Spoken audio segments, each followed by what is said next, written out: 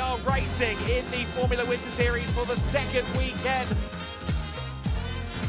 1.3 seconds to land. It does get a mighty run outside of the final corner.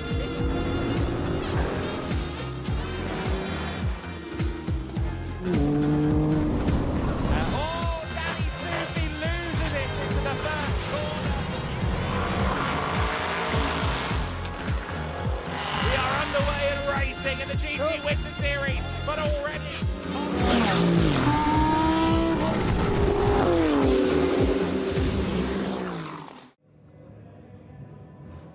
Well, a very good morning, everyone, and welcome to Barcelona for the season finale. It is the final day of the 2026 Winter Series, and boy, do we have a day for you. It is set up perfectly in the GT Winter Series. Well, the title contenders come in on equal points. You couldn't have written it more perfectly, could you, between Orange Racing and SR. We are so excited to see what happens with that today in the GT4 Winter Series. Well, last year's champion Mackenzie Cresswell is going to be going head to head this morning in race 2 with this year's champion Enrico Federer. We'll see what happens in that race. And then in the Formula Winter Series, well, Road and Motorsport are looking to do the triple. They are looking to take the team's title, having already secured the drivers and the rookies title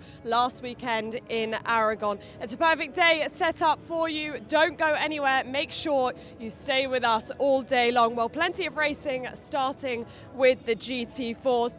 And Adam Weller has been busy chatting to lots of people from around the paddock. He loves the opportunity to chat to some legends of this sport, and he did indeed get to chat to one. He spoke to Frank Biela earlier in the weekend.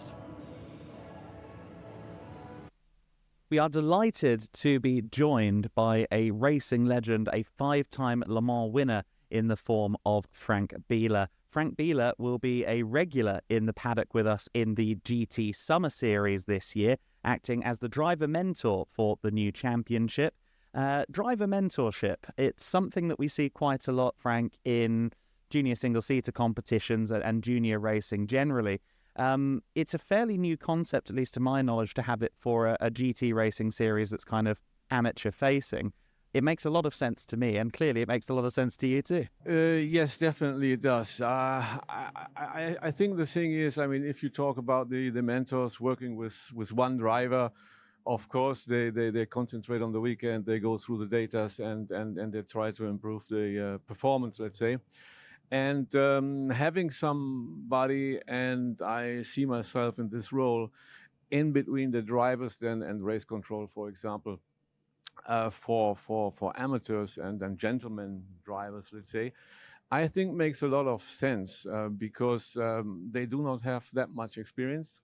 I mean, most of the time, if you talk about younger drivers being in the Formula 4 or something, they do have normally, I don't know, 5 or 10 years or whatever in karting. So they are quite experienced and they know how to handle it. And then the mentor is just to improve performance, yeah, and make them more familiar with working with the data, setting a car up and this kind of thing. And in my case, I think it's more about, yeah, in a way, how to behave on the racetrack. What can you do wrong? What can you do right? How do you approach, maybe how do you approach a race weekend? And for all these things and questions, I'm there. I'm open to help and share my experience, let's say. Of course, things have changed, there's no doubt. I mean, my active career is a few years ago, but I was around for 30, 40 years, let's say. And for sure, one or the other thing, it can be very, very helpful for drivers which are not so experienced or maybe even new to the series. And from what I understand, there will be some formal opportunities for the drivers as a collective to learn from you, but also, by the sounds of it, being an intermediary between them and race control, it's going to be very kind of informal and hands-on as well. I think you're in for quite a challenge. Yes, absolutely, absolutely. But I'm very happy to be part of it. And the GEDLICH team, they were just talking to me a few weeks ago, and they asked whether I'm interested in doing it, and I definitely am, and that's why I'm here this weekend, just to get used to it, to see the people, meet the people, and to get prepared for the summer series. And yes, I'm pretty sure it can be a very tough thing. Let's see what happens. It also depends a little bit on the drivers and the teams themselves. I mean, whenever they have a question, I'm there for it, yeah, and happy to help. And if they don't approach me, I have to approach them. So let's see how it works. But as I said, I'm very happy to be part of it, and I hope we can make this thing running as smooth as possible during the summer series. And we discussed at the top, I suppose, your leading headline credential as a Le Mans winner, but you've done so much more beyond that. You've won Sebring numerous times, you won the American Le Mans Series numerous times. Before that, in touring car racing, you won DTM, you won BTCC. But I'm curious, in your mind, does anything come close to that Le Mans win? Because obviously it's such a huge goal for people. Yeah, definitely. I mean, if I look at it now, sure, Le Mans was the biggest thing. There's no doubt. I mean, an LMP car was the biggest challenge, definitely. Le Mans is a very important, tough and long race. So to win it was fantastic. To win it 5 times was super fantastic. But I have to say, whatever we did, each single project at its time was very important and was a lot of fun.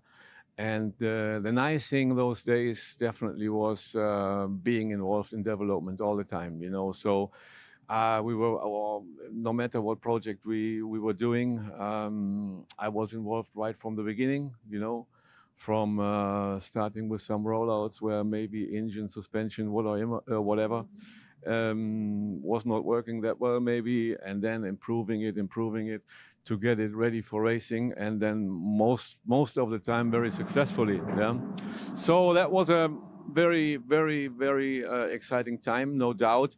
But overall, definitely the Le Mans wins were the most important ones, no doubt.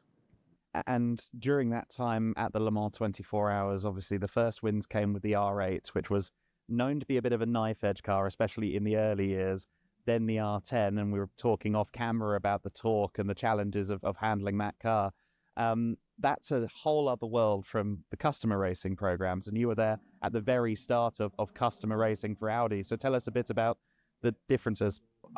Absolutely. I mean, when we approached the touring car things, or then in '99 or end of '98, the LMP thing, there's a lot of work to do, you know, and you are, almost every day you are in contact with the engineers, with the people. What can we do? What do we have to do? How to improve things? And then customer racing, actually, after my my last LMP season, then I was jumping into the i8 project, first GT3 car. And I mean, at the end of the day, it's a very similar thing. Just let's say resources are limited, yeah, or let's say possibilities are limited, yeah. But it's very restricted, so you cannot do so many things. And but at the end of the day, to make this car running and to make it competitive and reliable, is a very similar issue, let's say, yeah, and or approach. And of course, everything is a little quicker, probably because it's based on a road car, let's say, with some extra parts and an end. And at the end of the day, if you look at the very first one, and then at the very last one, even there they did a lot of big steps, yeah, and more aero and an end. But this is always depends on the rules, of course, yeah. And but of course, if we talk about the GT3 thing, early days, it was meant to be a gentleman series, yeah. And how it ended up, I don't have to tell you. Yeah, it's very professional, and a lot of factories involved, and very professional teams, and an end. So. There was a lot of development going on in the last or in the following 10, 15 years, let's say, after we started with the very first ride in GT3. Of course. And I think there's some interesting parallels, I suppose, between developing a car for customer racers, for gentleman racers to use, and indeed this role as a driver mentor. There's kind of similar mentality. Yeah, absolutely. I mean, talking about the technical things, of course, if you develop a GT3 car, it should be easy to handle, easy to drive, easy to set up, you know, because the idea was there are people coming not so experienced and they want to have fun. They have to have a safe car, yeah. With a good performance. So that's the main things you are working on. And of course, if you look at the LMP project, for example, it's pure performance. Yeah, whether you can handle it or not, it's up to the driver. Yeah, if you cannot handle it, you're not good enough. Let's say that's how easy it is. And so this approach is a little different. But then, yeah, somehow coming back to this thing now and working with amateurs or less experienced drivers, I think it's a lot of fun. I mean, I do a lot of things with Audi driving experience where we have driver trainings. And it's very nice to see how they improve, let's say, during a day or maybe 2-3 days when we are working together.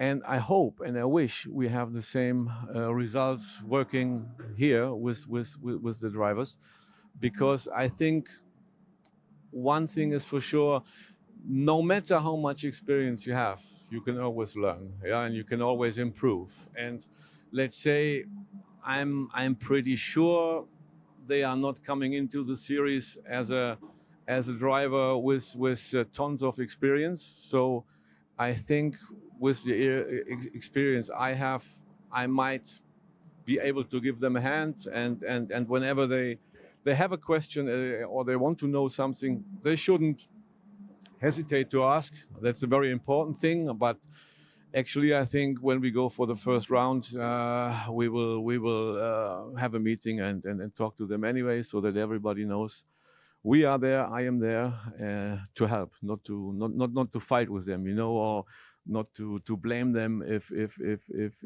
something didn't go the right way. But we definitely want to try to avoid mistakes and to talk to them beforehand if necessary.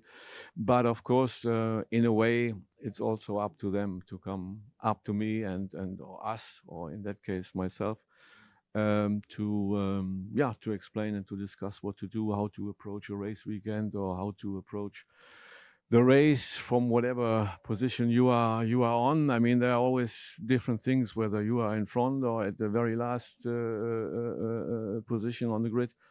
Maybe you should have a different strategy to enter the race. And anyway, I think during the weekends we will see what's going on, and then where are the biggest issues, and where can we give a hand, where can we support them, or where can I support them. And yeah, I'm very happy to be part of it, and I hope I can help, and I'm looking forward to it. Yeah, well, I'm delighted that you're part of the team for the summer series, the GEDLICH Racing GT Summer Series, starting in a month's time as of this talking at Hockenheim in April. I look forward to seeing you there, and thank you for joining us. Yeah, good. That's all. And we'll be hearing from Frank, I'm sure, during the summer series broadcast as well, to give us some insight in the broadcast booth. But for now, great to talk to such a racing legend.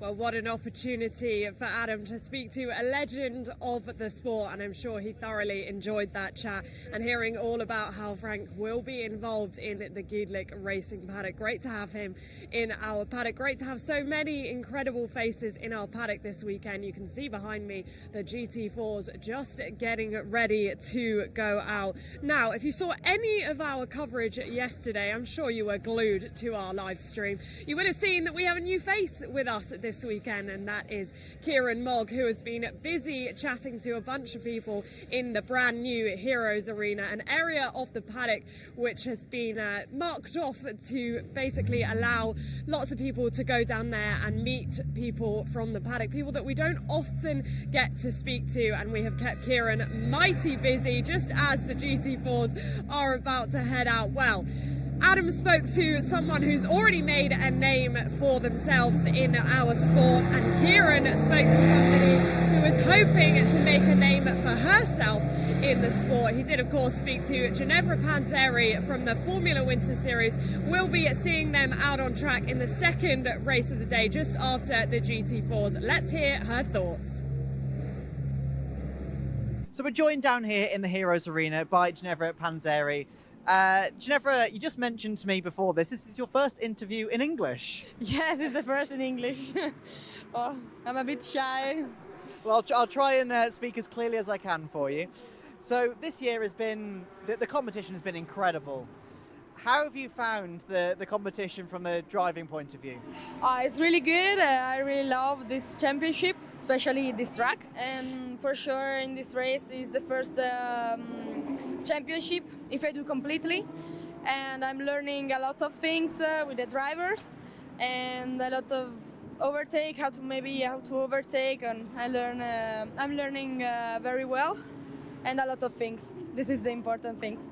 So is there a track that you think that you've gained the most experience from?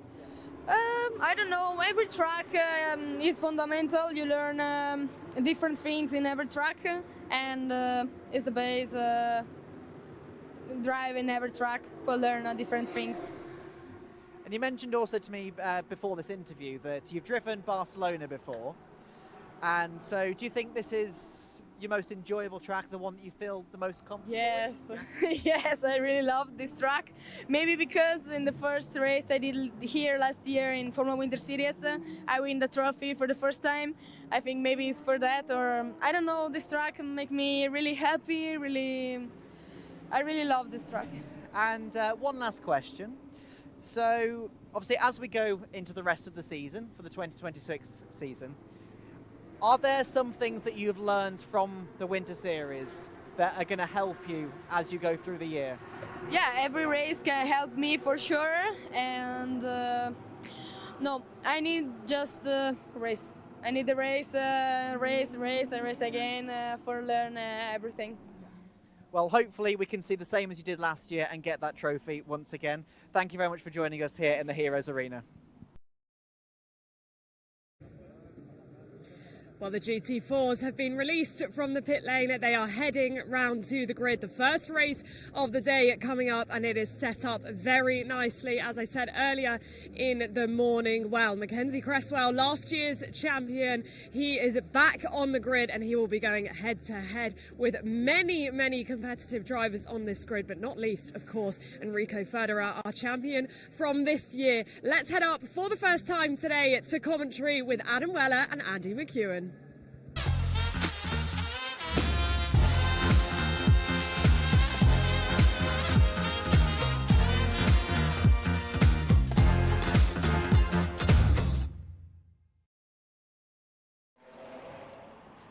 Well, a contrast of conditions from Saturday to Sunday. Welcome to a sunny Circuit de Barcelona-Catalunya. The mountains in the background overlooking what promises to be an exciting day to conclude our 2026 season. This will be the championship deciding day in the GT Winter Series. The Formula Winter Series and the GT4 overall titles have already been determined, but there's still a lot of action to bring you today. Myself, Adam Weller, as always, joined by Andy McEwen in the commentary box, and we have been eagerly awaiting the GT4 Winter Series after one of the most intriguing races of the year last time out on Saturday. Let's see what they deliver to us in the second sprint of the weekend. 4.657 kilometers this circuit, 14 corners. More elevation change than you might expect. I walked it on Friday, I know. Established all the way back in 1991, celebrating 35 years of operation. This year. A consistent path as well, of course, with the Formula One calendar and many other international calendars across sports cars, touring cars and much more besides. Clear skies scheduled for the next few hours at the very least, and it looks like that's going to continue all through until the final checkered flag of the day. So we're delighted with that. What a way to conclude the 2026 season. And a bit cold this morning. We had ice on our windscreen, which we're all a bit confused about in March, but you can see the snow cap still on the mountain, so maybe we shouldn't be too surprised after all. The cars are making their way down onto the grid then for this GT4 race. It will be half an hour. It will be the drivers that we didn't see yesterday, and that means that Mackenzie Cresswell, our 2025 GT4 Winter Series champion, is back on the grid for the first time since he won the title here at the Circuit de Barcelona-Catalunya. It's also his first time in the car since October. Let's see how he does in race conditions, and let's go down to Izzy to find out what's going on the grid. Yes, well, welcome everyone down to the grid for the first time today. The GT4s will kick us off today on this season finale of the 2026 Winter Series. And as Adam has said, we welcome back last year's champion, Mackenzie Cresswell. We are going to dive in and have a chat. I spoke to Mackenzie earlier in the weekend. He said it was great to be back in the car, just to dust off a few cobwebs. Well, Charlie Hart dusted off a few cobwebs yesterday, didn't he? Managed to start with the win, and Mackenzie will be hoping to do the same. I'm just going to dive in once Charlie is done. Just last minute words. Thank you very much, Charlie. Well, welcome back, champ. Great to see you back on our grid. I know you said to me earlier in the weekend it was important for you to be back in the car to dust off a few cobwebs. How are you feeling this morning? Yeah, feeling good. I'm quite cold, to be honest, but yeah, everyone's in the same boat. It's same track conditions for everyone, so should be quite challenging, but should be a fun race. Yeah, it certainly is a lot colder than maybe we were expecting, especially for Spain. I mean, it is March, but they don't call it a winter series for nothing, do they? Charlie did a fantastic job yesterday. You've got a big competitive grid behind you. I know you're used to that from the European series. How confident are you that you can convert this to a win? Yeah, the car's been really good all weekend, so there's no reason that we can't go and get a good result today. Yeah, as you said, Charlie did a really good job, so now the pressure's on for me to go and do the same.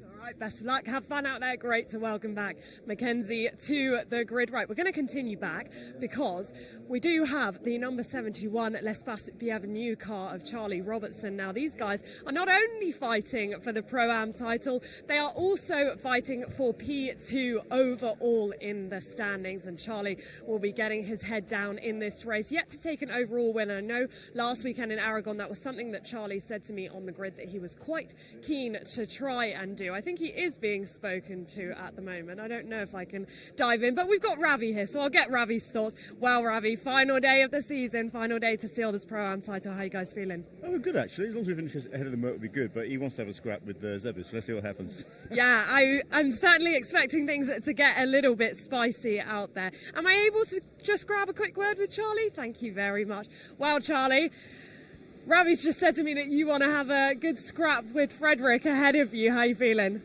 Yeah, I'm good. It's a bit slippy out there, to be honest. I thought it was fully dry, but it's in the shade. It's still a little bit damp, so it's certainly going to be an interesting start. Try and stay out of trouble. Obviously, 20 odd cars this weekend, so a bit of a busier grid. Yeah, we've got to try and wrap up this Pro-Am title. We still have one eye on the overall as well. But it's just nice to be up here fighting in the top 5, multiple different manufacturers. So I'm excited to go and get stuck in and see how we go.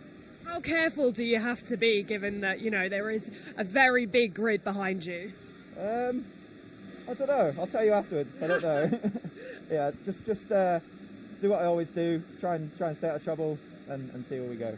All right, best of luck, and most importantly, have fun out there. Thank you for speaking to me. Right, and then we do come to, of course, championship winning car from this year. Now, I'm really interested to see the fight between this year's champion, Enrico Federer, and Mackenzie Cresswell, last year's champion, just ahead of him. Here we go.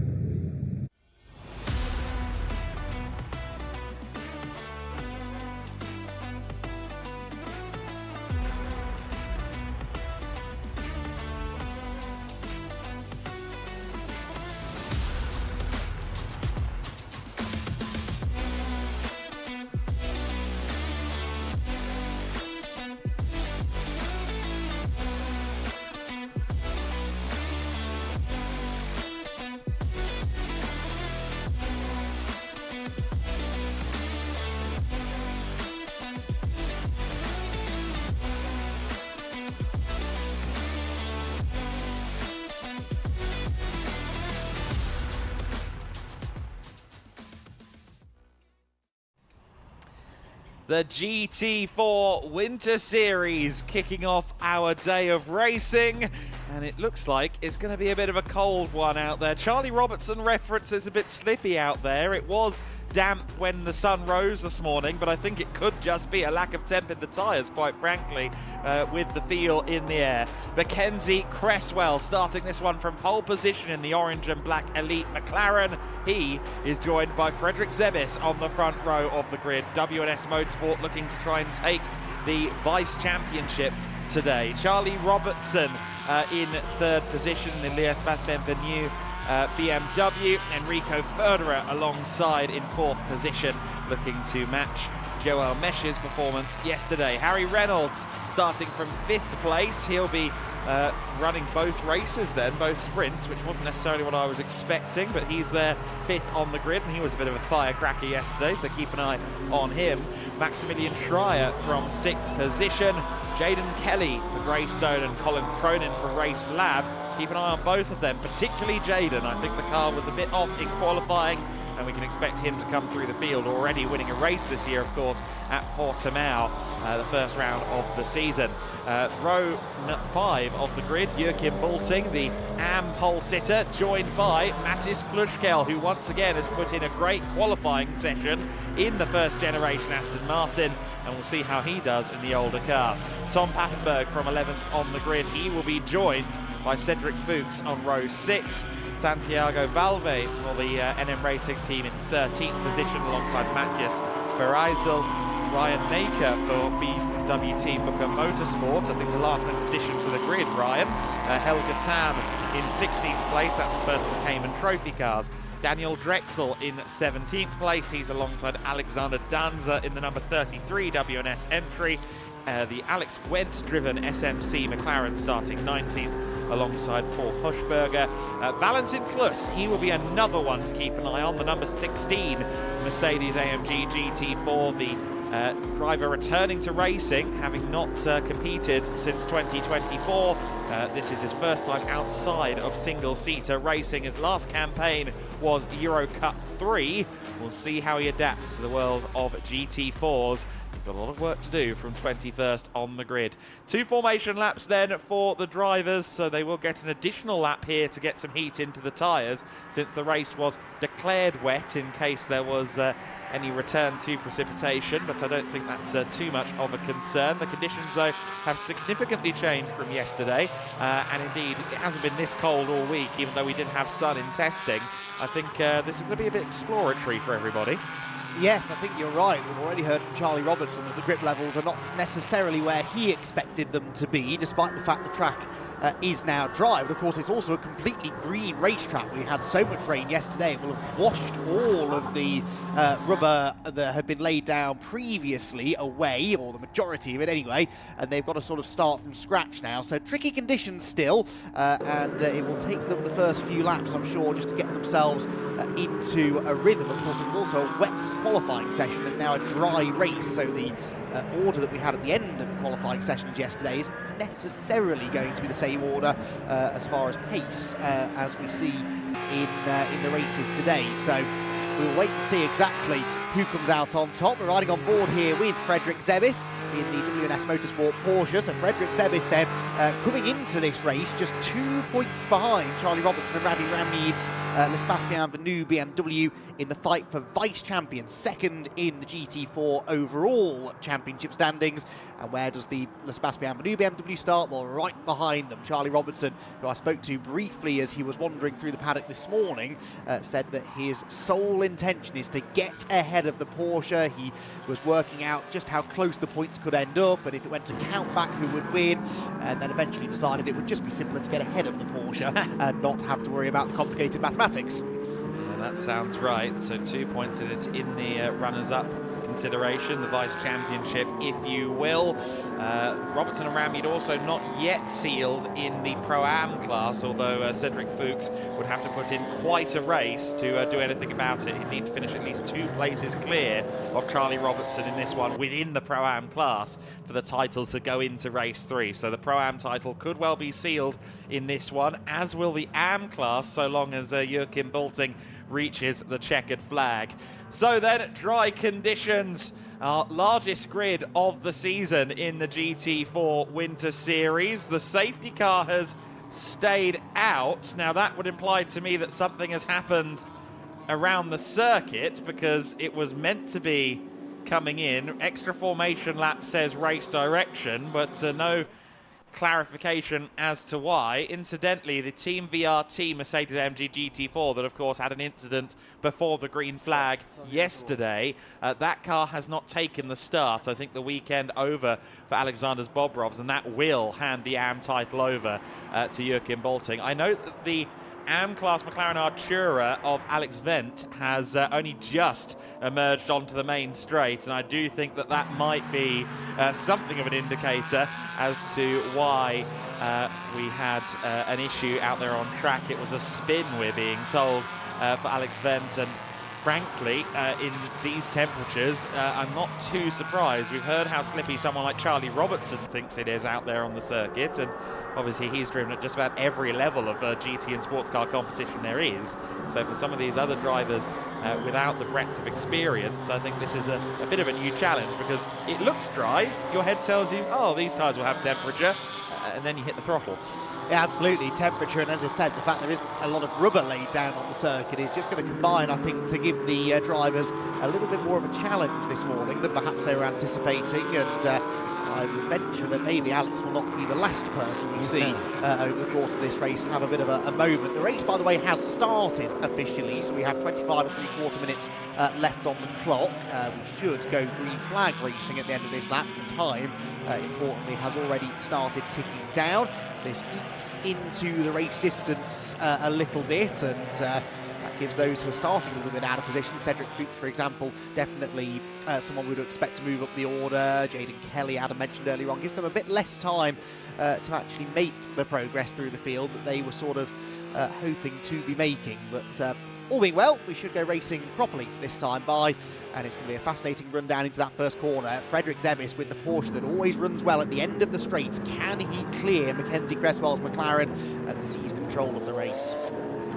Well, we're about to find out. Charlie Robertson looking racy. You can see him there putting heat through the brakes. Everyone doing it, but Charlie's car, maybe it's just the sheer size of the M4 and height of the M4, but it's quite obvious that he's working the pedals hard going there through turn 12 and 13. It was a wet qualifying, which will explain some of the eccentricities on the grid, such as Matis Plushkel again doing some giant killing in the club class out of homologation Aston Martin GT4. So what effect does that have on the standings in a dry race? Let's find out now as we get the race underway. Mackenzie Cresswell will be on the inside line running to the first corner, but we know how quick the Cayman is as the speed ramps up. Best start of all, though, from Enrico Ferderer. He's swallowed up the Cayman. He's wiggling there on the brakes. Oh, and too much from the brakes for Mackenzie Cresswell. He's gone straight onto the gravel. He is going to fall all the way to the rear of the field. Our 2025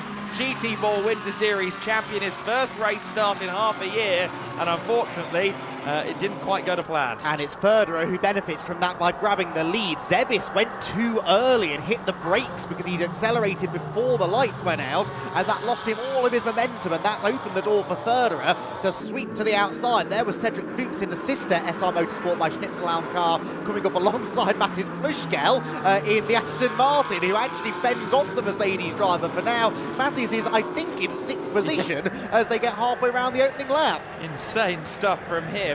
Daniel Drexel and Helga Tam look to be getting into it a little bit further back as well. Cayman Trophy and Pro-Am entries respectively.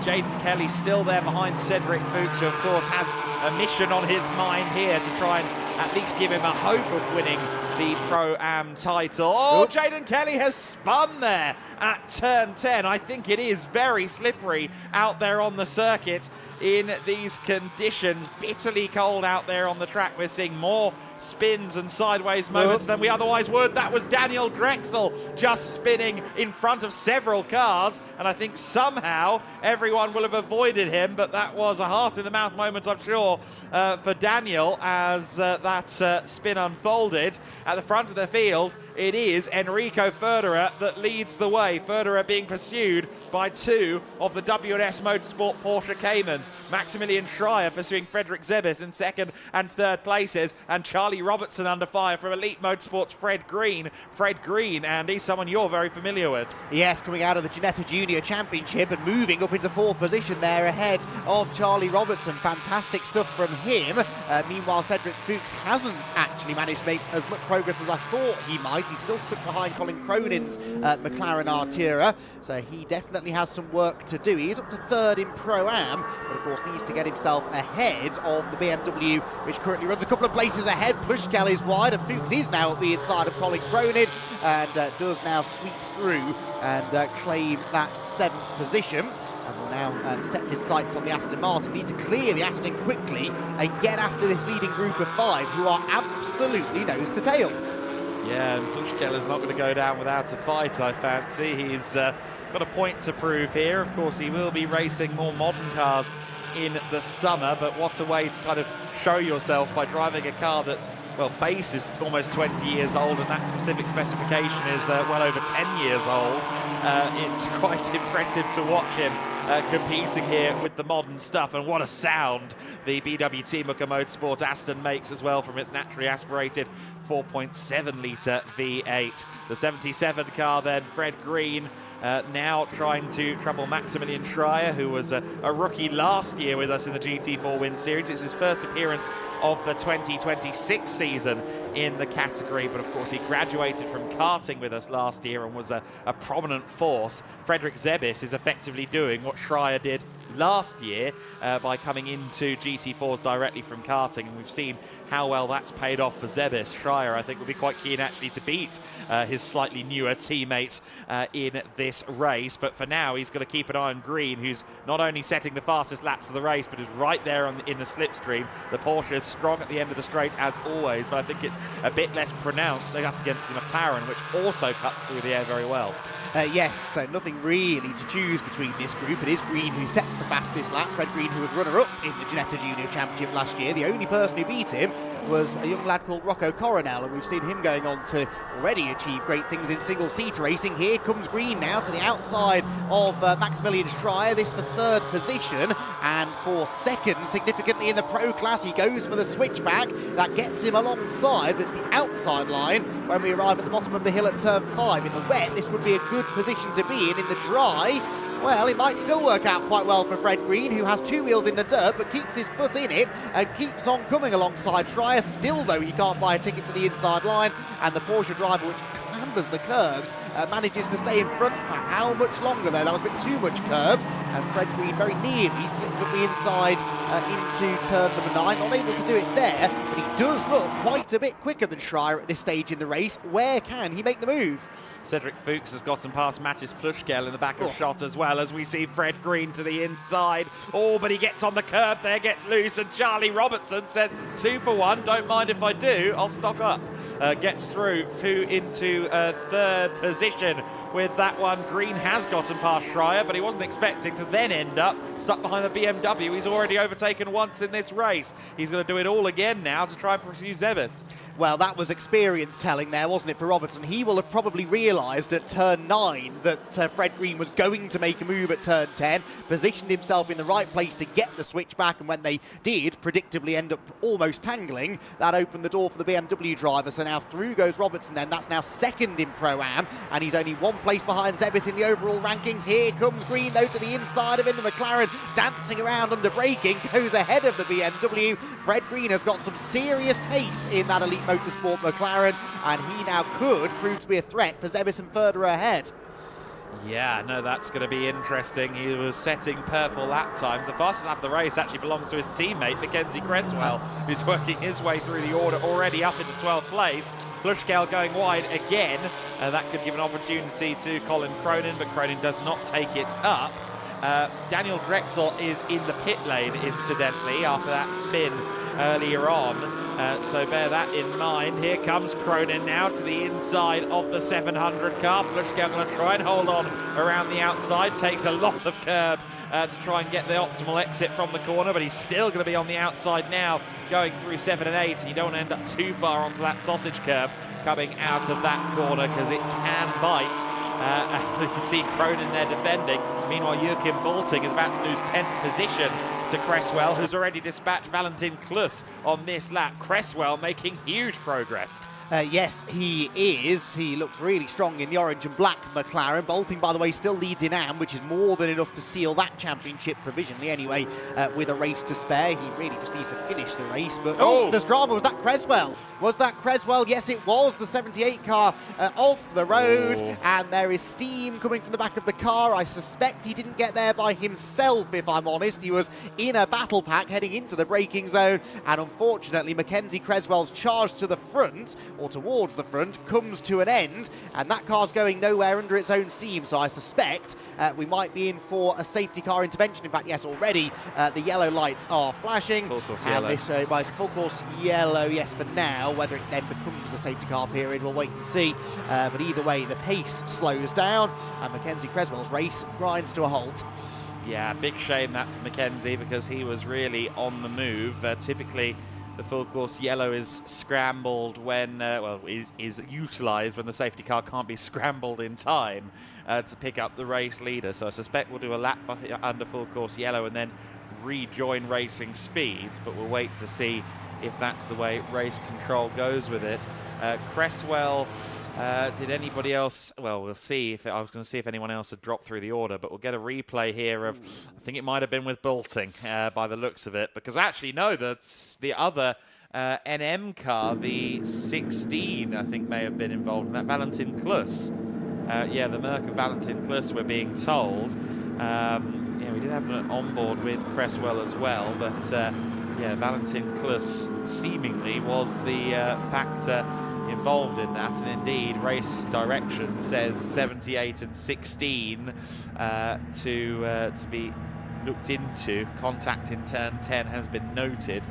Ditto actually a rejoin for cars 73 and 700 going through the turn 1, 2, 3 section where you're meant to go to the left-hand side of the bollards upon rejoining. So that's, of course, Mattis Plushkel in the 700 car, and the 73 is East Racing Motorsports Helga Tam. I think that's a legacy from the first lap of the race.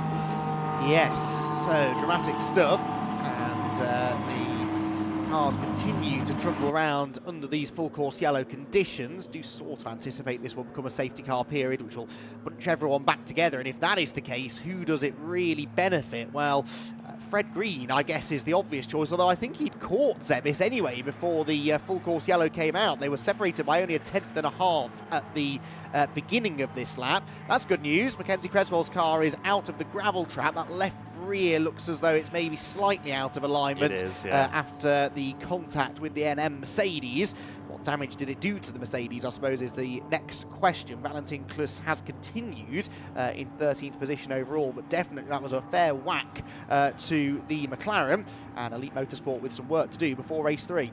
I was just trying to figure out, I think Mattis Plushkel is somehow holding everyone else up under a full course yellow, because you see the big gap that wasn't there previously. I wonder if we can have a look at that. I believe, strictly speaking, it is 80 kilometers an hour that you're supposed to do under these full course yellows. I just wonder if maybe the Aston has only got a code 60 instead of a code 80 button or something like that, because he's fallen way off of Cronin, who of course he was right with before the full course yellow, and look at how everyone's stacked up behind him. Something tells me something's not quite right there. No, you may well be onto something there. Ironically, car number 3 also being noted for its full course yellow speed. Whether too slow or too fast, I'm not sure. That's the Alex Wendt SMC Motorsport Artura. Yeah, definitely the Aston Martin going notably slower than everyone else. You can see there the gap. He's only just come out of the final corner as the leaders approach turn number 1 with Enrico Federer, of course, holding the advantage. Frederick Zebis second. So Zebis at the moment then would move ahead of Robertson and Ramid for second position in the championship overall. So this hasn't quite gone to plan for Charlie Robertson. his best friend right now could be Fred Green. I think Fred Green is very likely to go on the attack here upon a resumption of racing. Does that then open the door for Charlie Robertson, as we saw down at turn 10 a few laps ago? That might be his only chance, realistically, of getting ahead of that Porsche in this race. Yes. Meanwhile, Diogo Ferral from Race Ready organisation, who assist us with kind of, I guess, race-facing logistics for the Winter Series, says that race direction will use full course yellow and then safety car. So we're expecting a safety car to make itself known eventually. In fact, I think the safety car is out there and now picking up the leaders, which means that with any luck, we can soon see the field bunched together. But I certainly think something was up with Plushkel's limiter, because he somehow lost 28 seconds over one full course yellow lap. Which probably, I'm not going to try and do the maths, but probably is the difference between about 20 kilometres an hour. Oh, yeah, don't do that maths. You will damage yourself. Most definitely so, with or without a calculator for assistance. But I will assume that that's about what it was. Anyway, safety car will save him now, and he can accelerate up to the back of the field. You can see the pace has increased. And the reason that that is quite important is it gives the drivers an opportunity now to, again, get heat into the tyres and into the brakes, which they will have lost trundling around at full course yellow speed, whatever speed that happened to be. So, yeah, this is an important part of the procedure. You might think, well, hang on, the track's clear, they could just go racing. Is that not the point of a full course yellow? When it's this cold in particular, you really do need to allow the drivers an opportunity to get the heat back into the tyres. Otherwise, it could be absolute calamity when they try and arrive at turn 1 at full racing speed. Absolutely. So the cars making their way around the circuit with a bit more lick of speed now, as you said, Andy. And Enrico Ferderer set to pretty soon, I imagine, manage a safety car restart with Zebis behind. And again, we've made a point of it time and time again in the last couple of years of watching the GT4 Winter Series, that Cayman cutting through the air as well as it does. By the end of the straight, if Ferderer hasn't got the best of starts in terms of trying to catch out Frederick Zebis, then they may well be side by side into the first turn. Yeah, it wouldn't surprise me, and I suspect Fred Green will buy into that battle too. So this is why I'm sort of not counting Charlie Robertson out of this yet. Yes, I spotted a bit of smoke then. Is that coming from the NM car? That was Valentin Clus shedding some bodywork from his right front quarter panel. So that is going to have to be very quickly, I think, snapped up by marshals. But they've got a lap now with the field neutralised further around the circuit to do so. So I think should a marshal be getting scrambled over the wall now, that we should still be able to go back to green flag this time by, all being well. We'll keep our eyes on that, of course. The safety car is indeed now going to be in this lap. The safety car lights will extinguish. I know that turning the safety car lights on was of high priority to our colleague Kieran Mogg in the Heroes Arena, as we saw before the Saturday racing. And yeah, next up he'll be at the fire engines and he'll be going Nino Nino. So less than 10 minutes of this race left to go. Ferderer from Zebis from green, your top three. Fred Zebis, of course, a Pro-Am entry. He leads in Pro-Am, but come what may, Charlie Robertson, along with Ravi Ramid, on course right now to secure the Pro-Am Championship. Vice Championship status still very much up for grabs, and in fact, as things stand at the moment, with Frederick Zebis set to receive 18 points, Charlie Robertson set to receive 12, it will be a 4-point margin in favour of the WNS number 30 car going into the final race of the season. So we'll keep tabs on that going into the last race, which of course will be the 60-minute pit stop encounter, both drivers contributing to the success of their car. Ferderer immediately closes up the field together, bunches them up. When will he go? Will it be out of turn 12, which we've seen a few times already this weekend? Try and get a flying run through 13 and 14, build some temp potentially in the tyres with those two right-hand sweepers, or will he decide to delay it a little bit longer? The answer is that he does pull the pin here at turn 12, and he has built himself a car length, maybe two, over Zebis as a result of that. Zebis under more pressure from green, certainly, than the pressure he could apply to Ferderer from that position. Let's see if green in the wheel tracks of the Porsche can do anything in at the slipstream. You see there Robertson bouncing as well, going through turn 14.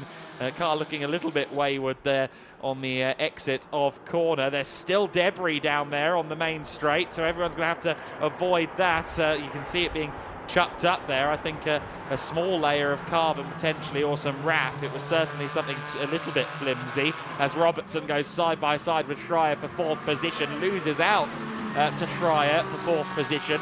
That will change that point situation I just said. 2 more points in favour of Zebis. It would be a 6-point advantage for Zebis and Tim Horrell going into the finale, although Zebis actually separate from Horrell in the standings since Tim missed Valencia. Yes, exactly so. This is not going to plan, is it, for L'Espace Bienvenu in this race? Robertson back on the attack, though, launches to the inside of Schreier down the hill and levers aside the Porsche at the apex, but doesn't ultimately have the traction off the corner. And ironically now has their Pro-Am Championship rival right behind, that being Cedric Fuchs in the SR Motorsport by Schnitzelal Mercedes. Bouncing over the curb goes Fred Green. Seen him do that before in a Ginetta a few times. I don't think McLaren responds to it quite as well, though. And that will rob him of an opportunity to attack Zebis at least for the next corner or so. No doubt about it, though, the man who is struggling on the restart is Charlie Robertson. Again, seemingly can't get the grip in the tyres. Green launches to the inside of Zebis at turn 10, and that was another really good example of how strong that McLaren is on the brakes. He's through to second, and now will set off after the race leader. Yeah, does he have the pace underneath him? Well, I have a feeling he might, you know. We'll keep an eye on that. The Cayman, the number 30 car, we ride on board with Frederick Zebis then from 3rd position. You can see the elite McLaren, they're a bit more aggressive, I think, on the curves at turn 13. Of course, we've seen historically people borderline straight line turn 13 before, especially in a heated battle on the last lap. If you remember the 2024 finale in the GT4 Winter Series. Verderer from Green from Zebis from Schreier separated by 1.5 seconds. The top 7 split by less than 3 seconds. It is very close right now, and it's one of those situations where if you make a botched move for an overtake, you could lose 1 to 2 positions. If you're someone like Green in 2nd place, trying to get around Verderer, you may lose out to 1 or 2 Caymans in the process. Indeed so. 10-second penalty, by the way, for Helge Tam and Mattis Pluschkel for not respecting the turn 1 rejoin. I did spot that earlier in the race. If you go straight on at turn 1, you have to go right the way around to the entrance to turn 3 before you rejoin the circuit. There's a bollard there for reference, and if you rejoin before that, or if you're deemed to have gained too much of an advantage by doing that, then you can be given a penalty. So that's 10 seconds added onto their race time. Tam is down in 18th place. Pluschkel, though, still inside the top 10 in 8th position. First sector of this lap, the best part of 2/10 gained by Fred Green against Enrico Verderer. I would wager he's gained even more in the middle part of the lap, and that Mercedes is getting smaller and smaller, bigger and bigger, I should say now, in his windshield. The McLaren again late on the brakes at turn 10, and he is leaving behind Fred Green what's becoming a fairly tasty battle for the bottom step of the outright podium. Yes, that is looking compelling. Tom Pappenberg has gotten past Mattis Pluschkel, so we'll see if he now in clean air can maybe come and join this long queue at the front of the field. Joachim Bolting now directly behind Pluschkel in the AM leading WNS Motorsport GT4. Again, he's on course to win the AM title here. In fact, he will win the AM title here at this stage, with Bobrovs not taking the start of this race. Verderer with just 2/10 over Green as they cross the line. That's going to be less than 2/10 by the braking zone. Green emerges to the outside of the Mercedes, which was very, very weak under braking there. Do we think that was Verderer just allowing it to happen? It was a very, very early visit to the brake pedal. Well, the McLarens are good on the brakes. That's traditionally been where they gain their time, and we've seen that throughout the race, but that did look a little too easy for my money. But anyway, Fred Green is through, and maybe Verderer just thinking that he doesn't want to invite the next group of cars back into the fight for the lead. If he defended too much there at turn 1, that's exactly what could have happened. So we shall find out after the race, perhaps. Anyway, it is Green that leads, Verderer second, and this now the battle for 3rd, and Maximilian Schreier couldn't really pick a lane there into turn number 5. Charlie Robertson wasn't sure where he was going, and wanted to try and get past the blue and black Porsche if possible. Order stays as it was, with Fuchs ahead of Cronin behind, and then, as you said, that big gap back now to Tom Pappenberg in 8th position. Like we said, though, these Elite Motorsport McLarens have looked like the class of the field this weekend, haven't they? We saw it with Charlie Hart in the wet conditions yesterday, just finding chunks of time over the more established names, really, at least as far as this season's GT4 Winter Series is concerned. And Fred Green, very much a new name in this paddock, doing much of the same now in race 2. Yeah, really impressed with Green coming into the weekend and realising he was on the entry list. It was very interesting indeed. Again, having seen what he did in juniors last year, it was a bit of a nod head and okay, interesting. So let's see how he can gap Förderer now. He's got 2 minutes and 45 seconds left to go. That will be 2 more laps of racing before the checkered flag. Meanwhile, Zebis will be hoping, I think, that Maximilian Schreier doesn't do anything particularly crazy behind him, because of course with Robertson on their tail, that could sway things in the vice championship battle. And indeed, I think WNS would quietly hope that Zebis gets the points for 3rd place. Yes, indeed. So you might be onto something with Förderer, by the way. He's definitely struggling. He was 6/10 slower than Frederik Zebis, and therefore everyone immediately behind Frederik Zebis on the previous lap. So 2nd to 3rd gap coming down. Obviously, Fred Green's getting away out in front, but there could be life in this podium battle yet. And if Förderer does now get embroiled in a scrap with Zebis, then that could open the door for the likes of Schreier and Robertson to join in as well. There is Charlie Robertson, again forcing a defensive move out of Schreier into turn 5. The Porsche climbs the inside curb. BMW looks for the traction off the turn, but ultimately doesn't have what it takes to get alongside the Porsche, and the Cayman will stay in front. But yeah, I suspect as we go on to what will be the final lap next time by, there is still something to be settled in this group, particularly 2nd place. Frederik Zebis is now almost within striking range.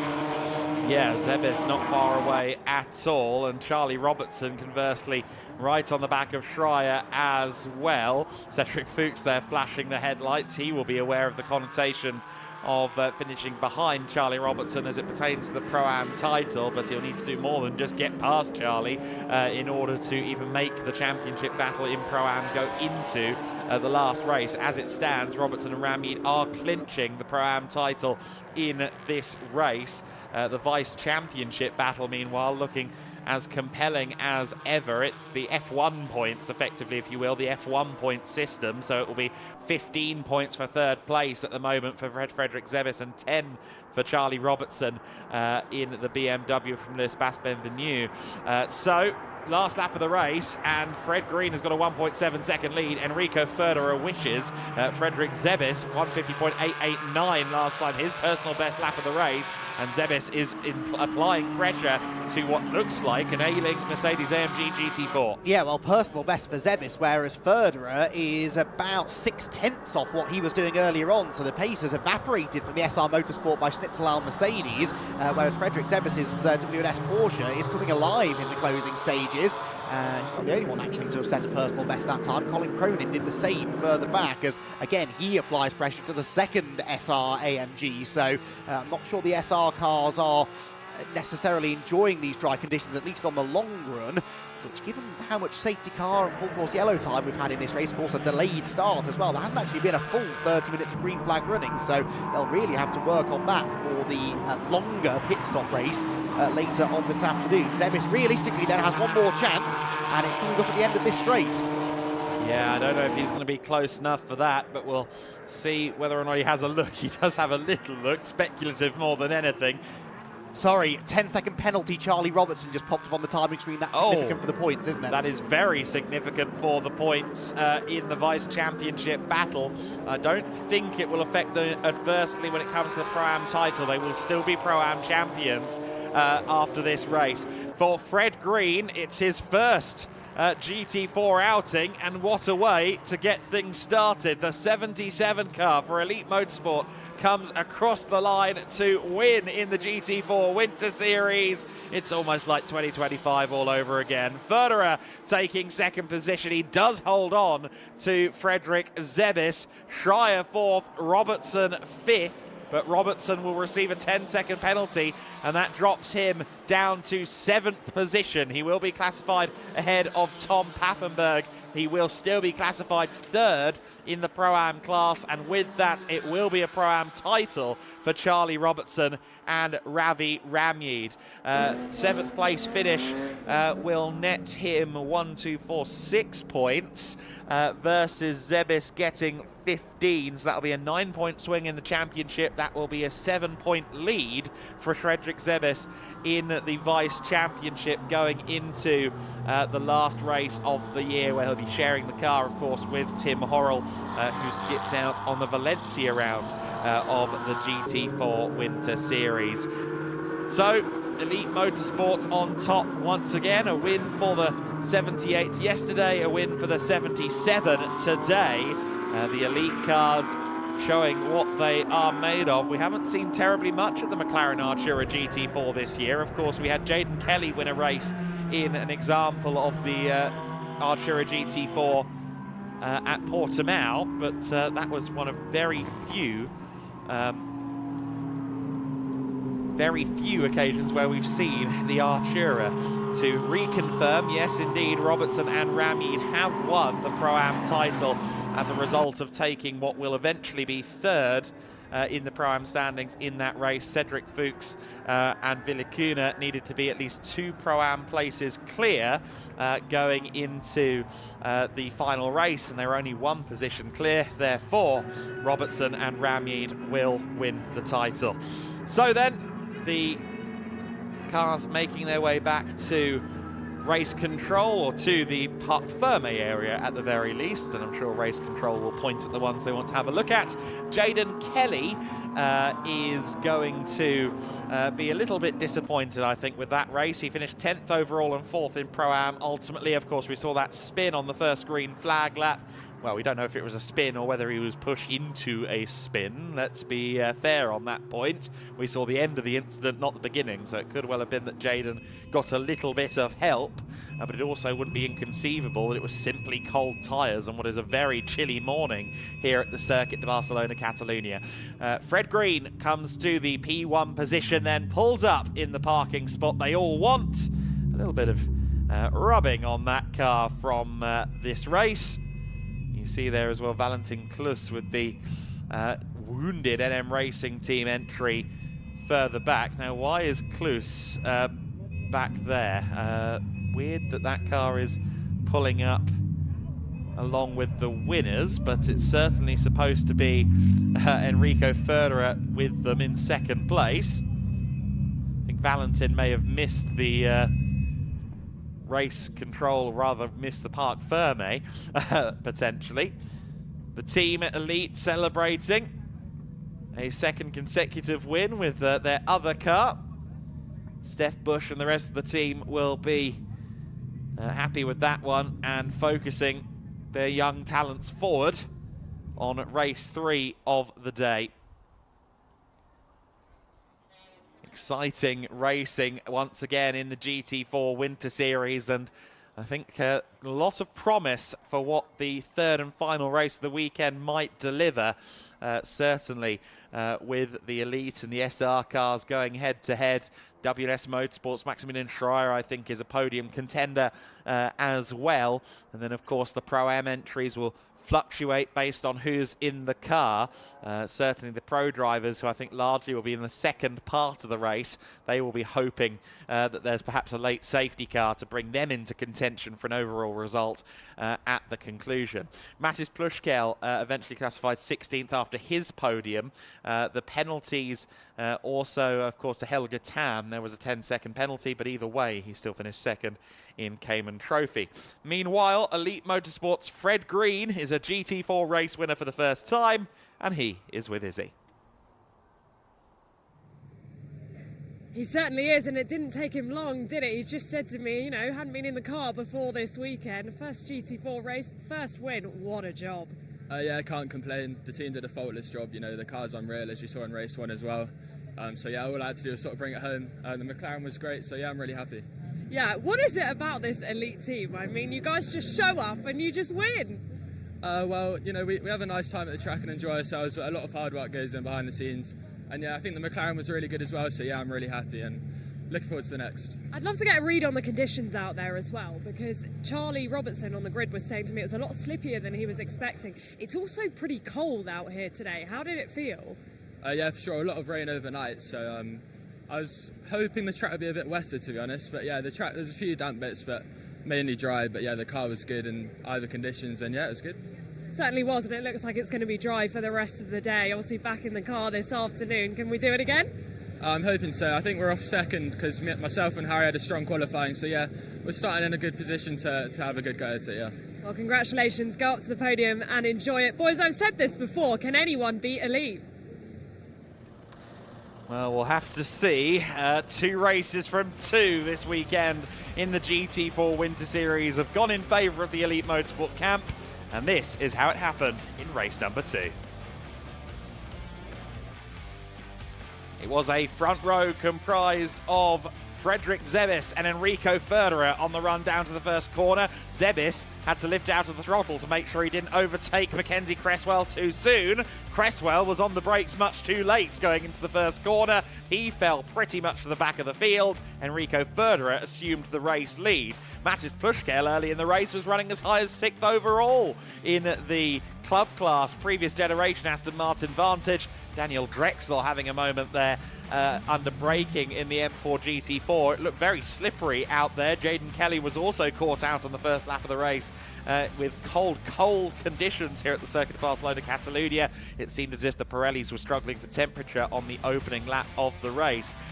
Fred Green was on the move, the 77 car, trying to get around Maximilian Schreier. That's where the graze came from, on the bumper of the car, as he gave Schreier a little bit of a love tap. All of this going on, of course, ahead of Charlie Robertson. Robertson, who wanted a podium position back here.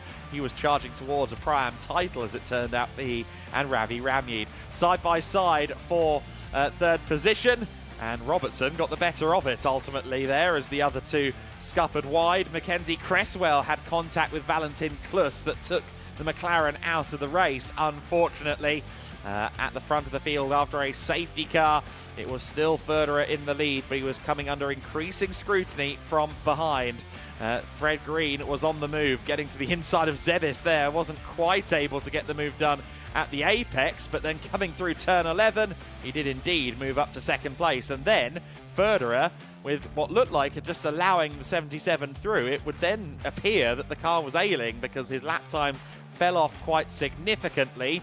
It was a great tussle further back as well, the number 30 car in the battles, but Fred Green, with a dominant run to the checkered flag, built a nice advantage over Ferderer, who just about held on to second in the race ultimately. But young Fred Green, in his first GT4 appearance, is a GT4 race winner. Elite Motorsport's Fred Green 1.6 seconds clear at the end of the race over Enrico Ferderer of SR Motorsport by Schnitzelhalm. Frederik Zebis, the number 30 WNS Motorsport car, taking third overall, and with it taking second in the championship by just a few points going into the season decider, but it could still swing the other way. It's not sealed yet. Maximilian Schreier in fourth, Cedric Fuchs in fifth position ahead of Colin Cronin. Charlie Robertson secures the Pro-Am title with third in class, seventh overall. Tom Pappenberg, Ryan Naker and Jaden Kelly rounding out the top 10 in that race. 11th position for Santiago Valde in the number 15 NM Racing car. Joachim Bulting winning AM from 12th ahead of Valentin Klus. Mattis Verreisel, Paul Hutschberger, the XR Racing driver, winning the Cayman Trophy class. Mattis Plushkel in 16th. Alexander Danza, Helga Tam, Alex Wendt rounding out the finishing order. Mackenzie Cresswell classified in 20th position and not reaching the flag. Daniel Drexel coming into the pits after his sideways moment. And unfortunately a non-start for Alexander Bobrovs following damage sustained in race 2 of the weekend. So the GT4 Winter Series has one more race to go in the 2026 season, and that will be the 60-minute pit stop race. Drivers will be ready and raring to go for that one. The last race of the GT4 season always seems to be a little bit special. A lot goes on typically over the course of that final race of the season. Going into their summer programs, of course, a lot of these teams will be due to the GT4 European Series, perhaps ADAC GT4 Germany, and indeed the GEDLICH Racing Summer Series, the GT Summer Series that launches for this year. We're very excited to look into that. The GT4 grid looking very compelling in the GT Summer Series, where we will see the kind of cars from the GT Winter Series sharing with the GT4 Winter Series machines. So we'll keep an eye on that grid as we get closer and closer to Hockenheim, 17th to 19th of April. And as always with our GEDLICH Racing events, it will be streamed live and we can talk to you about every moment of the action that takes place at Hockenheim in a month's time. Of course, we heard from Frank Biela at the top of the broadcast. He will be the driver mentor. I'm sure we'll get a lot of insight from him.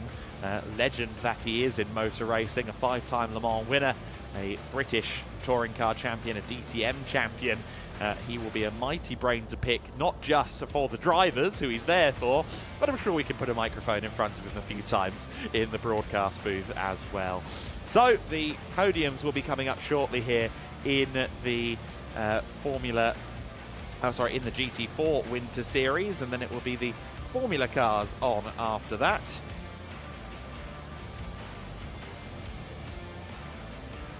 But the cars are up there, the drivers are up there at the moment. The GT4 Winter Series action for the podiums, I hope is going to come up. It is going to come up soon. I saw Kieran Mogg walking towards me there and thought it was Andy McEwen. I was wondering what happened on the podium as that was going on. I thought maybe Andy had decided to ditch the whole thing and hand it to Kieran, but no, it was Kieran coming in. Kieran, our 4th member of the broadcast crew for this weekend, has been busy in the Heroes Arena, and you may have seen some of his fan cam content going up yesterday as well. If you're on the Winter Series YouTube channel, take a look. Some insights beyond what we typically get on the broadcast, and some behind the scenes shots as well, particularly if you're a fan of the Massas. Some great scenes as they celebrated their win Pipo's win in yesterday's first race of the weekend in the GT Winter Series. Pipo will be in race 2 as well, and he'll then share with his legendary father going into race 3 of the weekend. The Porsche 992 Cup car from the AF Motorsport crew. Quite the coup for them, I think, to have the Massas in the car. Andre Fernandez has been walking around the paddock with a big smile on his face. Of course, he's getting to drive as well in his Porsche GT3 car. Stefan Mucker was walking around with a big smile on his face last time out at Aragon because he was getting to drive the Aston GT4. Matas Kluchkel back where he's scheduled to be this weekend in the car with Thilo Goss. And well, we saw him put on quite a show in that race, didn't we? Running up as high as 6th overall in the first generation Aston Martin Vantage GT4. Spec is circa 2015. The chassis maybe as early as 2007, although the early cars were 4.3s rather than 4.7 litre V8s. Andy McEwen, I believe, has wrangled the last of our drivers up to the podium with the help of the GEDLICH Racing team, so we can now go to the podium. Thank you very much, Adam. Yes, we're ready to go then with our GT4 Winter Series podium in the sunshine at long last here at the Circuit de Barcelona-Catalunya. We'll start with the Cayman Trophy podium finishers. Second position in the Cayman Trophy, Helga Tam.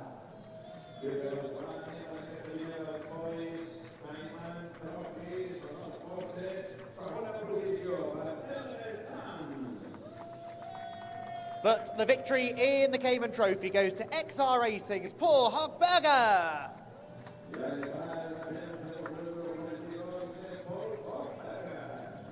And onto the top step he will go. The trophies are ready to go. I think we can bring the 2 trophies out. We've got an assortment of personnel here to do the honours. Florencio from Pirelli once again. We've also got Manuel Munoz, the Chief Operating Officer of the Circuit de Barcelona-Catalunya here to hand the trophy over to our class winner in the Cayman Trophy, who smiles in the sunshine. The temperature, by the way, has notably climbed over the last 15 minutes or so.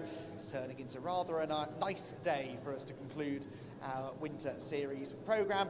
Photos taken, once again, lots of team members are gathered underneath the podium here in the sunshine to celebrate our GT4 podiums. Congratulations once again to our Cayman Trophy podium finishers. The AM class is where we head next, and once again a championship now has been decided in the shape of the AM category. Before we get to our champion though, third position in the race to Alex Benz.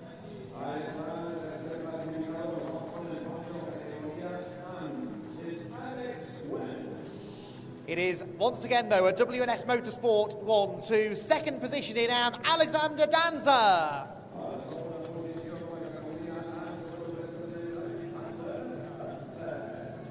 It is, though, a 9th AM class victory of the season and provisionally the AM class championship going the way of Joachim Balting.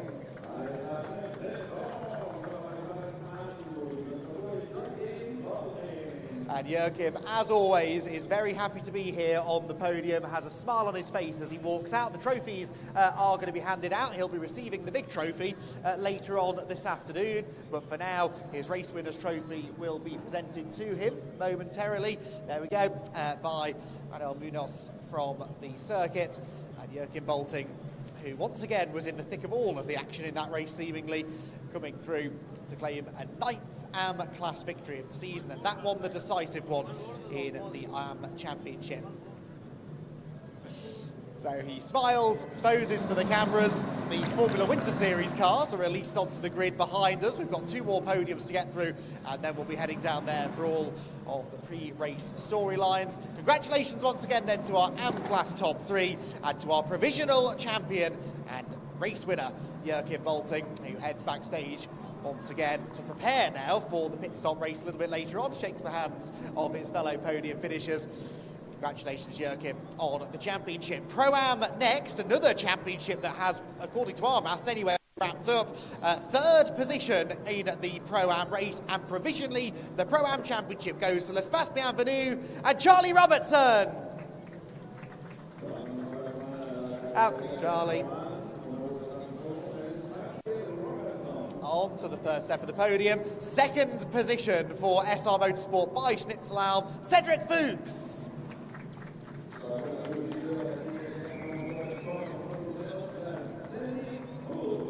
He shakes the hand of his Pro-Am Championship rival, heads to the second step of the podium. It will be, though, another race win for WNS Motorsport, and they move into second place in the overall standings as well. A great result for our Pro-Am winner, Frederick Zebis.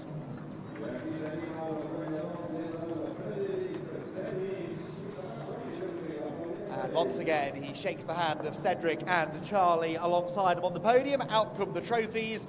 And Frederick Zebis very, very pleased with that. That's a really important result in the battle for second place in the overall championship. He is now, or he, well, yes, he is ahead by 7 points of Charlie Robertson and Ravi Ramid. Of course, his co-driver, Tim Horrell, missing around. So it's just Frederick going for that second position.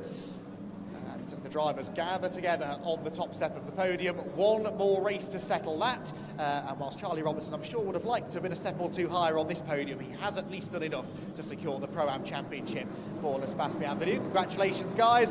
One more podium then to do, the Pro class. And we welcome, first of all, our third place finisher in Pro, Maximilian Schreier.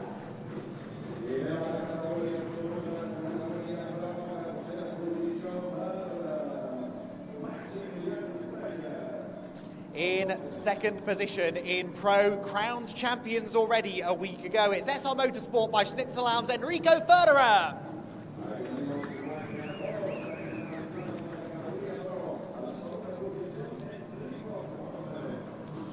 But the top step of the podium once again belongs to Elite Motorsport. Another charging drive to the front for our Pro winner, Fred Green.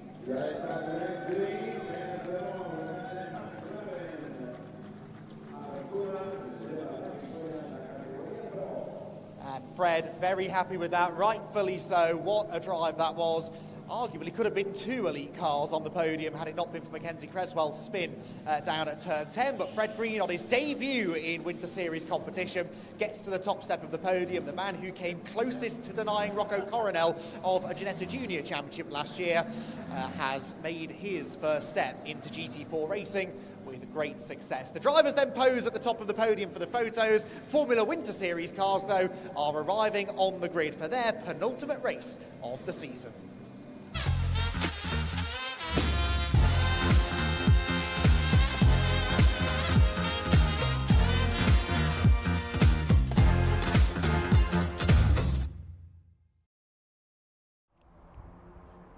So the Formula Winter Series, race number 2 of the weekend. It was a very compelling race yesterday. One that, surprise, surprise, Dries van Langendonk came out on top of. What was more compelling, though, was what effect that had on the Vice Championship in the race. Arie Bansel just 1 point away from Thomas Behrmann in the Vice Championship standings. 130 for Bansel, 129 for Thomas Behrmann.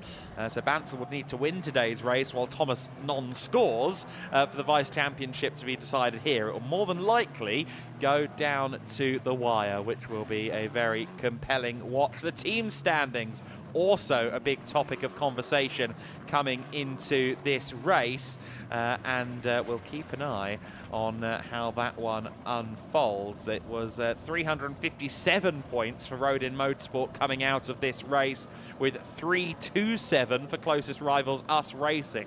Van Amersfoort are still technically in the team's fight, however with 295 points, therefore a 62-point deficit to Rodin. They've got a lot of work to do with only 44 points available per race. For Rodin, this could be the team's championship sewn up if they repeat that 1-2 feat from the previous race. Of course, it was actually 1-2-3, but only the top 2 cars are considered for the points in the team's championship, as well as the fastest lap point. The qualifying points aren't counted, but the fastest lap point is counted towards the team's championship. It will be Dries van Langendonk on pole position for this race, Thomas Behrmann alongside, and somewhere between those 2 cars is Izzy Browning. Somewhere between those 2 cars, indeed, I am next to pole sitter Dries van Langendonk. And as you rightly say, Adam, Rodin with the chance to do the triple, the driver's title, the rookie's title and the team's title, and a 1-2 finish in this race would seal that for them. Well, that's what their eyes will be on, most certainly, and it's not out of the question with the Rodin 1-2-3 yesterday. We are going to skip the front row, though, however, because I have spoken to these 2 quite a lot. And one thing to say is that team manager Dick from Rodin is back. He was at a wedding yesterday, if you guys remember, but he is back. Got on the last flight, I believe, last night, and hoping to see his team win the title. Well, a boy who did very well yesterday was Ethan Lennon, came P2, a mega job from him, and we'll be hoping to repeat the same today. I'm going to jump in with Ethan if I can do. Just one quick word. Well, Ethan, good job yesterday. The chance for Rodin to take the team's title today, and a repeat of yesterday would do that. How are you feeling? I'm feeling pretty good. We have a strong lead in the team's championship, so let's just work ahead to get the team's championship. Best of luck, have fun. Right, we'll continue back and we will go and have a chat with another one of the Rodin drivers, and that is going to be Alfie Slater on P4. Which side shall I go? I'll come round this side. We'll grab a quick chat with Alfie. Hopefully he can hear me, because the fan is in the car, so I might have to speak up a little bit. Well, Alfie, final day of the season. Rodin with the chance to do what they did yesterday, but this time for the team's title. Ethan's just said to me that he's going to give it everything. How are you feeling? I mean, every race I try and give it everything, but this race isn't really much different for me. I'm going to try and do the best I can for the team, but I push as hard for each other race, so we'll just try and do our best now. It's pretty cold down here, obviously dry as well. What's the tyre management going to be like? First lap, obviously going to be full push, because the dirty air around here was not very nice in the testing, so try and make up as many places as I can at the start, and then from there we'll manage. All right, best of luck, have fun. Right, I do want to try and continue back just to quickly show you the car right here, the number 55 of George Proudfoot-Nolde. Now, he's come into the championship in the last 2 weekends of the Formula Winter Series, and he's made quite the impression so far, starting from P6 today. Can he get on the podium? I think I might just have a chance to have one quick word. Well, George, you've made quite the impression in our championship so far, done a really good job the last 2 weekends. A chance to get a podium here today to round out the season. How are you feeling? Yeah, feeling confident. I think yesterday our pace was really strong. We were able to move forward quite quickly, so just, yeah, hoping to do the same today, just get a good start and, yeah, just head down and move forward. Best of luck. Thanks for speaking to us. Yeah, a good start going to be absolutely crucial. We have many, many cars on this grid as we have done all season long. And I'm sure there will be many nervous faces in the Rodin camp. They'll be watching it from the pit lane. All three of their cars, we have already seen all three of their cars hoping to take the team's title for Rodin. Here we go. Nexano, on the path to becoming the world's largest independent business community. We connect entrepreneurs, experts, and decision makers across industries and across borders. In our digital ecosystem, people share knowledge, learn from each other, and grow together. Companies and talents gain access to relevant contacts, resources, and innovative projects. Our community stands for transparency, trust, and sustainable economic success. We create space for inspiration, collaboration, and new business models. Nexano, shaping the future of business networking, global, digital, and accessible to everyone.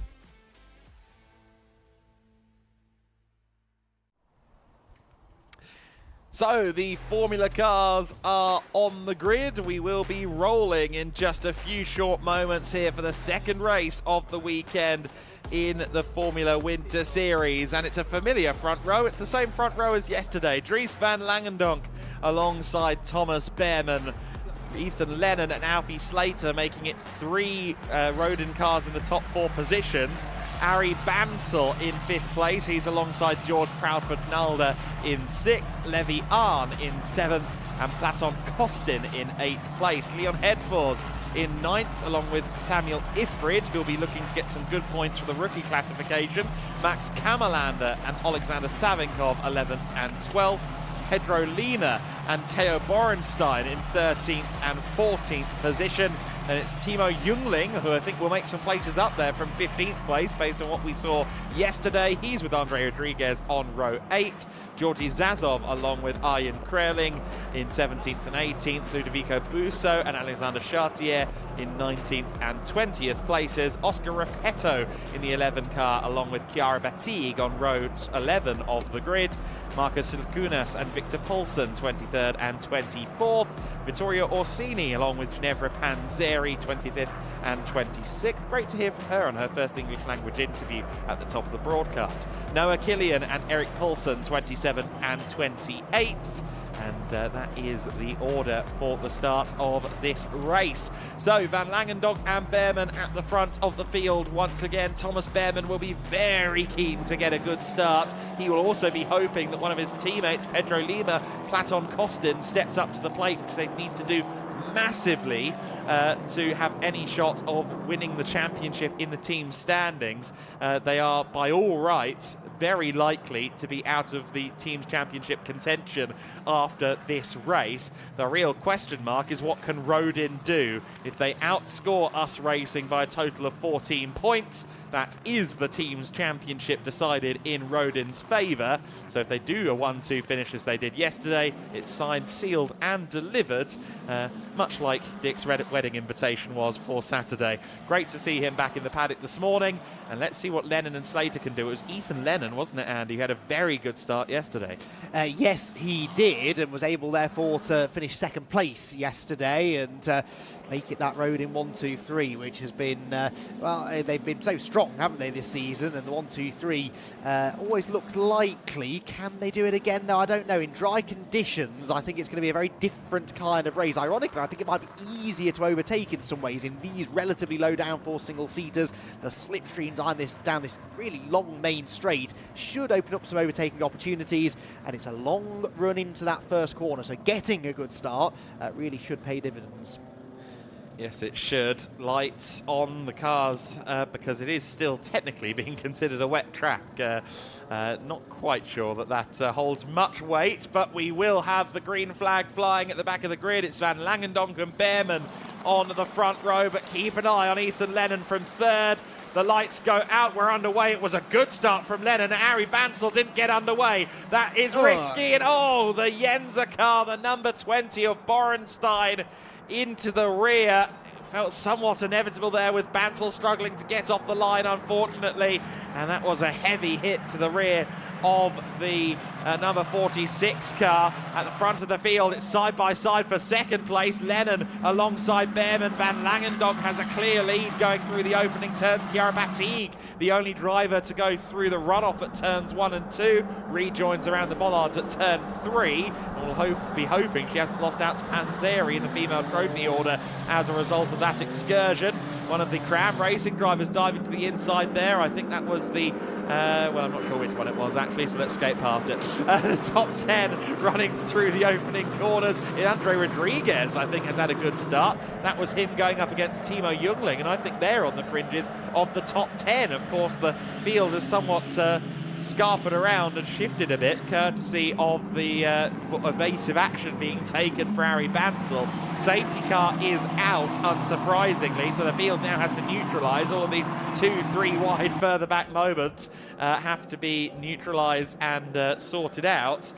But that was a dramatic start. It was a start that has shuffled the deck in the order, and certainly that would have been a pleasant impact for Ari. Let's hope, above all else, that both drivers are okay. Yes, indeed. So Ari, of course, trying to hold on to second in the championship as well against Thomas Behrman. Well, Behrman is running nicely there in second position, and whilst I'm sure this isn't the way that Thomas would have liked to have seized an advantage in that battle, he will gladly take the points if they're presented to him. So safety car scrambled them, and at least it's not a full race stoppage, which I feared at first. They are going to take the cars down the pit lane just to keep them away from the scene of the accident down the main straight, to allow the marshals and recovery crews to get ideal access to the drivers. Looks as though they're both out of the cars. So there is Ari Bansal looking on, and that will have done quite a lot of damage to the back of his car. The gearboxes, the drivetrain, everything sort of hanging over the back axle of the cars. That will have done quite a bit of damage to his car. In fact, both cars will require significant repair work if we're going to see them out for race number 3 later on. There you can see they're sort of welded together, aren't they, which is always a frightening look. With both drivers out of the car, that is good news. Ter Borenstein, who would have had no time to brace himself for that.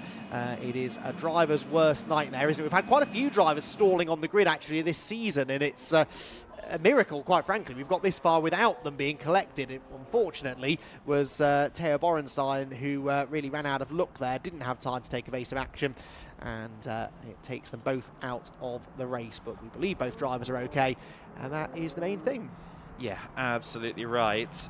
Thomas Behrman has finished in, or is running in second place, so that will have a big impact now on the vice championship battle as well. He can't secure it from second, but Bansal being off the track does heavily swing it in favour of Thomas Behrman. But to confirm, we've heard that both drivers out of the car. I think quite quickly Theo Borenstein may have hopped across the circuit over the pit wall, which means that we haven't actually seen him, but we saw him, the camera op saw him off lens, moving away from the situation under his own steam. So he's all good. So is Ari Bansal. Let's hopefully see them back out, but it will be a hard stretch from here. So the start there for Ari Bansal. He did get underway initially, and then the car just kind of gave way underneath him almost there, maybe just not quite getting enough power through the car off the clutch. And the number 20, the innocent bystander, really nothing that Borenstein could do about that. And the cars will now be recovered. It will be a couple of laps, I suspect, because they can't hoist 2 cars up safely. They're going to have to extract them from each other and then get them back away, or maybe they'll just put trolleys underneath and wheel them back through one of the holes in the pit lane wall. Dries Van Langendonk then in the lead of the race. Let's run you through the top 10 because it has shifted fairly significantly. Van Langendonk leading the way, Behrman in second place and Lennon third. That is as started, as indeed is Alfie Slater in 4th position. Of course, they were all ahead of the drama of Bansal not getting started. Levi has moved up to 5th position, so he's just ahead of George Proudfoot-Nalder. Arn could be on for one of the better Yenza Motorsport results that we've seen so far this season from there. Samuel Ifrid is up in 7th position. Ifrid has been hoping here to try and secure the vice championship in the rookie class this weekend, but Ethan Lennon comfortably well on his way to winning the second place accolade in the rookie class. Of course, Dries van Langendonk has secured his title in rookies as well as in the overall championship last time out at Motorland Aragon. But continuing on down the top 10 from Samuel Ifrid in 7th, it is Pedro Lima 8th, Alexander Savinkov in 9th position, and Andre Rodriguez in 10th. So Andre has had a very good start there. I think he made the best of that kind of scramble going down the main straight to move up into the top 10. It would be a good achievement from him, but Alexander Savinkov in 9th position. That could be interesting as well for the vice championship consideration, because he's still in mathematical contendership, Alexander Savinkov. He would, however, need to move further up the order to stay in contention up against Thomas Behrmann. So we'll see what he can do. Of course, it wouldn't be the first time that we've seen Savinkov pick his way through the top 10 this season. Yes, that was sort of the story of his weekend a week ago at Motorland Aragon, wasn't it? So Alexander Savinkov, one to watch, I think, when we go racing again, and didn't necessarily have well, he had an all-right run yesterday to 6th, but I think he started 7th, so didn't make quite as much progress in yesterday's wet race as we might have been used to seeing. But in the dry now, I expect Alexander to definitely pick up a few positions. Yeah, he's 20 points behind Thomas Behrmann, and of course there will be 25 points remaining, give or take, after this race. So yeah, he needs to try and close that margin, and he's several positions behind him. Behrmann, of course, just still gunning for this first win of the year. He's probably sick of us mentioning this, but it has been a storyline, whether he likes it or not this year. He has come close to winning so far this year on several occasions as Thomas Behrmann, on 2 second-place finishes and 4 third-place finishes will tell that story. Can he now finally get the first race win of the season? Yeah, we'll have to see. Behrmann has been on the podium in total no fewer than 7 times, so he's certainly been up there all year and had the pace at times. It's just not quite unfolded for him. It was here last year where Behrmann secured his first overall podium in any F4 competition, and ergo his first in the Formula Wind Series as well. That was the final race of the season in 2025. He will be hoping to do it one race early in 2026 if he's going to claim his inaugural race win in the Formula Wind Series. Of course, he has already won a race in British F4 during the 2025 season, so he's not unfamiliar with the top step, but I think his objective this year is more wins, more points, fighting for championships here and in his campaign in 2026, which is a lot more Euro-based. He's forged that new partnership with Van Amersfoort, and that will encompass the Italian Championship, the Euro 4 Championship, as well, or the E4 as it's now known, not the channel from Channel 4 in the UK. But they will be very busy, VAR and Thomas Behrmann, and we'll see how his pace unfolds.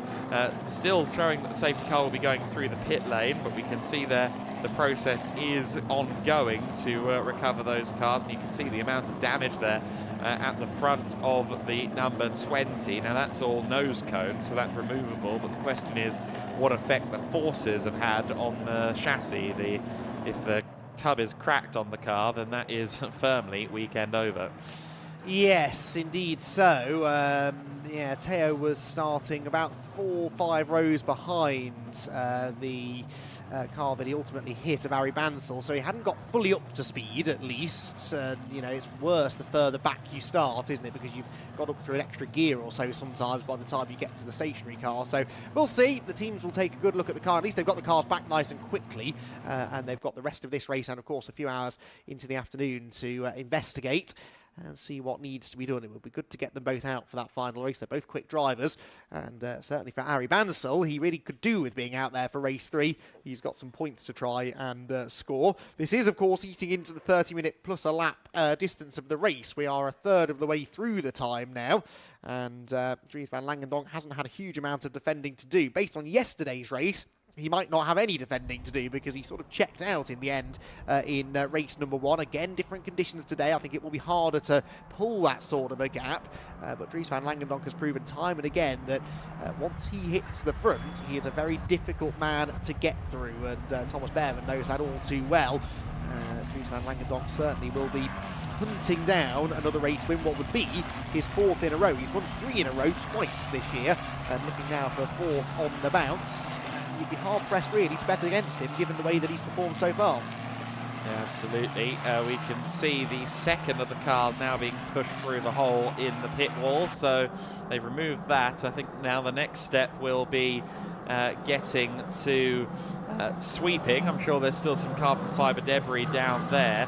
The Bansal car actually doesn't look too bad, especially with the fact that it's rolling, but the gearbox will have taken a lot of impact, and obviously from there the engine as well, so that's going to be potential no further competition for Harry Bansal, but we hope that isn't the case. The safety car will be in this lap. Dries van Langendonk therefore will take the baton and control the field up to the start-finish line. How early will he go? Will he do the kind of conventional power out of turn 12, or will there be something a little more unorthodox from the young Belgian racer, more just a stone's throw, well, living just a stone's throw away from the Circuit Zolder.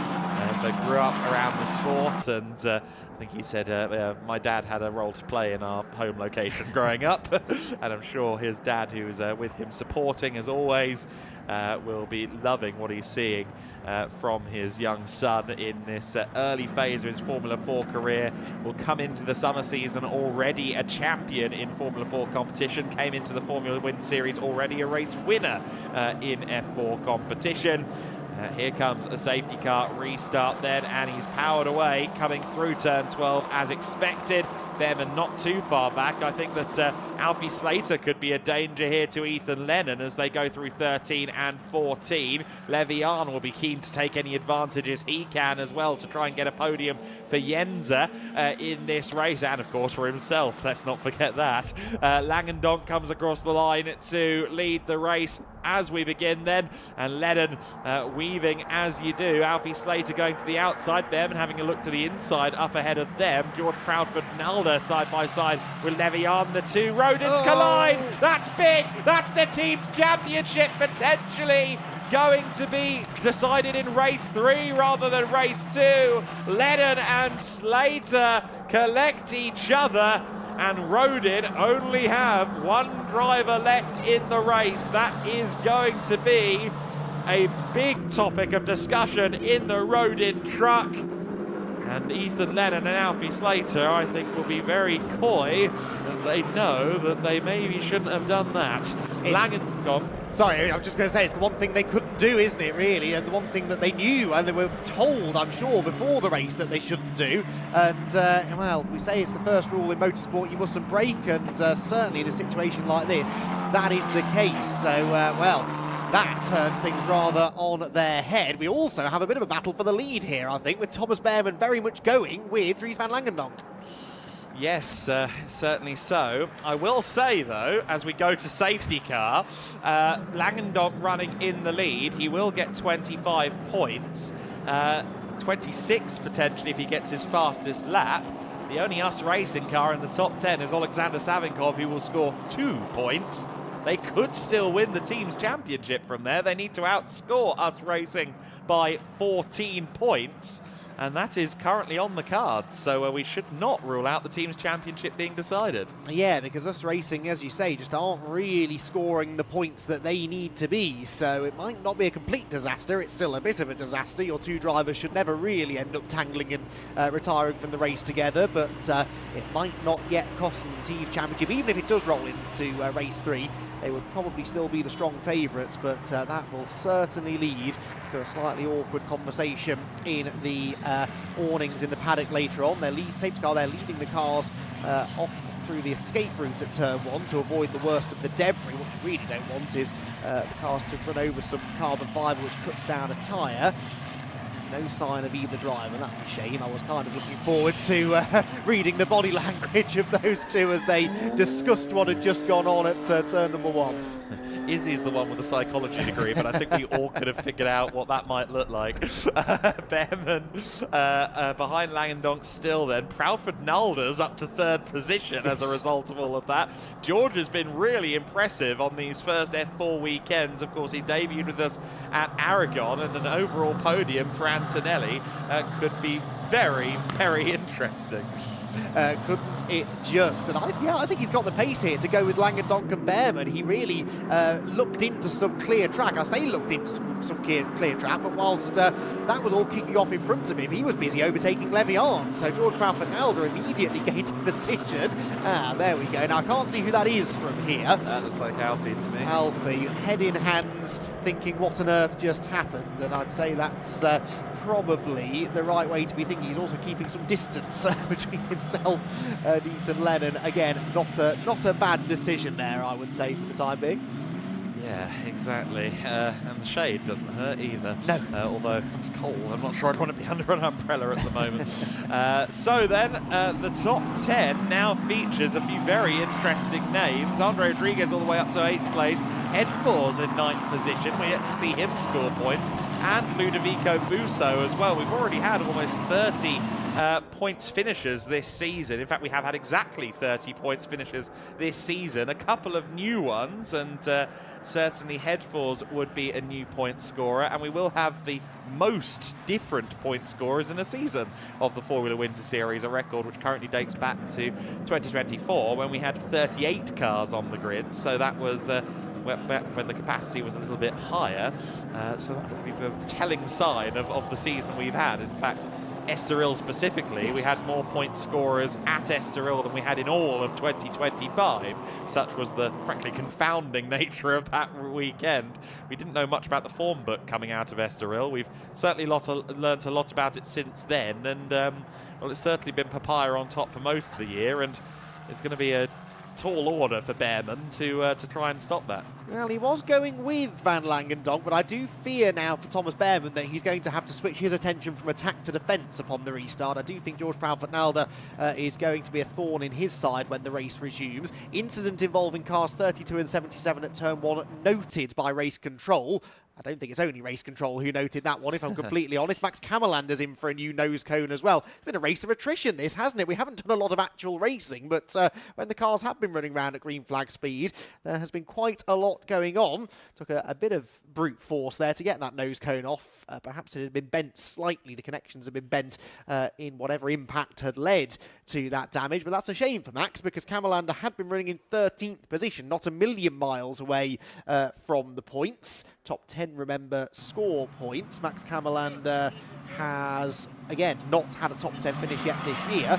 Likely won't in this race either, but was running quite close to that before having to make that journey to the pit lane. Right, this is what happens. So outside line then for Alfie Slater, and it's such a clumsy little tangling of wheels. It's hard actually to apportion blame to either driver there. Ethan Lennon was on the inside and you could argue drifted out into his teammate, but on cold tyres that's very easily done. Another car there skates through the gravel at turn number 5. That was the 88 car of Vittorio Orsini for AKM, and then bounces his way back onto the circuit.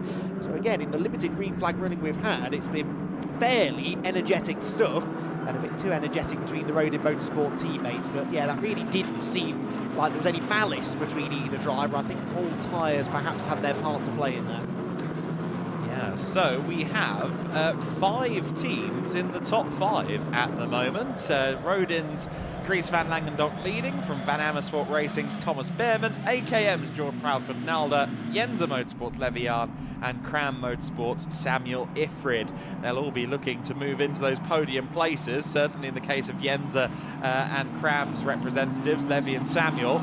Safety car in this lap. Let's see how this one unfolds. I know that Camerlander came in for a front wing. I thought someone else in the pack had a damaged front wing as well, but maybe it was just Max. He is now at the back of the field, so we'll see what he can do from what will be 24th position as he rejoins the field. He'll be hustling the car around to make sure he can rejoin the field. In fact, he's already caught up, so he's okay. Does Dries deviate from the form book here in terms of getting this race back underway. Thomas Behrman will have his eyes on stalks waiting for the moment, certainly because George Proudfoot-Nalder has proven to be a very feisty racer, and if there's any opportunity to draw alongside Behrman running towards the first corner, I do believe the 55 driver will take it. Van Langendonk goes now, and Behrman anticipated that very well. In fact, Proudfoot-Nalder not quite as quick on the trigger as Thomas Behrman. Behrman will be looking for a good run here through turn 14. Doesn't use as much of the curb there as Dries Van Langendonk, and maybe scrubbed a little bit of speed off himself as a result. Either way, they come down the straight. Langendonk looking to break the slip as best he can with the hypnotic weave, as is typical down this long straight. Behrman trying to close in, is closing in, will not be close enough under braking. Ditto Levian up against George Proudfoot-Nalder. Samuel Ifrid, I think that was locking up a little bit from 5th position, so he'll have struggled with rotation into the first corner. He's still, though, got a couple of car lengths over Pedro Lima for 5th and 6th place respectively. Yeah, so better restart that time for Behrman. That's the problem with doing the same thing every time, isn't it? If you're Dries Van Langendonk, the drivers behind can anticipate that, but in the end it didn't really matter. The reason they go early, particularly in these kind of cars where dirty air is a little bit of an issue, is that you're then running flat out through the final 2 corners, and that means the car behind can't stay close enough, whereas if you go late it gives them a real opportunity to jump in the slipstream down the main straight. So it worked well in the end for Dries. We did have a change before the line by the looks of it. Andre Rodriguez falling behind Leon Headforth and Ludovico Busso on that previous lap. That shouldn't really have happened, so there's a story to tell there for the Cram driver, but that is crucially Busso up a position and gaining a little bit in the points as far as the team's championship. Rodriguez down as far as 14th position at the first sector split, so I think something may have gone awry there for him. Noah Killian with Ian Kraling, his teammate, making shapes in the rear view mirror. Chiara Batig just behind them as well. Chiara running as high as 14th position at the line, I think up to 13th now. Yes, she is. So could be on the verge of points in the overall contendership for a second consecutive meeting, having done so at Aragon last time out as well. There's Alexander Savinkov bouncing across the curbs, and critically not really going with Pedro Lima. As it stands, Rodin are on course to win the championship in the team's title in this race. It all depends on what the pair can do from Us Racing in the top 10, that being Noah Killian, who's trying to gain some more points for Us Racing as well.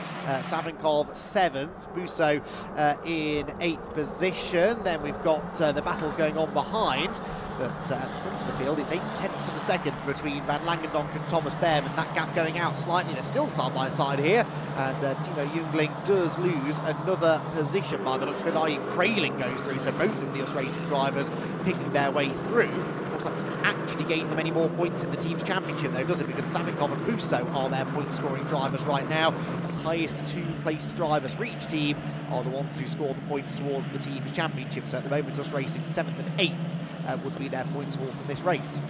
Yeah, and I think Campos suddenly having a fan club down at the Rodin garage, because if if Headforth can catch up to Busso and Savinkov and cost them some more points, then it really is signed, sealed and delivered. 14 points is what Rodin needed to do in terms of outscoring Us Racing to win. Dries currently on course for 26 with the fastest lap and the victory. Meanwhile, the combined score for Us Racing would be 10 points. 10 points would put the Us Racing crew up to 337 points. For Rodin, 26 would put them to 383, so that would determine the championship. Okay, so that's a bit of a bullet dodged, isn't it, really, for Rodin, given what happened earlier on. Still time to go in this one, though. Here comes the attack from Pedro Lima against Samuel Ifrid. This is for 5th position, and he does get ahead of the Cram driver, so Pedro Lima makes it now 2 VAR cars inside the top 5. As further back, the 26 machine of Marcus Silcunas now drafts past Andre Rodriguez. I do agree there's something off with Rodriguez's car. Ever since the restart, he's been plummeting down the order. Not sure what the drama is, but that Cram machine might require a bit of TLC after this race. Round the right-hander goes Alexander Savinkov, behind Ludovico Ludovico Busso now, behind Samuel Ifrid, of course, because Lima got past Ifrid on the start-finish straight. Ifrid losing a bit of momentum and now falling into the clutches of the two US Racing cars, who really could do with picking a few more points up. Yeah, so Ifrid could do some favours here if the US Racing cars do move through. I'll have to do live maths as this goes on, so we'll keep tabs as best we can. 5 minutes plus 1 lap left to go. Critical phase in the race for US Racing to have an outside shot at winning the team's championship this season. I think, incidentally, as it stands, Van Amersfoort would stay within range of US Racing to try and challenge for the Vice team's championship as well, with Van Amersfoort running 6th and 2nd, courtesy of Behrman and Lima. But Savinkov will be very, very keen indeed to get his way past Samuel Ifrid. Ifrid, I think, in turn, is going to have no part of just allowing anybody through. Another top 6 finish for him would be very healthy going into the summer, when he's still not quite certain what to expect from the rest of the year. Yes, he does seem to be losing pace, though, slightly. That was quite a slow lap, and he's under threat now from Savinkov into turn 1. Savinkov so much later on the brakes. I don't think Samuel Ifrid's car is set up quite where he would like it, and this is the challenge, again, with changeable conditions over the course of the weekend. This is the first dry race that they've had, first dry running they've had, really, in a couple of days, so getting the setup absolutely spot on is not the easiest thing to do, and maybe Ifrid's car just not quite underneath him in the braking zones particularly. Can he at least keep Ludovico Busso at bay? That looks rather unlikely. Busso much quicker through turn number 4, not quite close enough to nip up the inside into 5. 8 points and 4 points at the moment then for Savinkov and Busso respectively. Right now, that would still just about be enough for Rodin to win the championship on countback. However, with Busso right there on the back of Ifrid, I get the feeling that soon those maths will change and Rodin will have to wait one race longer. Yeah, so it all hangs then on whether Busso can make this move, essentially, doesn't it? And he's still got a few laps left in which to do it. Battle starting to develop here, meanwhile, as Pedro Lima, conversely, compared to Samuel Ifrid, seems to be getting stronger as the race goes on. He's closed in now on the Yenza Motorsport machine of Levi Ard, as here comes Busso to the outside into the right-hander at 12, sorry. Nothing doing there. You're not going to get up the inside into 13, so he settles back into the wheel tracks and now tries to absolutely nail the final 2 corners and put Samuel Ifrid under pressure down the main straight. Ifrid using all of the road, almost bounced into the gravel trap there.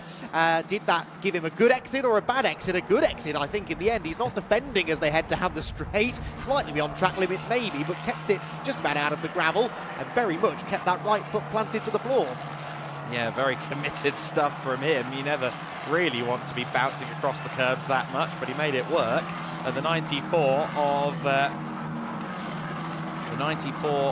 Timo Jungling in 12th position, looking at Ian Kraling there a little further back as well. But the big story at the moment, as we see, oh gosh, the 11 of Oscar Repetto in the pits with a rear wing damage, which is usually a bit rarer and indeed usually entails another car having damage somewhere out there on the circuit. But the cram machine in, unfortunately. Headforce to the inside there of Noah Killian, sorry, Jungling to the inside there of Noah Killian. So it is indeed Jungling trying to get himself back into the points here. We know he has top 5 pace from yesterday, but he has been rather mired down there in those low positions outside the top 10, but still potentially in position to try and get some points if the last couple of laps get a bit feisty.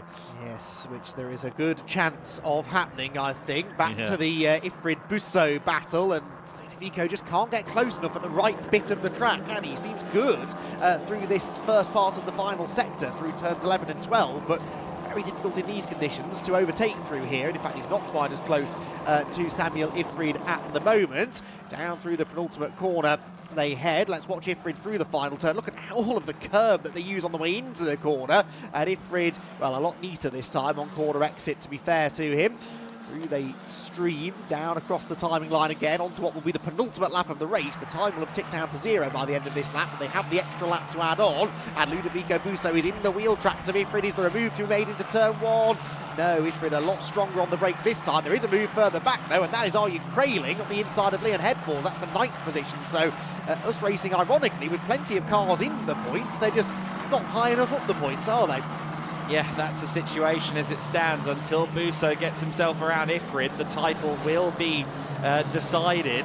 It would actually, if it was a 1-2 finish for us in the final race, as it stands, if it was a 1-2 finish for us in the final race and a non-score for everyone at Rodin, they would be tied as it stands. But on countback, largely thanks to Dries van Langendonk's number of race victories, it would be the championship for Rodin still as things stand. If the checkered flag came out now, but it's not coming out now, it's coming out in about a lap and a half. So let's see what evolves from there. Levian under pressure from Pedro Lima. They go side by side through turn 9. Lima squeezes out the Yenza driver, and Savinkov senses opportunity, and this could be huge for the team's championship. If Savinkov enhances his position to 5th place, then it will go to the finale. Can Savinkov salvage a fractional opportunity for us racing? Let's see. 1 and a couple of corners left to go. Oh, but Busso around the outside of Ifrid. Ludovico Busso is through into 7th place. Rodin Motorsport champagne back in the fridge as it stands. One more race potentially between them and the team championship. Well, and Savinkov isn't done yet either. A much better run off the final corner, and now in the wheel tracks of Levian for 5th position. We've got a yellow flag at turn 10. We'll get to that in a moment though, because this is quite significant. Up the inside comes Alexander Savinkov, and he, I think, is going to make the move stick, isn't he? He's late on the brakes. Yes, he moves through into 5th position. Another charging drive from Savinkov. There is the car in the gravel. That looks a bit us racing-y, actually. I'm not sure who that is. Yes, Noah Killian hasn't come through, and Timo Jungling is in the pits. So those two, I fear, have tangled, and that will mean yellow flags on the approach to turn number 12 for the final lap. No overtaking there, but perhaps the most important overtaking of the race has already been done.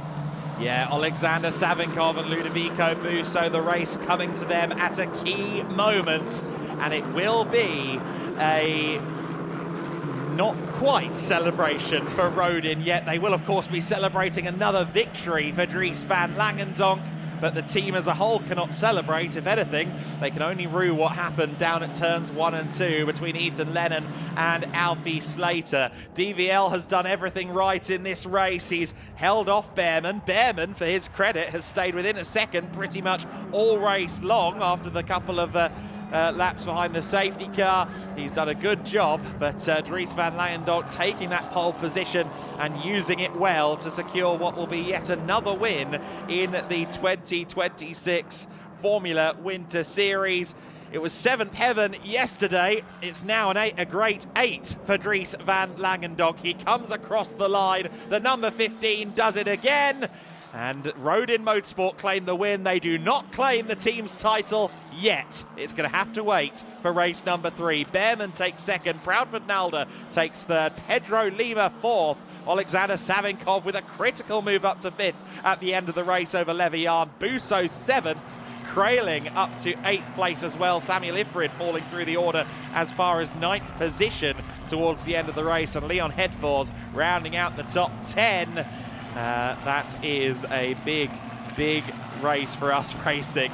Granted, it's still a huge outside shot at this stage, but Savinkov and Busso's efforts have just about kept them in the hunt after Rodin, Slater and Lennon faltered in that race. Chiara Fatigue taking 11th place. She wins the female trophy class as a result of that. A shame that Andre Rodriguez ended up falling back to 13th position. Not quite sure what happened to him off that safety car restart, but we heard that he lost 2 places before the line, which would imply to me that maybe he went off track at perhaps the exit of turn 12 would make a lot of sense, and unfortunately losing places as a result of that. But he'll come back swinging, knowing that the Cram car is good underneath him going into race number 3 of the weekend. Rodin Motorsports, Dries van Langendonk then netting them 26 points, 25 for the win, and 26 points courtesy of the fastest lap. In fact, yes, the fastest lap does go his way, so that is almost enough, but not quite, without any help from his friends in the awning. Behrman and Proudfoot Nalder remaining rounding out the podium, a first overall podium in Formula 4 for George Proudfoot Nalder, and with it also 2nd place in the rookie standings. Lima with his 4th place there, one of his better results of the season. In fact, he's finished 4th place no fewer than 3 times before this race, so I think he'll be a bit frustrated at this stage with not being on the podium. He's got 4 4s, he'd like 1 3 if possible. So we'll see if he can do that in the 3rd and final race of the weekend, the final race of the Formula Winter Series season. The team's title having to stay on ice for a little bit longer.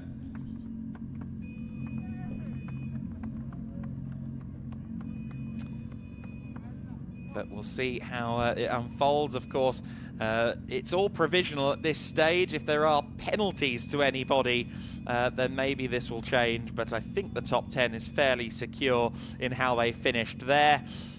Familiar sight, Dries van Langendonk climbing to the top of his Tatus T421. And perhaps that car will be worth something someday. Alfie Slater there to greet Dries van Langendonk. And the Rodin team having to wait for that team's title a little bit longer. It will still be a fairly comfortable situation for them in the team's championship. The total score eventually from Us Racing was 16 points, which puts them on 3-4-3, so 40 points between those two, Rodin and Us Racing, coming into this one. And what that means is that realistically Us Racing have to 1-2. In fact, there's no bones about it. They have to 1-2, and indeed they need the Rodin drivers to have something of annus horribilis. Well, that's a bad year in Latin. I don't know what a bad race is in Latin, unfortunately. But they need a bad race from Rodin to try and secure the team's championship down at the Us Racing camp. Well, the prodigious season of Rodin Motorsport continues, particularly as it pertains to the man in the McLaren colours, the McLaren Driver Development Programme talent, Dries van Langendonk, with his 8th victory of the year, now comfortably surpassing anything we've seen before in the Formula Winter Series as it pertains to, well, frankly, sheer dominance. This is a young man to watch out for. That is undoubtedly true. And we've heard from him so often this season as a result of his performances, and we'll hear from him with Izzy before too long. He's really pacey this season. He's very consistent as well. The mindset is there, the racecraft is there. You'd be hard-pressed to bet against Dries for his summer campaigns as well. I believe he's in the British F4 Championship over the course of the summer, so we'll be keeping an eye on him for perhaps yet another title, trying to follow in the footsteps of our rookie champion from last year, Finn McLaughlin, who of course won the British F4 Championship in the summer, utilising that mileage, that experience gained here in the Formula Winter Series.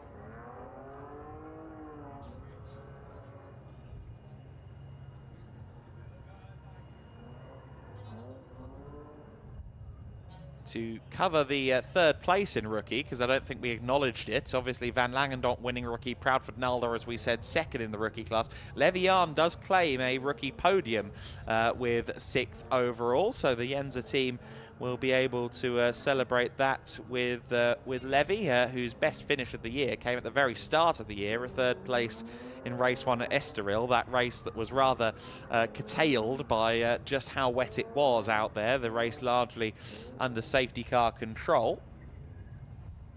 And we'll see how that unfolds for him in race 3. Could they get another podium down at Yenza in the final race of the year? They'll be hoping for that.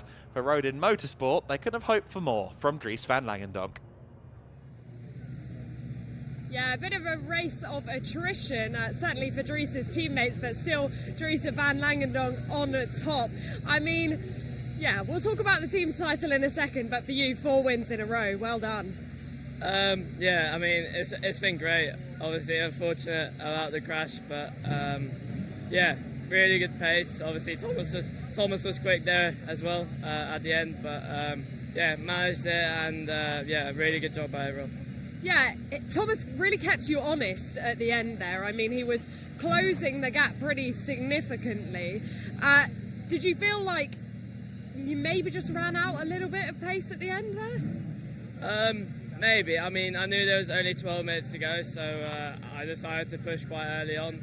Obviously, I dropped him on the first restart lap, but then at the end he kept coming back at me a tiny bit, but you know, I still kept a decent gap.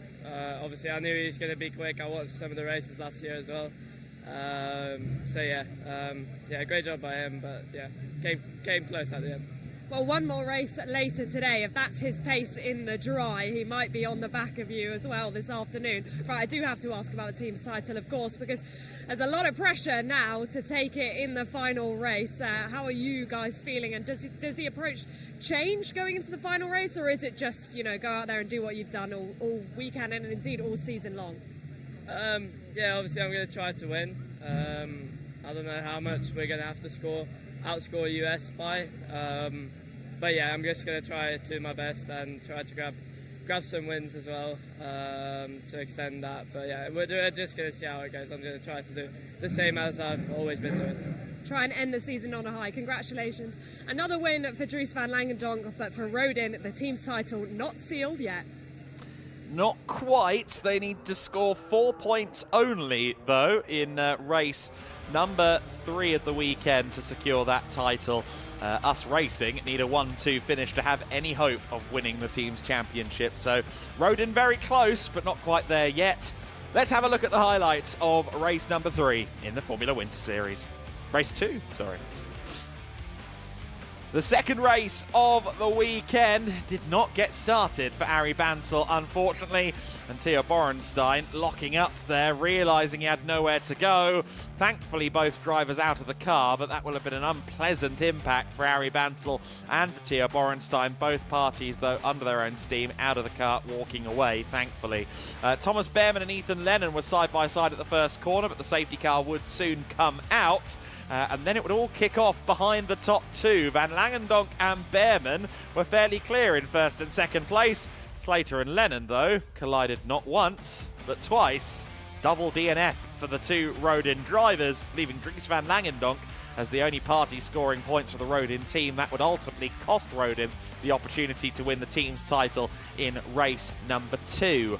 DVL at the front of the field was focusing forward on winning the race then. And Behrmann was trying to pursue, and he did a very good job at chasing the Belgian racer throughout the race distance.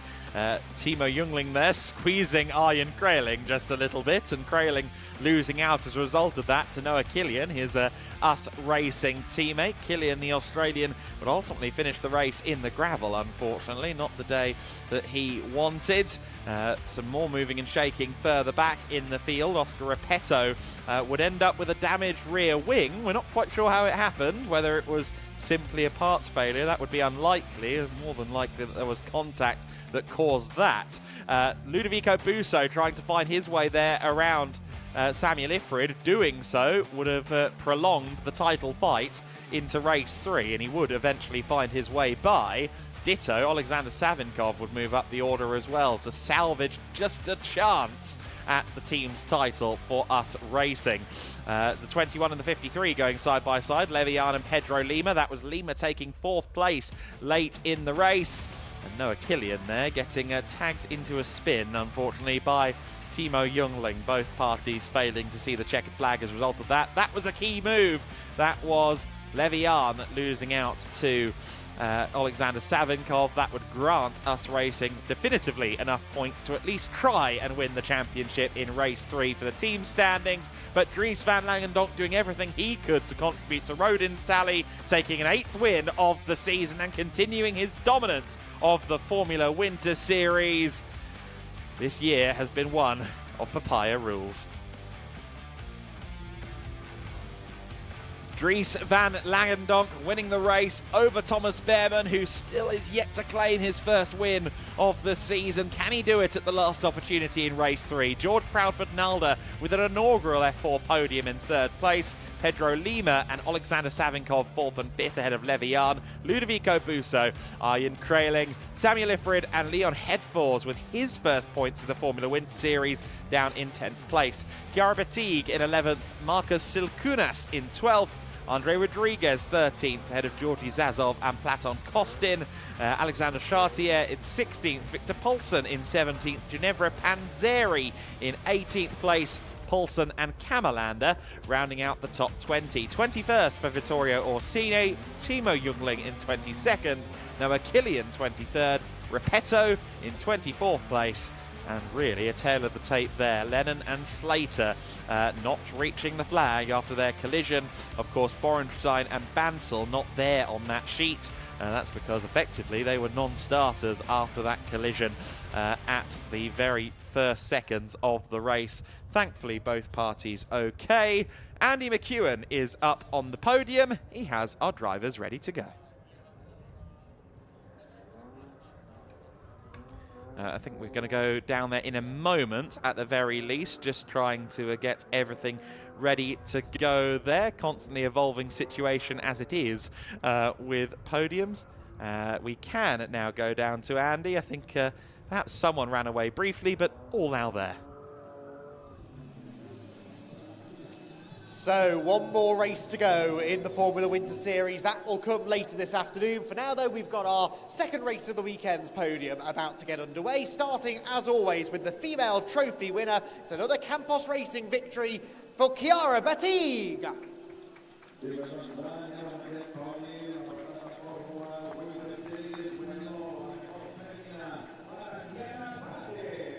And Chiara heads to the top step of the podium, will receive her winner's trophy from Marcus GEDLICH himself of GEDLICH Racing fame.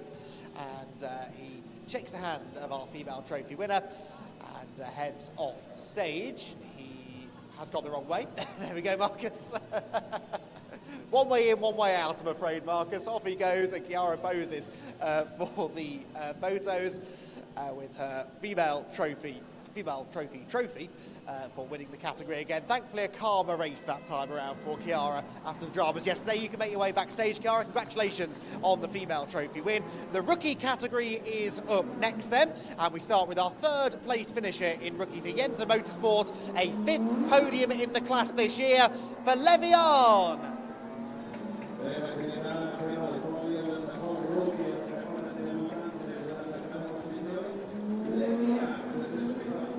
That is Levy's third place finish in a row in the class, finding some good consistency at the end of the year. Second position, though, a second rookie podium of the season for George Proudfoot-Nalder.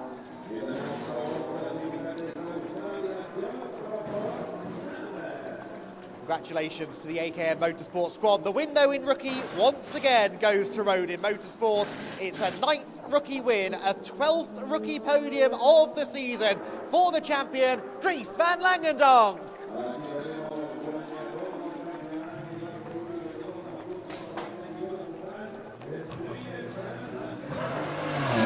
Dries had the look on his face of a man for whom this is a bit of a formality now, claiming these rookie championship race wins, and indeed the rookie championship victory, of course, sealed last time at Motorland Aragon, as was his drivers' championship as well. And he holds the rookie trophy aloft to rousing applause from the Rodin team down below, who, of course, still have plenty to celebrate. Even Alfie Slater joining in with the celebrations down below. They gather together on the top step of the podium. Dries van Langendonk, who has only missed the rookie podium in one race all season long, that being that chaotic third race of the weekend at Estoril in the season opener. Aside from that, he's been in the top 3 in the rookie category in every single race. Congratulations to our rookie podium finishers. We'll be seeing a couple of them back out again in a moment, though, for our overall podium presentation. And in fact, immediately we welcome back the man who finished second in the rookie class, but now gets a first overall top 3 finish of the year. Third place here at Barcelona goes to George Proudfoot-Nalder.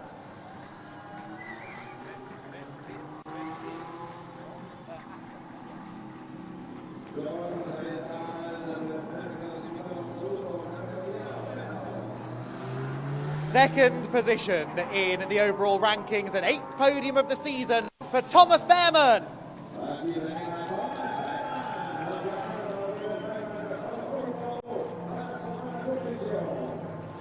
But once again, it's a familiar journey to the top step of the podium. For the 8th time this year, victory in Formula Winter Series goes to Dries van Langendonk.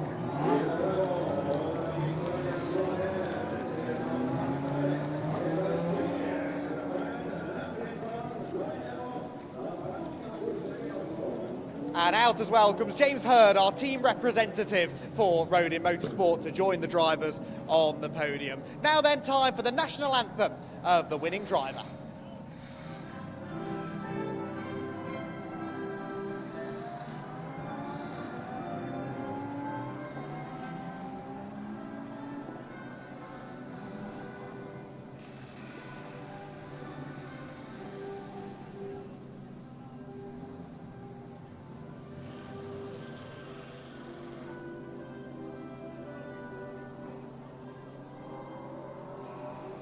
Dries van Langendonk claims another win in the Formula Winter Series, his 11th podium finish of this campaign, with one more opportunity to visit the top step perhaps in that third race later on this afternoon. For Thomas Behrman, he once again is just that one position shy of a win. Can he do that in race 3 later on? And George Prout-Nalder, a fantastic performance to make the podium in only his 5th start in the category.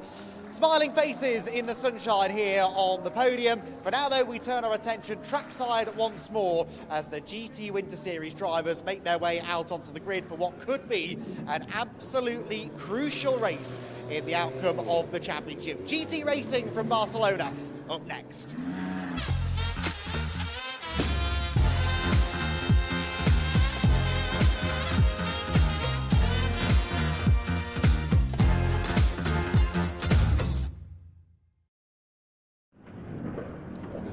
So then, the high-speed supercars of the GT Winter Series set to deliver us another thrilling sprint race. 30 minutes on the clock. Marcus Clutton starting this one from pole position. And it is a tale of the championship, a tale of the tape coming into this one. The front row of the grid. Orange Racing by JMH's Marcus Clutton, SR Motorsport by Schnitzelhelm's J-Mo Hertling. They are tied on points. So it's very, very unlikely indeed that the championship is decided in this race. There's one very small possibility, but frankly it's not worth discussing. It will be a pivotal race in the championship. Clutton, Hertling, the front row of the grid. But keep an eye on the likes of Mattia Michelotto. We know how quick he can be, having seen him perform in that VSR Lamborghini at Estoril. Further back in the field, some other drivers I would suggest we look out for would include Severin Mazur from 6th position, certainly Ariel Levy from 5th position. Ariel has been very quick to adapt to the Audi R8 LMS Evo 2, his first GT3 car after many years spent in the Porsche Carrera Cup system, and so he will be one to watch certainly.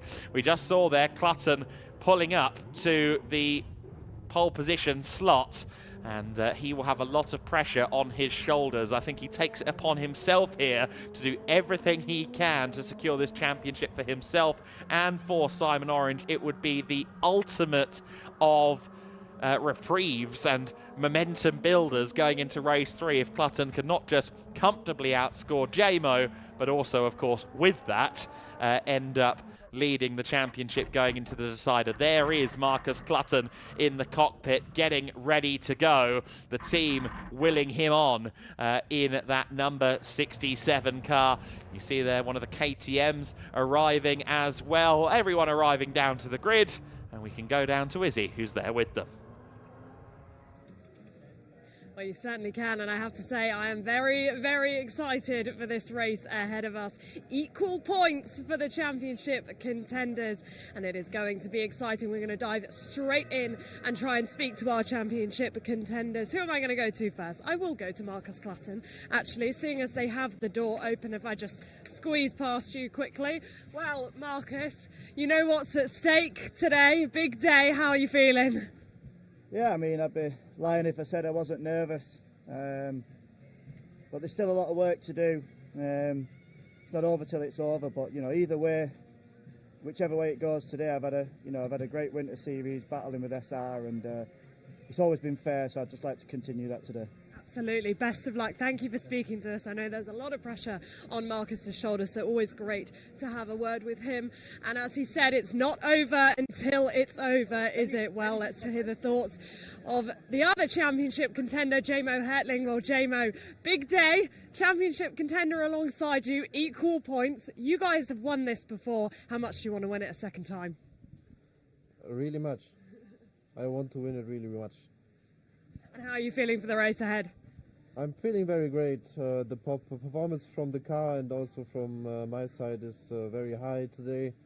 It was a good Thursday, and yeah, we're looking forward for the start for the race. I'm very excited. And I know you've got your whole family here. It's a little bit of extra motivation to have them supporting you. Yeah, it's a little bit more motivated when the family is here also. With my second family, it's all together. It's very good. Awesome. Best of luck, Jamo. Have fun out there. Right, that is our front row. That is our championship contenders. And then on the second row, well, these guys don't need to worry about the championship, do they? The number 64 of Guy Albag that won the race yesterday. And then the number 66 alongside of Mattia Michelotto. Could they make things interesting this morning? Well, this is going to be one of the most exciting races, I'm sure. Let's head to commentary now.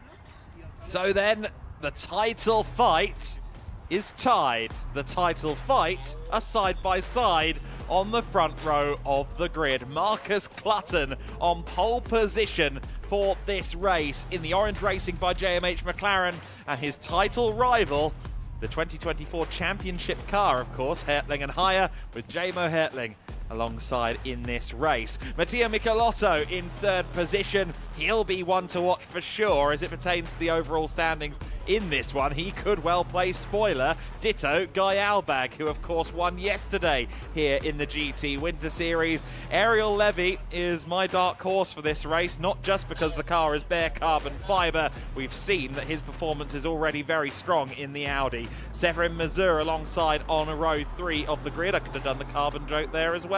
Yaroslav Veselaho in 7th place, and Lo Fontana in P8. 9th is Jean-Baptiste Simonauer in the SMC Motorsport McLaren, and Rudolf Benno in 10th position for Senkia Motorsport. Great to see them on the grid.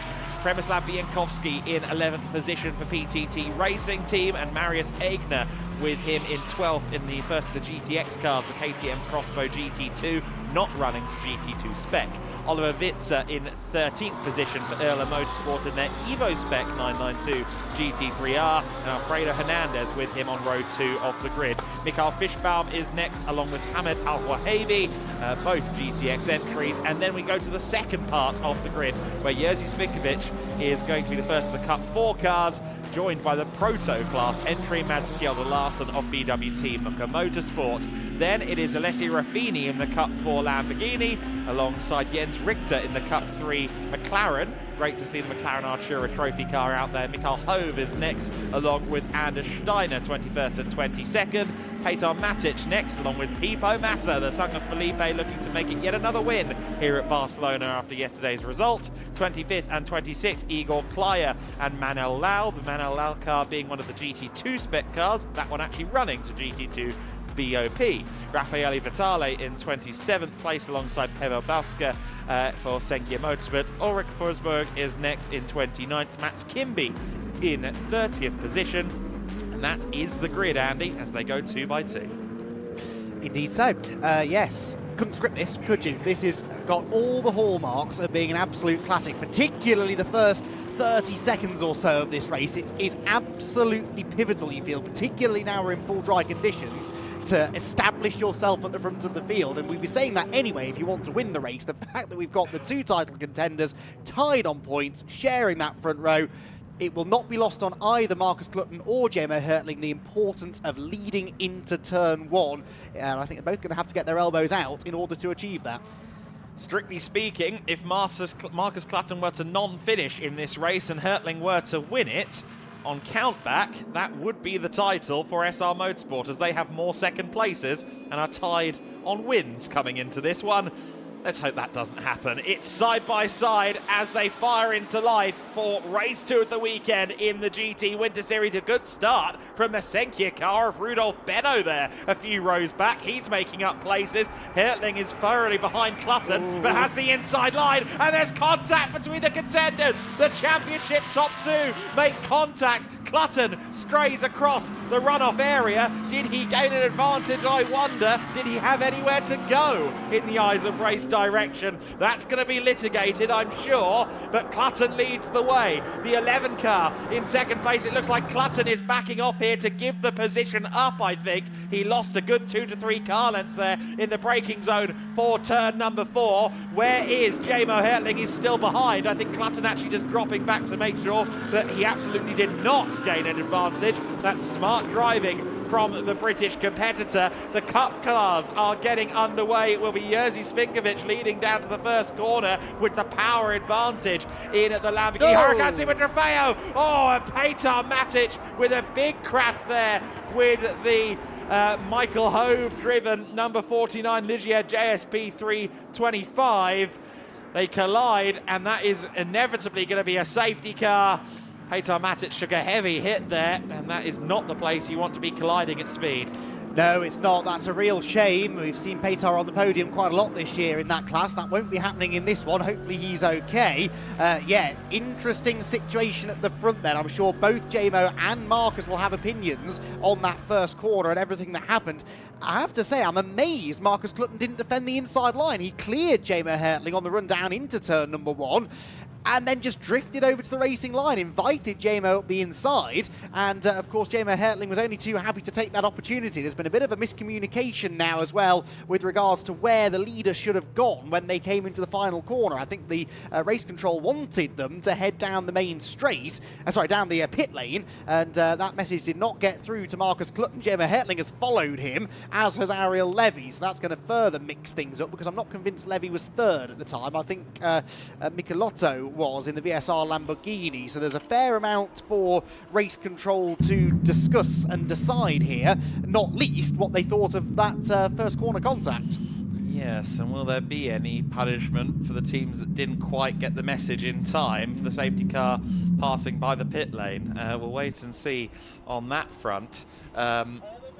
This is a situation now where they've got to feed them back in the right places. But Levy then was third on the timing screen, but he was, you said, fifth, did you say? I think he was at least fourth at a glance. I'm pretty sure Michelotto was ahead of him as they came into the last corner. One went right, one went left. Right, okay, so that will need to be negotiated, I'm sure. There will be a lively dispute, perhaps, at the very least a fairly strong conversation to make sure everyone's in the right position. Clutton, Hertling, Michelotto, we think, in third once Ariel Levy goes back to where he should be. Albag and Mazur, the top 6. Spinkovic and Ruffini side by side in Cup 4 at the very start of the race. So Ruffini right on the back of Jerzy Spinkovic. You would give Spinkovic the edge over Ruffini per the form book in Cup 4, but I think that's going to be quite interesting to watch. Alessio again has been progressing this season, and not only that, but Aragon aside, he's been with us all season, so he's a lot fresher than Jerzy Spinkovic in terms of the level of performance or the level of experience in recent times, where Spinkovic has only been in the car this weekend since September. Red flag has been declared on the track. I think that's largely just to collect everything as safely as possible, and of course also with that level of carbon fibre and two very badly damaged cars on the main straight, we'll lose quite a lot of the race if we continue on under safety car. Indeed so we will rack them back up again, and I presume end up going back to original grid positions potentially. Yes, we've only completed one lap, so not that changes a huge amount at the front, although it does hopefully eliminate this complication of potentially people coming into the pit lane or not going into the pit lane when they should have done. So the cars will be brought into the pits, they will stop in the fast lane at pit out and await further instruction. It will take a little while, I think, for this incident to be cleared, and it gives us a bit of time maybe to dissect everything that went on there. There was a lot to talk about in the opening exchanges of that race. I sort of teed that up. I felt like the run into and through the first corner was going to be absolutely pivotal between Clutton and Jamo Hertling, and indeed it was, with neither wanting to give way, and Clutton ultimately coming out on top. To some extent, I suppose now that discussion of whether Clutton gained an advantage by going off sort of doesn't matter, because none of that actually happened now. That first lap of the race sort of gets deleted now, and we go back to a restart, and well, we get to do that all over again, Adam. Yeah, that is going to be a conversation. I think sometimes we have actually counted the first lap even in this situation at previous GT Win Series rounds, although that was before race direction took over. I think, or the new race direction took over for this year, to say that sentence properly. I do think we have a replay to look back at now, so let's take a look at the start of this race. Yeah, so this gives us another chance to dissect the Clutton and Hertling moment. I mean, Clutton got a really good start, cleared Jamo on the way into the first corner, and then oddly, look, meanders over onto the racing line, doesn't cover the inside. Jamo Hertling was always going to have a look, you feel. He was very late on the brakes. This is a better angle.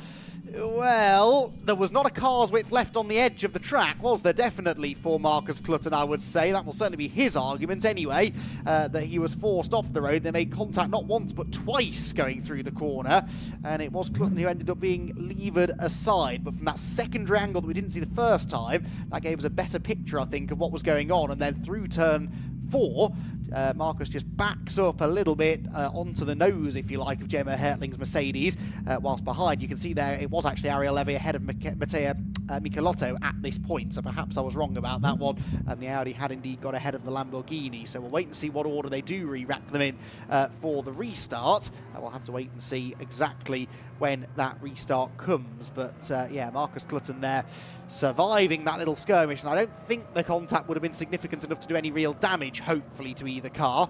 I'm sure they've both been feeling their cars out behind the safety car for the last few minutes just to absolutely make sure of that, but Marcus Clutton with the lead, and on the restart we'll have to make absolutely sure that he doesn't invite Jamo Hertling up the inside again, because that was very nearly disaster for both of them. Yeah, no, exactly right. That was certainly not the situation that we wanted to see at the start of that race for both parties. We'd like to see them continue to be side by side and keep this racing strictly on track, but I think Clutton did everything procedurally that he needed to do to make sure there was no penalty to be applied. So, as we've seen a few times already this weekend, the Heroes Arena has been the domain of many different conversations between Kieran Mogg and some of the faces of the paddock, some drivers and some of those who are not drivers. One of the key integral parts of the crew that do not wear a helmet is Andrea from McFood, who keeps us all fed. We had a chat with Andrea a little earlier in the week. back in the Heroes Arena, we have an unsung hero from the paddock, Andrea Fina from McFood. Hello guys, thank you for calling. So McFood, for the audiences that are watching at home, probably have no idea that you're even here potentially. Okay. But anybody that's been in the paddock, they will know you're here, not just from your massive lorries, but also smelling the food as we walk past the hospitality. On a standard just day, how many meals do you and your team cook? Yeah, so guys, you have to know that behind the paddock there is someone that have to cook for all the people, because you know we are here, we are racing, we are fight each other, but the people needed to have a meal, minimum 2 times a day. So McFood born with the idea to give a service to everyone in the paddock. And with GEDLICH we are doing a super season during this winter series, and today we arrived to 380 meals at lunchtime. It's a really amazing record for us. During the winter series, with this good weather, the people feel more hungry and they eat really a lot, and we love cooking for them. So yes, this is our project. This is what we do in the hospitality. There's sometimes, you know, it's behind the scene. You are not, if you are not leaving the paddock, you are not what is behind working. And we are the narrow arm of the GEDLICH winter series. Absolutely, that's a lot of meals in a day. I'm assuming you don't send your team down to the local supermarket to get the food. So what's the process of getting all of those ingredients? So the thing is that we keep all the fresh food directly in the place where we are. We are not pre-cook everything. Everything is cooked fresh in the timing, from the morning to the evening, and we go to big cash and carry that it's almost can stay behind on us, and we try to find everything local, and we do have to do the pre-order because we are talking about for this race on Barcelona 2 trucks of food only for us, and yeah, it's difficult to manage, I have to say. It's difficult to manage, but every time that we walk into your hospitality centre, everyone is so friendly and welcoming. Do you enjoy being part of the paddock? Yes, I have to say that different work in a restaurant. Here, you know, you can feeling the love for the race, the love for everyone, what they are doing.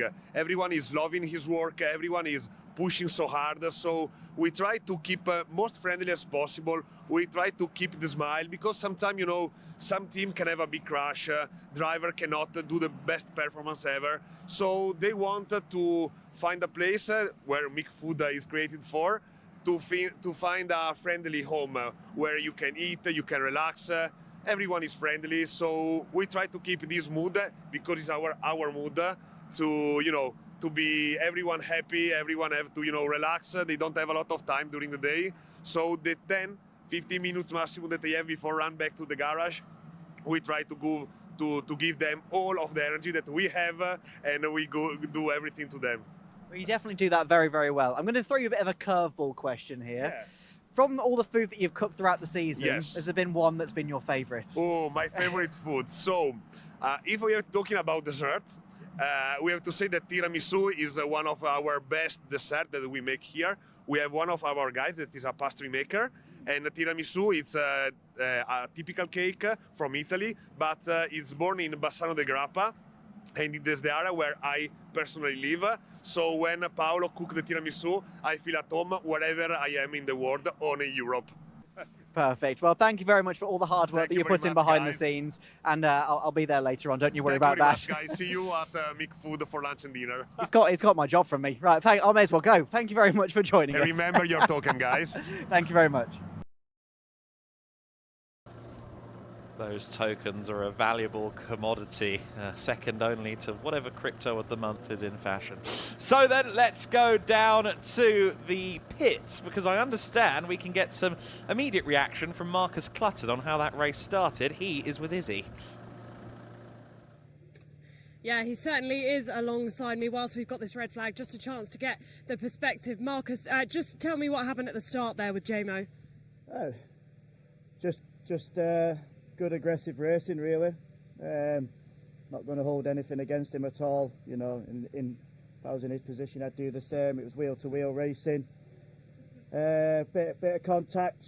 I was pushed off, and yeah, took the escape road, seeing that I had a decent advantage off the back of that, and I backed off into turn 4 to let him catch back up. I think that's the fairest thing I could have done, rather than use it as an advantage. Yeah.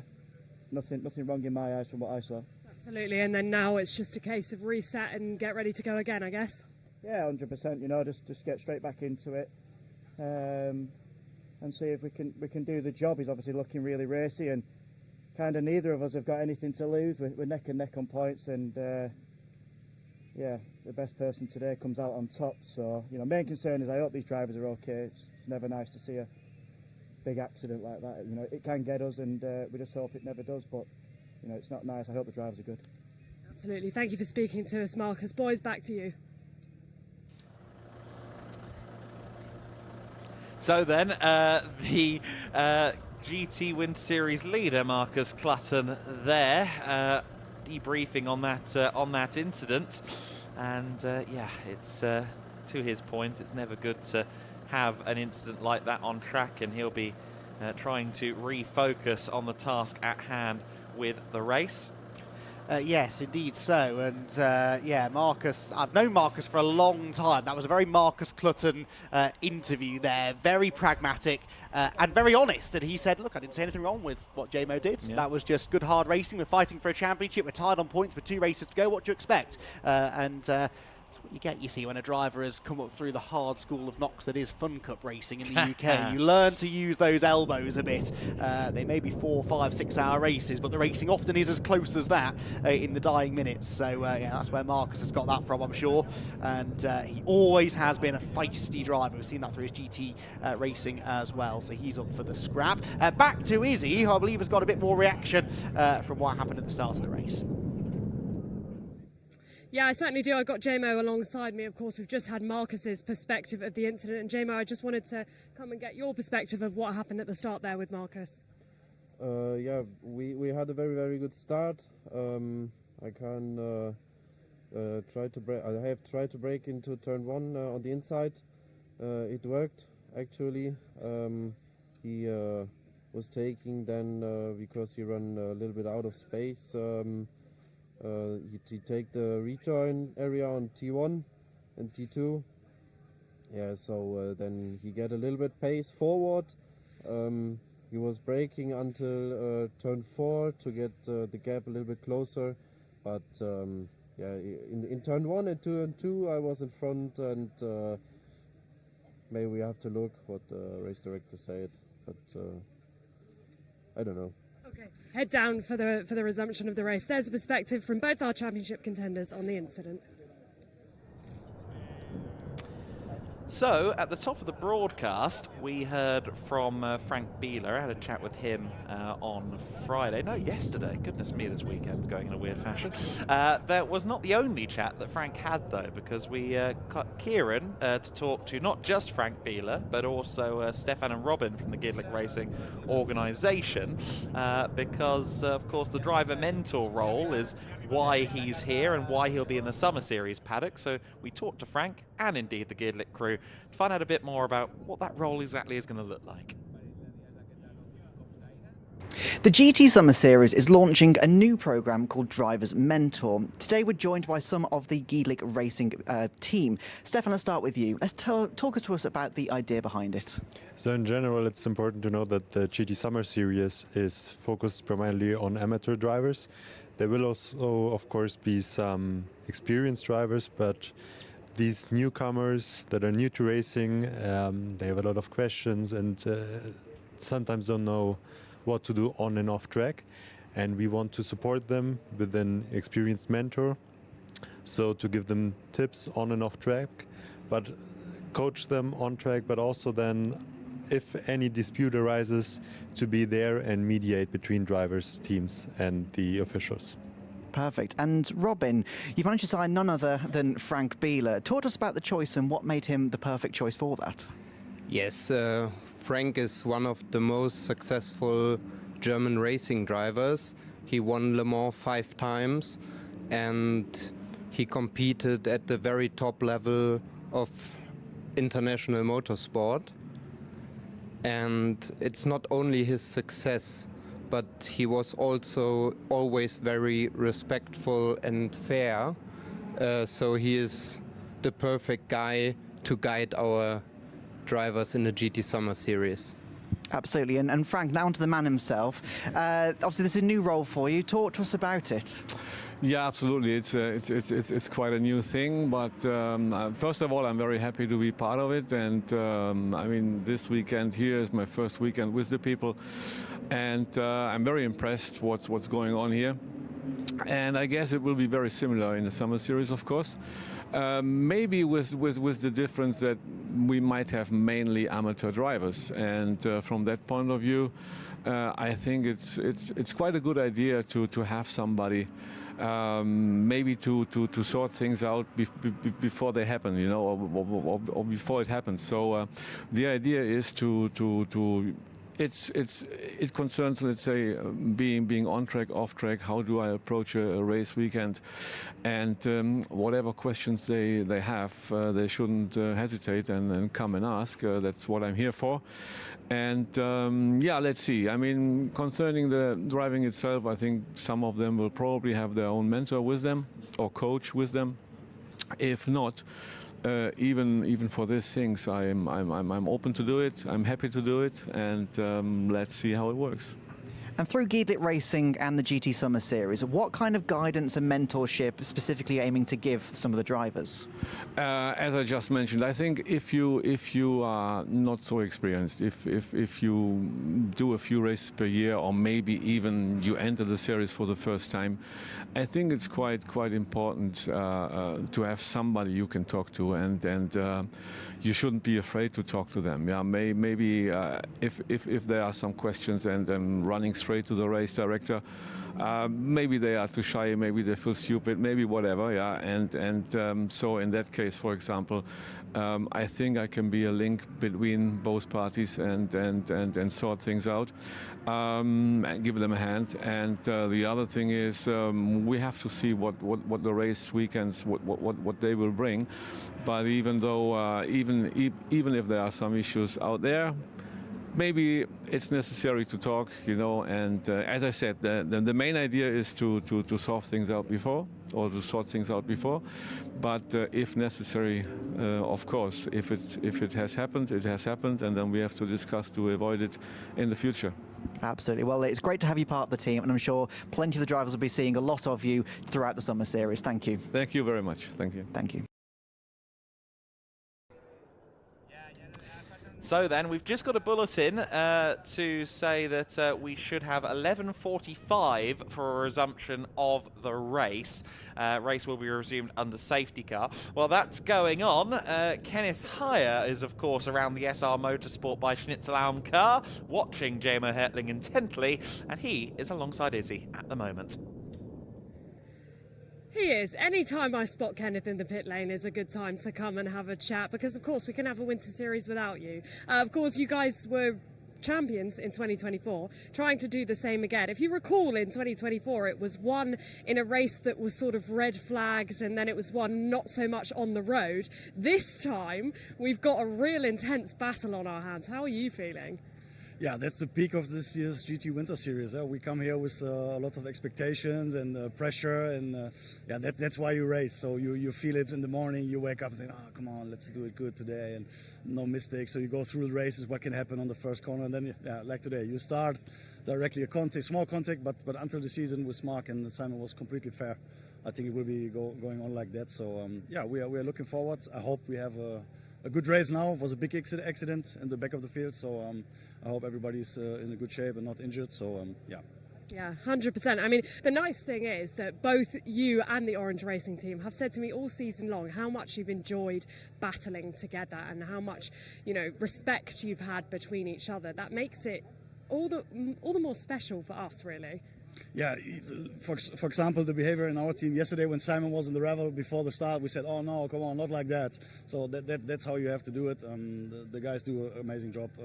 In the last 2 weekends, they were a bit better than us, and in the first weekends we had a little advantage. So now, yeah, like I said, it's come to a peak point now. We will drive it out in the 2 races. I hope it will be in Sunday on the last corner, and not today that somebody struggled or having a technical issue or something. So yeah, it's good for everybody. Yeah, we like it. It certainly is. And I mean, this guy here in the car behind us, Jamo, you've rather taken him under your wing, haven't you? You're a bit of a mentor for him. How proud are you of him? Yeah, Jamo's not the typical kid from today's time. He's really hard working. Thomas made a platform for young drivers where they can really work hard in the team, and for the work they get drives. So yeah, I'm just like like you said, just like a mentor on the speed level. I cannot show him so much anymore in my age, but yeah, like today, how you go into the race with the pressure and how you handle situations in the race, or even when you fall down and on P8 could happen. You have a spin or something happens, so that you stay calm and all the things. That's something I still put in him, but he's really a good talent, and I hope he was going his way. Doesn't matter where he will go, but I hope he will be a pro, and yeah, he has all in the pocket for that, so I'm really looking forward. Well, he's got a great mentor in you. Let's see what happens when this race restarts. Yeah, thanks, Izzy. So they're all up for the fight, aren't they? We've heard from both camps now, and all three of the four drivers involved in this championship fight, and they are all up for it. I say three of the four drivers involved in the championship fight. There is a fifth, of course, that being Igor Klyer, who we must not count out of this. He is on the verge, perhaps, of being out of contention for the title. It all sort of depends on what happens in this race, where he can finish in Cup 2. He was, for what it's worth, running third in Cup 2 at the time of the red flag. As work done, and indeed is that tyre changing going on? Yes, and I do not know how that looks from a regulatory perspective if they're changing the tyres in race under red flag conditions. Typically, if you have a tyre change in race, that's a long pit stop, and of course in the sprint you never normally would. I do not know from a regulatory standpoint how that one works. No. So they were putting sticker tyres on. We don't know exactly what kind of tyres they had on, or at least how new the tyres were that they had on for the first part of the race. But yeah, that is interesting. Marcus looks very relaxed about it all. He's even taken his gloves off as he sits there and lets some of the warm Spanish sunlight get into the cockpit. In fact, now as I say that, does start to prepare himself for the restart, which we believe will be coming in 7 minutes' time or so. But the team, you would like to think, would not do that without some sort of knowledge of the regulation and whether or not that is allowed. Apparently they're reporting to Izzy that they believe they're allowed to do it. Well, yes, obviously they believe they're allowed to do it. They definitely think so, they would say that, but unfortunately they don't make the rules. So we're going to have to do a bit of a deep dive into the regulations, I think, to figure out exactly what that means. And I'm sure that Jemo Hertling and the whole SR Motorsport by Schnitzelarm team, who are sitting directly behind that car, will have an opinion on that. So yes, another little interesting twist, although we do have now confirmation from Stefan Lerner that it is allowed. So there we go, a slight quirk of the regulations maybe, but that is not against the rules, and they've seen that as an opportunity perhaps to go from a scrubbed set of tyres to a fresh set of tyres, and that will be because Marcus perhaps is reporting, listen, I didn't really like how the car was feeling for the first half a lap of racing there. Give me some fresh rubber and I'll have a much better opportunity of keeping that pesky Mercedes behind me. I haven't found the relevant section of the regs yet, but I do like section 19.4. The simultaneous use of slick and wet tyres on the same vehicle is prohibited in all circumstances. I think, I don't know if that needs to be written, but sure. I mean, I'd like to see someone try. There's be some traction differences there, wouldn't there? I will continue to search for this, but it is a little bit of a tricky one. I am diving as best I can into this. Article 36 is neutralizing the race, which may be where it goes. Refueling and/or removing of fuel is forbidden. Yep, that doesn't surprise me. Cars may be worked on once they have stopped during the red flag. So yeah, that's fairly boilerplate stuff. I don't see anything to suggest a specific tyre situation, but obviously Stefan has said yes, and his opinion will be in lockstep with Stefan. Stefan will be in lockstep with the race control. So team says yes, Stefan from GEDLICH says yes. Izzy, it sounds like they're good to go, but that did alarm me a little bit. Yeah, you're not the only one, Adam. It was quite interesting to see them suddenly changing the tyres. I did ask the team the reason, though. It's a bit of a just to be safe, isn't it? You know, they're worried that they may have picked up some debris, which could, of course, cause a puncture, and they want to do anything but not finish this race. They need to finish this race. We'll see if anybody else indeed changes those tyres as well, but the cars will be going back out soon. But the team have told me it's okay. I understand Stefan said it's okay. So all is good down here. Good news. Okay, right, we can forget all about that then. Just keeping us on our toes, making sure we all know the regs. And to be fair, the Orange Racing by JMH squad have always struck me as the kind of team who would know the regs inside out. And that's often the mark of a really top team, isn't it? It's not just turning up to the racetrack with a good car, good drivers, good engineers, but understanding the rules of the series you're racing in that week. And they change sometimes quite significantly from championship to championship. It's not always the easiest of things to keep on top of that, but that is a team clearly who know what they're doing. Fastidious individuals, aren't they? Yes. They will have looked, they will have figured it out, the permutations of every situation, and they were doing that yesterday. In fact, I was talking to a couple of the team members, and they were talking about the championship, and I think more than anything, I think comparing notes on the maths, and we all seem to be in lockstep as to how it all worked, and yeah, they are looking to try and get themselves a championship lead. No one has one at the moment out there. To your point on Igor Klyer, of course, he is still in mathematical contention for this race. However, as it currently stands, with third position in Cup 2, he would be falling out of contention in this race. He would need to at least get past Anders Steiner in second, and possibly Pipo Massa as well, to have any hope of staying in the mathematical contendership. And then, of course, from there, quite frankly, you'd need a double DNF from SR Motorsport by Schnitzelhelm and the 67 Orange Racing car to progress any further. We are just 2 minutes away from the cars rolling, so we'll keep our eyes posted on that. But for now, we are preparing for the race to resume, and I think it'll be a single file restart, so JMO is going to be hard pressed to get alongside Marcus Clutton in that situation, and he'll be hoping against hope that he gets a good start compared to Ariel Levy as well. We saw at Aragon last week the Utah Audi of Arūnas Gečauskas. He was really good towards the end of the long straight at Aragon. That car, I think much like the Porsche in GT4, is just cutting through the air nicely up against some of the bulkier front engine stuff, and I really do think Levy and Michelotto are going to make this race complicated for the top two. Yeah, again, it was hard to tell from the half a lap of racing that we did get, but they weren't being dropped massively by the top two. Yes, they'd had their little moment down at turn 1, but yeah, I expect it to be a pretty competitive front end of the field.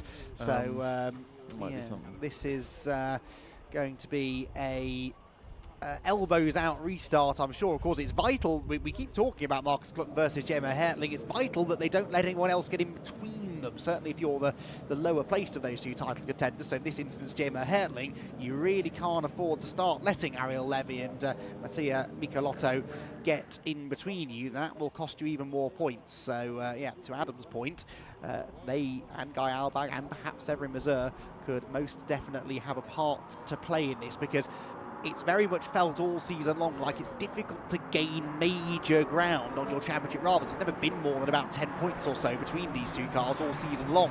Yes, we have more GT3 cars here this weekend, therefore more potential for others to get involved, but don't really want to be losing more than just 2 points here, for example. If that suddenly becomes 4 or 6, that could be very difficult to make up in the third race later on this afternoon.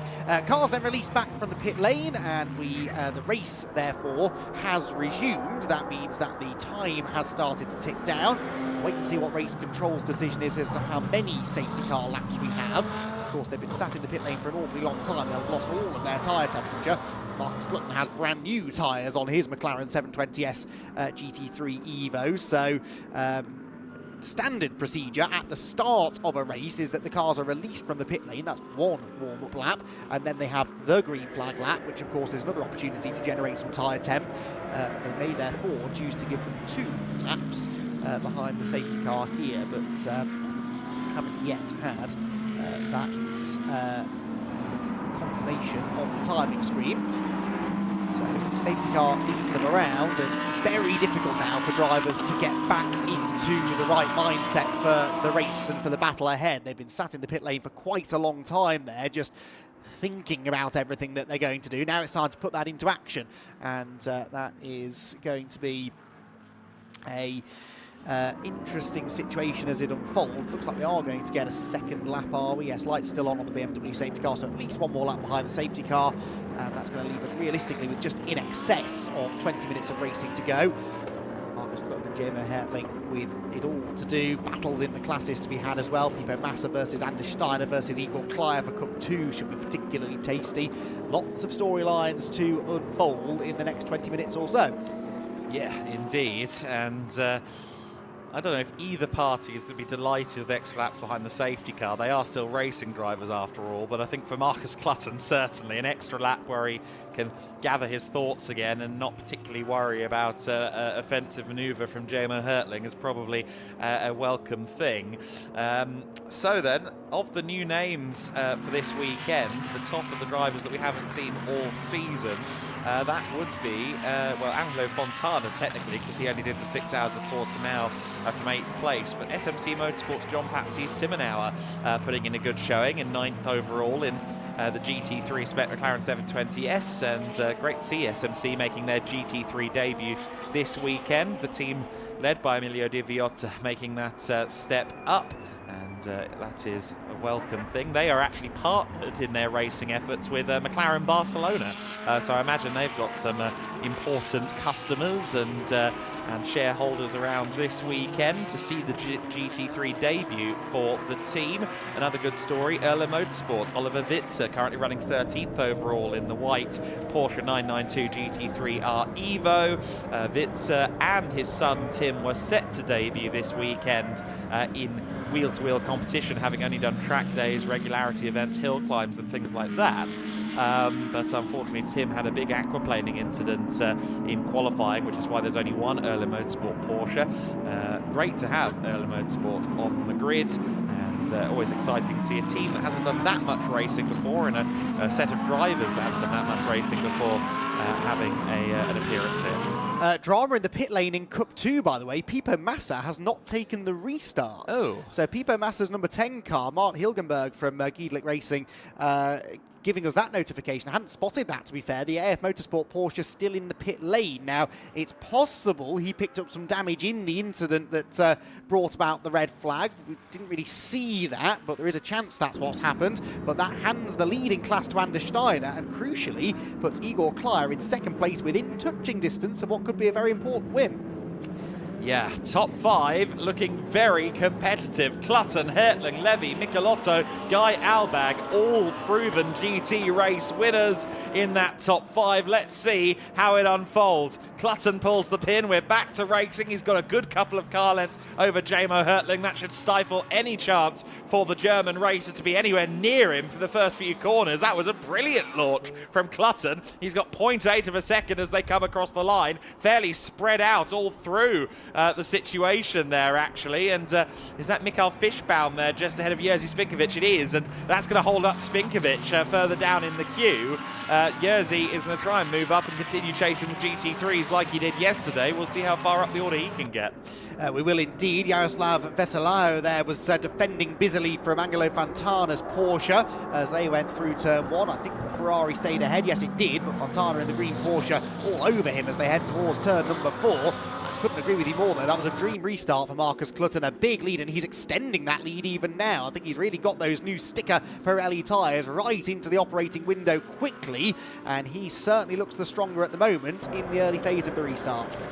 Yes, he does. Clutton on the move, and that is going to be a relief for Simon Orange. I think Simon felt very aggrieved with himself yesterday with those spins, but he managed to get his way back up to 5th place. I think that's really whereabout he would have been anyway. On the inside there goes John Baptiste Simonauer on Angelo Fontana, a brand new factory fresh McLaren 720S GT3 going up against a rather older Porsche, the 991.2 spec, which has now been superseded conceded twice, but still a very competitive car. Really brought Porsche back into the GT3 fold. The 991.1 wasn't that popular. It won Bathurst, it did bits here and there, but it wasn't a particularly favoured choice in what was the Blancpain Series, now GT World Challenge. And then the .2 came out, and suddenly Porsche was a hot prospect on the market again. An important car in the history of the manufacturer, and also still a very potent car up against a modern GT3 grid. Indeed it is. So Clutton leads by just the 2.7 seconds at the end of one flying lap. That is a phenomenal restart from Clutton, and the question now becomes maybe whether Jamo Hertling can hang on to second. He's less than a second ahead of Ariel Levy, who's only half a second ahead of Mattia Michelotto. So second, third and fourth condensing themselves slightly as we check in on the battle, and indeed a spin and just about maybe a glance against the barriers for Alfredo Hernandez, whose Mercedes AMG looped under acceleration out of turn one there. I think he avoided any serious contact with the wall.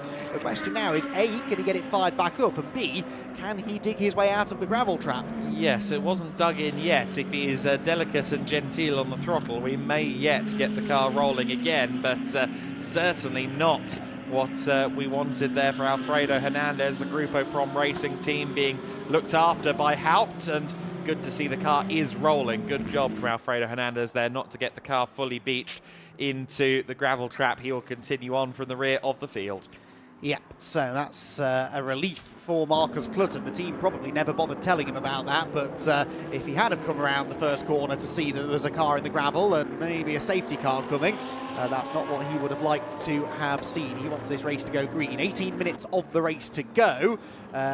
Car 67 under investigation for gaining an advantage. That can only be the initial start to the race, one would imagine. Marcus Clutton, this is, car 67, the race leader, the championship leader as it stands, is under investigation for gaining a lasting advantage on his rejoin at turn one. That was the incident that we heard both drivers' perspectives of during the red flag.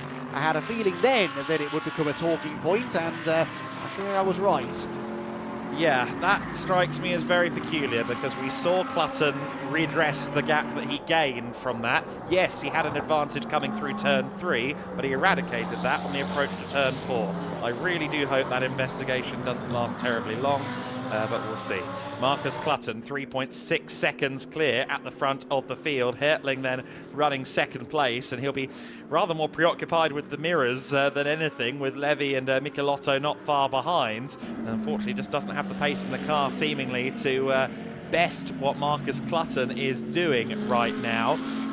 But we'll wait and see to see whether maybe Marcus is pushing a bit too hard. It's quite possible. I think we've seen it before where the tyres have kind of dropped off that McLaren towards the end.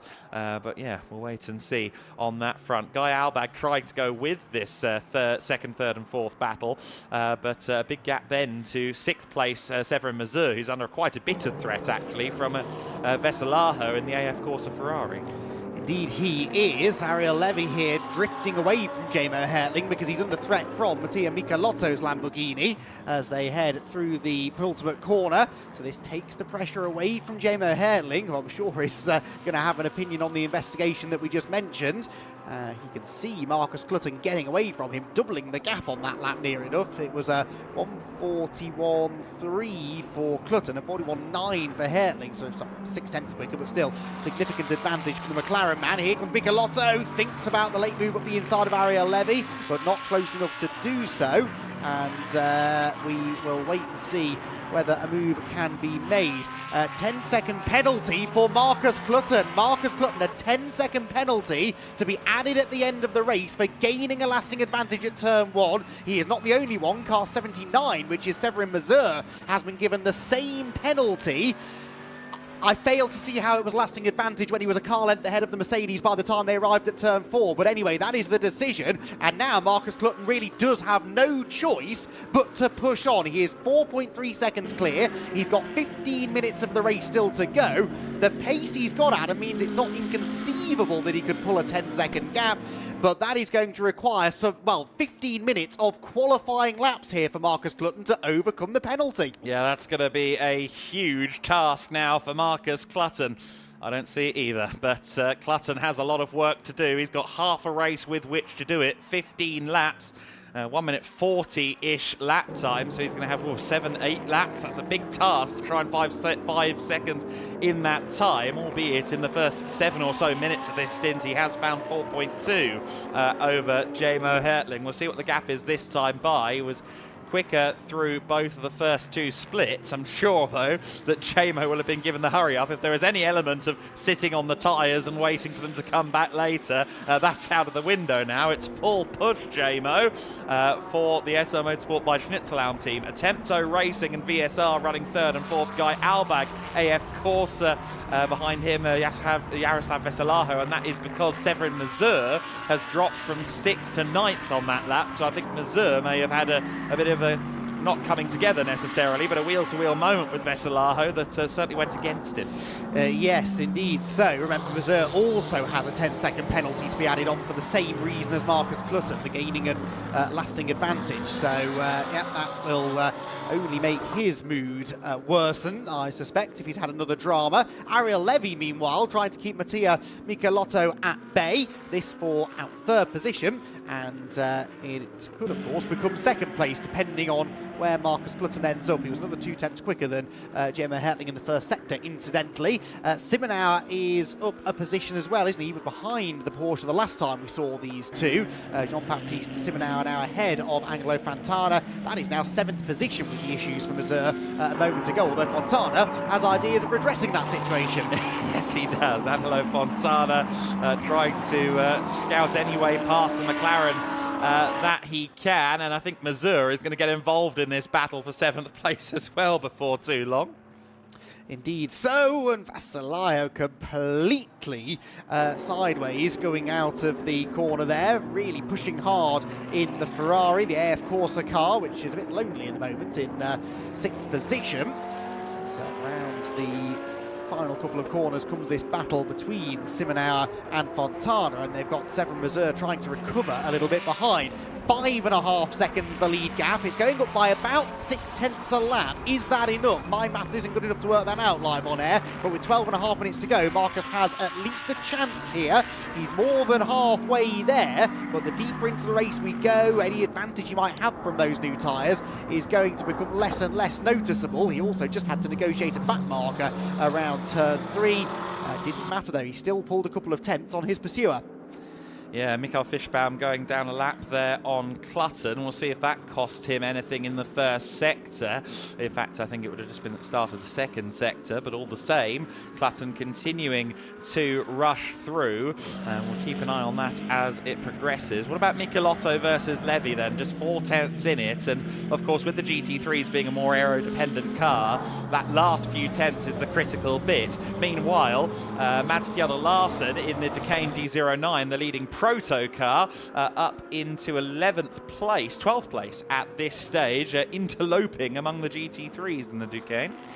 Right then, so this is going to add further spice to the mix, isn't it, as the Ariel Levy and Mattia Michelotto battle negotiates Michael Fischbaum's lapped Lamborghini. And the 67 car is no longer showing as the leader on my timing show. I think we've had a timing glitch rather than anything more significant. I hope that Marcus Clutton is still there. Yes, there we go. It sorts itself out now. And we'll get another lap time check. Clutton's already crossed the line. Hertling is 6.5 seconds back. That was a second gained. They've definitely given Marcus Clutton the hurry up here, haven't they? He is pushing on, and he is doing his very best to build this margin over Jamo Hertling. This could be the most important 11 minutes of Marcus Clutton's season so far, anyway, because it could be what keeps them with that nose ahead in the championship race. Towards us comes JB Simonauer as well. He has got himself, as I said, ahead of Angelo Fontana and now away from the Porsche as well. That's a much bigger gap between the two of them than it was. Ariel Levy, meanwhile, still cannot shake off Michelotto's Lamborghini in this ongoing fight for 3rd position. In fact, these two were both, or certainly Levy was fractionally quicker than Jamo Hertling on the previous lap. So Jamo not out of the woods yet. He is continuing to lose ground to the leader and might yet have to defend this 2nd position before the checkered flag flies. Up the hill they head then through this really tricky turn 9 right-hander. It's a 90-degree corner over a blind crest, and it's also one of the fastest corners on the track. They run right out over that exit curb, so easy to understeer wide into the gravel, but the drivers all managing to keep it clean for the time being. Yeah, so Clutton with 10 seconds worth of penalty on the doors at the moment, and he's 6.5 seconds clear. He's about to cross the line again, so let's see. He's currently on course with the current pace to make the 10 seconds work, depending on how things look this time across the line. It was marginal gains only over the Mercedes that time, and indeed only half a second. That might be in part thanks to finding some lap traffic. 7 seconds is the gap with 9 minutes and 13 to go. It's marginal here. Clutton is going to have to keep pushing. He's going to have to hope those tyres stay underneath him. The Pirelli P0s. It's going to be rough. Oh, he's pushing hard, isn't he? Using all of the curb there, coming out of 3. But the McLaren driver, he's at one with the car. We've seen him put some of these sort of performances in British GT over recent years. Not necessarily trying to overcome a penalty, but getting his head down, trying to build a gap, trying to fight through the field. He is a real fighter, is Marcus. And he is not going to back out of this fight, that is for sure. As down the hill he heads through the chicane at 7 and 8. Has to be inch perfect. Of course, the other thing he has to be careful of here is that he doesn't push so hard that he's exceeding track limits. That will cause him further problems. Speaking of problems, Jerzy Spinkovic has found himself some problems here in the shape of a couple of pesky GT3 cars to battle with. The Cup 4 leader, leading that class by 5.5 seconds over the largely green Lamborghini of Alessio Ruffini that we caught a glimpse of in the background. He might now start to lose time as he closes in on the Rudolf Benno and Przemysław Biankowski battle ahead of him. Biankowski in the green Mercedes and Benno in the red and black BMW, being caught most definitely by the Cup 4 leader. Yes, so we have to keep an eye on how this one evolves as we go to this Jerzy Spinkovic situation. Jerzy on the move. We have 2 10-second penalties for the 67 and the 79 car, who both did the same thing as we covered with Severin Mazur. So then, Rudolf Benno is the latest target for Jerzy Spinkovic on just his second. Oh, goodness me, we'll come back to that as Michelotto to the inside of Ariel Levy for 3rd position. The Attempto car being made wide by the driver of the 86 car. Oh, Jamo Hertling going very, very wide indeed. 6-7 car under investigation for weaving after the safety car light off signal. Okay, interesting. That's going up at the moment. We'll keep an eye on that. And Michelotto having a look underneath Ariel Levy there going into turn 5. And that is certainly Ariel Levy under a significant amount of pressure. Yes, fended off that particular challenge at the first corner, but I suspect that won't be the last attack that comes his way. Ariel Levy having got into this 3rd position at the start. Remember, started 5th on the grid, did the Attempto Racing Audi. Moved into 3rd early doors and has managed to defend it ever since the restart. And defending is something that Ariel Levy's going to have to do quite a bit of over the next 6 minutes or so. Into the curb there as is the normal line out of turn number 10. Such a long left-hander that. A couple of different ways you can attack that corner. Levy choosing to diamond it off, go into an early apex drift wide, then cut back to a late apex. But that's not enough to shake off the attentions of the VSR Lamborghini yet. Not as of yet. I'm not sure Michelotto is going to be dropped over the course of this race. Unfortunately for Levy, he's got quite the task. Last lap for Jamo Hertling was quicker than that of Marcus Clutton. I think Clutton may have again been caught out by some lap traffic potentially. But if it's not that, then it could be something more concerning. That could, of course, be perhaps the car starting to not falter necessarily, but maybe taking the best out of the tyres. However, we see there Jamo Hertling getting past Ulrich Forsberg, and that would have been something that Clutton encountered on the previous lap. So I think it's fairly safe to say that that's what's happened there. Fastest lap of the race, perhaps unsurprisingly, going to the Duquesne D09 as we see there Ariel Levy diving to the inside of Forsberg. Forsberg wanting no part of this, certainly, staying well out of the way. But yeah, just to cover that, of course, the Duquesne D09, you'd expect it to be a little bit quicker than a GT3, and sure enough, currently running 10th overall, just at a 41.0. In fact, no, not the fastest lap. Clutton is still going faster with a 40.7 earlier in the race, which again, I think is a testament to Marcus Clutton more than anything. Indeed so, and I think it was traffic that cost him. He dropped 8/10 in the middle sector. Every other sector before then and since has been quicker than JMO, so I think it was just that lapped Cup 2 Porsche potentially that delayed him. It didn't have an effect on this battle for third position though. Levy and Michelotto still nose to tail, and still within a couple of seconds of JMO Hertling, although with now only 4.5 minutes to go, either of their chances of catching the Mercedes driver looking pretty slim as they drop down through the final corner once again to begin another lap. This is the 14th lap of the race that they go on to, and the gap between the two cars once again static at 4/10. It's 7.8 between Clutton and Hertling out front, so only 3/10 gained that time. It's just not quite happening anymore, is it, for Clutton? That 10 seconds looks like it might just be a little bit out of reach. Yeah, no, I think it might be a bridge too far, having taken the best out of the tyres with just 4 minutes of racing left to run. The number 67 car, the number 11 car separated by just 2.2 seconds in the corrected times, as it were, although, of course, there is that investigation for a weaving post safety car light extinguishing as well, so that could all be nout as well. We'll keep an eye on that. The 66 car to the inside again of the 86, and Michelotto has, I think, been having a lot of fun with this battle more than anything. I'm not sure Ariel Levy has the more enjoyable position, though. No, he won't be enjoying this all that much. I don't know many racing drivers who say they enjoy defending a position. Being the attacking driver is always a lot more fun, isn't it? But Michelotto, although he might be having more fun, hasn't yet managed to find a way through, so it's proving to be a real challenge, this, as they head down through turn 10 again. More traffic, by the way, for the lead of that lap. He's just lapped Igor Klyer, who, by the way, is second in Cup 2, which we don't believe is quite enough to keep him in championship contention. That traffic definitely delaying Clutton on this lap. He's been slower than JMO Hertling in both of the first two sectors, but of course JMO will eventually have to negotiate the traffic as well. In fact, Ariel Levy now catching lap traffic through the apex of the final turn.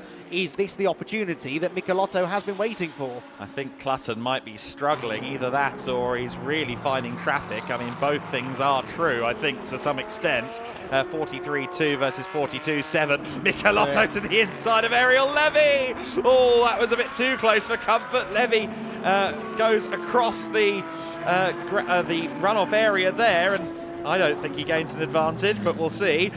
He is in third position still, but will he be in third position after a couple of more braking zones? Michelotto has the fire lit underneath him. Just 2 more laps of racing, including the one they're currently so it will be last lap next time by. There we see Igor Klyer, who we should not forget. He's running second in class right now, will score 18 points, but I think he will now be out of championship contention, with Clutton and Hertling winning, well, one of them winning the race, depending on how these investigations fall. Indeed so, but yeah, it was a Cup 2 Porsche that very nearly gave Mattia Michelotto his opportunity there. They caught Pavel Bushka's car at the final corner. That's what delayed Levy and almost gave Michelotto the chance. They're going to catch Igor Klyer now as they head down towards turn number 10, and Ariel Levy again had to sort of feint to the inside. In fact, rolled off the brakes there slightly, I think, to make sure he made the pass on Igor Klyer, and nearly missed the corner altogether. Mattia Michelotto looks the stronger of the two right now. We're about to begin what should be the final lap of the race. It is nose to tail between the Audi and the Lamborghini. There is Marcus Clutton meanwhile, and you're absolutely right, I'm afraid the pace has evaporated slightly from the McLaren. I don't think he's going to be able to pull a 10-second lead over JMO Hertling. What happens behind though? That's the question. He's almost 10 seconds ahead of Ariel Levy, and that is almost as crucial. Yeah, that's very important, actually. Well picked up on, because as of now he'd finished third, so 16 points, and that would give a 4-point advantage in the race to Hartling in terms of the final race of the point scoring situation. I think by the end of the lap, maybe he might be 10 seconds clear of Levy, with them being deep in traffic, but it's going to depend on quite how well this car handles the final lap of the race. I think it's fairly clear road up ahead of Clutton. Yes, it is. He's got a good 2 corners between himself and another bit of lap traffic, so he can at least get the pedal down and try and be 10 seconds clear. Michelotto passed Levy, so Michelotto is up into 3rd position, or Michelotto, sorry, up into 3rd position. Levy down to 4th. He'll be gutted to miss out on the podium if he can't find a way back through. Yes, and crucially, they both had a really slow first sector because of that overtake, so that should at least protect Clutton's 2nd position. We wait. There is Jamo Hertling again, losing time most definitely in traffic in the middle sector on this lap, as he does now draft past the Ferrari. In fact, lost 9/10 in the middle sector alone and 2/10 in the first sector. It won't quite be enough for Clutton, but you can't fault him for trying. No, absolutely. Marcus Clutton will come around the final corner and he will win the race on the road, but a 10-second penalty confirmed. Another investigation ongoing. It's certainly not going to be a win unless Hertling has a very poor run through the final sector. Clutton crosses the line. Hertling will cross the line next in the number 11 car. Where is the 11? There it is, 8.7 seconds back, so that will hand the win to Jamo Hertling, putting he and Kenneth Heyer into a provisional 2-point lead going into the finale. Michelotto and Levy finishing more than 10 seconds behind Clutton, so it's going to depend on that investigation for the 67 car. In 5th position is Guy Albag, 6th place for Veselajo, Simonauer in 7th. Larson crossing the line 8th to win the Proto class, so the first of the non-GT3s being that Duquesne prototype. Fontana 9th, Severin Mazur rounding out the overall top 10 after we saw him lose some places earlier on. Next up will be the GTX winner, so that will be Marius Egner in the KTM. There he comes around the final corner. And then the Cup 4 car behind a couple more GT3s. That will be Jerzy Svinkovic crossing the line to win that class. Meanwhile, in the Cup 2 class, Anders Steiner is going to hold on to the win. In fact, he was a lap down, so he's already crossed the line. And that will be just about everybody across the line. Only 3 more cars to come across the line.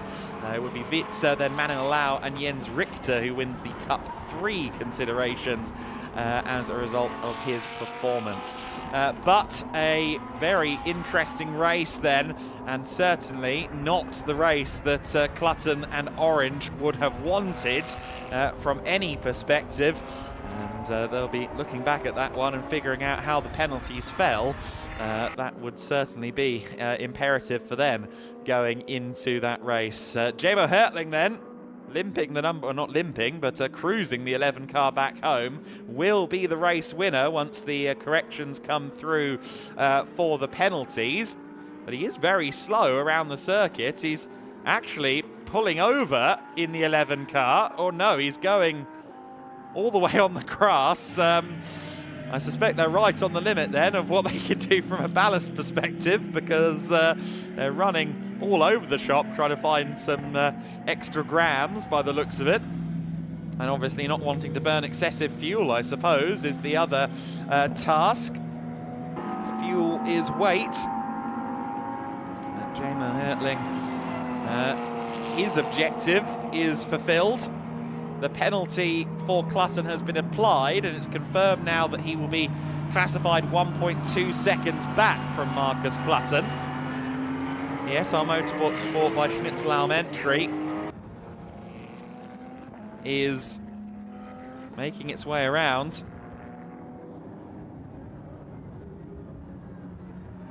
That's a snail's pace. He might well be the last car to get back to the paddock at this rate, and that means we're going to have to wait a little while for Izzy to get her interview with the winning driver. Marcus Clutton pulls up to P2. I'm sure he'll be frustrated at doing so, but he's a fair cop. He's accepted that one.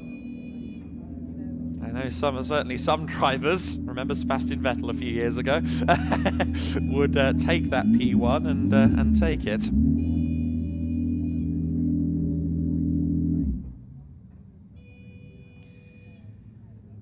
The Orange Racing by JMH entry. Clutton in the 67 will be debriefing, and he'll be disappointed. Ultimately will be his error that caused it, per what the race directors are saying. I'm sure there will be discussions, but the ruling has been made, and it's not typical and certainly not easy to overturn anything like that.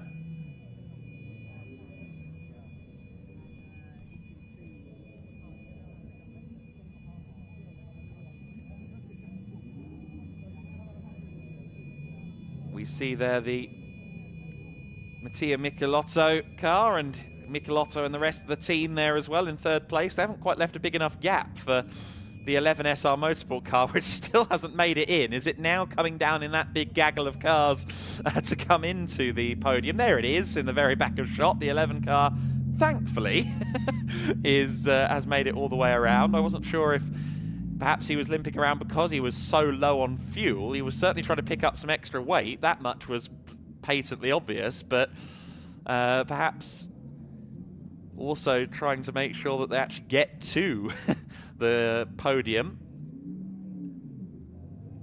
J-Mo makes his way.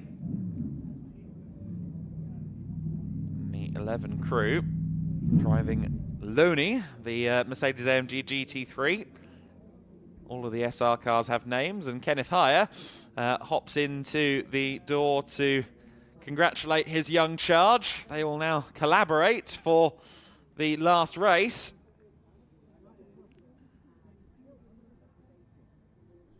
And there's his father, Kenneth Heyer's father, Hans Heyer, a multiple-time European touring car champion, a bit of a racing legend in his own right, of course. And good to see him in the paddock and supporting his son. Tim Neuser there as well, congratulating J-Mo on the drive in that race. And soon Izzy will jump in and get involved with that. And speak to our winning driver, J-Mo Hertling. Certainly in the early stages, J-Mo's pace wasn't quite up to scratch with the Orange Racing by JMH car. It seemed to equalise a bit more as the stint went on. But of course, this would also be caused in some capacity by the lap traffic as the race went on. I think Clutton got some bad runs when it came to the lap traffic. Class winners then, we covered Jerzy Spinkovic coming across the line. Of course, Anders Steiner winning Cup 2. Only one entry in Cup 3, but the McLaren Artura Trophy Evo of Jens Richter coming out on top there. Proto class, as we alluded to, Mads Kjell Larsen in the BWT Muka Motorsport Duquesne. So that's a good 8th place finish for them. And I think that's going to be an interesting factor in the endurance race as well, with those prototypes that on paper should be quicker than GT3s. With an hour of racing, or 55 minutes of racing, as it technically is, that will be a really interesting little run in that third race to see quite how far the Protos get in amongst the GT3 cars. So the GT4 Winter Series Race 3 is slated to start on time, and that means that the pit lane will open for those cars in about 5 minutes. So we're not going to get the scheduled lunch break. We do, however, have the scheduled interview with Izzy. Yes, indeed. I've got J-Mo Hertling alongside me. Well, J-Mo, it might not have been the win on the road, but with the 10-second penalty for the 67 ahead of you, it is the win, and it's a timely win, an important way to start the day. Yeah, very important. The first start was what we said in the first interview. It's a little bit tricky. In the end, he got a 10 seconds penalty. In the end, it was maybe 7.8 seconds, the gap to him. But the new tires from him and our performance was over the whole race very good, and we are very happy about that result with the first place. Well, it's enough to give you the lead going into the final race, so a little bit of confidence, but things are very close. With the pace of the 67, I know they had the new tyres, but are you worried about their pace, or do you think you can take the fight in the final race? Not really worried about that. We need to pay attention of that. That's sure. But I think it will be good over the 1 hour. I'm excited, and I'm very, very confident with the 2 points in front of him. Well, one more race to go. Congratulations, JMO. An important win for JMO Hertling. Yeah, very important win for the SR Motorsport by Schnitzelbaum team. Let's take a look at the highlights of that race.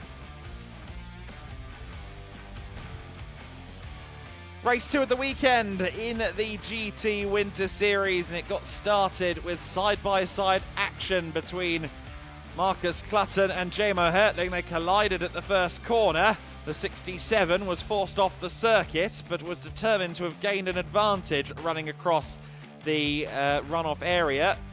Tried to redress, but race control decided that was not enough, unfortunately, and a 10-second penalty would be applied to Clutton.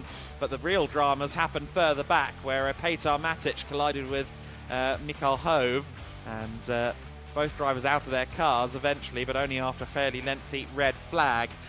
We went back to racing conditions, and certainly a lot going on up among the Cup classes and the lower GT3 field as well. Alfredo Hernandez spinning out, and frankly did very well not to dig the car in. Managed to get the car back out on the circuit eventually. Good driving from him.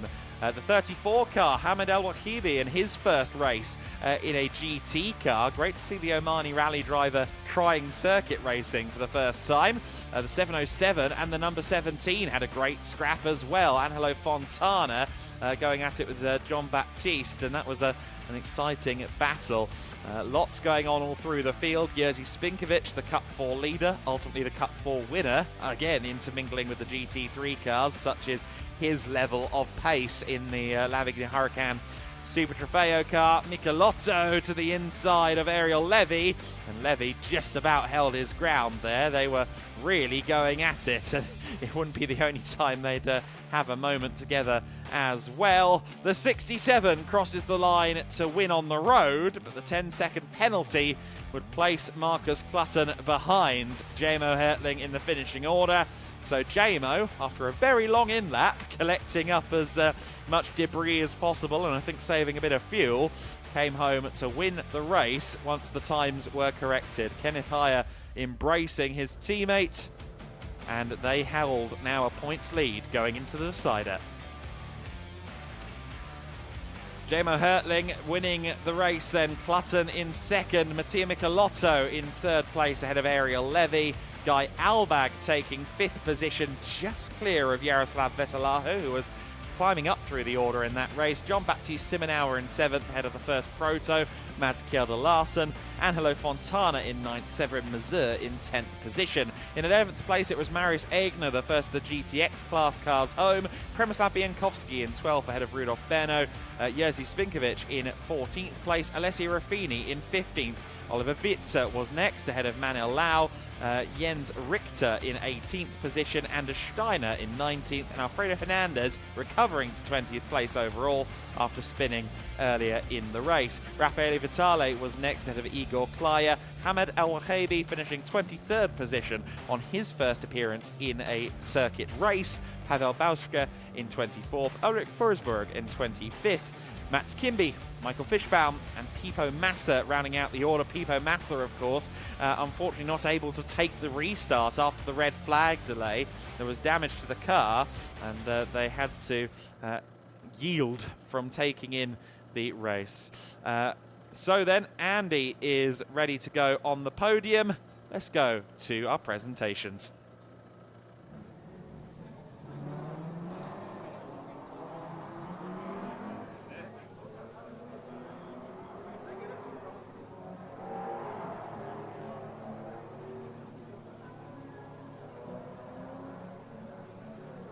So we are ready to go with our first GT Winter Series podium of the weekend, and we now can introduce our first set of drivers, starting with the GTX category. Third position, Michael Fishbaum.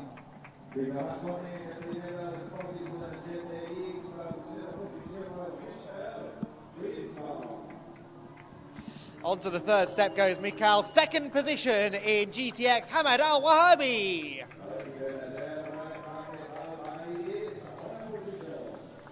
And it will be his teammate at NZR who heads to the top step of the podium. The class win for Marius Aigner.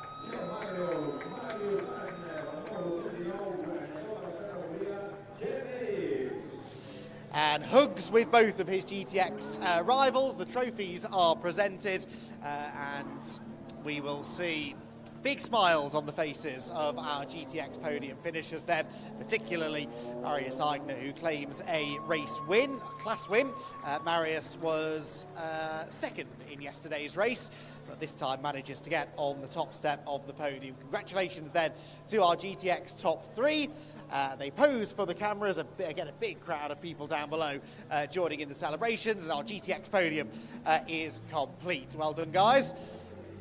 We head then next to Cup 4, where we introduce first, well, in a moment or so anyway, when the path is clear for him, our second place finisher in Cup 4, Alessio Ruffini.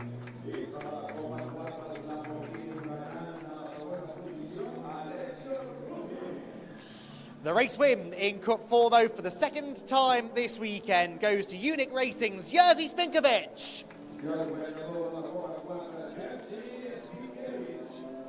And out onto the top step he goes. The trophies, I think, are nearly ready. Here they come with Florencio from Pirelli and Mark from GEDLICH Racing on hand to hand the trophies over.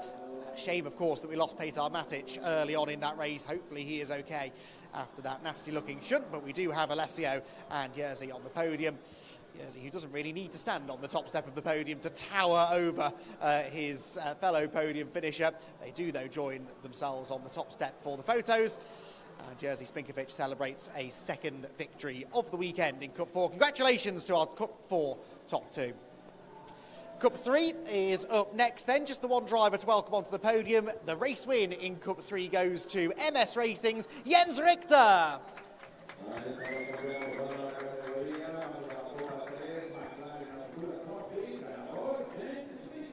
Onto the top step he goes, and his winner's trophy once again heads to the driver of the McLaren Artura Trophy spec car. And he holds that trophy aloft again, the only entrant in the class, but he managed to stay out of trouble in what was a race of attrition, that one, and managed to get himself another trophy, as indeed was the case in yesterday's race for that car. Of course, it was in the hands of Andreas Greinig in yesterday's first race of the weekend. Cup 2 is up next, another always competitive category. Third position in Cup 2 goes to Pavel Bushka.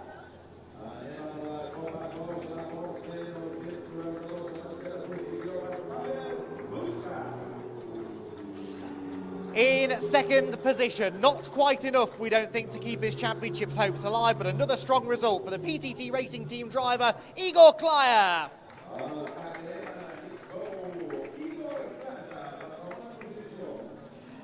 And he will join the podium on the second step. The top step, though, is reserved for the Team Steiner racing car of Anders Steiner. And the team are very pleased with that. Whoops, he takes a bit of a trip on his way to the top step of the podium. But Anders, I'm very happy to say, makes it there in one piece just about. And indeed made it to the end of the race in one piece to claim the class win. Again, a shame that we lost Pipo Massa from that category. He never took the restart after the red flag. But it's a competitive class this weekend in Cup 2. And it is Anders Steiner who claims the win. Igor Klyer with a solid second position. Not quite enough to keep himself in overall championship contention, but he's been dominant in Cup 2 in the points. Congratulations then to our Cup 2 podium finishers, to Pavel, Igor and Anders Steiner. Backstage they will head. We move on next then to the Cup 1 podium. We're getting there as quickly as we can. Our Cup 1 class winner then for Rosso Corsa, Raffaele Vitale.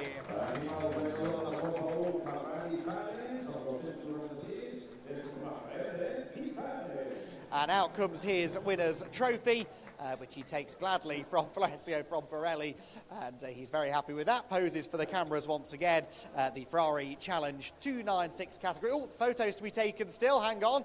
Don't run away from your moment in the spotlight, Raffaele. Lots of people want to document this moment as he picks up another trophy. Now he's free to leave. We can move on to our GT2 category, I believe, which is won by Manuel Lau.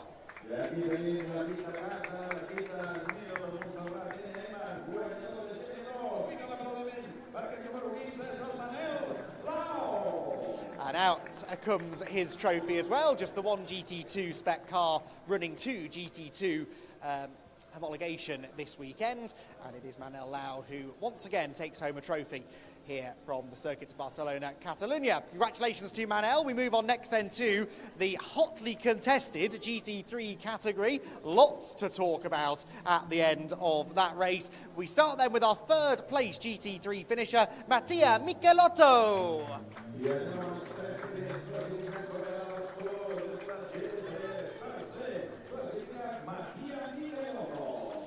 On to the third step of the podium he goes. Second position on corrected times after a penalty. The driver who led every lap on the road. It's an important haul of points for our joint championship leader going into the race, Marcus Clutton.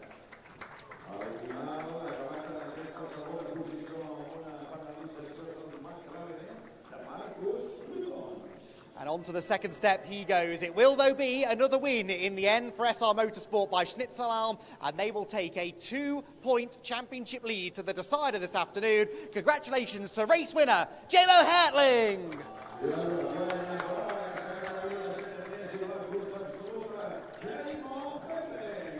And a handshake with Marcus and with Mattia as the trophies are handed out. Understandably, a lot on the line, a lot of tension amongst our GT3 front runners. We're in for an electric final race. We always knew it was going to be close. One team was likely to go into that race with a slender advantage. It will be SR Motorsport, but Orange Racing by JMH are definitely not out of this.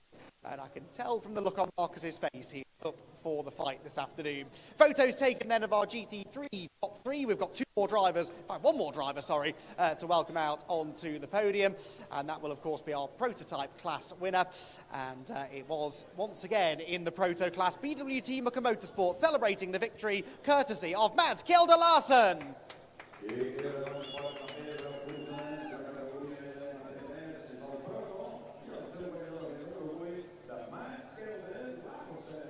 And out comes his winner's trophy, the final trophy from race 2 for the GT Winter Series.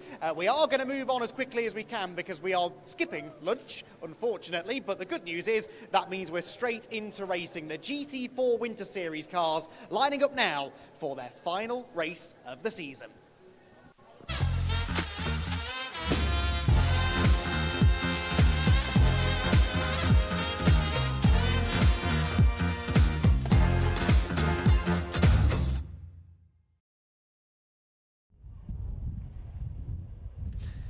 So then at the third and final race for the GT4 Winter Series this weekend, and indeed the final race of the 2026 season in the GT4 Winter Series. I think we've just had the 1 minute board, so we're not going to get a chance to go down to Izzy, unfortunately, and that means we will be rolling in just a few seconds with this one. So in due course the cars will roll away and we will get into the racing. Joachim Bulting, already the AM class champion, in the vice championship situation. Frederick Zebis still in contention here with Charlie Robertson and Ravi Ramyeed. I'm going to need a moment to do some calculations early in this race, I think. Thankfully Andy will be with me shortly, but yeah, my lunch homework unfortunately can't be done at lunch because there is no lunch to homework. So the cars are going to roll here in just a second, and we will talk you through the grid as these cars roll away for their formation lap. The third race of the GT4 Winter Series this weekend, and it is going to be the hour-long pit stop race. So, of course, driver changes a factor. The form book kind of thrown up in the air a little bit. Anything could happen with multiple drivers and driver changes, etc., etc., etc. in this one. Joe Amesh will be starting the 11 car from pole position. He will be joined on the front row of the grid by Elite Motorsports' Fred Green. Mackenzie Cresswell on row 2 of the grid, joined by Frederick Zebis of W&S Motorsport. Alan Gabay in P5. and Ravi Ramyid for L'Espace Bienvenu in 6th position. Robert Cronin in 7th, joined by the AM class leader Joachim Bulting, looking to finish well within the overall top 10. I think will be his main objective as always. Tom Pappenberg in 9th, joined by August Macbeth, who did very well in his first race back since 2021 in any form of race car. Row 6 of the grids was Marius Schmid, or will be Marius Schmid, alongside Matthias Bereisel for Senkia Motorsport. In 13th and 14th position, Daniel Blickler is joined by Jaden Kelly. Jaden Kelly from 14th on the grid. He's going to go upward, I'm sure of that one. Marco Reinbold for XR Racing is next, joined by Ville Kuhne of the SR Motorsport by Schnitzland crew, who will likely take the runners-up spot in the Pro-Am class with this race. Helga Tam in 17th position for East Racing Motorsport, alongside Thilo Goss of BWT Mucke in the first generation Aston. Clemens Drexel in 19th, will be handing over, of course, to his son later on. Alex Wendt in 20th. Mario Pignazzo set to start from the rear of the grid, but I don't see the car there. And Alexander Bobrovs, I'm almost certain, will be a non-starter after that collision in race 1 of the weekend. So then the cars are rolling. We are about to go racing for 60 minutes in the GT4 Winter Series. Joel Mesh versus Fred Green at the sharp end of the field. Let's see what unfolds next. Cresswell and Zebis on the second row of the grid. The number 78 Elite Motorsport McLaren Elite have won with both cars already this weekend. I'm sure their objective is a 1-2 finish, but that's going to be very difficult with the W&S cars, the L'Espace Bienvenu BMW, the SR Mercedes, of course, on pole position. They've got their work cut out for them. Any victory in this race, I think, is going to be hard-earned and hard-fought. Let's go racing for 60 minutes. It's the last race of the year in the GT4 Winter Series, and it begins now. We are racing, and it's a great start by the looks of it from one of the W&S cars. Is that Horrell to the outside there? It's almost 4 wide as they run down to the first corner. It's a good thing we have track width to spare, I suppose. Maximilian Schreier there trying to go around the outside of Fred Green. He goes across the circuit there, or across the runoff there. He has to be careful not to gain an advantage. We've seen penalties from the same race direction in the previous race to that end. Race leader will be Joel Mesh then. In second place, it's going to be Fred Green. Cresswell holding on to third place. Schreier drops himself down to P4, so that should be a-okay. On his inside is Frederick Zebis. Zebis, who of course wants to try and compare well here to Charlie Robertson and Ravi Ramyid to secure vice championship status, but close there between the W&S teammates. Very close, I think, a bit too close actually. There was some contact between the two of them as they approached the braking zone for turn 5, and it is going to be still not quite resolved actually as we arrive at the next braking zone. We are on board with the second of the W&S cars as we head up the hill into the right-hander at turn number 9. Over the crest of the hill, nothing to choose between the two of them, and they of course have got the L'Espace Bienvenu BMW of Ravi Ramyid right behind them. Lunge, a big lunge up the inside, desperately late on the brakes, and it's Frederick Zebis, we believe, in the number 30 car for the first stint of the race, and he barrels through ahead of his W&S Motorsport teammate Alan Gabay. So great move there from Zebis. He needed to make that move as well because you can see the leading trio getting away. Joel Mesh still leads, but those McLarens behind from Elite Motorsport, we know how strong they are. They've proven that in the 2 races so far this weekend. If they get trap position, they could be impossible to catch, as Zebis really demonstrates there how hard he's pushing with 2 wheels in the gravel. A big moment coming out of the final corner. Bodywork there flying from one of the leading cars, Adam. I think that might have been off the side of one of the McLarens, if I'm not mistaken. Meanwhile, Cronin going defensive there with Pappenberg and Schmid in his midst. And actually, I think Schmid was quite early on the brakes there because Pappenberg kind of shot past. I'm not sure that even Tom thought that was going to happen, but sure enough it did. And Jaden Kelly, having started on the 7th row, already up to 10th place. That Greystone McLaren is going to be speedy. Yes, it is. We'll keep an eye on that car. Speaking of speedy McLarens, we've got Fred Green, fresh off a race win earlier on this morning, going for the lead, launches to the inside of Joel Mesh, down the hill, turn 5, a popular overtaking opportunity, especially when you've got a car that's so effective on the brakes, and that McLaren has been so strong under braking all weekend long, and Fred Green using that to great effect, gains the lead away from Joel Mesh, and now it's really imperative, you feel, that Mackenzie Creswell does the same quite quickly. He needs to go with Fred Green. This may well boil down to an all-elite motorsport battle for the victory, and if that's the case, Creswell needs to get on with this move. He's within striking range, you would suggest, here into turn number 10, goes to the inside line, and in the end it looks like a bit of a formality, just so much later than Joel Mesh, and he squeezes through into second. So just like that, it is an elite motorsport 1-2, and it is Fred Green being chased down by his teammate Mackenzie Creswell. Joel Mesh slots into third, then a gap back to Frederick Zebis, which at the start of the lap was 2.5 seconds or so. It looks similar still as they head through the penultimate corner, maybe slightly larger actually, and then an even bigger gap back, or a similar size gap back, to Alan Gabay, Ravi Ramyeed and Robert Cronin, who do battle for 5th place on back.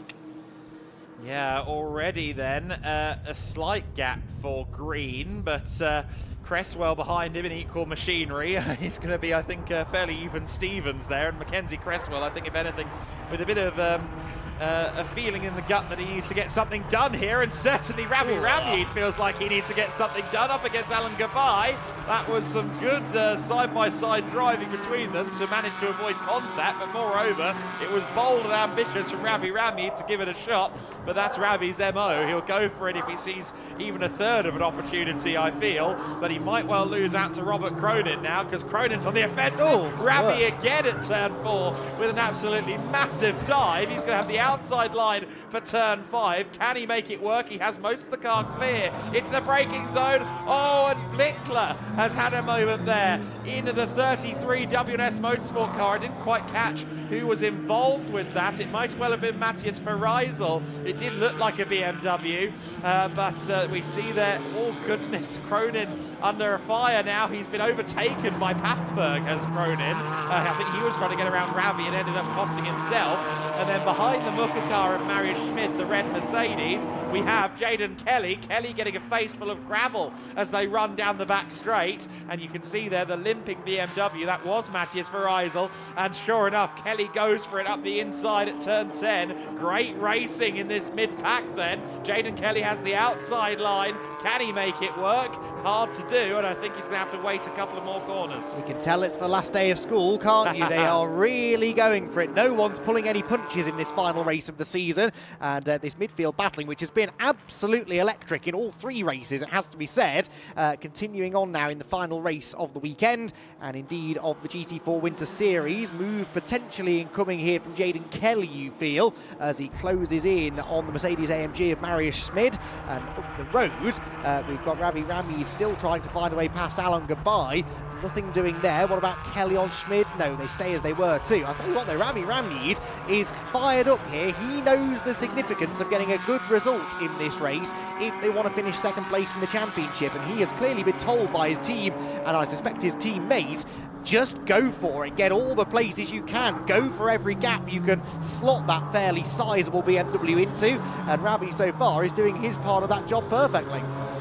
Yeah, no, absolutely right. Ramyeed is always great entertainment in the midst of battle, isn't he? And Alan Gabay is having to make his car supremely wide at this juncture of the race. And he'll be driving through the mirrors pretty much universally. Frederick Zebis, incidentally, leading the Pro-Am standings. And we continue to watch this battle in the Vice Championship, of course, with interest, because Frederick Zebis, who has been in and out of Pro and Pro-Am at various points this year, is still very close to Ramyeed and Robertson. In fact, I probably need to crunch some numbers, Andy, so I'll give you a lap. Okay, right, well, bear with you as you do the maths. I'm very happy you volunteered to do that, not me. In fact, I think everyone should be quite grateful you volunteered to do that and not me. I wanted to do it at lunch, but it didn't happen. Yes, good point, well made. Ramyeed then on the tail of Gabay, and leading this group through Jaden Kelly, hunting around wherever he can to find a way past the Mercedes of Marius Schmid. not able to do it just yet. But interesting, we've got Mercedes with a McLaren on the attack in the shape of Papenburg versus Cronin. Then exactly the same situation behind. Schmid in the Mercedes, Kelly in the McLaren. Cronin through the dirt out of the final corner, and it was a slightly slow run for Schmid, maybe distracted by the McLaren ahead getting sideways, and that does now open the door for Jaden Kelly. Jaden Kelly then to the inside, and again, McLaren good on the brakes. It performs well in a straight line too, it would seem, and I think that should be done and dusted. Yes, Jaden Kelly gets through and moves up into 9th position. That was the only change in the order amongst this group. Just a quick note on the leaders, as there we can see the Senkia Motorsport squad going to work on the BMW, which has shed bits of bodywork through the final corner, and I suspect maybe had a tyre down too. Ramyid on the attack, but a quick note on the leaders, only half a second between Fred Green and Mackenzie Creswell. The Elite Motorsport cars are as equally matched as we thought they would be. Yeah, they are. They're running in tandem. It's a bit of a hallmark moment, really, isn't it, for the elite cars? They'll have the photographer working away.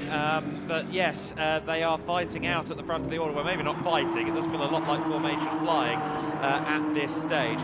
Vice championship situation. Robertson and Ramyid, they scored a collective 6 points in that race number 2, which brings them to 148 points right now. So 148 for Robertson and Ramyid. Zebis, meanwhile, is on 150, but that's evolving now at the moment because look at Robertson. Ramyid. Ramyid is slowing down massively. He's lost 2 places there in quick succession to Kelly and Schmid. I think something is amiss with that BMW. He's lost a half dozen car lengths in the space of 5 seconds. Something is wrong with the BMW. Oh dear, right, so was that a mistake that he was just recovering from, or is it a mechanical issue? The BMW now seems to have picked up the pace, does it? No, it's definitely off the pace, definitely slow through the penultimate corner, but he's not pitting, interestingly. Ramyid stays out, possibly because he thought he would have the Mercedes to his inside there as it turned into the final corner, but yeah, the BMW is definitely off song, and this could be settling that battle for the runners-up spot in the championship. Jaden Kelly, meanwhile, is, I'm sure, was ahead of Marius Schmid the last time I looked up, and now is back behind the Mercedes again. Ramyid, though, off the pace. There's clearly a drama. What it is, we don't know. Maybe Izzy Browning can get down to the L'Espace Bienvenue team and find out for us, because there's obviously something wrong with that car, and that could well have cost them any chance of second in the points. As it stands, yes, it absolutely would. That would be second in the points for him. That would be second in the points for Zebis, undisputed, and that is going to be a big shame, I feel, for the L'Espace Bienvenue team if it is a car error that causes the trouble ultimately. So we watch this battle that's kind of devolved a little bit now. Jaden Kelly past Schmid, so that's him up to 8th overall. But now that that's cork in the bottle that is Goodbye and Ramyid fighting, they've now dissipated, and that means that things are spreading out again. They are indeed. There's Jurgen Bolting, by the way, who does have some opposition in the AM class in this race. Alexander Bobrovs has made it out in the Team VRT Mercedes, although there is a bit of distance between them, in fact 13 seconds or so between them as it stands. So not in reality going to prove much of a threat to Jurgen Bolting, as continue to watch Cronin on the attack, trying to find a way past Tom Papenburg here as they head around to the end of another lap. So into the final corner, Schmid pushing on in his Mercedes. Again, they emerge from the final turn into a cloud of dust from the gravel trap as things have been happening further up the road. What those things were, I'm not so sure. Someone dipping their wheel into the dirt. They're definitely pushing the limits of track limits there, aren't they, through the final turn, a little bit more than they have been in previous races, possibly because these are the best track conditions they've had in quite some time. Yeah, exactly right. It is pretty resplendent out there. Still quite a cool day, but certainly a nice sunny one, and certainly better weather than they had on Sunday and on Saturday and this morning as well. Fred Green then continuing to lead by half a second over Cresswell. They've been formation flying all race long, but formation flying at a rate of knots that's not helpful to Joe Almesh. Oh, goodness me, that's McLaren's then getting into it. Jaden Kelly fancies a go now at Robert Cronin to continue his move upwards. Of course, he wants to hand the car over to Kempster in as good of a position as he possibly can. That's the objective for a Pro driver starting the race in this Pro-Am entry, and nose cut off there. Update on Ravi Ramyid, he's now down to 14th position, started the lap in 13th. He's fallen behind Alexander Bobrovs, who is out on the circuit, so good to hear that Alexander Bobrovs was able to get there. That is positive news. Yes, most definitely so. We've also got a battle for Cayman Trophy going on between Helge Tam and Marco Reinbold at the moment. Only 2 tenths between them. So that's a little battle to check in on maybe a little bit further down the order. Understandably, we don't really want to take our eyes off this battling amongst the Pro and Pro-Am class cars, though. They are the most numerous on the grid, and they are very much putting on a show for us. There is the L'Espace Bienvenu BMW. Izzy Browning reporting for the pit lane that Charlie Robertson isn't sure but thinks they have a problem. Well, yes, I'm not going to disagree with you there, Charlie. There clearly is something wrong. What the issue is, we don't know, nor do they. Or perhaps, as is more likely, they just don't want to tell us. But we'll wait and see if that becomes any more of a problem. He hasn't pitted, though. That's the baffling thing about this. So they clearly either don't think it's a major issue, or they've just sort of accepted there's nothing they can do. I think it's the latter, and I think there's just an element of hope, because if Zebis were to pull the car over now, and enough was to happen in the race that Ramy finished P10, or P9, sorry, they would be tied on the point situation, and then they'd have to go back to countback. So it's worth staying out there as long as the car isn't getting any worse. Meanwhile, here comes Reinbold to the inside of Helge Tam for the Cayman Trophy lead. The slightly sub-GT4 spec Cayman, slightly different aero, slightly different engine configuration, but very close in performance. So we welcome them onto this grid. And East Racing versus XR Racing, Helge Tam versus Marco Reinbold. Yes, there was a big look at the inside. Helge Tam left the door wide open. Nearly took it off its hinges, actually, to make sure there was space for the other Porsche to come through. Similar at turn 4, but the move seemingly can't be made by Marco Reinbold, who's putting his car in all the right positions, but just not quite able to get the place away. Again, sort of peeks to the inside, and this time there is some assistance given through the middle of the corner, but still Helge Tam hangs on in the yellow, predominantly yellow number 73 car. Only the 2 cars entered into Cayman Trophy this weekend, but they found themselves together on track for, I think, the first time, and are really putting on a good show. They're about to catch the ailing Ravi Ramyid. Might that be the opportunity that Marco Reinbold's been waiting for here? He's clearly looking a bit quicker, just not really sort of fully committing to the move at any point, but if there's a delay because of the slowing BMW ahead, that could change things slightly. Also notice the car behind them, which was the Daniel Blickler, sorry, a bit further back actually, the Daniel Blickler Porsche, that's been given a warning flag, a mechanical warning flag, I suspect, because of trailing bodywork after his dramas earlier on. Yeah, one of the... Oh, there's been a collision between Papenburg and Cronin at the first corner. They were fighting it out for 7th overall. Papenburg is firmly beached in that gravel. I'm not sure he's going any further. Cronin's trying to do a 3-point turn. You can see the scars of the incident as the wing mirror dangles on that McLaren, and you can see an almost super speedway-esque circle on the side of the car as well, which implies more than a little bit of rubbing on the approach to that, and the full course yellow has immediately been scrambled, and per what race control have been doing, that would then lead potentially to a safety car from there. Car number 85, Tom Papenburg, receives a track limit infringement penalty. That's a little concern for someone who's in the gravel. Yes, indeed. So we'll wait and see exactly what decision is made. Meanwhile, Tom Papenburg's picked up a track limits penalty. Oh, sorry, you just mentioned that. Yeah, that's not the first time we've said that of Tom in recent rounds, I seem to recall. But he's exploring the limits of the Mercedes AMG. There is the VRT Mercedes, Alexander Bobrovs. He is second in the AM class. As I said, dropped some way behind Joachim Bolting, but is at least out on track with a nice shiny new front left corner, I think, on that Mercedes. It didn't look like that this time yesterday, I seem to recall. After a slick tyre gamble, put him in the wall coming out of turn number 4.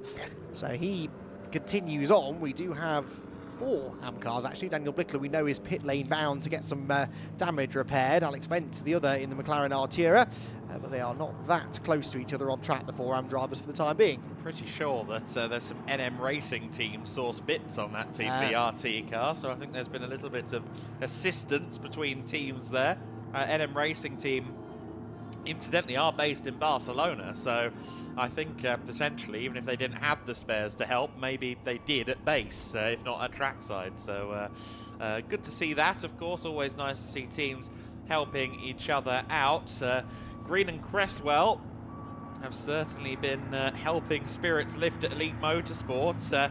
They will be delighted with how this has gone to this point, and we'll have to see if it continues in this direction. Tom Pappenberg is stranded or recovered now from the gravel trap at turn 1, and we'll have to wait and see. Right, so there is Pappenberg rejoining. So Pappenberg is back on the track. We've seen that before. People rejoin from the gravel, so he'll be okay to continue. Not Le Mans rules, where if you get help, you're done. The car will continue on. Yes, it will. So it's a fairly brief pause then. We haven't yet seen any notification that this is going to go safety car. We'll wait and see if that is the decision that's made. I suspect it will be, just because that's the precedent that's been set in previous races, but things do sometimes change.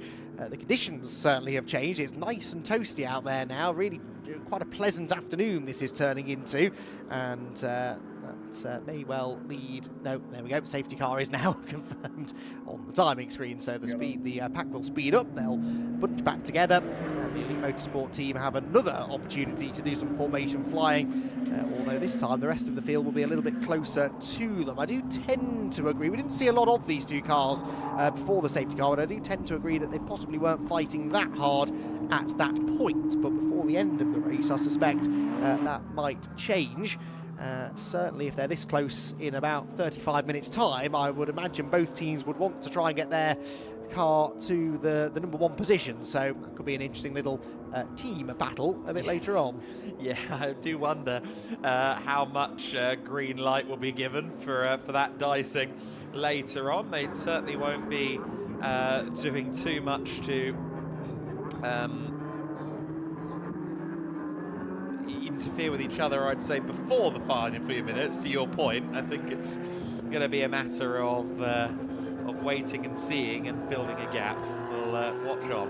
Yes, I think you're probably right. They will have to build that gap. It was a significant gap that they had at the time of the full course yellow. Fred Green and Mackenzie Creswell over Joel Mesh, who sits 3rd, all 3 of them pro entries. Then Frederick Zebis, the Pro-Am leader, 4th. Alan Gabai, 5th. 6th, Jaden Kelly. 7th, Mario Schmid. 8th, Mario Pinazzo for NM Racing Team. The top 10 completed, 9th in fact for Jurkin Bolting, Am leader, and the top 10 completed by August Macbeth in the Pro-Am Mercedes. So that's your top 10 at the moment. Cayman Trophy, as we've seen, led narrowly by Helga Tam over Marco Reinbold. Replay incoming, and this is what happened at turn 1, and Groening goes for the late lunge. The door is closed, and Tom Pappenberg, well, didn't make a huge effort to stop the car there when it was going backwards, did he? That probably didn't need to be a full course yellow, but I think maybe just didn't realise quite how close to the gravel he was. Then the brake lights came on. That was a little bit too little too late. Yeah, that's the bit where you're supposed to slam the brake pedal in and make sure that you stay on the tarmac runoff, but there we go. Let's continue on with this then, and the safety car is now out.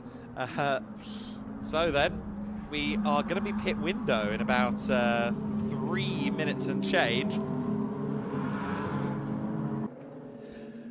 So the elite cars, sorry, there's all sorts of conversations going on. Safety car is in this lap, and so that will give the elite drivers an opportunity, a really good opportunity actually, to rebuild their gap, because Tom Pappenberg is between them and the number 11 car, the SR Motorsport by Schnitzelau machine. So Joel Mesh is stuck behind Pappenberg. Now, Pappenberg's not the kind of driver who's going to be slow through the last couple of corners, but all the same, that's going to grant them a second and a half that they otherwise would not have. So we'll see how quickly Mesh can handle that. And of course, for Tom Pappenberg, Nico Verdonk, I'm sure, is in his ears. Nico has to assure him that, no, don't pull over, because strictly speaking, Mesh isn't meant to overtake before that start-finish line anyway. So Tom just needs to get through the corners as quickly as possible before observing any blue flags.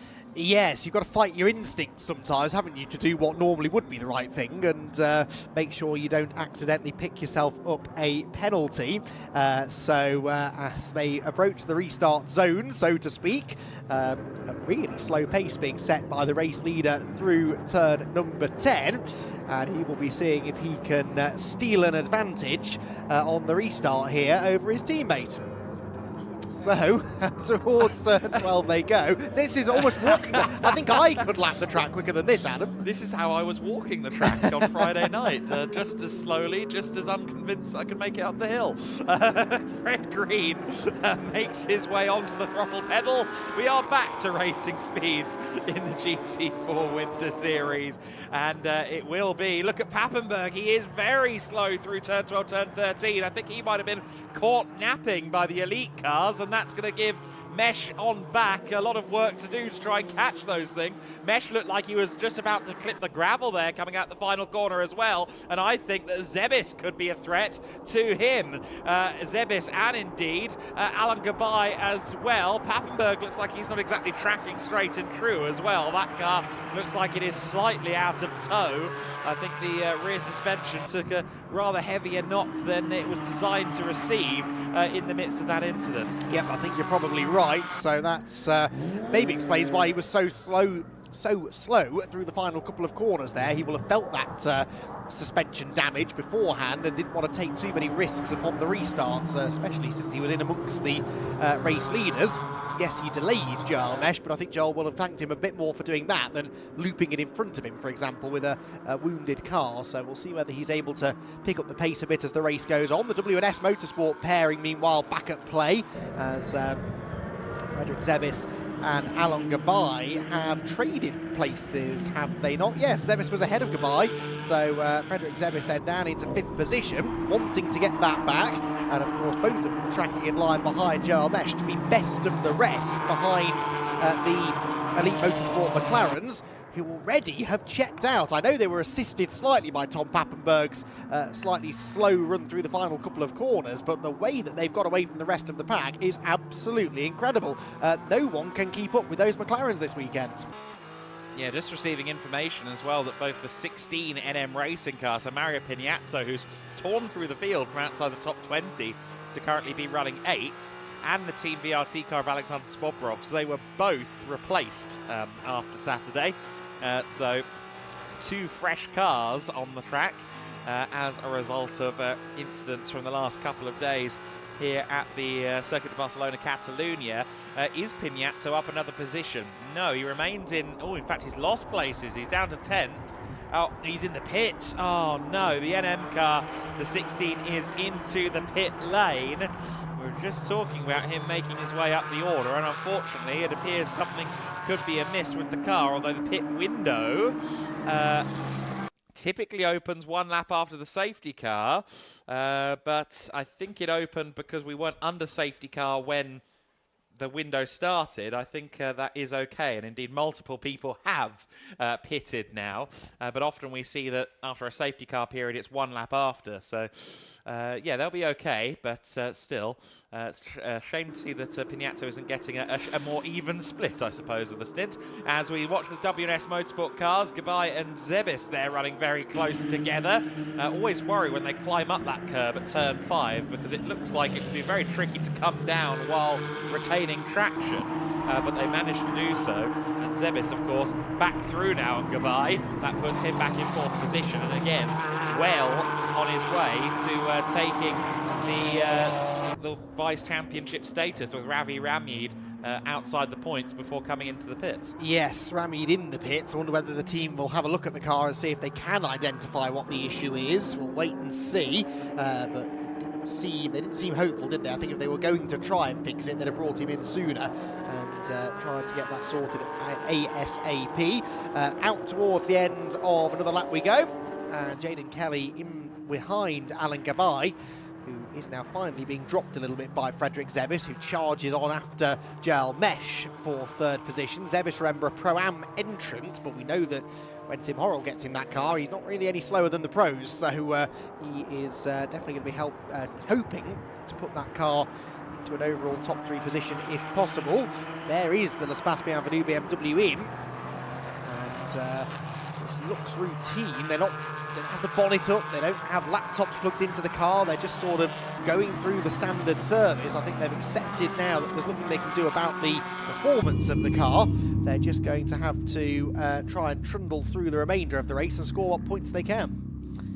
Yeah, and the incident between Papenburg and Cronin will be investigated after the race. We'll be interested to see if that could go any way other than against Cronin, really, but it was a little bit of a feisty move for sure. Team VRT car is smoking just a little bit at the brakes, so they're well up to temperature for sure. As we watch on now, because Pignazzo, or rather Pignazzo's car, now in the hands of, he's co-driving, but he's still listed on my timing screen for now. Either way, the 16 car has come out directly ahead of Joel Mesh. You'll be thinking, why do I keep catching up Mercedes, who are one lap down? My manufacturer mates are kind of causing me some issues here. Now he's got another car to run around in the wheel tracks of. I wonder if he maybe will decide to hand the car over to Enrico Ferderer if he comes into the pits this time by, because you're never really going to achieve much in traffic like this. Yeah, and it's probably only a lap earlier than planned. I think they would normally go to about half race distance, wouldn't they? There's not a lot to choose in pace between Joel and Enrico, and indeed in he comes. So there's a career as a race strategist, I think, waiting for you, Adam, if you ever choose to choose to take that path. It was the logical step, wasn't it, to get him out of traffic and prevent them from losing time, because of course they weren't a million miles ahead of the likes of Kabai and Zebis and Jaden Kelly, so any delay could really have cost them. So it was a long stop from the L'Espace Bienvenu, or rather the Racetivity team running the car. 2 minutes 54 versus, well, 1 minute 42, which is what you're supposed to do. So the car is certainly ailing, and they certainly felt the need to check it, but they have sent the car back out. So at the very least, they think it can run to the flag, but Charlie Robertson will have lost even more time, and I suppose we can keep a beady eye on the pace, but quite frankly, I don't think that Charlie would, or I don't think Ravi would drop off for no apparent reason. We know how quick he can be. We know that he is, again, much like Tim Horrell, someone who can challenge for the overall places. Speaking of challenges for the overall places, Jaden Kelly, who's going to go right to the end of this window, no doubt, has caught up to Alan Gabai, and while it's not quite looking on for the winning result he had at Portimao in one of the sprint races, he's certainly again showing exactly how good he is behind the wheel of a McLaren.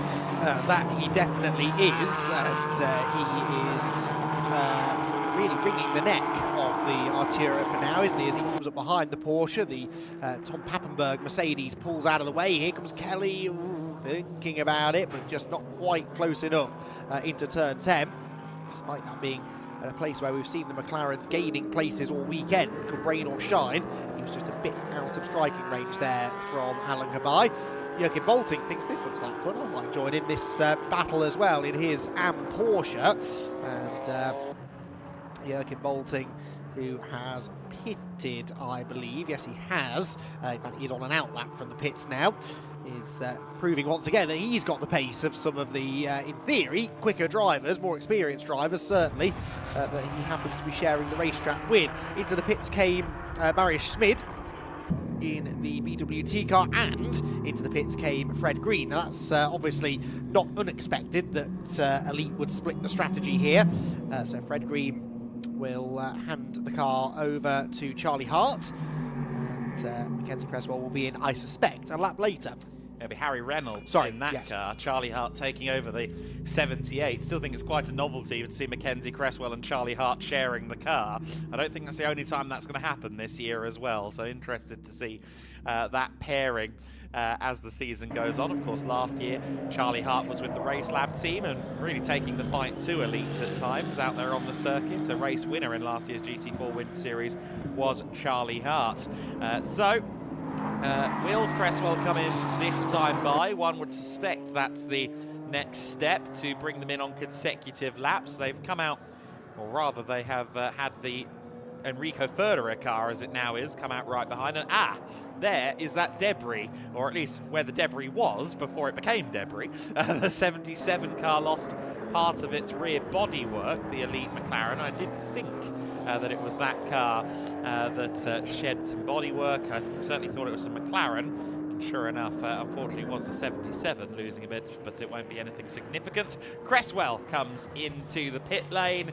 It's not quite the last opportunity, so you might see a couple of drivers. Certainly I think Jaden Kelly might try and extend it that one lap further, but certainly we're running out of time in the window now. And I think one of the big points of interest is now with Harry Reynolds at the wheel. Let's see what his outlap is like, to see how he does relative to the other Elite Motorsport car. Yes, so there is Charlie Hart then getting into the other Elite McLaren. I knew I'd mixed them up at some point this weekend, and he will very soon replace Mackenzie Cresswell at the wheel of that car. He didn't put a foot wrong in yesterday's race, did he, sorry, this morning's race, I should say, Charlie Hart. And he will be hoping that it's a repeat performance in race number 3.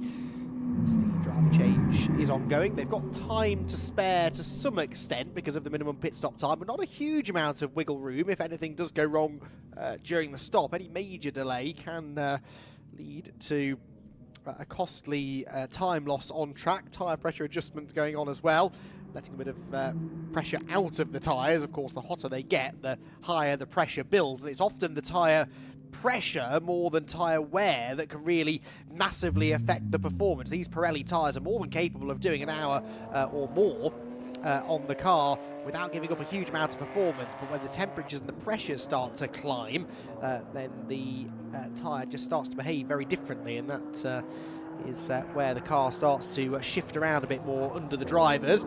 Speaking of shifting, outlap here hopefully has been a quick one for Harry Reynolds. He approaches the penultimate corner, and we'll find out momentarily which of these elite cars has the advantage. The Charlie Hart one, though, leaving the box already. Yeah, that strikes me that it will be a fairly decent buffer for Charlie Hart. Let's have a look as they come out of the pit lane. Hart will now be on the throttle and free of the pit lane limiter. It's not going to be that big of a gap, but it is going to have slightly extended over the course of the pit window. However, Hart's brakes, Hart's tyres would have cooled down just slightly. Reynolds will have already had a lap to get it up to temperature. And this is now a big test, really, for both parties. For Harry Reynolds, who's fairly new to the world of GT4s, having just done a Dubai 24-hour appearance, and I think that's it, GT4-wise. A big test for him now to try and hunt down the more experienced Charlie Hart over the remainder of this race distance. And while, yes, they are teammates, and yes, they will have been told, don't do anything silly, that might still be an opportunity for an overtake. I dare suggest that Harry Reynolds would be very keen to claim a scalp, even if it's his teammates. Yes, I think you're right, and they're close enough that that battle could still develop over the second part of the race. Of course, different drivers in the cars as well, so it'll be fascinating now to see how they compare to each other. Really had the elite cars go door to door so far this weekend until this race, so yeah, this will be a useful barometer when it comes to figuring out which of them is the quicker. Certainly over the middle part of the lap, looks like the gap's coming down ever so slightly, so Harry Reynolds and Charlie Hart, I think, are going to continue to circulate pretty close together. Still waiting for a few of the pit stops just to cycle through fully and put these two cars back at the very top of the order. But the pit lane window is now closed. I believe everyone has entered the pit lane, and we're just waiting for some of the outlaps to correct themselves on the timing screen. Yes, absolutely right. So these two will jump to the top of the standings now. Let's see where Charlie Robertson's pace is living. He's in the 151s, which is up there at the sharp end of the pace, really. He's only 7/10 off Ravi's best, which maybe would imply that still something is a bit wrong, because you'd expect Charlie to be a little bit quicker than Ravi Ramid, but 7/10 off with old tyres, it's not that bad for a pace perspective for Charlie Robertson. So again, a bit mysterious, this whole situation. Yeah, let's watch the car and perhaps listen to the car a bit as well, see if we can pick up on anything. Let's listen as it comes down towards us.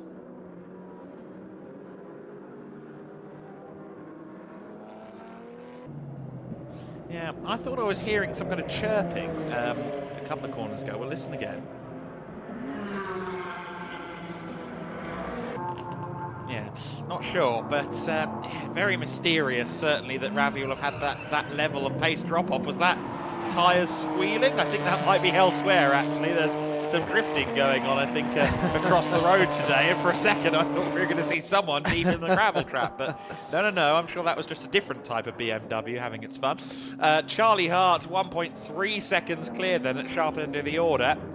SR Motorsport by Schnitzlams and Rico Further running third place. I feel it's important to note it's the final race of the season. You might be thinking, championship battle, lads, want to tell us about it? Well, it was decided in Aragon, if you weren't with us previously. The SR Motorsport by Schnitzlaum team, Joel Mesh and Rico Furderer, comfortably winning this season of the GT4 Winter Series. The Vice Championship is still up for debate, and right now the debate is being fairly comprehensively won by Frederick Zebis, and there is his teammate Tim Horrell, who must feel the need to labour, a bronze-rated driver, holding himself to account right now with Maximilian Schreier, and we'll see if Schreier has the pace over Tim, who, again, just year on year gets better and better, and look at how uncompromising both of them were there out of the final corner. That's a level of precision I could only aspire to. Yes, that was millimetres from disaster, wasn't it? You do not want to dip the left rear wheel into that gravel and have any sort of steering lock on the car. They weave and book and dive their way into the first corner. That was very much on the limit for both of them, particularly Horrell's car, it must be said, which was really sliding around in the braking zone. As this all Porsche battle rages on behind them, but there is an all Mercedes AMG battle, I think, about to develop between Valentine Kluss and Ryan Naker in the NM and BWT Mucker Mercedes, respectively. There's a lot of pairing off going on, actually, isn't there? McLaren 1-2, we've got Porsche 4-5, Mercedes 6-7, and of course we've got the two Cayman Trophy cars further down the order as well, and they are separated by quite a bit now, actually. That gap suddenly massively going out between now Paul Hochberger in the XR Racing Cayman and Helga Tam in the East Racing Motorsport example. Interesting there, we saw Tim adjusting something there, just going into, in fact no, that would have been his hand control brake, of course. Yes, I thought he might have been, I thought, surely don't have a NASCAR style brake bias thing on the dashboard, do they? But no, that is his handbrake, and it's always really interesting to see him handling that, and really fascinating setup they've got there with the ring behind the wheel to put the power on for him, and then that hand braking system, that braking lever, which he uses to great effect in some braking zones, it must be said, in wheel-to-wheel competition. Such a shame here for the 15 crew that they are a little bit further back, because it looked like Santiago Valle was on the move in terms of pace, but they should be a little way further back. Here comes the W&S cars side by side, and Horrell there didn't get the best of runs out of the final corner, did he? Schreier has the inside line. Schreier is through before the time they get to the first corner, and dives and cuts across the nose of Tim Horrell there. That was definitive stuff there from Schreier, and I just think Tim might have made a slight error there watching his teammate behind him through turn 14. Yes, quite possibly. There is the 86 car, by the way. They are under investigation for a minimum pit stop time infringement. They are a couple of laps down after their damage sustained in the collision earlier on with the WNS Porsche. But they might now have not spent quite enough time in the pit lane at the actual mandatory pit stop, so they could have a penalty incoming for what it's worth. They are the last car still running at the moment, because Tom Pappenberg's Mercedes did in the end seemingly retire to the pit lane a lap or so ago.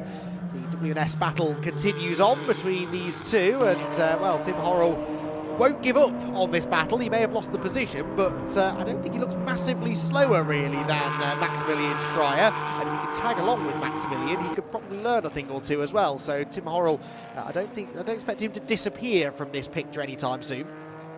No, exactly right. Tim will fight for every position he can possibly have, and of course he won't want to take his eye off the ball even a little bit, because Valentin Kluss, who we know to be very quick, is there in 6th overall. And great to see Valentin Kluss back at the wheel for the first time since 2024. I actually got to commentate on his first ever car race. It was ADS CF4 at Zandvoort, and he actually only raced on Sunday because, well, on Saturday he was 14, on Sunday he was 15, and he hopped behind the wheel. It feels weird to say that an 18-year-old is returning to motorsport, but that's exactly what's going on with Klus, and it is great to see him kind of picking up where he left off, as it were. There is Valve in 10th place. I got caught out by him because I thought he was a lap behind. I saw the SR car and thought he was a lap down, but no, he's running in 10th overall, just ahead of Joachim Bolting, who continues to lead the AM class. Of course, NM Racing bringing in the 2 cars here, and we see that 15 running in the Pro-Am category, and it is good to see Santiago Valve once again. I don't think we've actually had him in the Win Series before, but I've seen him in other categories, and indicating they're interestingly right and then arcing left, but Joachim Bolting caught the message, and I think that's Bolting through into P10. I think Valve just looking at the pace of that WNS car and saying, maybe not. Yes, that was one of the easier overtakes Joachim Bolting's ever been involved in, and manages to take 9th place away from, 10th place away from the WNS Porsche. No, start that sentence again, Andy. He's in 10th now, ahead of the NM Racing team Mercedes, is what I was trying to say, and of course continues to lead the AM category as well. Joachim Bolting, who was very animated on the podium when I introduced him as the provisional AM champion earlier on. He was very, very pleased to hear that, and he always does jog up to the podium, jumps onto the top step. He had a beaming smile on his face this time, and that clearly meant something to him. No, absolutely, and Joachim puts so much into his racing, whether it's in a Cayman GT4, whether it's in a cup car. He always seems to be somewhere. He's one of those I will show up to any event my car is eligible for types. Is running various different championships in Germany through the summer, and he's got the GT4 European Series to look forward to as well. He will stay busy, that much is for certain. Just to correct the record on Santiago Valve, I think I might be getting my NM Racing team bios mixed, because he's graduating from karts this weekend, rather remarkably. I say rather remarkably because I found evidence of him testing an NM Mercedes as late as 2022, but not found any racing record to that end. So Valve joining us in the GT4 Win Series, and I think probably arcing towards a full season campaign, whether that's GT4 European, whether that could potentially be the Iberian Supercars Championship. We'll have to wait and see. Yes, okay, so making the transition from karting into GT4, that's becoming ever more common, isn't it, to see drivers doing that, and going down the single-seater route. Around turn number 5 comes the all WNS Motorsport scrap. Now, I said I didn't expect Tim Horrell to fade away, and I'm glad to see he's proving me right, sticking right with Maximilian Schreier here, the battle for 4th position. And again, Tim Horrell continuing to lead in Pro-Am, but has never been all that interested, seemingly, in winning Pro-Am. There's the Senkia car, meanwhile, with a right rear puncture. Now, that quite possibly is a legacy of the damage they carried from the earlier incident, and that car is now left limping home to the pit lane.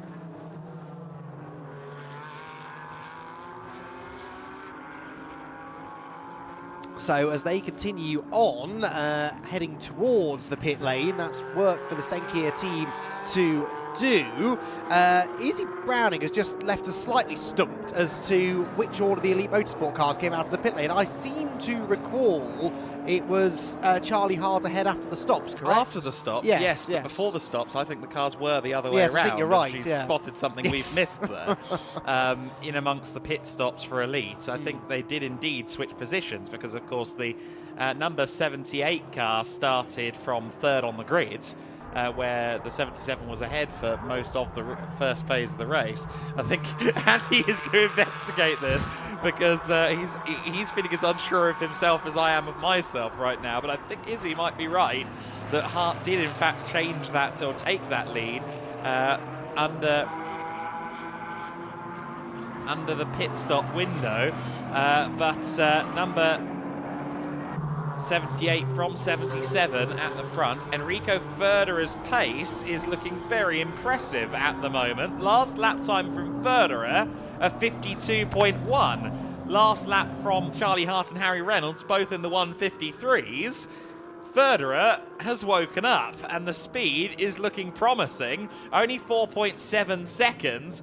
Pit stop position on car 11, though, has been noted. And that is going to potentially be one of those investigations that doesn't take long, because if they have photographic evidence of the car not being in the right position, then, well, that's the end of that, quite frankly. Yes, you're absolutely right. So that could be a penalty incoming then for SR Motorsport, but we'll wait and see on that one. The Mercedes AMG is, woken up, as you said, pace-wise.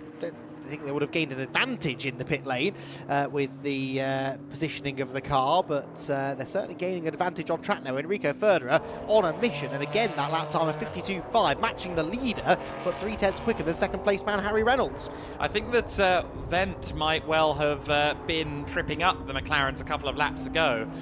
The Alex Wendt-driven SMC Motorsport car in the Golf livery did get lapped a lap and a bit ago by Elite Motorsport. So I think that one McLaren upset the other McLarens as a result of the lap traffic cycle doing what it does. Hart and Reynolds then running in tandem. Fastest lap of the race does belong to the Elite Motorsport number 77. And 4.7 seconds back from the leader is Enrico Federer, whose lap time was actually about in tandem with the Arturas on the previous lap. So I do think that may have just been a one lap off there for Elite Motorsport with the lap traffic situation. Yes, I can confirm, by the way, 77 were leading before the pit stop, 78 did get the lead in the pit lane. We did follow that as it came out of the pit lane. We certainly were watching it. I would hope we mentioned it. If we didn't, apologies. But those Elite Motorsport drivers, I had Charlie Hart in the wrong car at the pit stop, so quite frankly, your guess is as good as mine. But yes, we did watch it happen at the very least, and it was indeed a slightly quicker pit stop for the 78 car. You're in safe hands, everyone. Don't worry, we are paying attention, I promise. 1.1 seconds between them at the moment, and well, they might now have other issues to face if Enrico Federer continues to close in over the final 11 minutes. It's 2025 muscle memory, isn't it? They've put Mackenzie in the car with the number that he wasn't in last year just to stitch us up, and it has worked. The number 30 car of, formerly of Zebis, now Tim Horrell, of course, staying just about with Maximilian Schreier and staying well clear of Valentin Klus, in fact extending the gap over Klus in that all-Mercedes battle that's going through shot there. So that is Ryan Naker behind Valentin Klus at the moment. Ryan, new to GT4s as well. He's a South African racer, did plenty of different national level South African motorsport, which I think was spurred on fairly late in life by the Intercontinental GT Challenge events at Kyalami. Got to spectate one of those and said, okay, that feels like a bit of me. And here he is now in Europe, first time racing in Europe for the South African. And well, certainly he would love to try and get someone like Valentin Klus behind him, because if you can overtake someone like that, yes, Valentin Klus is new to GT4, but someone with that much single-seater experience, if you can come in as a late joiner to racing and take the fight to Valentin, then you're doing something right. Most definitely so, and it's always interesting, isn't it, when you do get this mix of drivers racing in Winter Series. It's a good barometer for them more than anything else to figure out exactly where they stand against perhaps some more experienced drivers, as you quite rightly said. And it's all a learning opportunity. Down the hill we come then, and the 16 car off Klus, just about keeping the BWT Mercedes example behind of Ryan Naker. Then you've got Cronin and Fuchs closing behind as well. So a four-way battle developing here for 6th position, with the majority of them being pro cars. Fuchs is the only Pro-Am entry here. Maybe comes the move. No, the door is closed by Valentin Klus. There's an opportunity maybe to go right around the outside, though. That's brave in these conditions. In the wet, again, that would work. In the dry, there's not a lot of grip out there, and in the end, that showed the positions stay as they were. Yeah, absolutely. And Naker will be conscious of trying to get this done soon, because look at coming up behind Cronin and Fuchs. But now they've got traffic to contend with in the form of Alex Wendt, and both Mercedes get through. The McLarens, well, the McLaren and the other Merc, I'm not so sure. They did get by, and that's now a 4-car scrap. They come across the line as one. Valentin Klus from Ryan Naker, from Colin Cronin, from Cedric Fuchs. Fuchs is going to be rubbing his hands at the possibility of making up some overall places in the Pro-Am car. He's around the outside of Cronin. They're almost 4 wide, at least in the camera shot. It wasn't quite like that in reality, but Cronin gets past Naker there. I didn't think he'd be making up places. I thought he was going to lose places. But the McLaren's on the charge. Fuchs now going around the outside at turn 3. Will he be afforded any space to work with at all?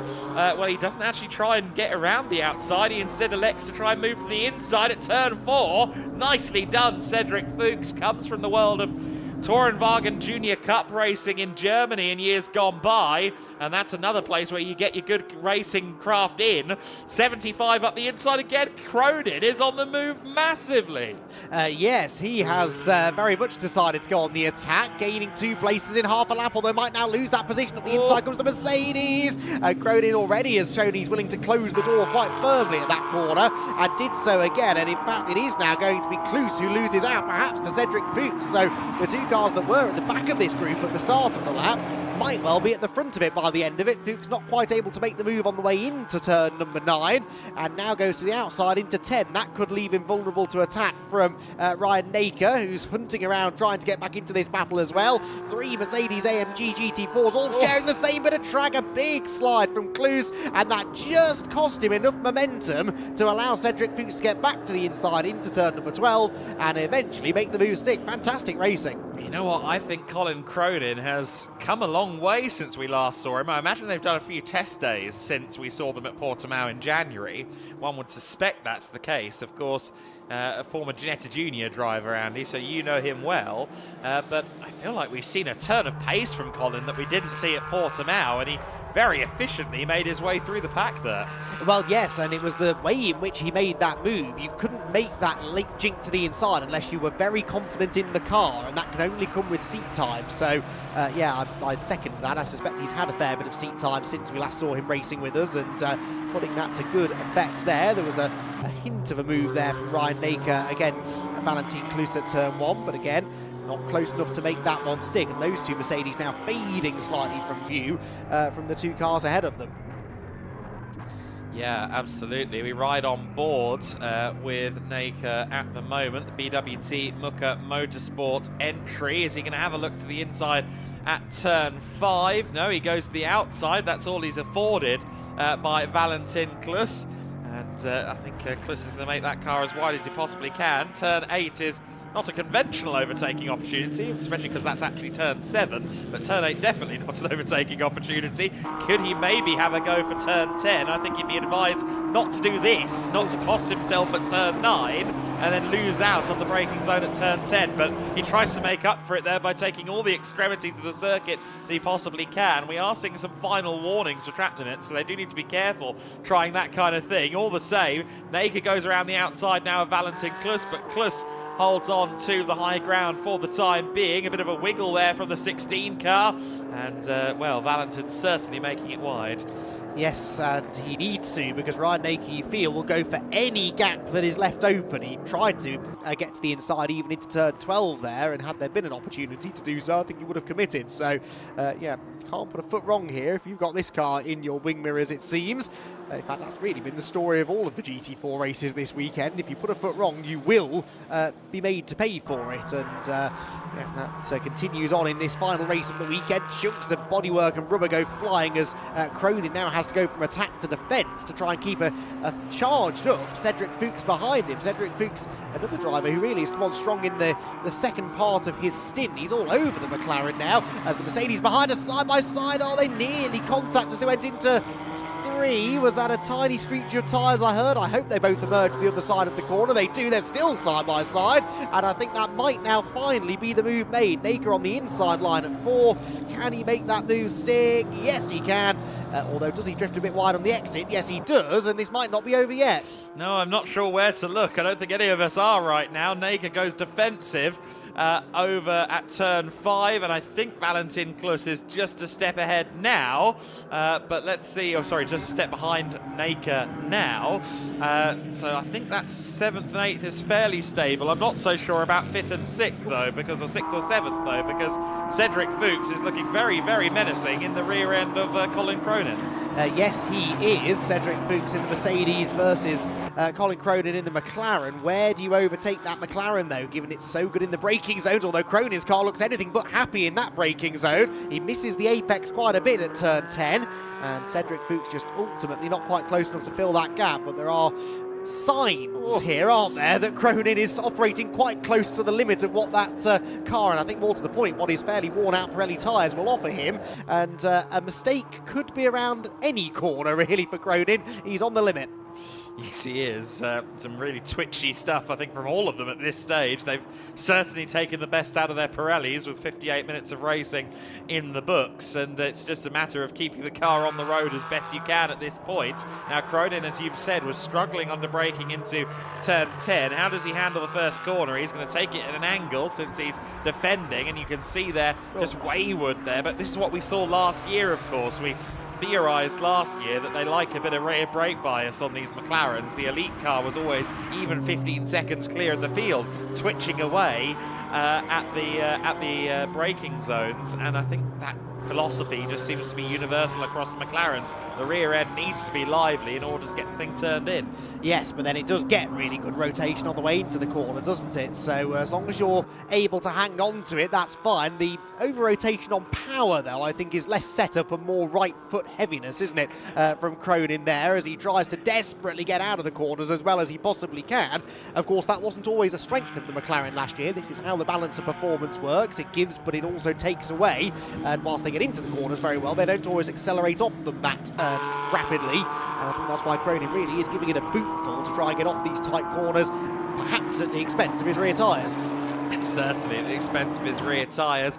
Meanwhile, the elite motorsport cars will be crossing the line momentarily to start their final lap of the race, so it will be one to go for Cronin. He won't have too long to withstand this pressure from Cedric Fuchs, but it is sizable pressure, mounting pressure that he's having to contend with. Cedric Fuchs looking for 6th overall. Of course, his next target, if he were to get past the McLaren, would be Tim Horrell, but he's run out of time to try and salvage that Pro-Am victory. Around the outside, he looks briefly for turn 13, cuts inside. That could be on for turn 14. Not quite close enough. The nose cut off the Mercedes. Will it get a good run out of the turn? The answer is yes, but I think Cronin should be safe on the run to the first corner, or maybe I should eat some crow because the Mercedes is closing some more. Does it still do so out of the slipstream? He draws alongside the McLaren. Fuchs with the unfavoured outside line.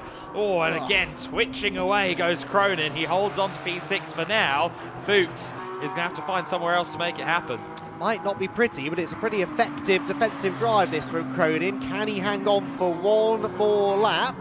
3 cars under investigation for a full course yellow procedure. That was ages ago. We'll deal with that in a moment, though, because here comes one of the cars under investigation. That is Cedric Fuchs going for 6th position. He gets 6th position, but runs a little bit wide at the exit. No, not enough for Cronin to get through, and you just kind of felt that that one was coming. Cronin could only hold on for so long. Here he comes again, though, back on the inside. Fantastic stuff from Cronin. He will not go down without a fight. They're side by side out of 5, and if he can stay there, we'll have the inside line for 7. The next braking zone, here it is. No, Cedric Fuchs gets into the corner ahead, but again had to sacrifice the apex there, so Cronin is right back with him up the hill. Meanwhile, coming around the penultimate corner, Charlie Hart will make it a victory in the GT4 Winter Series with Elite, and he'll do so, making it a 1-2 with Harry Reynolds following him home. It's a perfect weekend in the GT4 Winter Series for Elite Motorsport. 3 wins in 3 races, but what's going on for 6th place, I wonder? Is Colin Cronin still ahead of Cedric Fuchs? The answer is no. Fuchs is through. The 111 car remains ahead. Will he stay there? Will there be any last-minute opportunity for Cronin? He's certainly had a little jink to the inside at 13 there, but then cost himself some momentum around that corner as a result. Tim Horrell crosses the line to take 5th place, and in doing so, he wins Pro-Am and nets Frederik Zebis the Vice Championship in the GT4 Winter Series. So congratulations to WNS on that achievement, having taken the Vice Championship definitively now. Fuchs in 6th position then, getting the best of Cronin right at the end. Naker in 8th place. Valentin Klus in 9th, and AM winner Joachim Bolting across the line in 10th place, confirmed as the AM champion a little bit earlier today. Coming across the line behind him, Daniel Drexel, one of the 3 cars under investigation for full course yellow procedure, the other one being Alex Wendt. The 12th place car is Mattis Plushkel, who put in a mighty shift at the end of the race by the looks of it. He finished 12th overall ultimately in the BWT Mucca Motorsport Aston Martin to win the club class for out of homologation GT4 cars. Always good to see those older cars getting some use out there. Mark Kempster coming under pressure from Charlie Robertson as they come across the line, and Charlie's pace remained up there in the 51s, I think, all throughout that race. I still don't quite understand how he started dropping away so much towards the end of the race, or towards the... I'll try that again. I don't understand quite what happened with Ravi Ramyi, that he started dropping off the pace quite so significantly, but clearly something was awry in the first stint. However, Charlie Robertson seemingly managing the car well and was on the pace, albeit with a long pit stop and a lot of time lost. All they could manage was 18th overall and 6th in the Pro-Am class. For Elite Motorsport, it is a perfect day of racing, with 2 wins on Sunday and, of course, 3 wins across the weekend. Elite Motorsport have swept their return to the GT4 Winter Series. Mackenzie Cresswell referenced dusting the cobwebs off coming into this weekend, and having now collaborated with Charlie Hart for the first time, and I do not think the last time. I'm very curious to see how this partnership evolves, because clearly Hart and Cresswell synergize very nicely. The 78 machine and the 77 machine pull up in tandem, of course, for Enrico Federer. 3rd place will more than do. They won the championship last time out at Motorland Aragon. I think the SR guys still working out quite what Federer and Mesh will do in the summer program, but they will be hoping to continue the momentum from this Winter Series championship dominance that they had all through the season, and taking that, of course, into the summertime. Cresswell and Charlie Hart in conversation. In fact, that's Charlie Hart and Harry Reynolds, I believe. And Hart inheriting that lead then in the pit stops, which I don't think we quite noticed in real time. It was the pit stop cycle that granted Charlie Hart the race win. Moreover, it was the fact that both pit stops were 1 minute 43, actually. I thought that Harry Reynolds had a slightly longer pit stop, but not even that. I think Mackenzie Cresswell must have put in a mighty in-lap, and Charlie Hart must have put in a mighty out-lap, ultimately. And the 78 car winning the race by 2.2 seconds, ultimately. For WNS Motorsport, another Pro-Am win with Tim Horrell. Nets them the overall Vice Championship with Frederik Zebis. Of course, Zebis was not co-driving with Tim at either Aragon or Valencia, where Tim was entirely absent. It's a shame, if anything, that Tim wasn't able to do Valencia, because where would he have been in the Pro-Am Championship consideration up against Robertson and Ramyed had he done all 5 events. But either way, he goes into the summer with a lot of positive momentum as well. He won a race in Porsche Sports Cup Deutschland last year and was performing well in a GT4 European Series cameo as well here at Barcelona at the end of the 2025 season, and that momentum has absolutely carried over into the GT4 Winter Series, where we've of course seen him win multiple races, including a solo race win as an AM driver in one of the sprint races, which is not unheard of per se. We've seen it in the GT Winter Series a few times, but it's certainly a achievement to hang your hat on. So the elite pairs finishing 1-2. Förderer and Mesh will get to planning their celebrations this evening, I'm sure, now that the season has come to an end. But they will be very much keeping an eye, of course, on the GT Winter Series finale to see what happens with the sister SR car. So let's move over to the pit lane and the podium, where Charlie Hart and Mackenzie Cresswell are with Izzy. They are indeed alongside me, and they just had a rather sweet photo with all four of the elite drivers. What a weekend for Elite Motorsport, and what a way to bounce back from a difficult race this morning, Mackenzie. Great job.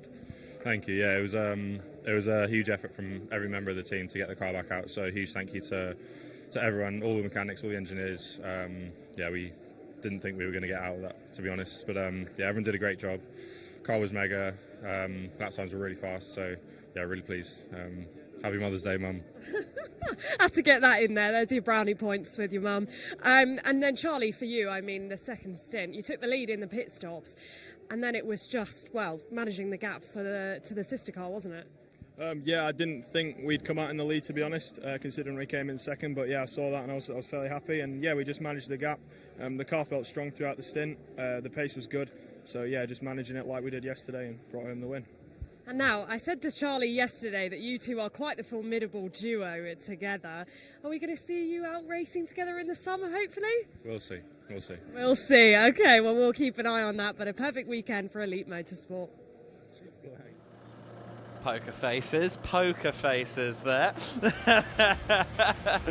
Highlights of race 3 then, the finale of the season for the GT4 Winter Series.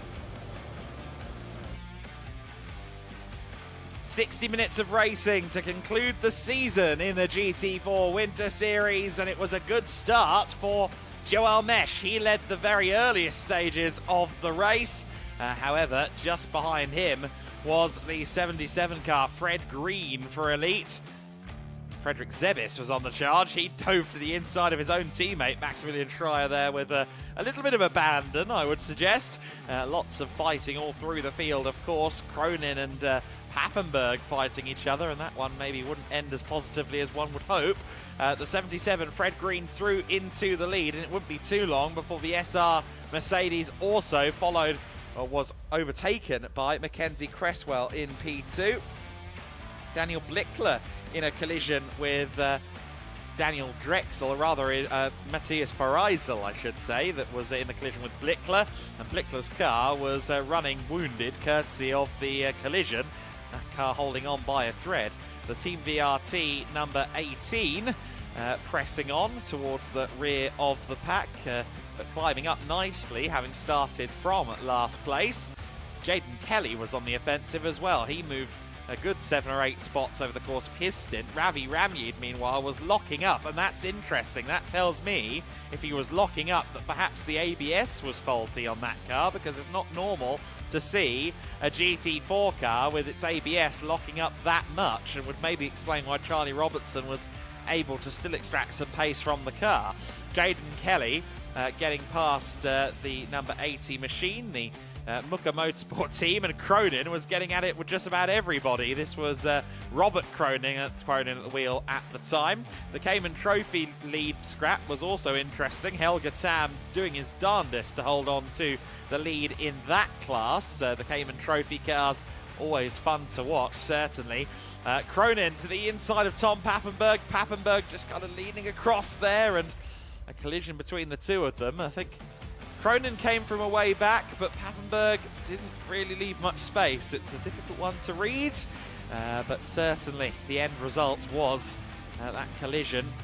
And as we went back to racing conditions after collecting Tom Pappenberg, it was the 77 ahead of the 78. The 30 and the 31 equally at WNS Motorsport were having debates over their positions as the pit window took place. The 77 was in first for W&S Motorsport.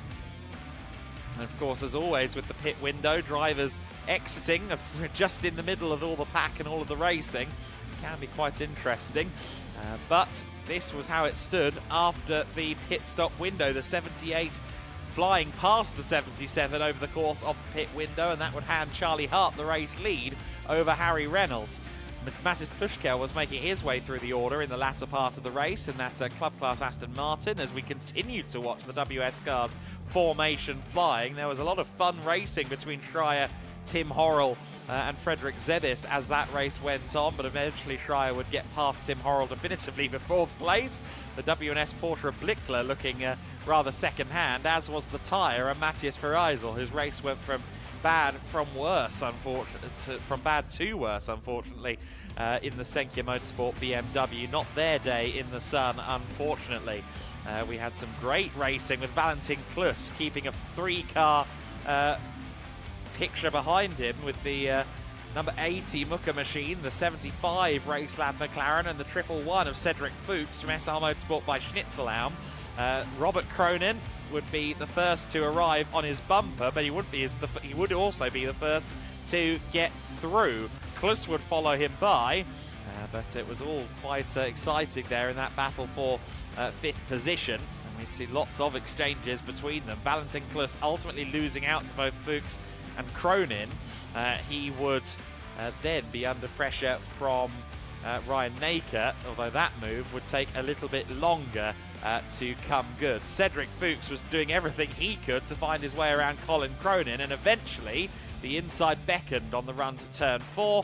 Fairly boilerplate manoeuvre, but it wasn't over yet because Cronin felt the need to fight back, and he got to the inside at turn 5, but Cedric Fuchs had the traction out of the corner and remained a nose ahead. He would eventually finish ahead for 6th overall. But a 1-2 for Elite Motorsport to conclude their weekend. A guest appearance this year. We hope to see more of Elite Motorsport in the GT4 Winter Series 2027. Meanwhile, Enrico Ferderer wrapping up the podium in 3rd position. He and Joel Mesh ending the season with a 3rd place finish, having already, of course, won the championship all the way back in Aragon. So then, Hart from Reynolds, from Ferderer, the top 3. Maximilian Schreier in 4th place. Tim Horrell in P5, and Cedric Fuchs in 6th place.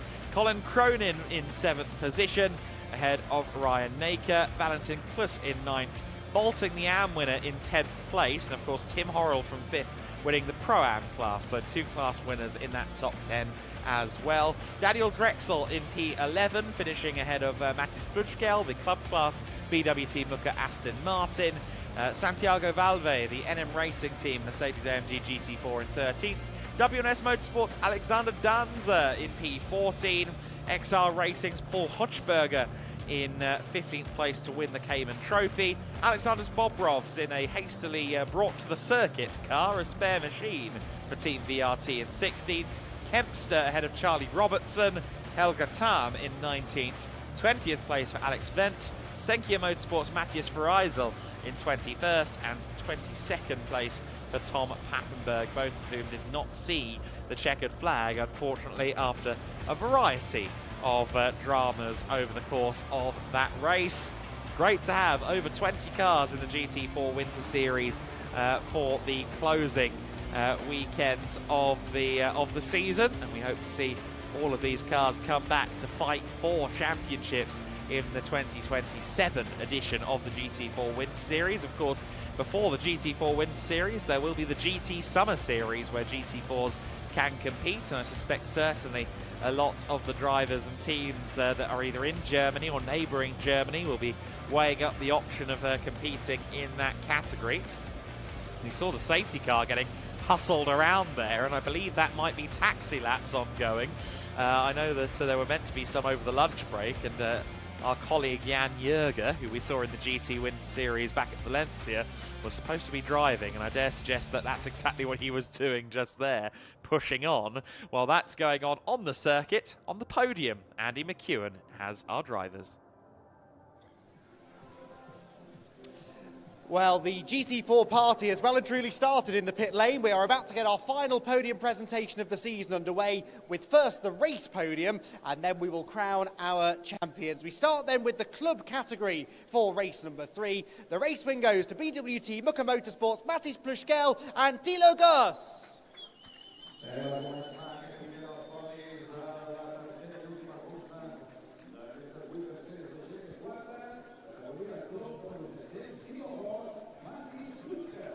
And onto the top step of the podium they go. Trophy once again ready to go. Big smiles on Matis's face in particular and Tilo. And they embrace on the top step of the podium, celebrating in this case a race win. We will be having them back on the podium, I believe, in a few moments' time. They pose for the photos. Lots to get through and a huge crowd. It seems like the whole GT4 grid is gathered backstage here this afternoon, ready to have their moment in the sunshine. Cayman Trophy then we move on to next. We've got 2 teams to introduce onto the podium. Second place in the Cayman Trophy in a moment, once the champagne is ready. Don't forget the champagne. It's not a podium party without the champagne after all. Now we're ready to go. Second place in the Cayman Trophy, Marco Reinbold and Paul Hochberger.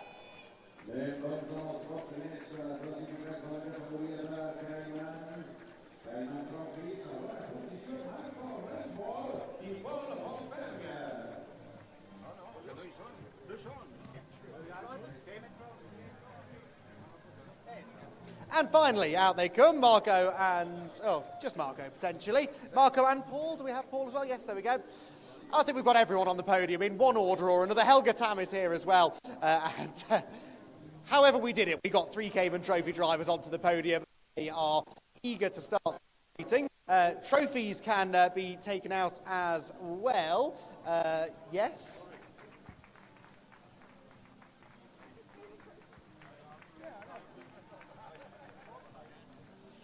Right, trophies can go out to our drivers, and possibly a late change. We seem to have Marco and Paul on the top step of the podium for reasons that are unclear, but anyway, trophies are coming out.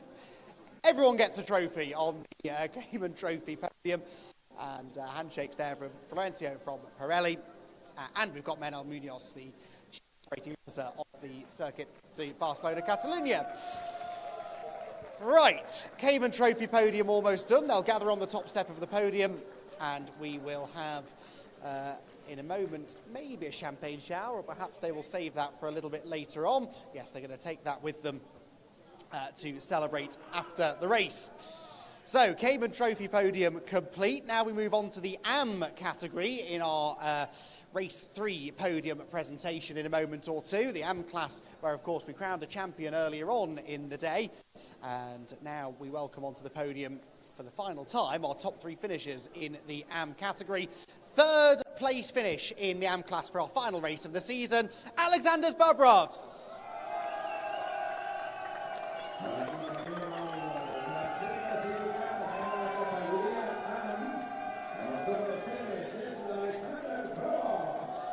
And the Team VRT squad raising the roof down below. That's by far the loudest cheer we've had all season. Second place goes the way of W&S Motorsports, Alexander Danza and Daniel Blickler.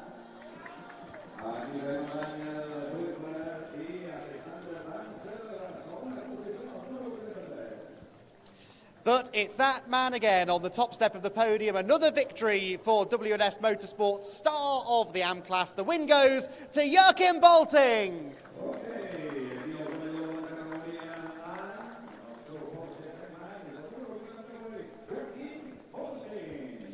And he doffs his cap to the crowd below, and they cheer him on to the top step of the podium, something we've done on several occasions this season.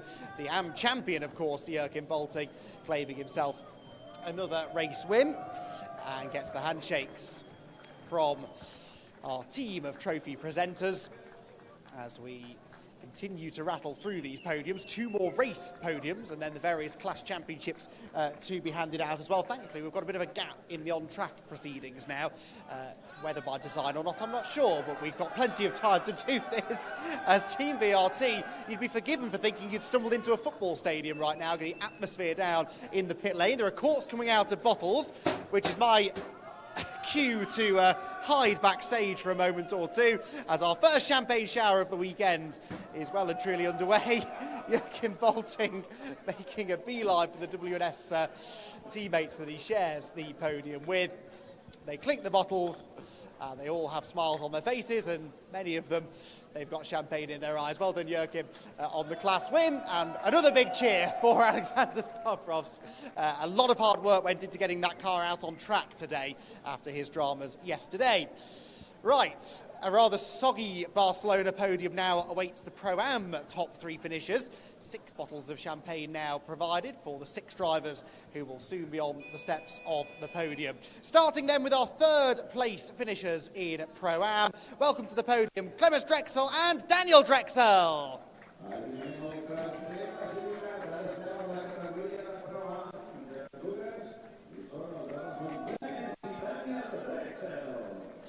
In 2nd position in Pro-Am for SR Motorsport by Schnitzelau, Cedric Fuchs and Willy Kuhner.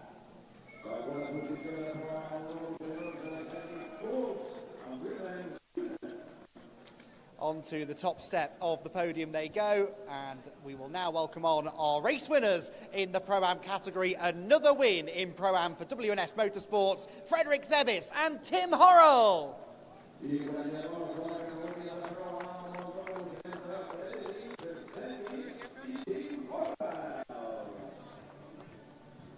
And out they come then to the top step of the podium. Frederick looking very cool, calm and collected. It was Tim who had a lot of work to do in the second half of that race.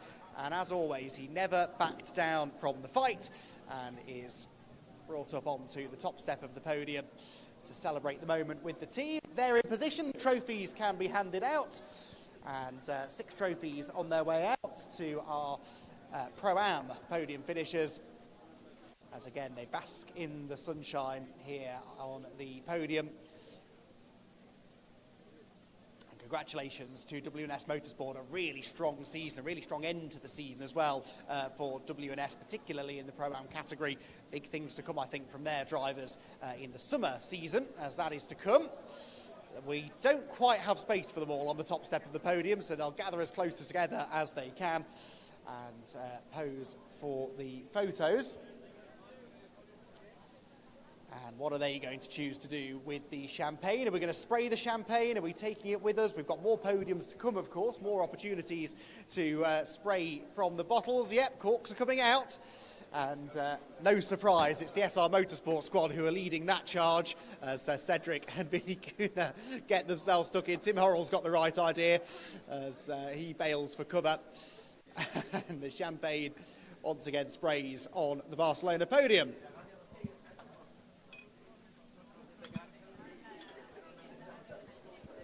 Well done. So, Pro-Am podium done. One more race podium to be concluded. That, of course, is our Pro class podium. We'll get to that in a moment. As the photographers and videographers take a moment just to clean their equipment on the other side of the podium. I think they were right in the firing line in that one. They'll be happy to see there's more champagne on its way out onto the podium now for our final race celebrations. The Pro class, which once again locked out the front-running positions overall in that race as well. Let's start things off then by welcoming once again SR Motorsport by Schnitzelau onto the podium. 3rd place finish in Pro for Joel Mesh and Enrico Federer.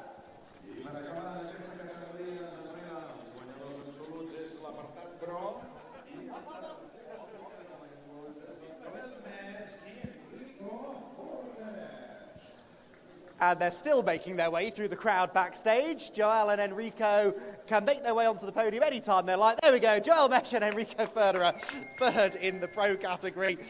They were right in the depths of the podium room behind us. It is an Elite Motorsport 1-2 though in the 3rd and final GT4 race of the weekend. 2nd position goes to Fred Green and Harry Reynolds.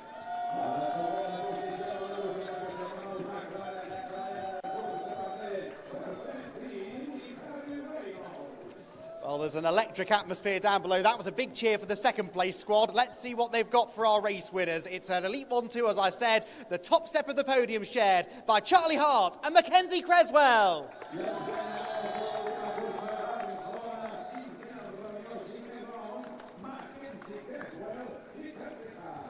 And onto the top step they go. Elite very happy with their afternoon's work so far, and they will be taking plenty of silverware home with them back to the UK after a very successful return to Winter Series competition. 6 drivers looking very happy on the podium. SR Motorsport having to settle for the 3rd step this time around, but there was no stopping the pair of Elite Motorsport McLarens who swapped positions in the pit lane, but they were never more than a second and a half or so apart throughout the entire duration of the race, and they proved a very evenly matched quartet of drivers across the 2 cars.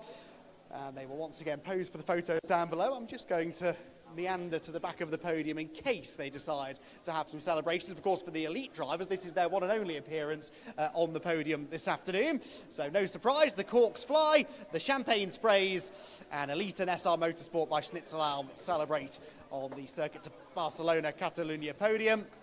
And a big congratulations to them. Joel Mesh making a beeline for the elite crew. Mackenzie Creswell bearing the brunt of that from both the SR drivers. And still the champagne keeps on coming. I think it's safe to come back outside as our pro drivers celebrate at the end of a busy day of racing. Congratulations then to our pro drivers. You're all welcome to vacate the podium. We'll have a quick shuffling of the papers and move on next to our champion podiums.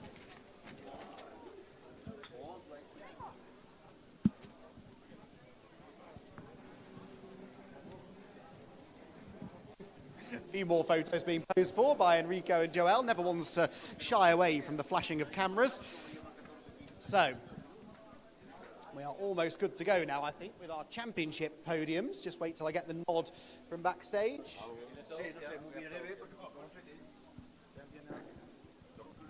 And we'll go through each of the GT4 categories now and welcome our various champions. Hopefully they've not done a runner and they're all in position backstage. So let's start with our club class champion then. It's been a fan favourite car, a great character to have on the grid. Our club class champion for 2026, Tilo Goss.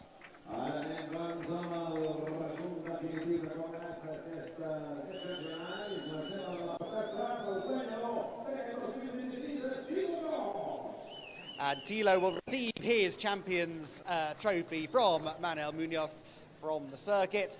Tilo looks very happy with that. We should be thanking him really for bringing that fabulous Aston Martin. A couple of them actually he's had out at various points this season, and we do hope that that won't be the last we see of that car in GEDLICH Racing either this year or into the next. I'm pretty sure that will be the case. Tilo is going to save that bottle for later on. Congratulations Tilo on the club class championship. AM class up next, and again just a solo driver going it alone but doing most of the winning in the AM category, and often some giant killing against some of the pros and the pro-ams. It is of course only one man who was ever likely to win the championship, it seemed. The championship in AM goes to Joachim Bolting.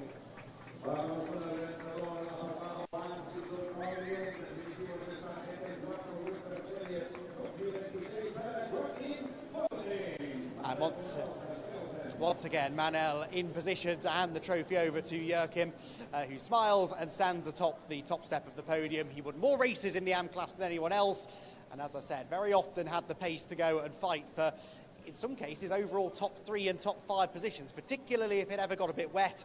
We saw that yesterday, and Joachim Bolting, another character without whom we would not enjoy our Winter Series racing half as much. Thank you, Joachim, for being such a good sport all season long. Right, the Pro-Am Championship, this was one that rumbled on into the final day of competition. It was a nip and tuck thing between 2 teams. It was in the end, though, L'Espace Bienvenue who brought their BMW to the championship. It is the championship in Pro-Am for Ravi Rashid and Charlie Robertson.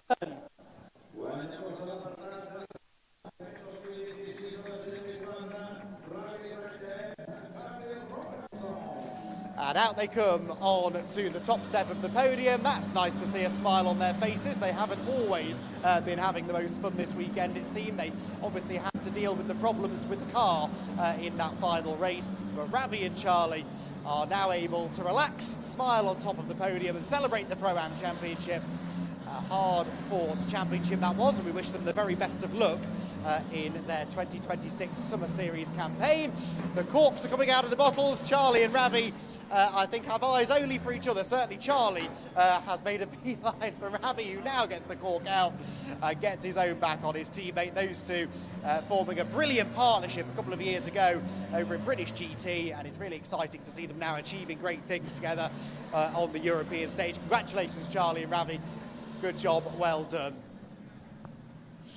So we now have our pro champions ready to come out onto the podium, and I can see their team waiting down below to give them a big cheer. The pro championship goes to SR Motorsport by Schnitzelalms, Enrico Förderer and Joel Mesh.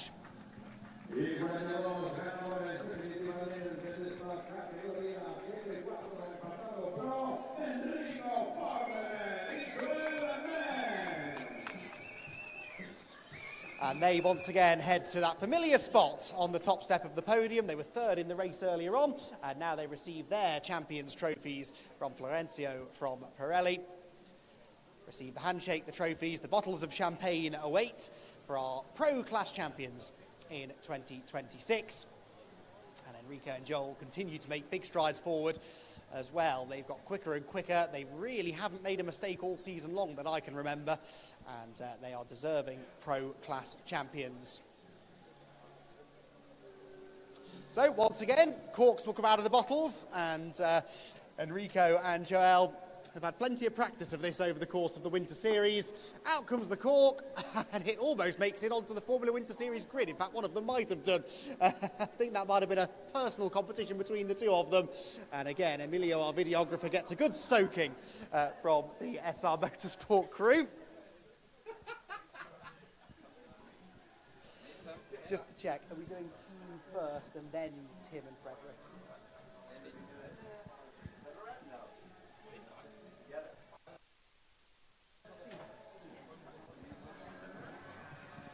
So congratulations to SR Motorsport. Enrico and Joel once again pose for the photos on the Barcelona podium.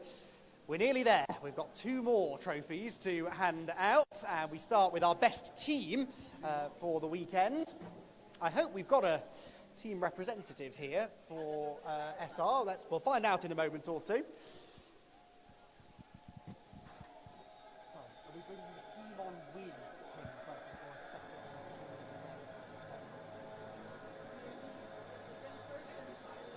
Together with them, the team member that is the Oh, best okay. team. So we'll do drivers first.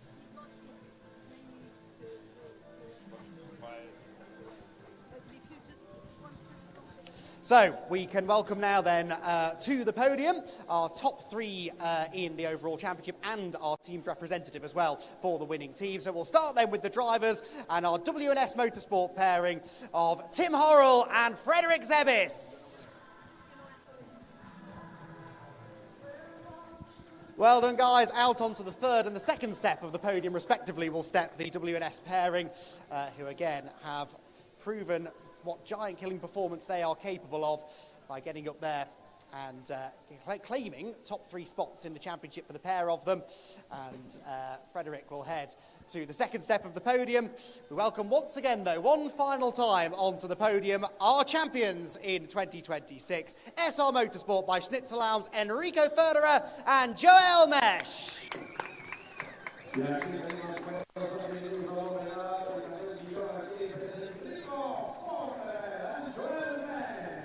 And we should have a team representative. Yes, we do have a team representative from SR Motorsport by Schnitzelalms, joining them on the podium as well, as they are your winning team in the 2026 GT4 Winter Series. Handshakes all round, lots more trophies to be brought out, and the bottles of champagne to be sprayed one final time, at least in the GT4s. The great news is we get to do this all over again twice more later in the afternoon. Trophies make their way out then to overall GT4 top three drivers and teams. So there are still photos to be taken. We do still have racing though to get to. I'm conscious of the fact we're going to have cars released from the pit lane in a moment or two. The Formula Winter Series will be up next, and then of course GT Winter Series at the end of the day, with a championship still to be decided there. And as the final set of celebrations begin, on the GT4 Winter Series podium. We begin our build-up to the final couple of races here in the sunshine at Barcelona. Do not go anywhere, plenty more racing still to come. One last GT4 champagne shower though. My exit route is blocked, I'm afraid, so I'm going to do my best to hide in the corner as the champagne sprays once again over W&S Motorsport and SR Motorsport by Schnitzelau. A final celebration at the end of a hard-fought campaign. So, as Enrico Federer well and truly finds himself with nowhere to hide, we can move on to the further racing that we have today. As I said, Formula's up next, GT's to come a little bit later on. And on the subject of GT Winter Series, there's been one car in particular in Cup 2 that's been garnering a lot of attention. And earlier in the weekend, we were able to catch up with Pipo and Felipe Massa. Well, we're back here in the Heroes Arena with two very special guests, Felipe and Pipo Massa. Thank you very much for joining us. Pipo, we'll start with you. This is your very, very early start of your career. You've had a fantastic weekend in Interlagos with 2 rookie wins at the races there. In that early experience of Porsche machinery, has that helped you coming into this weekend? Yes, I mean, it definitely helped me coming into this weekend, because also Portimao, because I did some tests in the Winter Series of Portimao, which helped me a lot because I never drove in the rain, and it was only my second day in the car, so it helped me a lot coming to Interlagos because there it rained all the practices, so it helped me a lot. And yeah, the weekend in Interlagos also definitely helped me to today, because now I have more experience in the car. I still don't know this track because it's my first time here, but I'm very happy to be here, and I think that the key is to adapt quick, so you can start and upgrade the car and, you know, get better every out you go. Absolutely. And your dad's obviously had quite a bit of experience around this track. How has that experience been with having him here to help you sort of guide you around the circuit and get to know and get up to speed with the car and this new circuit for you? Yeah, I mean, it's very good. It helps me a lot because, you know, every doubt that I have, I can ask him and he'll answer me because he knows this track. You know, he's driven this like his whole life here. So, I mean, it's just very grateful to have him, and it's a big help for me. All right, and questions for you, Felipe. Obviously, you've had a stellar career with lots of different disciplines of racing that you've got experience in. How is the transitional period that you're sort of coming into now, where you're taking a step back almost from the driving seat and being a bit of a mentor for your son? It's very different. It's very tricky to be a father, you know, because you're just wondering that he's doing, first of all, a good job, but then that nothing really happens, you know, in case of an accident, in case of, you know, things that you cannot control. You're just there, you know, watching and hoping that everything goes well. And in the other hand, I can help him with some, you know, experience, you know, about the lines, about what he's doing on the track. And it's also good that they have like a system that you can watch him driving on board live in the phone or maybe in the computer. And that's also a good help, you know, to understand what he's doing corner by corner. So, but it's much easier to be a driver than to be a dad, you know, watching from outside. And speaking of, obviously, you have raced Porsche Cup in the Porsche Cup Brazil beforehand. Have you found that experience quite helpful when you're sort of guiding him, getting up to speed with the car? Yeah, I don't have a lot of experience on the Porsche because, I mean, I did like 5 years ago, I did like a 3 race in Brazil, in the Brazilian Championship with of the Porsche, but it was like the old car. So this car I really never drove. But I mean, definitely you can help, you know, with the experience you have for racing. I think he's doing pretty well. I mean, he has like 0 experience, you know, in the motor racing. And then last year he went to Daytona with me, and then he said, I think I like, maybe would be nice if I can start like doing some karting or maybe racing. And then last year he did like some karting in Brazil. Not very serious thing, but just a bit. And end of the year, I organized like few testing for him, 3 days with the Formula 4 and 2 days with the Porsche. And then he liked the Porsche. I said, thanks God, you know, that's better. So, and then he started the season, you know, he did only 2 races in his career and he won both. So it was like a good start. Definitely still a lot to learn, it's still a lot to grow. But I think it was like a good start straight away, you know. Absolutely. And of course, this weekend you're sharing the car that we've got behind us. As that experience is sort of coming throughout the weekend, have you found it where you're almost disagreeing with the setup with each other? Like, are you sort of wanting to take it in different directions from each other? Actually, I drove the car, and it was so much understeer for me, you know, that I don't like the car too much understeer. And for him, it was a bit understeer, but less than for me. So I tried to change a lot the car, you know, to be a bit more over, so just to see how he feels. And we didn't find yet the right setup, actually, because of this, you know, balance problem. But maybe we have some you know, 3 sessions of testing today. I hope we find a way to be competitive in the race. And people, are you sort of under the same agreement that, you know, you sort of quite on the same page when it comes to the setup, or are you sort of disagreeing a little bit?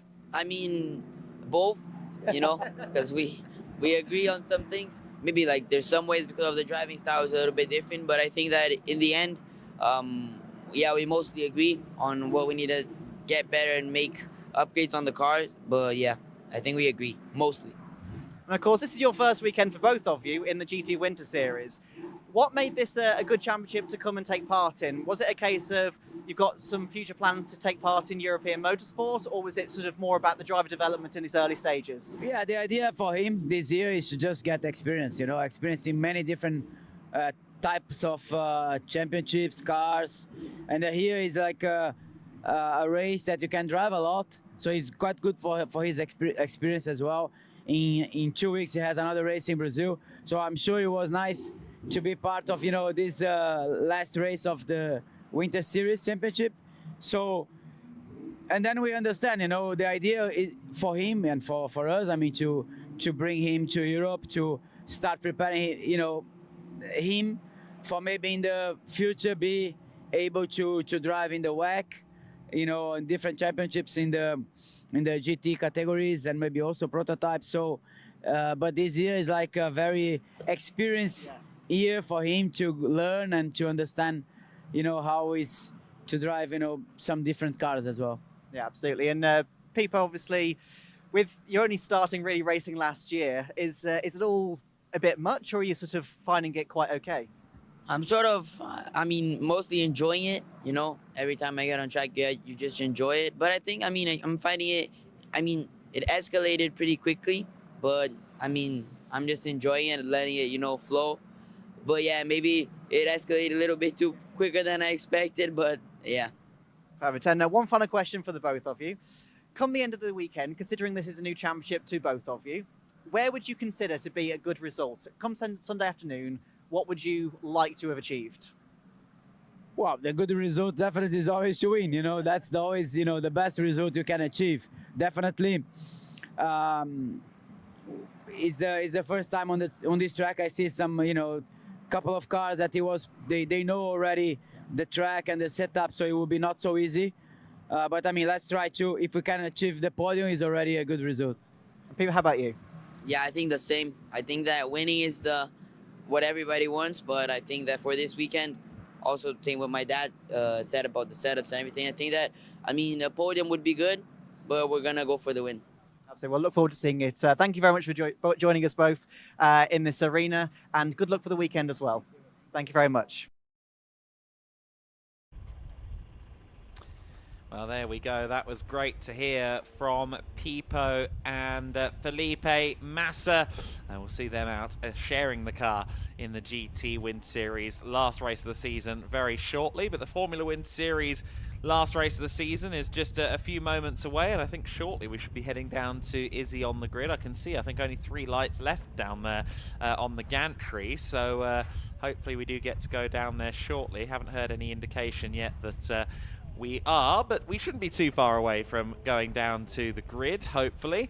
And Andy, the last Formula One Series race of the season is going to be, I'm sure, an entertaining one. Well, I mentioned the line last day of school in the GT4 race. I think if ever there was a race that was going to apply to, it would be the race with a grid full of predominantly teenagers. So I think this should be a particularly exciting one with relatively little, I suppose, in a way, still left on the table. We do have the minor placings in the championship still up for grabs. Obviously, the team's championship, as we saw, had gone down to the wire. So that's a storyline we'll be monitoring. Let's get the final thought, shall we, of Izzy Browning on the grid. Well, yes, indeed, I am down on the grid. Our final Formula Winter Series race just coming up shortly. This is going to be a very quick grid walk. We have already had the 3-minute board, but for the Rodin team, well, the team's title is within their grasp. If Us Racing score a 1-2, Rodin only need 4 points to take the team's title. And the 1-2, well, can Us Racing do it? We'll have to wait and see. The final race of the Formula Winter Series, the team's title within Rodin's grasp.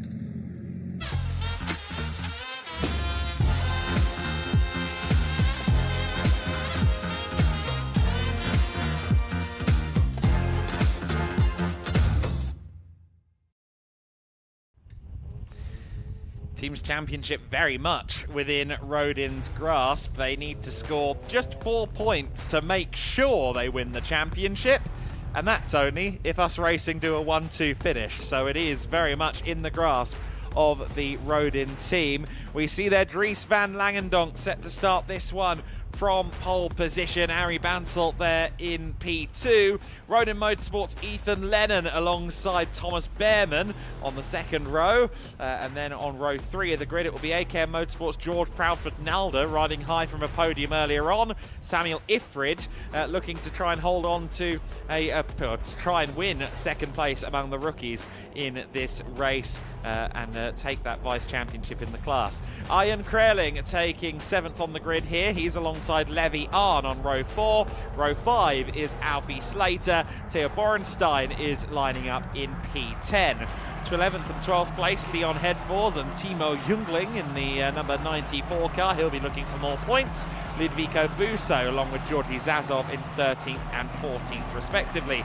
Oscar Repetto in 15th. Andre Rodriguez alongside him in 16th. Rodriguez was in the top 10 earlier. He'd like to finish in the top 10 this time. Noah Killian and Alexander Chartier 17th and 18th. Vittorio Orsini alongside Alexander Savinkov. 20th place might not be a problem for Alexander, historically speaking. Marcus Silkunas in 21st alongside Pedro Lima, another driver who'll be making his way through, I'd think. Platon Kostin in 23rd, Victor Paulsen in 24th position. Max Kamalander and Chiara Batig sharing row 13 of the grid. Row 14 will be Ginevra Panzeri and Eric Paulsen. So Theo Borenstein and Arie Bansel were the two drivers, of course, heavily involved with that collision on the first lap of the race. And I think we saw Arie down there on that grid walk, if I'm not mistaken. There is the 46 car, but I haven't seen Borenstein yet, albeit I would not have had an opportunity to Borenstein. There he is in the 20 car. So both teams have got the cars running again, and perhaps not the biggest surprise for Borenstein because it was mostly the front nose that took the brunt of it, but I suspect that Us Racing will be counting their lucky stars. If indeed it's the same gearbox and engine that was in the car earlier on, then they've got away very lightly. Yeah, I mean, I guess in a single-seater it's not as difficult maybe to remove and replace them, but they haven't had a huge amount of time to do so. So yeah, very impressive stuff from the teams to get both of those cars out there. And Arie Bansel, important because he still has a shot maybe at claiming second place in the championship. He comes into this race 17 points adrift of Thomas Behrman. So that's the battle. He needs to beat Behrman by a fair number of places. Realistically, only a top 2 finish for Bansel will do, and he still needs to hope that Behrman falls out of the points. But in what I suspect might be a fairly elbows-out race, Adam, that's not beyond the realms of possibility. So Arie Bansel will be thanking his Us Racing team for getting him out there and giving him at least half a chance to go fight for the second place spot in the championship. Yeah, exactly right. So 130 for Arie Bansel coming into this race, 147 for Thomas Behrman coming into this race. So Behrman with a strong advantage in the standings. We've got one car very much out of loop. In fact, that is Oscar Repetto trying to cross the circuit. And I don't think you can do a race start at that angle, unfortunately. So what's the next step? It might well be an extra formation lap, mightn't it? I think they'll have to. I don't see how they can start the race from there. Yes, the yellow lights flashing on the lighting gantry, which suggests to me we're not going racing just yet. And indeed, another green flag lap gets underway. So this is not ideal. I mean, not only did he line up in the wrong grid position, he was on the wrong side of the grid, which is particularly impressive since he was last there all of 2.5 minutes earlier, so short-lived in the memory clearly for him, and Oscar hopefully has now committed to memory that he's on the left-hand side of the road when he rolls around next time by 15 to be precise. Pole position on the outside here when it's a standing start, even though you'd think the inside line would be the better place to be. Of course, they tend to put pole position on the racing line because that's the grippier side of the road. More rubber laid down, it's more of an advantage to start on pole position if you have a little bit of traction underneath you. In Oscar's defence, I seem to remember Giancarlo Fisichella doing that a couple of times at Sepang one year. So it's not something you're immune to as a racing driver.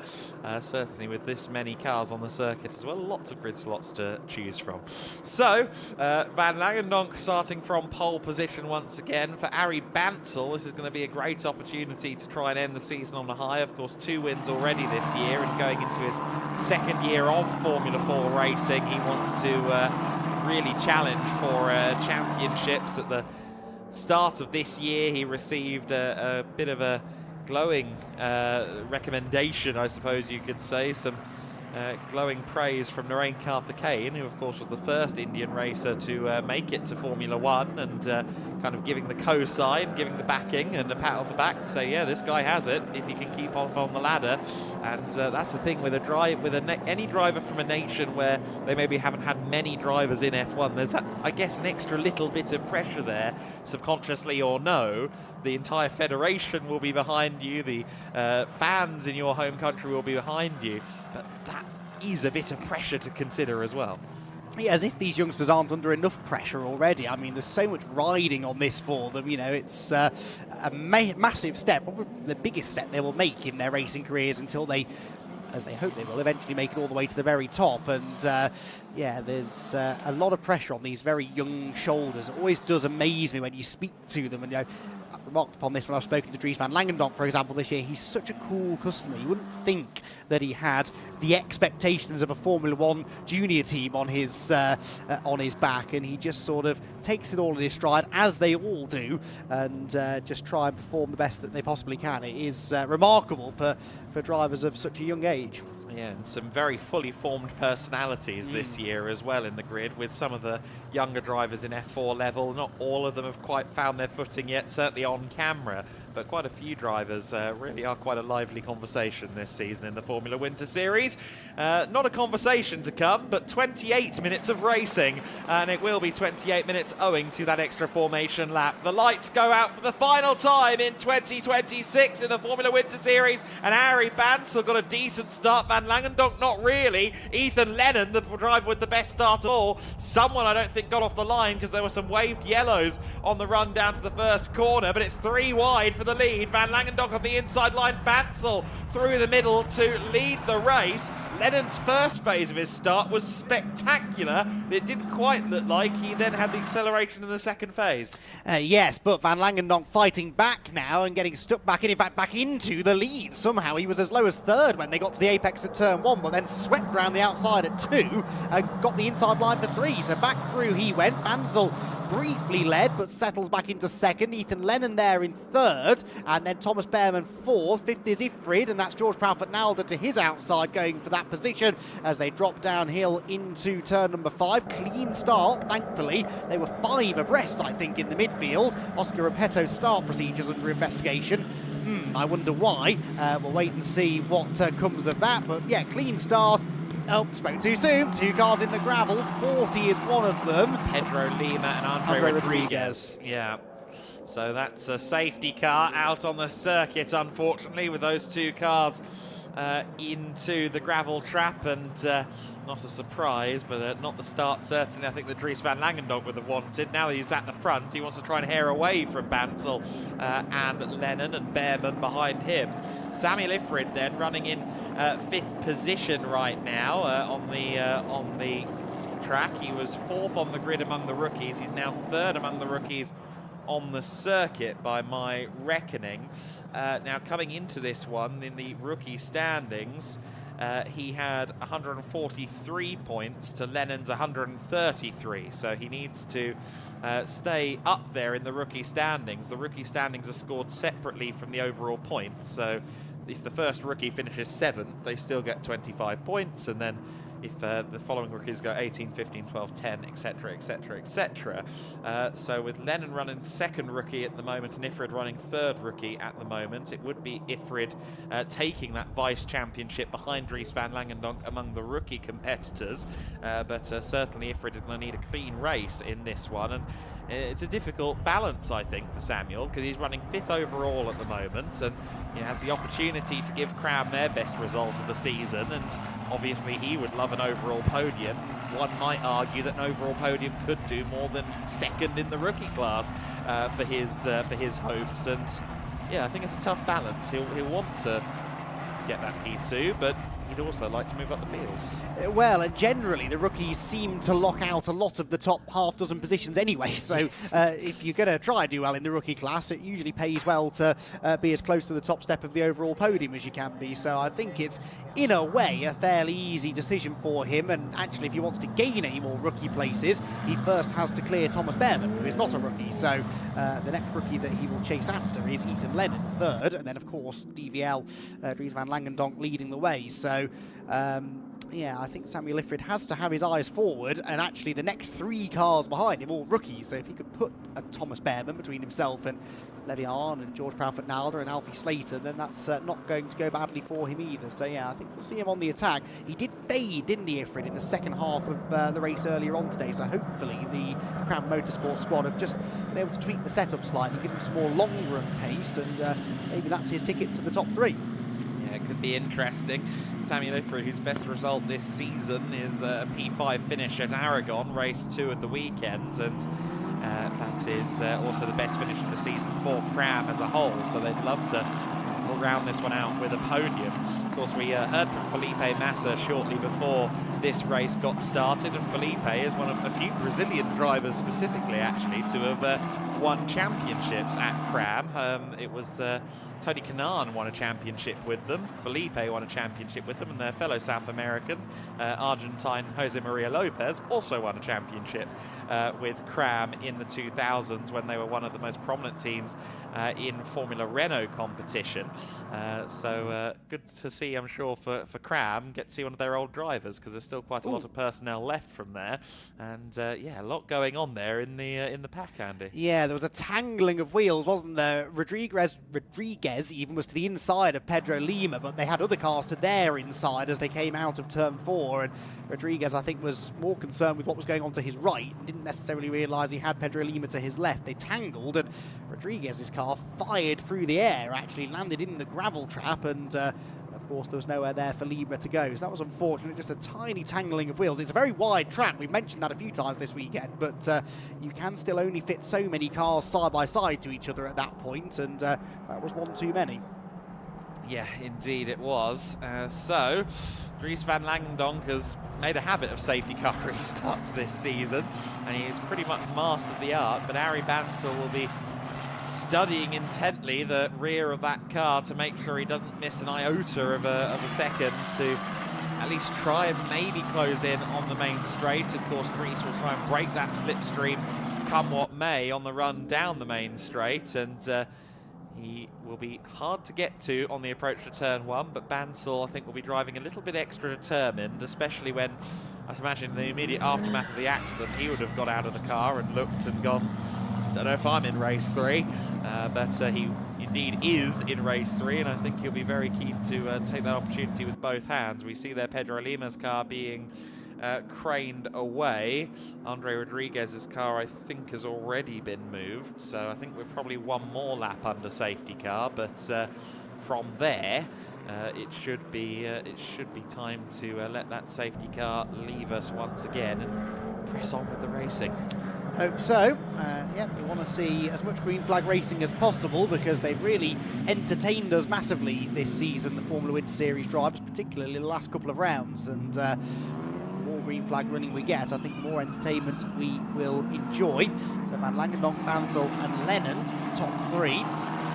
Rolling cars sandwiching the US Racing car, sort of the story of the team's championship, isn't it, really, with the Van Amersfoort Racing car sort of keeping an eye on them but not really fully able to get involved. That has been the story of the team's championship, and the cars then make their way around behind safety car, and yeah, as Adam quite rightly says, I think we'll probably end up with one more lap.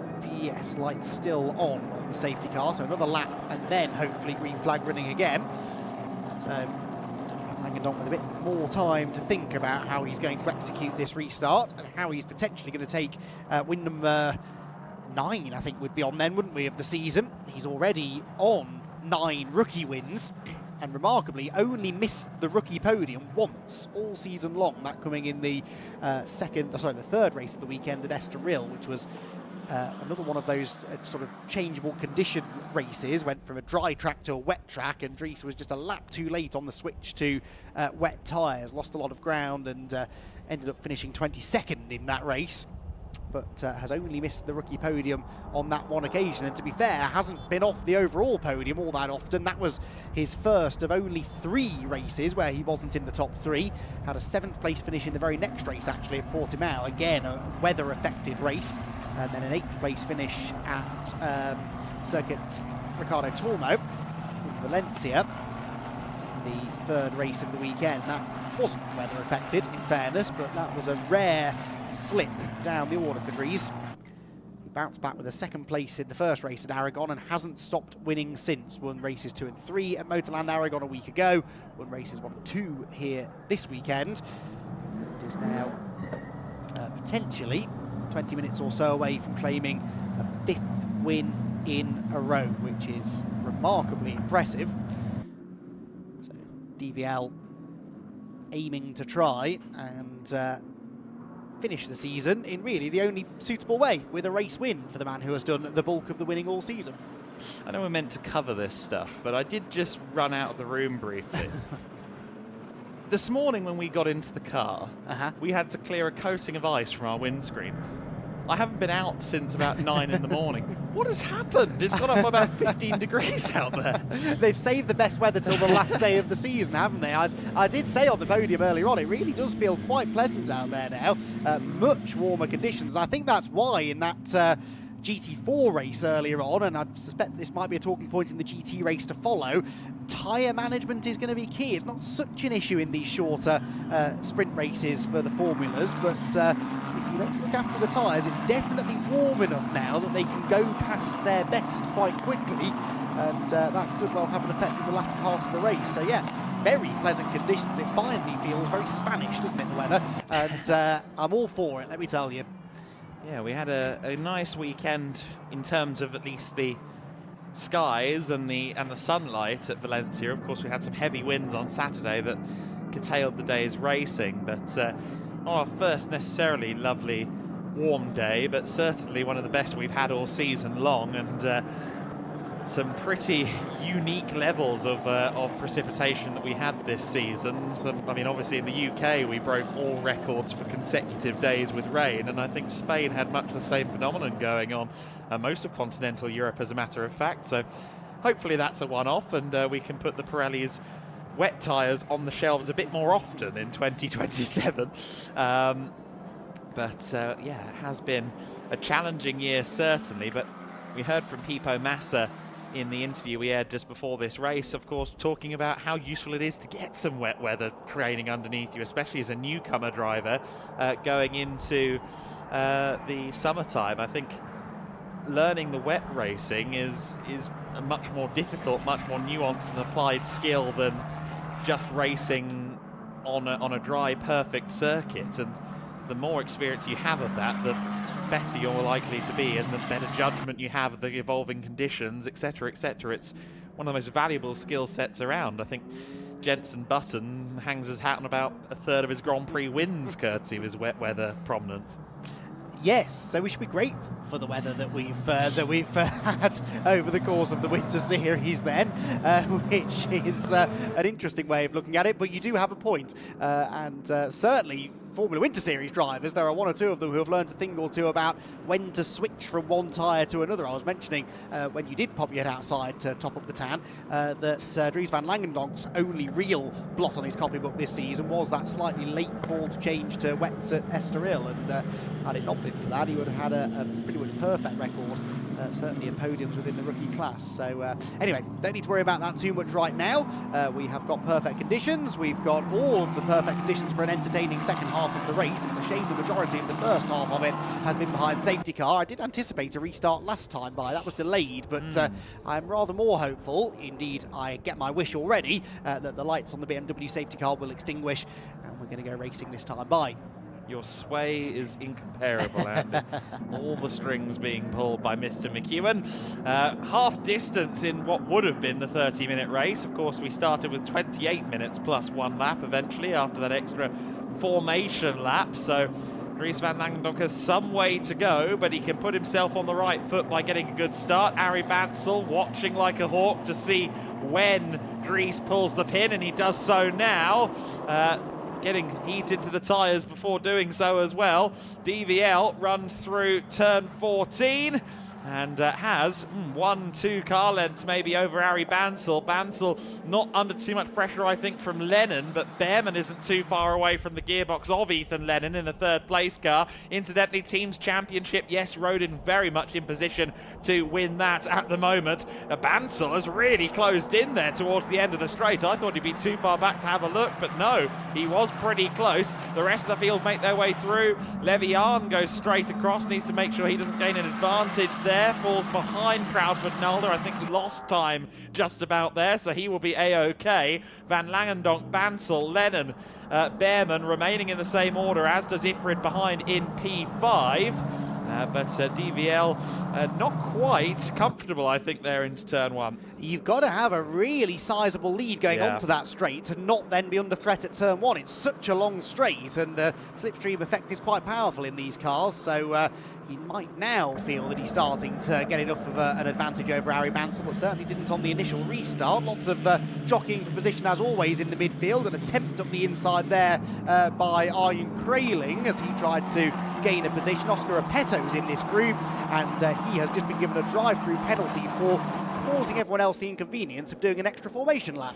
Yeah, fair enough, I suppose. Borenstein under huge pressure there from Noah Killian, and trying while he's at it to overtake their Timo Jungling. Too wide there with Killian on his outside line. Borenstein just outside the top dozen at the moment. We're dropping down to 13th if Killian gets the better of this, and it looks like Noah Killian will do now with the inside line for 12, 13 and 14, and Killian, well, rather rudely there, running him a little bit out of road, and that may well drop Borenstein down to 14th, maybe even 15th places as well. So we'll see them across the line. Where will Borenstein be? He's 13th, but Busso and Savinkov are not far behind. No, they are not. Down towards turn 1 we head again. That's Behrman now peeking to the inside line as we head into the braking zone at turn 1. Not the only one there. A big lunge from Theo Borenstein, and there's a bit of a schmozzle at the first corner. Out wide goes Ludovico Busso, and Alexander Savinkov, I think, lost out in all of that. Not often we see that with Savinkov. When he starts down the order, he normally marches unstoppably towards the front, but losing a little bit of ground there at the first corner. Round turn 4 they head. 62 is Arjen Kraling, who did, I think, make that move stick at turn 1, so position gained for him, the expense, I think, of Levian, and another lunge up the inside. Every braking zone seemingly an opportunity. Very much so. That was a big lunge there, and maybe leaking positions a little bit at the moment. A lot going on in this midfield, as has been the case all weekend. I think more to the front. Oh, goodness me, the sausage curb really doesn't like a Formula car. Chiara Petit there just about holding on, but was airborne for a moment. But I was going to say the midfield has been the more interesting, hasn't it? At Aragon, it felt like the front end of the field was on shuffle mode, but here it's the mid-pack that's really looking very entertaining. We follow at the moment Silkunas in 20th position, who'd lost out on the previous lap to Petit, but Petit has fallen back. So I think Silkunas now up to 19th position.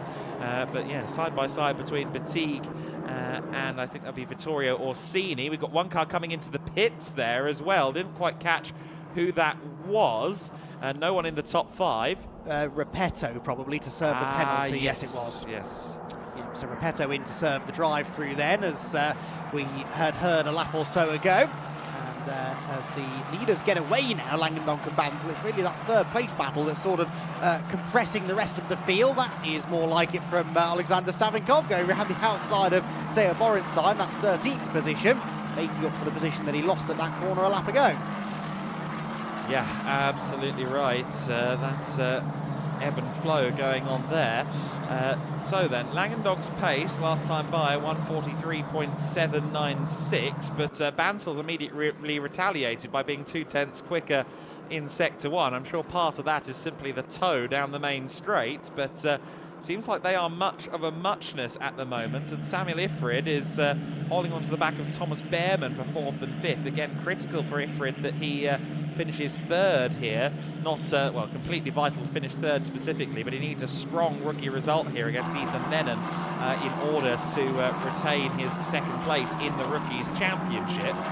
Leon Headfor's there. He's just been overtaken by Sil Kunas, who's moved up from 20th to 16th in 1.5 laps. I think Chiara Batig and co having their little scrap in amongst turn 6, turn 7 a lap ago certainly helped out quite a lot. But still, we are seeing a lot of positions made up by Sil Kunas, who for Jensa Motorsport I think is yet to claim an overall championship point this season, if I'm not mistaken. Yeah, he has not done it. He's a ways away in 16th place, but he'd certainly like to get a top 10 on the board for the end of the year.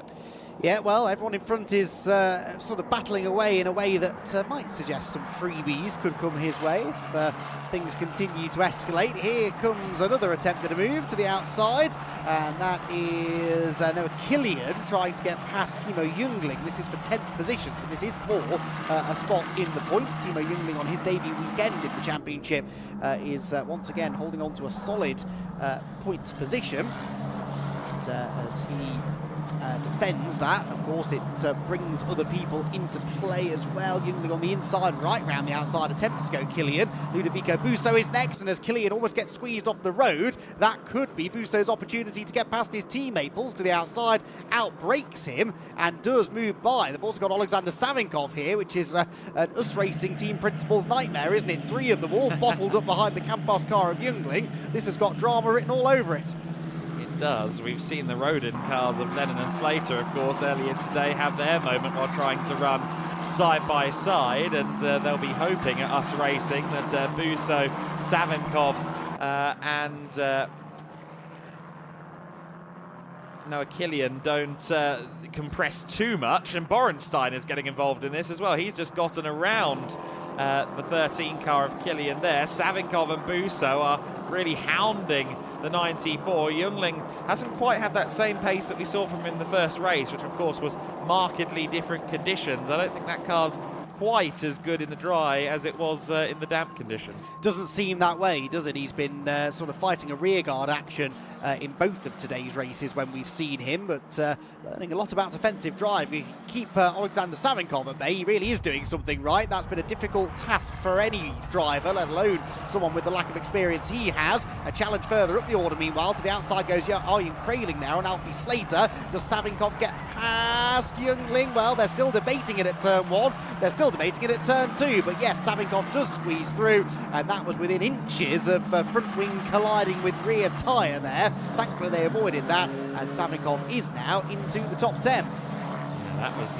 fairly close run stuff as we see more and more defensive driving here. This is, again, Borenstein on the charge. Is this still against Killian? No, this is against Busso, and they collide wheel to wheel there. I think both parties' cars are okay, but Borenstein lost a little bit there. He's got Costin now trying to go around his outside, and Costin continues to remain behind Borenstein, but Teo went from fighting Busso to now having to fight to stay ahead of Costin, and Noah Killian has been overtaken by Costin on that lap as well. So Clunas is again continuing his charge forward, still running in 16th for now, but on the back of this queue he could make up a few positions in short order if things play out a certain way. Yes, again, drama written all over it. This midfield battle's getting very intense. Defensive line there from Killian, but he's really defending all that well, is he? Slipping down the order slightly, and Marcus Tilkunas getting into this battle as well as they round the right-hander at turn 12. Around to complete another lap. Dries van Langendonk still leads, by the way, by nearly 1.9 seconds now, so I think he's broken away from Harry Bansal, who will likely have to settle for second. Third is pretty close, though, I notice. Only a couple of tenths between Ethan Lennon and Thomas Behrman. In fact, there's less than that now. Behrman pulls to the outside of Lennon for third position. Now, Behrman, at the moment, by my calculations, is doing more than enough to seal second place in the championship, but I don't think he's thinking about that. He wants to get himself back onto the overall podium as they head through 3. And Ethan Lennon doing his best to keep him behind. Then it's Ifrid and Proudfoot Nalder behind the two that I just mentioned. So Lennon defending that third, and Behrman not as of yet able to get through as they head for turn number 5. And, Ethan Lennon with this car's length advantage, if that, over Thomas Behrman, the Van Amersfoort Racing driver, with the narrow advantage. And so, as I said, Thomas Behrman doing more than enough here to hang on to second position in the championship, but he can't really afford to get involved in any tangles here. No, that's exactly it, isn't it? He can only afford to drop a place or two. 17 points between Bansal and Behrman coming into this race. Thomas Behrman, again, we've alluded to it fairly often this season, that we expect Behrman to try and, well, we expected Behrman to win a race this season, and certainly coming into this weekend we thought it could happen here, but right now, running 4th place, it's ever less likely, especially with the amount of time he's got left. And I think in part that's testament to how Ethan Lennon has been keeping him at bay. And we see here again the weaving up and down the main straight, and I think at this point Behrman's going to do well to even get a podium out of this, because Ethan Lennon's doing a stellar job. And if they really start scrapping, then George Proudfoot Nalder's not far back. Alexander Savinkov continuing to charge forward past Levy on. He's probably been the biggest mover of the season, hasn't he, Alexander Savinkov, even just over the last couple of rounds, gaining so many more positions than I can recall anybody else gaining at any point. And he does now move into 8th place. Has he got time to catch Alfie Slater? That's about 1.5 seconds or so. It's doable, maybe, with a handful of laps still to go. Big lunge up the inside for Crailing, and that is 5th place taken away from George Proudfoot Nalder again.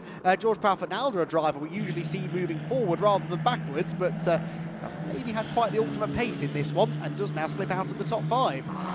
Yes, indeed. The 62 and the 55 running in tandem at the moment, so 5th and 6th position. And Proudfoot Nalder, like you said, yeah, just really falling off there, even just visually through that corner. A lot less apex speed, I felt, than Ian Crailing. So Proudfoot Nalder not going to be able to match the heights of his podium finish earlier on. He will still finish 3rd place as it stands in the rookie trophy standings, but Slater's only 2 seconds back, and Proudfoot Nalder really does appear to be struggling, so perhaps Slater can pick off one more position. To reiterate the situations in the rookie championship, Ifrid's still on his way to claiming vice championship status behind Dries van Langendonk there as it stands. Teams championship very much going Rodin's way as things stand, so it looks like no massive surprises championship wise here in the final race of the season, but we'll wait and see until we cross the line, of course. So it looks like we've got one car rejoining. Was that Battine, was it, or was it one of the cars that deceptively looks like a Red Bull? It was Timo Jungling, so the latter. Yes, Jungling in. Now we saw him getting knocked about a bit, didn't we, a few laps ago, so he's made a pit lane visit. That drops him well out of contention for another points finish. This battle, though, still raging on between Lennon and Behrman as Behrman tries to get himself back onto the podium. Thomas Behrman, who is 8 times a podium finisher. 4 of those 8 finishes were second places and 4 were thirds. And I'm sure he'd rather have a couple of first place finishes. He'd trade them in gladly for a couple of those lower podium finishes, but Looks as though that is not going to happen, unfortunately, in the 2026 season, but he's been very consistent, one of the more consistent drivers out there, really. Well, the second most consistent, really, because he's second in the points, and only Dries van Langendonk ahead of him. There is a danger, though, here, I think, that Arjen Kraling, having got ahead of George Proudfoot-Nalder, could actually come up to challenge these two. In fact, he is challenging them as they head around turn number 10. So Arjen Kraling there, again, another US Racing driver trying desperately to score as many points as he can for what it's ultimately going to be worth in the Teams Championship. And if nothing else, try and get himself another podium finish before the season's over. And as they round the penultimate turn, it is very much now a three-way fight for the bottom step of the podium. Yes, it is, and Kraling will be eyes wide open watching Behrman there run wide coming out of the final corner. He'll say, okay, feeling a little bit pressured, are we? Or perhaps are the Pirellis starting to let go underneath you? Either way, Kraling would like to try and round out this season with a podium. Of course, won the race at Valencia, almost won last time out, of course, at Motorland Aragon in race 3 of the weekend, only to have that snap of oversteer while defending from Thomas Behrman. So I think he'd quite like to get one over on Thomas before the season ends. Yes, I suspect he won't have forgotten that, and be amazed how long these drivers retain those bits of information, that's for sure. So yeah, a couple of scores to be settled, and the last opportunity to settle them here in this final race of the season. But Behrman is just not quite able to put himself where he needs to be as he closes through the middle part of the lap, but it's not really where you typically do your overtaking. Through the fast stuff, he just can't stay with Ethan Lennon, and that means that Ethan doesn't then have to massively defend at the end of the straight, a little bit into turn 1, but elsewhere he's able to just take his racing line. The time has ticked down to 0, so we've got one more lap to go after this one. And Thomas Behrman will be hoping that he can have at least one proper attempt at an overtake before then. Ethan Lennon weaving down the back straight and just keeping Thomas Behrman far enough away that he can't focus on attack. And now he really can't focus 100% on attack because Arjen Kraling is very much with him. Yeah, Kraling is certainly looming large, but Behrman looks like he's found something on that lap. His sector time through sector 1 was a lot quicker than Lennon's, and that's helped him out as we now go on to the final lap of the race. Lennon is feeling the need to perform the hypnotic weave, and we'll see how close Behrman gets to the gearbox by the time they run towards the first corner. I like that Kraling is just going straight. He's not too worried about it. He'll let them do what they do. Meanwhile, in the back of shot as well, Slater is under pressure from Alexander Savinkov for P7 as well. So a couple of different battles going on there in the same frame, and Savinkov has been pushed out wide there. He rejoins the race pretty much alongside Alfie Slater. So again, 2 for 1 in terms of the battling here on the last lap. Langendonk and Bansal well clear at the front of the field. Who will join them on the third step of the podium, and how far can Alexander Savinkov get up the field? Yeah, if he'd have made that move there on Slater, I might have thought that George Proudfoot-Nalder's rookie podium was in threat, but I'm not sure Savinkov's quite going to get there now. He's got to repass Slater, and then he's probably going to be the best part of 2 seconds behind Proudfoot-Nalder when all is said and done. So I think George is safe with another podium. George has been remarkably impressive on these 2 debut weekends in the championship, and there you can see him in the background, still quite comfortably ahead of Slater, who is still just ahead of Alexander Savinkov. Down the back straight for the final time, and I just don't see Behrman making this move. He's not close enough into the braking zone at 10, and that realistically is his last opportunity. Yeah, I think we are almost out of opportunity at this point. It's been a season where just about every opportunity to have landed in this man, Dries van Langendonk's lap, has been taken with both hands. It will be 9 wins and the most dominant championship campaign we've ever seen in the Formula Winter Series from Dries van Langendonk. Your champion has won 9 races this year, and with that win will also come the team's championship for Rodin Motorsport. A perfect day in Barcelona for them, even with that little hiccup in race 2 between Slater and Lennon. Ari Bansal takes second. Ethan Lennon does hold on to third in front of Thomas Behrman for 4th place. Kraling takes 5th ahead of Proudfoot-Nalder in 6th position. Alfie Slater did hold on to Savinkov as well, and Samuel Ifrid dropped down to 10th position and therefore 6th in the rookie class. Now, Lennon with 18 points, with 8 points will be Samuel Ifrid. that is going to be extremely close in the rookie standings. In fact, 18, 15, 12, 10, 8, that is going to be on countback. They're going to be tied on points. It's going to be 151 for Lennon and 151 for Samuel Ifrid. So that is going to go down to a tiebreaker. And what would break the ties? Would it be most first places in class? And if it is, and I believe it would be Samuel Ifrid for vice champion in the rookie standings, because critically, Ifrid has a P1 in rookie, dating back to Ricardo Tormo race number 3 at Valencia.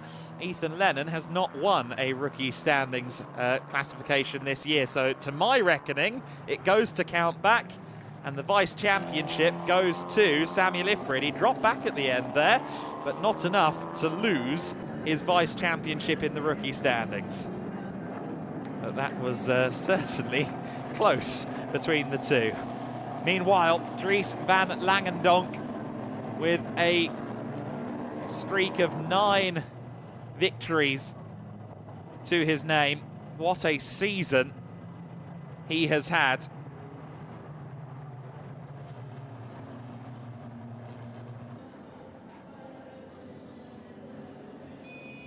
Uncharted waters, unprecedented territory for dominance in the Formula Winter Series.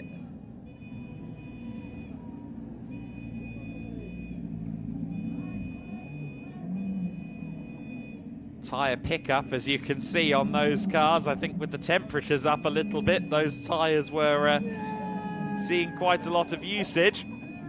Sounds like there's celebrations going on at Rodin. I think they're very well aware that they have got themselves the team's title. And I'm sure this one will be a celebration for Dries, but a celebration for the team at large. Fairly understated there from Dries. There's the team manager. It is the team's championship for Rodin. Of course, they were with us in 2024. Rodin Motorsport claimed a single race victory courtesy of Thomas Strauven, but this today is their first team's championship. Indeed, all of these championships are first for Rodin in the Formula Winter Series. They've had a fantastic season.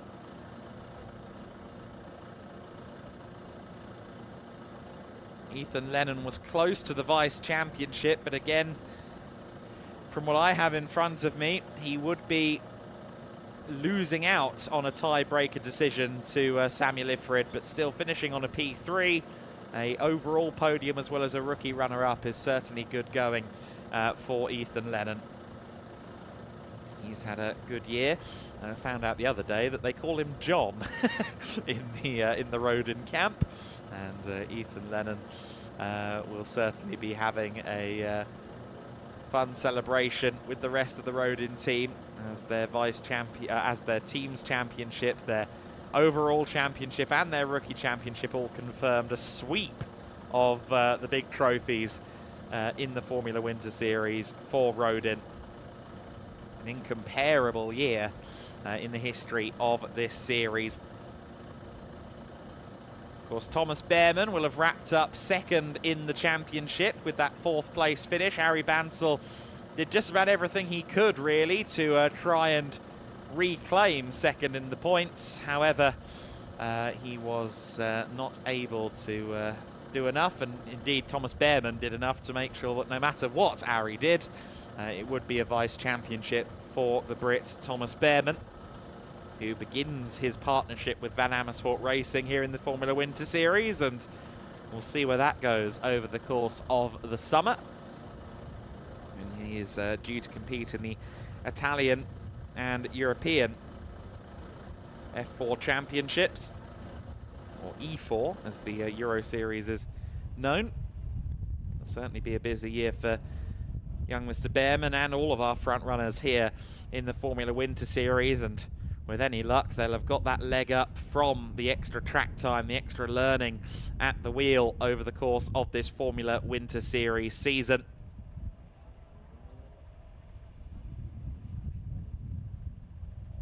It's the amount of track time, but also just how quickly the track time happens here in the Formula Winter Series, with 5 rounds, 15 races held in a 2-month span. It means that you can very quickly learn the ropes, and certainly those that come in as rookies aren't rookies by the time they leave the Formula Winter Series. And for our fastest rookie of all, Dries van Langendonk, I don't know that he ever really felt like a rookie with just how prodigious that pace has been. The McLaren driver development program has a few very interesting names coming up at the moment. And certainly young Mr. van Langendonk will be right up their list of prospects. He is with Izzy now. Let's go down to the champion, Dries van Langendonk. There was only one way for him to end this season, wasn't there? The most dominant Formula Winter Series champion we've ever had. And you've ended with a win. Congratulations, Dries. What a way to end the weekend. Yeah, I mean, I don't really know what to say. I didn't really expect this, but both wet and dry recently, our pace has been really good. I think I'm happy the team got the team's championship. I'm happy I did get some good points for that. And yeah, every single one of the boys deserves it so much, and girls. But yeah, I mean, fantastic job from all of us. Yeah, you've kind of run out of things to say to me, because we've done so many of these winners' interviews by now that you've not got anything left to say. But as you say, and as we can see behind the team's title sealed as well, you've done the triple, the rookie championship, the drivers' championship, now the team's championship. And as you say, for the boys and girls at Rodin Motorsport, this is a huge achievement. And you've actually been, well, probably the biggest contributor to that achievement, so you've got to feel proud of that too. Yeah, I mean, every single one of the team obviously contributes to this, my teammates and everyone in the team as well. So yeah, I mean, really grateful for everything. I couldn't have wished for anything better than this. So yeah, really grateful. Well, your time with us in the Formula Winter Series comes to an end. Of course, we move on now to your Summer Series, where you'll be in British F4, and this really does bode well for the series, for the season ahead, where, dare I say it, you might have less rain than you've had in the Formula Winter Series. Yeah, it's a weird thing to say considering going to the UK, but yeah, I mean, we're going to see how it goes. I hope to be doing as good as I was here, but yeah, it's looking like a strong grid, especially this year, so yeah, see how it goes and have some fun. Well, huge congratulations. You've been phenomenal all season long. Once again, Dries van Langendonk, a winner in the Formula Winter Series. Rodin seal the team's title. What a way to end this season. Dries van Langendonk, remember the name. After the season we've seen, how could we forget? What a year from Dries van Langendonk in the Formula Winter Series. A 9th win of the season at our final attempt. And now let's look back at the highlights. Race 3 of the weekend started very well for Ethan Lennon. He got a great initial launch and looked like he might be challenging for the lead. Conversely, one of the Yenza cars, I think that was Georgi Zazov, not getting off the line at all, at least initially. Dries van Langendonk briefly losing out to Arie Bansel, but powering around the outside for second place. Further back at the top of shot there, Andre Rodriguez and Pedro Lima making contact, finding the barriers. And unfortunately, a safety car as a result of 2 cars stranded at turn 4. Back to racing conditions and DVL at the front. Arie Bansel giving chase. Bansel looked like he was right there on the offensive, but once Dries held off through these early corners, he started building a lead, and the Belgian has done that many a time this season. Theo Borenstein was recovering after that collision, of course, in race 2 that he had with Bansel, and doing so well, fighting up the order, albeit having a bit of a set 2 there with Noah Killian for about 12th position.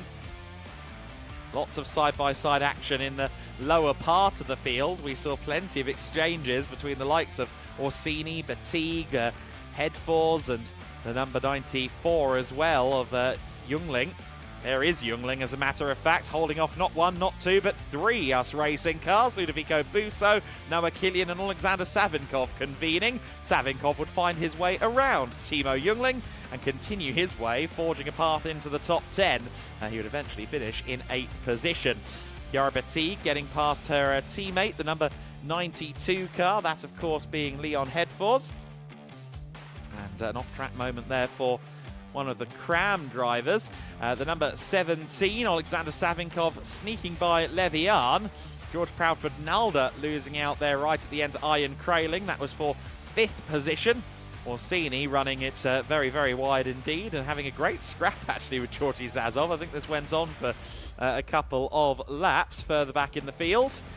Some side-by-side action here as the 52 on the move again. Georgi Zazov seemingly having a battle all race long. It was Alexander Chartier that he was racing for the lower position. Chartier going rally crossing, and while all of that was going on behind him, Dries van Langendonk had a clear run to the finish.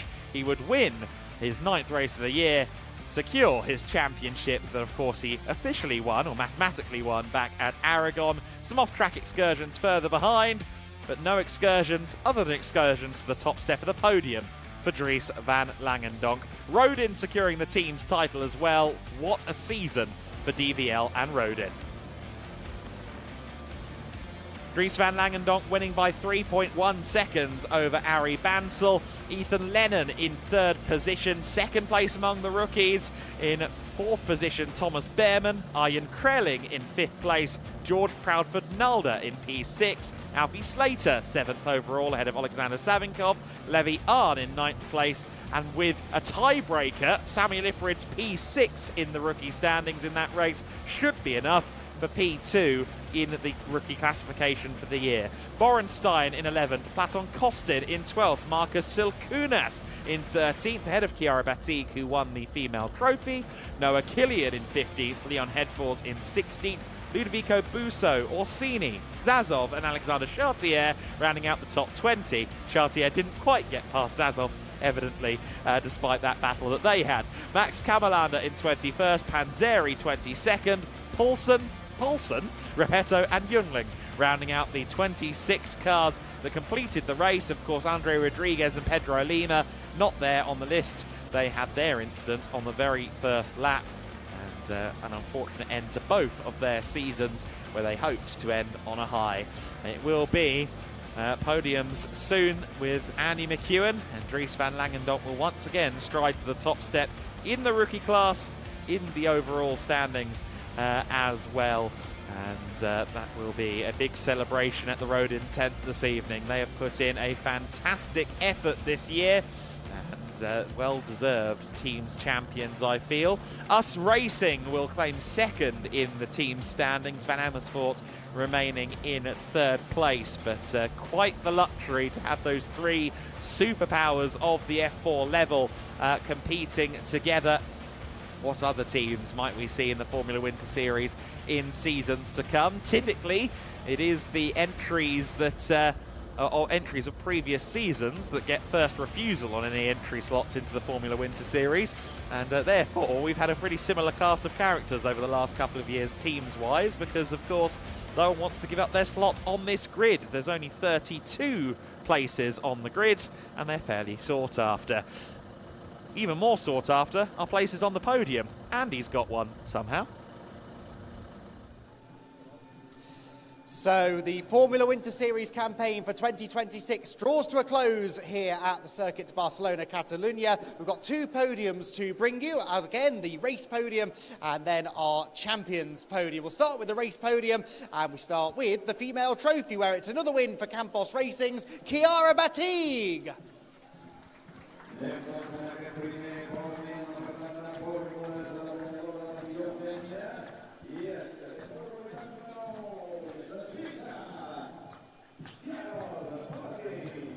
And onto the top step of the podium she will go, and a winner's trophy is handed out to her. by Matthias from Pirelli on this occasion. We've had a whole assortment of Pirelli team members helping us out, and we thank them for their help and support in Winter Series over the course of 2026.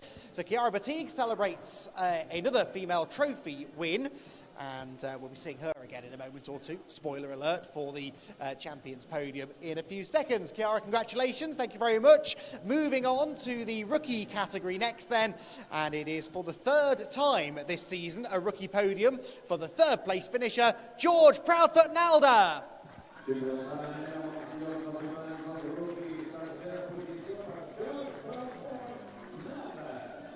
It was, though, another Rodin Motorsport 1-2 finish. Second position, an 8th rookie podium of the season, Ethan Lennon.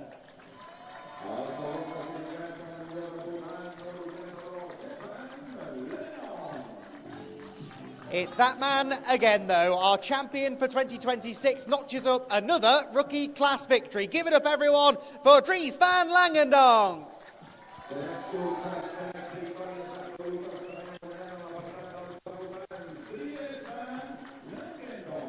On to the top step of the podium he will go. Sprinted, in fact, from the podium room to get with us an 11th rookie win of the year. Again, 14 out of 15 races he was on the rookie class podium. A dominant performance in all regards for Dries van Langendonk. The most dominant performance we've ever had for a champion in Formula Winter Series.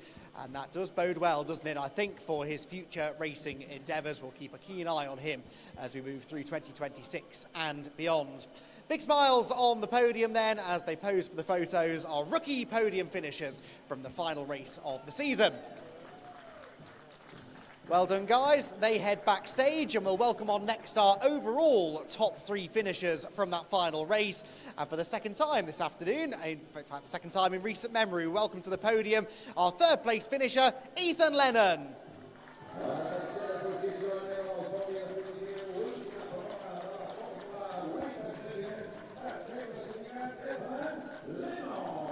Back onto the podium he comes very quickly, having just vacated the rookie podium.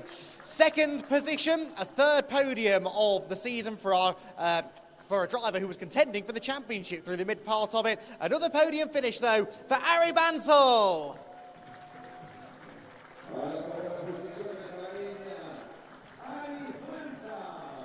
And the US Racing team did a brilliant job to get him out there after that scary start line accident in race 2.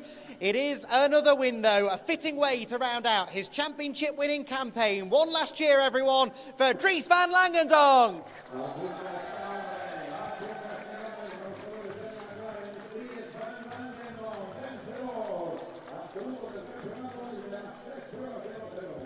Well, I say one last cheer. Of course, we'll have him out again in a moment or two to receive his Champions Trophy. For now, though, the race win trophy can make its way out to Dries, along with Ethan and Ari. I'll find in a moment, sorry. National Anthem time for our winning driver.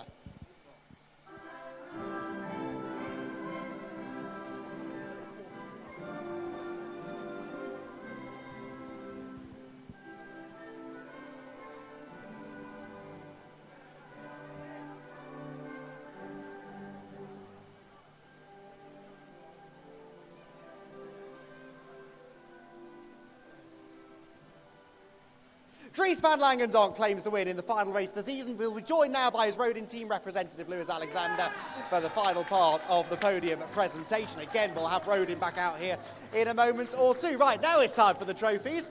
Only 14 times we've done this podium format this season. We'll get there in the end. Out come the trophies for our top 3 drivers and indeed the winning team. And I think Lewis is enjoying himself up here more than his driver is as he celebrates another win for Rodin Motorsport.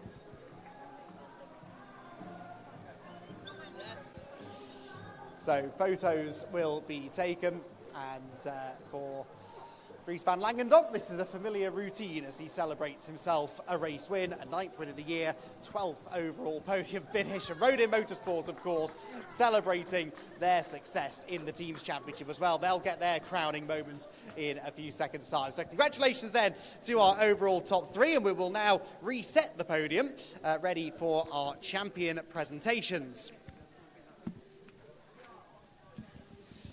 So, We have got 3 champions to crown. I think we are good to go. We haven't lost any drivers in the last few seconds. No, good. So we'll get our first champion of 2026 out onto the podium. Then it is our female trophy champion. We've just seen her claim another race win in the category. The championship at the end of the season goes to Chiara Batig.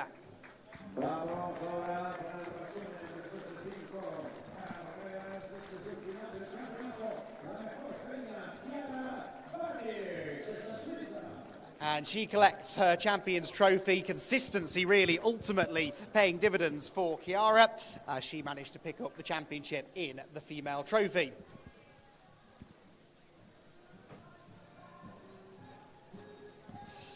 And Chiara very pleased with that. Congratulations, Chiara Batig, your female trophy champion in the 2026 Formula Winter Series.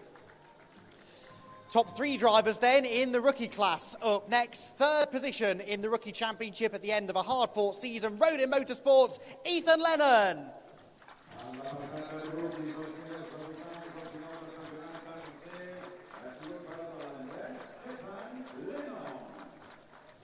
Second position at the end of the rookie campaign goes to Cram Motorsport and Samuel Ifrid.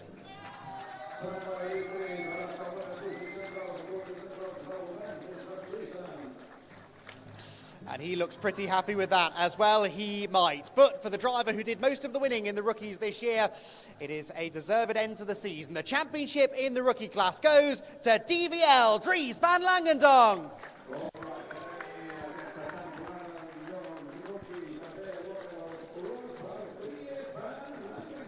They'll be charging him rent on the Barcelona podium at this rate, I think. He's made so many appearances out here over the course of the weekend.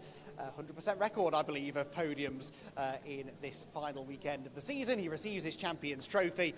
The handshakes from the GEDLICH and Pirelli staff on hand to help with the presentations. And Dries van Langendonk celebrates his rookie class championship.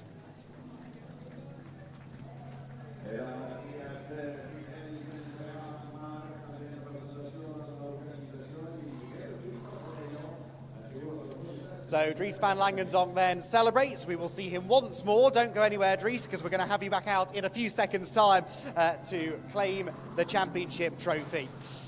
So the top 3 drivers in the overall championship will welcome out next. 3rd position in the Drivers' Championship, Ari Bansal.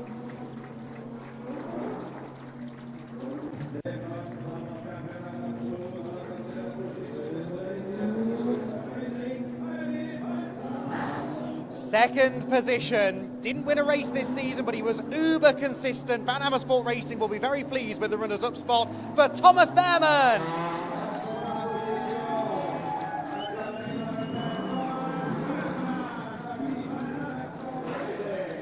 A super consistent drive for Thomas. The team were indeed happy with that. No prizes, though, for guessing who's about to be crowned champion. The most wins of any driver, the most podiums of any driver, and by far the most points scored. The champion in the 2026 Formula Winter Series is Dries van Langendonk.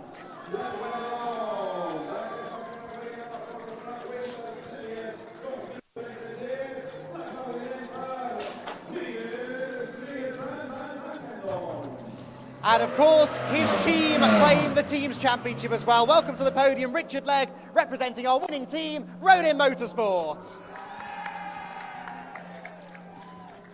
And the trophies, the final set of Formula Winter Series trophies then can now be presented. Congratulations to Rodin, to Dries van Langendonk, the champion. And he gets not only the trophy, but the champion's banner as well. And that's presented to him by Matthias from Pirelli. Dries van Langendonk, a deserving champion. He came, he saw, he conquered. He claimed every prize going in the Formula Winter Series that he was eligible for, and he is a deserving champion in both the rookie and overall championship. Dries van Langendonk, your champion in the 2026 Formula Winter Series. And the final set of podium photos will be taken. So the celebrations will begin in earnest now for the formulas. We, though, have more business to attend to. One more race coming your way this afternoon, and it's a big one. The title decider in the GT Winter Series. And based on what we saw earlier on today in race 1, this could be a pretty spicy final race of the season. In a moment, we'll head down to the grid for all the pre-race build-up for our final race of the year.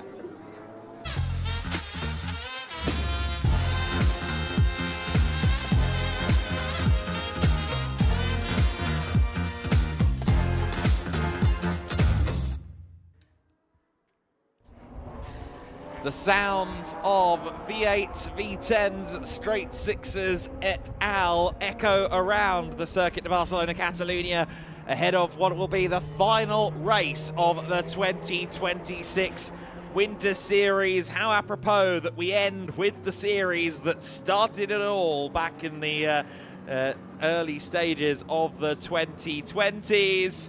And the GT is always the most spectacular of the grids from an auditory perspective, if nothing else. We're delighted to see the full quota of cars rolling down to the grid once again, and all the talk is about the championship battle. SR Motorsport by Schnitzelau, Kenneth Heyer and Jamo Hertling, they lead by just 2 points over Orange Racing by JMH. That, of course, being Marcus Clutton and Simon Orange.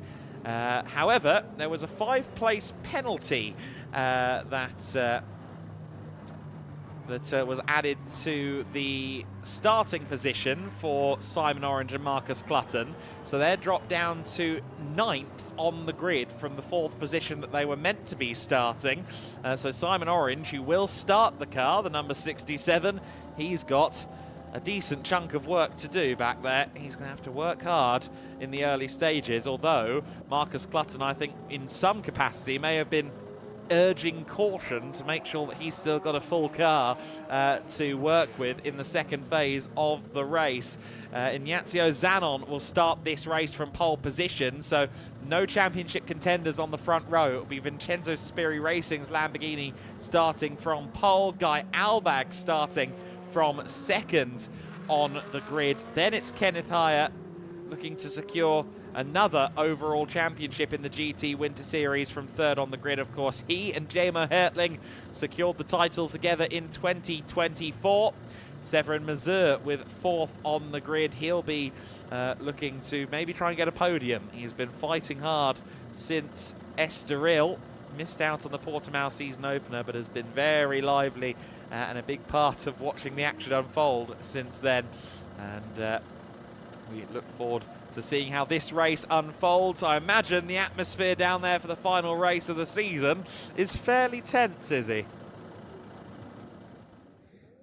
Yeah, it is tense, but it's also a very, very busy grid. As you can just see, we've got loads of people that have come out for the final grid walk, come down to the grid to see all of these cars, and it is going to be an exciting title decider. Neither of our title contenders, however, are on the front row. Of course, we have the number 66 started by Ignazio Zanon and the number 64 of Guy Albag. Of course, Guy, a solo driver, and he won a race yesterday. Let's see what he can do today. And as I've been saying all day long, well, they are not in this championship fight, so for them, well, they can just go out there, drive and have fun, but a little bit more pressure on the 2 cars in the championship fight. And the first of those is this one here, the big green Mercedes, the number 11 of Kenneth Heyer and Jamo Hertling, looking for a second championship together. Of course, they did the same in 2024. Jamo has got the door open. Well, Kenneth, here we go. Final race and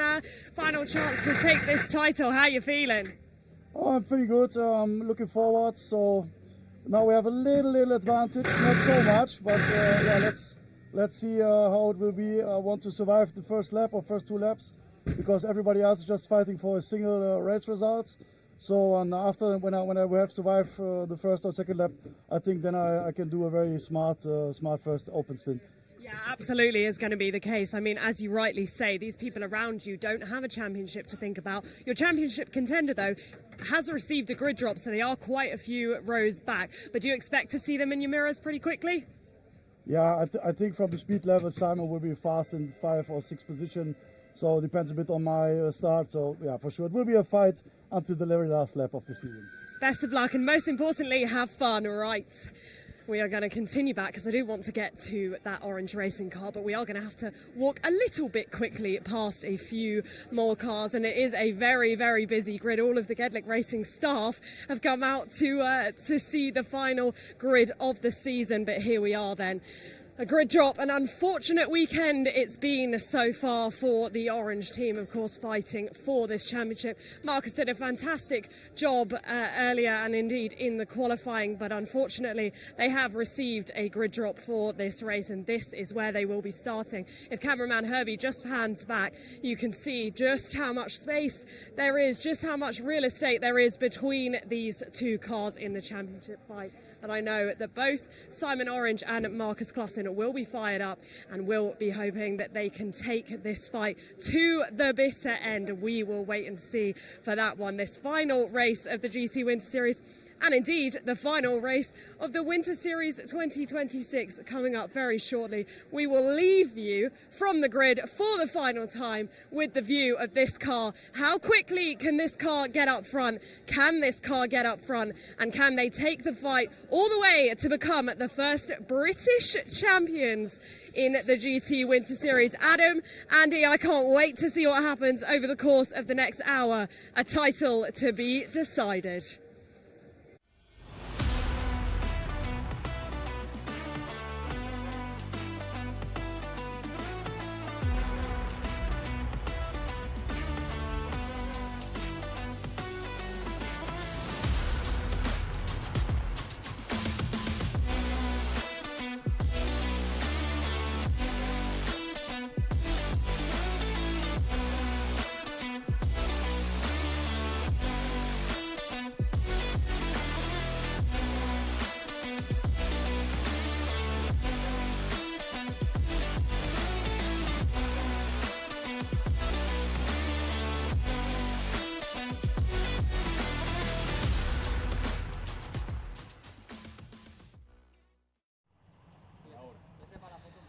So then it is race 3 in the GT Winter Series weekend at Barcelona. It's race 15 of the GT Winter Series season.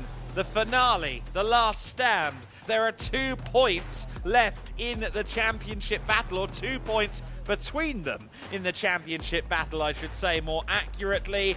Kenneth Heyer and JMO Hertling of SR Motorsport by Schnitzelbaum hold a 2-point advantage over Simon Orange, Marcus Clutton from Orange Racing by JMH.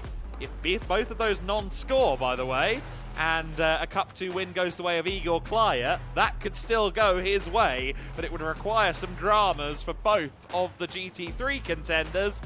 Not that that's stopped things like that happening before. So, Ignacio Zanon starting this race from pole position, joined on the front row by Guy Albag of Antonelli Motorsport, looking to return to the top step after race 1 earlier in the weekend. Kenneth Heyer starting from 3rd on the grid. Severin Mazur in 4th position. In 5th place, Yaroslav Veselaho in the AF Corsa Ferrari 296 GT3, joined by Marius Aigner, the KTM in the GTX class, having a good grid position, and that car is usually pretty quick in a straight line. Keep an eye. Rudolf Benno in 7th place, Oliver Weitzer in 8th position in the Erle Motorsport Porsche. Then it's Simon Orange, who has a 5-place grid drop from the previous race. You might remember there were still open investigations coming out of race 2. John Lancaster will start from 10th.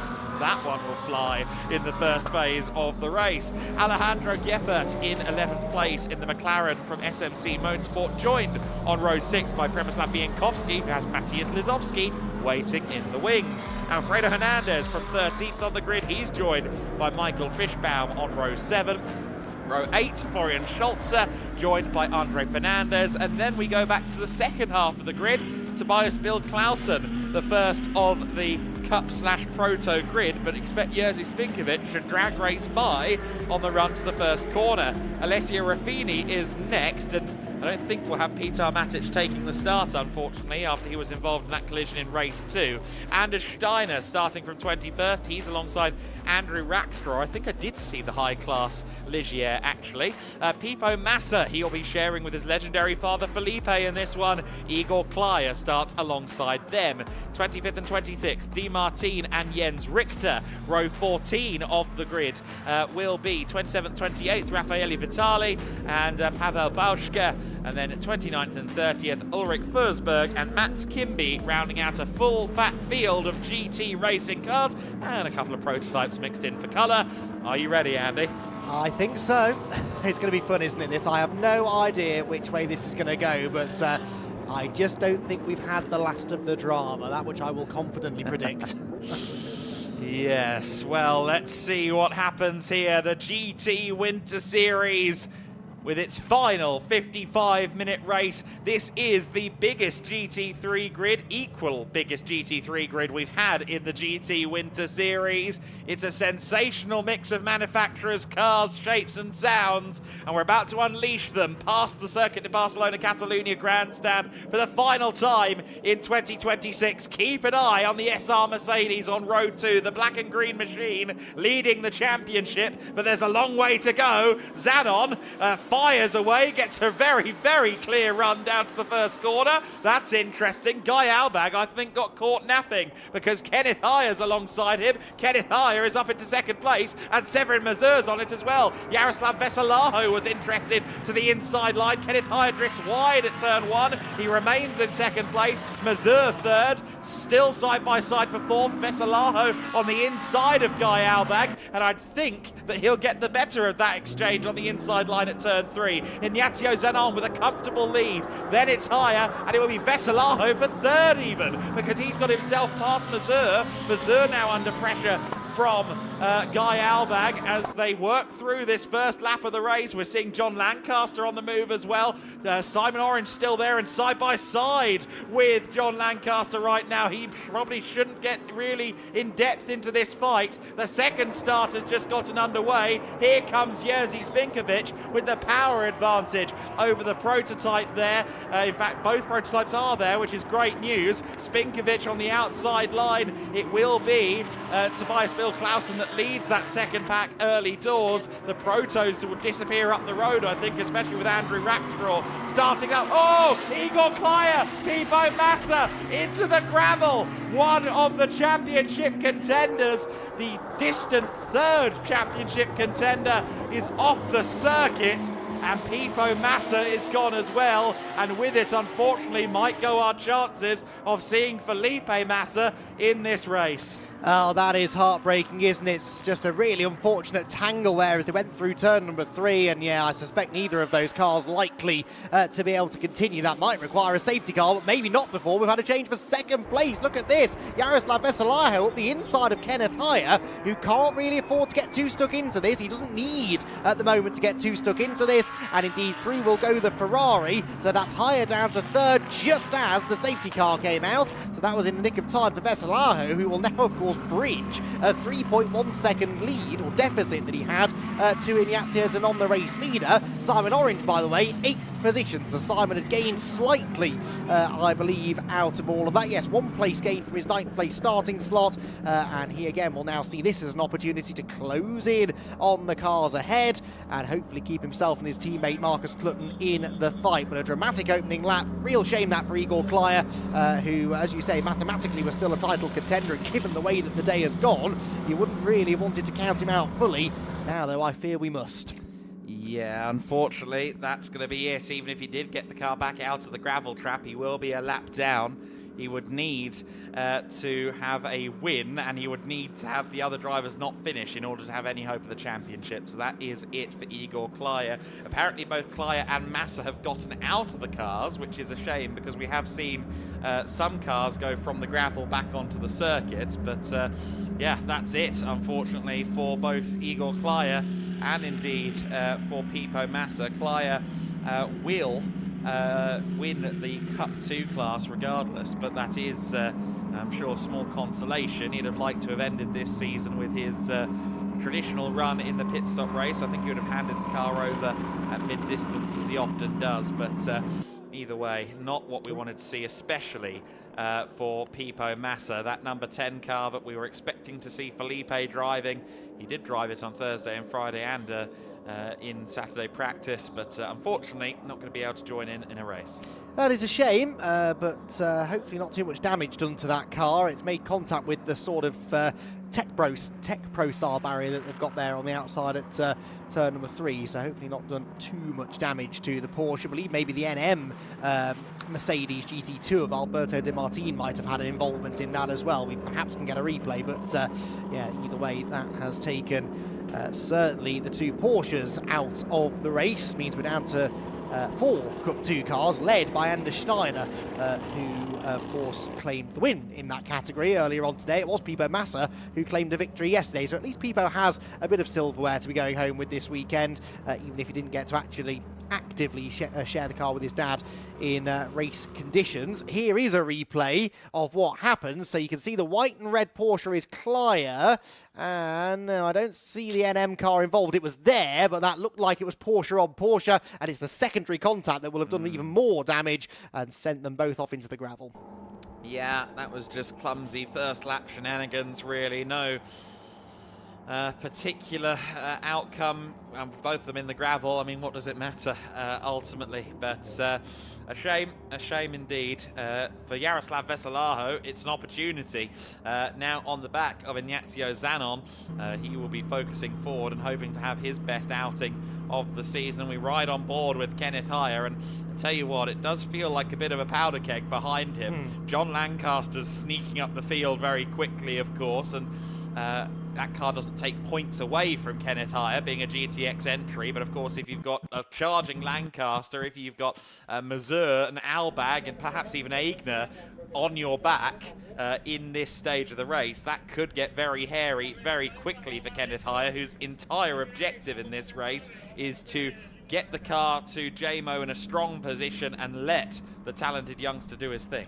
Yes, and in a way what they didn't really want in this first half of the race, SR, were safety cars. This is actually working against them, because if we run green flag, they had the track position advantage over Simon Orange in this first part of the race, and they would have wanted to utilise that to build a bit of a lead over him, so that then when JMO does get in the car, he doesn't have a fired up Marcus Clutton breathing down his neck. But the more safety car intervention we have in the first half of the race, the closer that McLaren is likely to be to them. And of course, I wouldn't put it past Simon Orange to start marching through the order as well. He's another driver who I feel is fairly fired up, and proved last time out at Motorland Aragon that he can overtake amongst the best of them, and of course had a good recovery drive after his spin yesterday. So I'm not convinced this safety car benefits Heyer, really.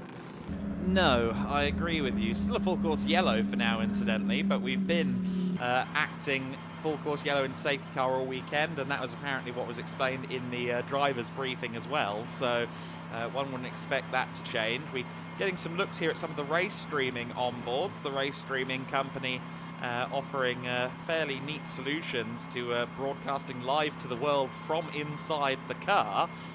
We've seen the adverts for those throughout the season, and great to see some of the footage on our live stream as well.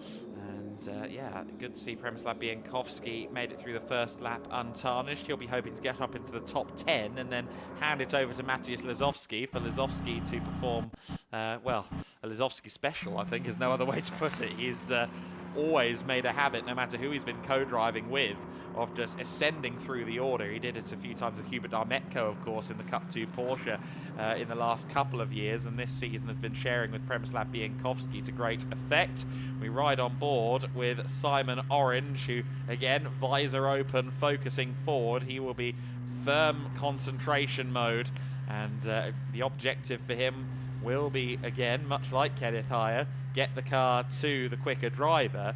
At Aragon, Marcus Clutton advised him to, you know, not do anything crazy, not to try and defend positions hard, but that was when they started further up the field. I wonder what the directive was today. Was he told to take it easy, or was he told to go for it?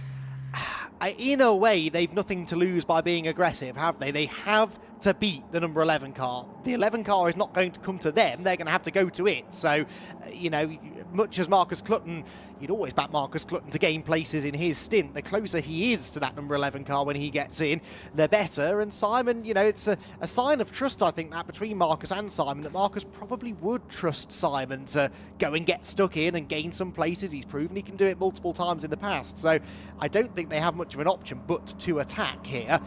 They've got to try and get past that handful of cars ahead of them, or or indeed hope that Kenneth Hire continues to lose ground. He's got Severin Mazur behind him. Severin has been quick. Guy Albach, of course, won the race yesterday, and he was in the same race as Kenneth Hire. He was quite a bit quicker than Kenneth in that one. So, yeah, we would perhaps not necessarily guaranteed to see that number 11 Mercedes stay where it is, and if Simon could pick a position or two up in the meantime, they could well find themselves coming together, hopefully not literally, but at least battling for position, maybe even before the pit stops.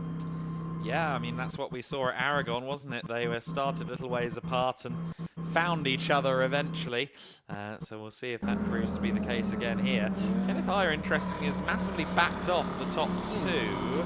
I think he has lost time under full course yellow, which is never how it's supposed to work, but I think he has lost a little bit of time to them. We still haven't had the safety car out, incidentally, which in itself is interesting, because you'd want to neutralise the field as quickly as possible if that's what you're going to do anyway.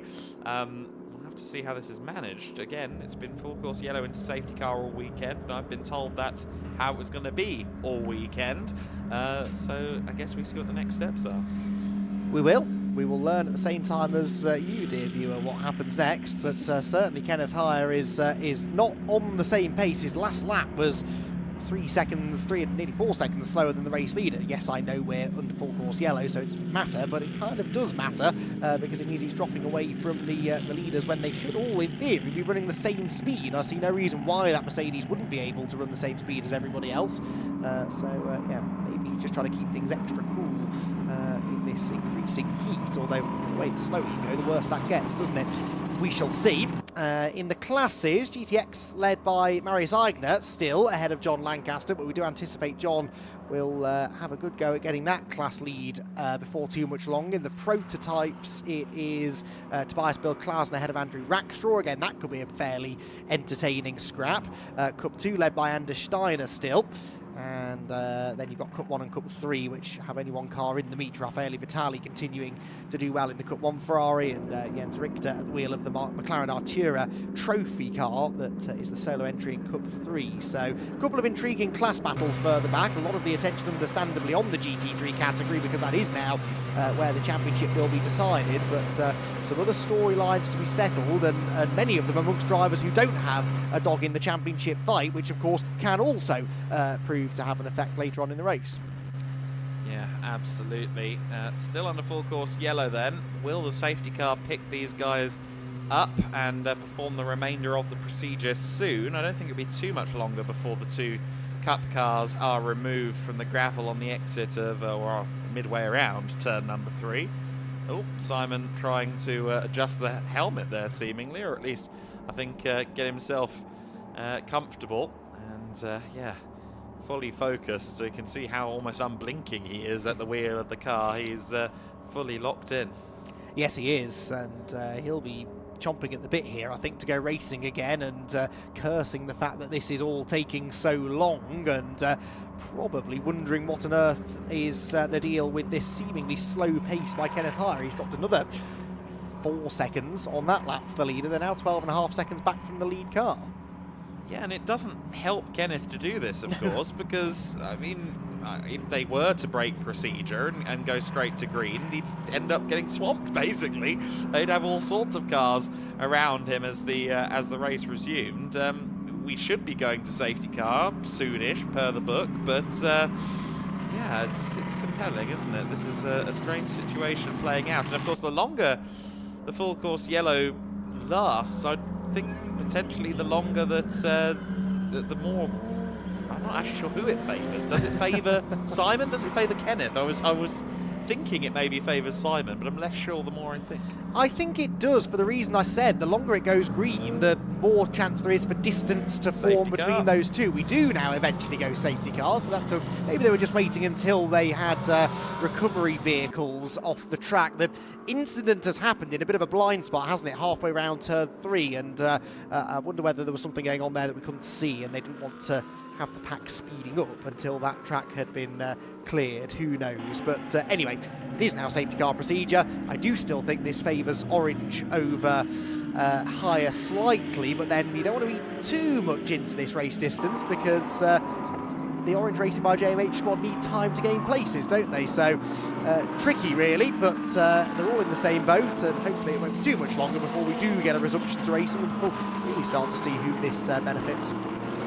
Absolutely. So the safety car, I imagine, will pick them up on the next time by. I don't think we'll be going back to green now. So we will hopefully just do one lap behind safety car and then get racing. The pit window opens with 30 minutes of the race left to go, so 25 minutes into the race. So we'll have to see how many laps we do. Hopefully just that one lap behind the safety car.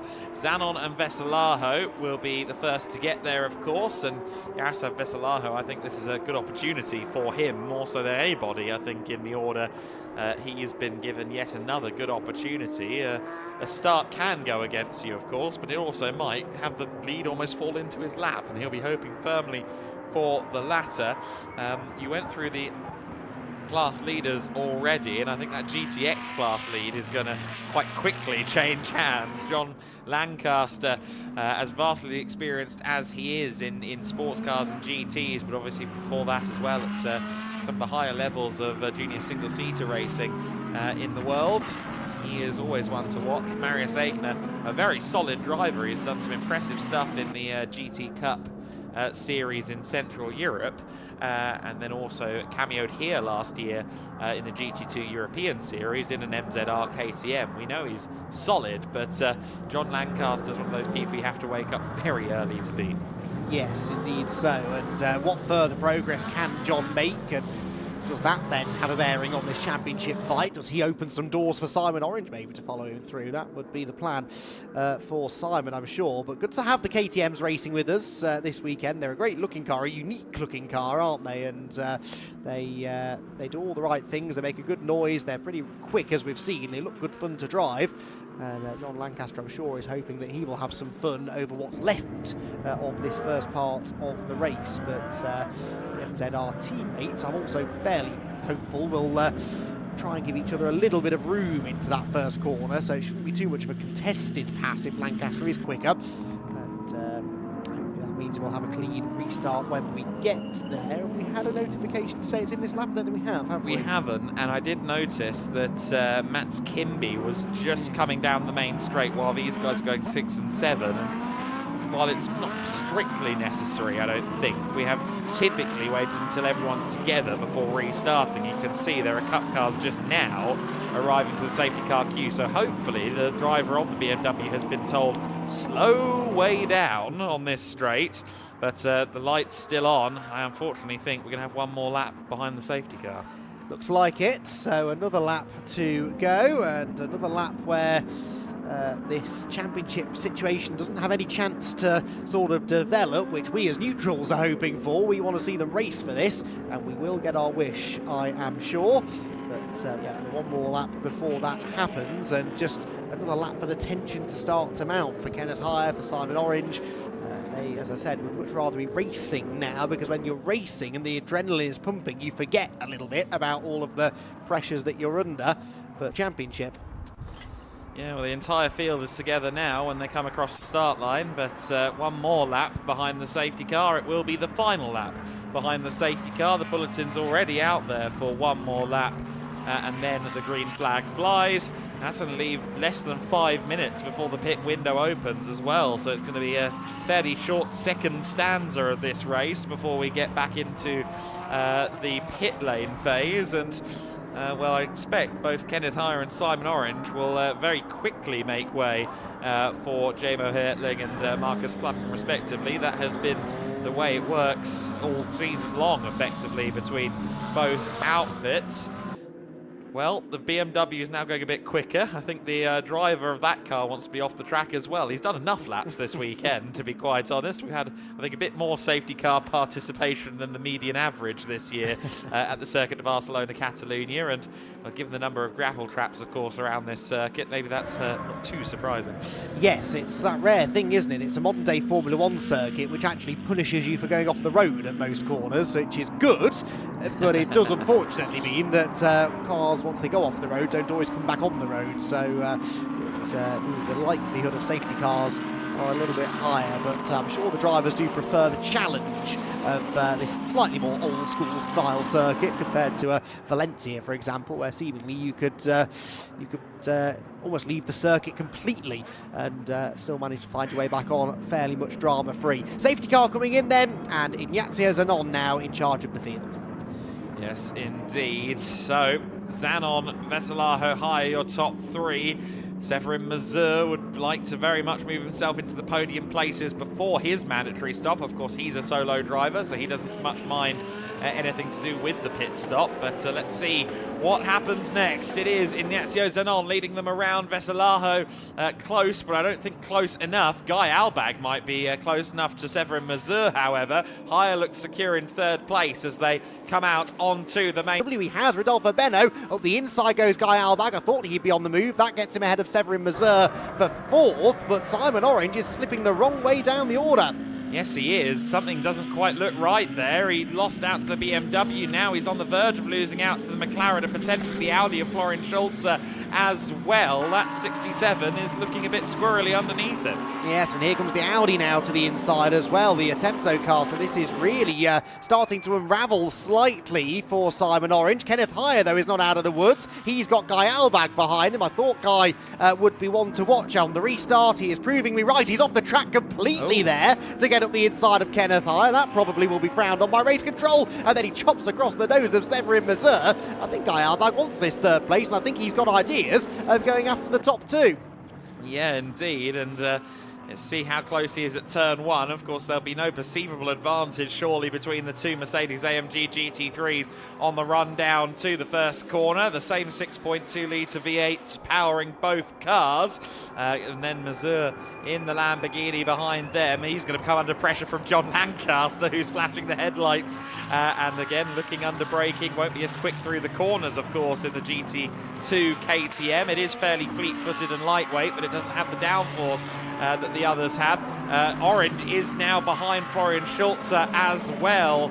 Something seems to be a little bit off with that car upon restart to me. Yeah, it hasn't fired off in the way that you'd expect it to. Could just be nerves maybe from Simon, but he's an experienced enough driver these days to be able to deal with that, you would imagine. And I'm sure he'll be getting some coaching from Marcus Clutton on the radio. Here comes Kenneth Hire defending from Albag, who goes right around the outside at turn number 5. Is that going to work? Well, he's still there, and Kenneth doesn't really need to contest this too much. He is contesting it, though, and fights it out in the braking zone. So fair play to Kenneth Hire. He's not playing the percentages. He wants to try and hold on to the trap position, but at what risk? Albag to the outside. Mazur is buying into this as well, and Guy Albag goes right round the outside at turn 9. Fantastic move. John Lancaster right on the back of Severin Mazur. Mazur right on the back of Kenneth Hire as they run down to turn 10. Mazur to the inside line. And goodness me, I thought he might even collect Albag there. He was super late on the brakes, but he made it work for himself. And now Kenneth Hire is under pressure from the KTM of John Lancaster. Lancaster will have the straight line speed advantage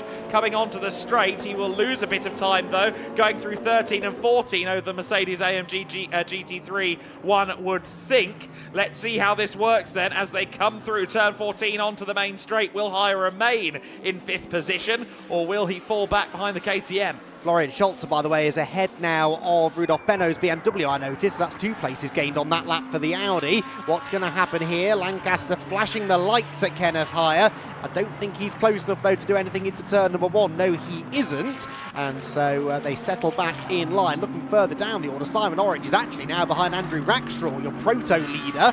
And so, yeah, you're absolutely right. There's something amiss, I fear, with that McLaren. Again, I don't know whether Izzy can maybe get a update from us for us down at the Orange Racing by JMH garage.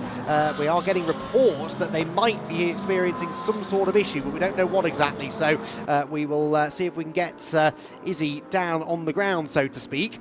Meanwhile, battle's raging on, and to be fair, Aigner staying here largely with Lancaster. Yes, John Lancaster got ahead of Marius Aigner in the battle for the GTX lead, but there's nothing really between them. No, those KTMs fairly even. Of course, it'll be Hamid Al-Hahabi taking the car over for John Lancaster in the second phase of the race. So we'll see how he does in what will be his second ever circuit race, having done his first ever just a few short hours ago. And you see the protos coming up. Andrew Rackstraw, Porsche Carrera Cup GB champion, of course, from 2025. A very, very talented driver, getting to grips with driving a prototype, Ligier JSP 325. And if you can dispatch some GT3 cars in the next few minutes before the car is handed over, I'm sure he will. Pit stop window is open. Does anybody go at the very first opportunity? Yes, Florian Schulze does. And I think that was just about it for the front end of the field. No, Kenneth Heyer has come in as well. Yes, he has. Kenneth Heyer, just a few seconds into the window, makes his way into the pits to hand over to JMO Hertling. Orange Racing by JMH. Simon Orange has done so as well. Yes, now maybe that will give us a chance to have a look at the McLaren as it comes in. There is Kenneth Heyer in the SR Motorsport by Schnitzel Al Mercedes, but I'd really rather see the McLaren, quite frankly, because this car clearly is working well. There is some sort of issue, though, with the Orange Racing by JMH McLaren. There it is, and yes, they're looking at the rear diffuser, so we believe this car might have had some contact in the early part of the race, which has damaged the rear diffuser, and you can see that there. The right rear corner is damaged. Simon Orange trudges away, and he is quite visibly not impressed with how things have gone, and he now hands potentially a slightly wounded car over to Marcus Clutton to do with what he can, but well, is he going to be able to do enough? It may now be that they need another safety car, really, to get back into this. We'll see whether they get their wish. JMO Hertling is now plugged into the SR Motorsport Mercedes, and as we predicted, both of our title contenders in at the first opportunity. So diffuser damage, by the sounds of it, on that 67 McLaren, and that will, of course, affect the stint for Marcus Clutton just as much as it will affect the stint for Simon Orange. Clutton very quick off the pit limiter there. He's trying to get himself around Florian Schulze, and no matter what the result, I suspect Marcus Clutton is about to be the most entertaining man within a 50-kilometre radius of this racing circuit. He might not do it. He's darn sure going to try. Oh, absolutely. He will not give up until that checkered flag is waved, that's for sure. Race leader is in, by the way. Ignazio Zanon is in the pit lane, so too Jaroslav Veselayev. So Guy Eilbag takes the lead of the race. It's not a massive gap, is it really, between the SR Mercedes and the Orange Racing McLaren? So this ain't over yet. If Clutton can really get his head down, he needs to get past the Audi first, he might have half a chance of chasing down the Mercedes. A very defensive line taken there by Ariel Levy on his outlap from the pits, of course, but Ariel is no slouch. He's a quick driver. This will not be an easy pass. That's the point I was about to make. Levy is going to be very hard work for Marcus Clutton in a slightly wounded McLaren. This is not going to be easy. Of course, Ariel Levy made his debut in GT3 competition with us in the Portimao 6 Hour in February, but before that he was a solid front runner fairly consistently in Porsche Carrera Cup Deutschland and indeed in Super Cup. Here comes Clutton to the inside at turn 10. Can't get it done there, but may have scared Levy off just a little bit. Contact between the two of them. They can't afford to do that too often. Levy now knows he's in a fight, a bar brawl rather than a battle for position, I would suggest, as they come towards turn 13. Kick up of gravel there from Ariel Levy. Clutton trying to hold on through the dirty air at 13 into 14 for the optimal run down the main straight. I don't think he's going to be close enough. He gets a decent run out of the corner, in fairness. Didn't drop back too far. Some carbon flying off the back of the Audi. Not sure Clutton's going to be close enough into turn 1, but they will have traffic coming up to speed ahead of them. Yeah, KTM exiting the pit lane, and that is going to potentially have an impact on this. Marcus Clutton, though, does not have the luxury of politeness here, does he? He's got to make the move, and he is, I think, willing to do pretty much whatever it takes to make that move. Just needs to get back within striking range. I had a feeling he'd have a pop at turn 10. He just wasn't quite close enough. And among the litany of reasons why this needs to be done quickly, Matthias Lizowski directly behind him, and behind that as well, the BMW M4 GT3 Evo being driven by Richard Gonda, who we haven't seen this year, but he is a jolly quick pro driver as well, with some great results behind him in series like the International GT Open. Last thing that Clutton needs is to be stuck behind Levy with those two coming. Yes, and yeah, if he loses any more track position, you feel he really won't have much chance of getting it back. How does this KTM factor into all of this then, I wonder? Is that going to be an opportunity for Clutton to make the move? This is where he tried it a lap ago. He's not as close as he was a lap ago into turn 10, and so I think he's going to have to stay on the racing line and just bide his time. Hope that this race, that this opportunity to overtake comes to him, but it's not just one overtake. He's got quite a few passes to make and a gap to bridge. He's on the inside of Levy, who again left the door invitingly open but got the better exit, only to then get the roadblock of the KTM in front of him. Dirty air that really affected Ariel Levy through the penultimate corner. The same will be true at the final turn. Is this Clutton's chance? It could well be. I think he tried to back out of it slightly into the final corner to get a better run, but I'm not sure it really worked. The KTM has legs in a straight line, of course, but then again, through turns 1, 2, 3, it's going to be quite tricky now. In fact, no, Marius Egner gets out of the way, but that might get him in the way of the 67 McLaren. Clutton is going to go around the outside here, I think, at turn 3. Matis Lizowski getting involved in this one as well. There is Jamo Hertling, clearer and clearer away from all of this going on behind. Clutton is well off the circuit. He's ahead now of Egner, that is, for position, and he has Matthias Lizowski right with him. So now he has to worry more about, at least immediately, he has to worry more about what's going on behind than in front. He's going to catch up to Ariel Levy, but he's also going to worry about the number 27 Mercedes behind him, and that damage to me looks like it may have gotten worse on the rear of that car. I don't know if there was a slight rub somewhere else around the circuit. It could be that the tape they've applied is coming loose. Hopefully that's all it is. It's nothing more significant. Driver change in the pit lane meanwhile. That's the 34 car, so that is John Lancaster's car, having John ripped out of it and having Ahmad Al-Habi put into the car. So that's, again, an exciting thing to see how he performs on just his second race in car racing, circuit racing, after some 30-plus years of off-road competition. Around the outside sweeps Marcus Clutton. Ariel Levy about a second clear of him, and less than that between Clutton and Lizowski behind.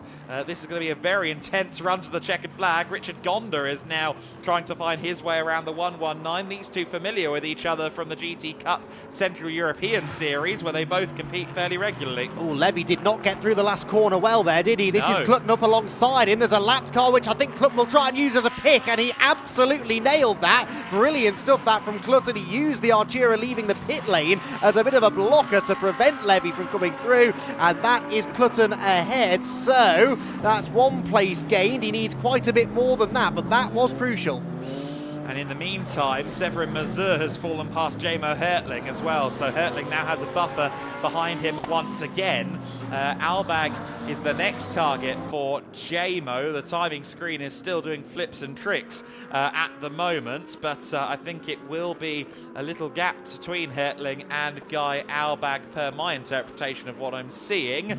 We'll wait and see what the intervals are, but certainly Clutton's day is only going to get harder from here on out, and he's going to hope at the very least that Matthias Lizowski does him the service of keeping Ariel Levy busy for a couple of laps. Yes, he doesn't really want Lizowski to make the move quickly though, does he? Because then he'll be right back onto his tail. He really wants to build a buffer, and yes, hope that these two start getting into it a little bit. We're on board with Lizowski, or we were briefly, who thinks about the inside at 10, but Ariel Levy just about managed to get over to the inside to cover the move. At the beginning of the lap then, Levy was 6.3 seconds behind Jamo Hertling. Obviously that is now Marcus Clutton, the next car, or not actually the next car anymore behind Hertling, but Clutton ahead of Levy.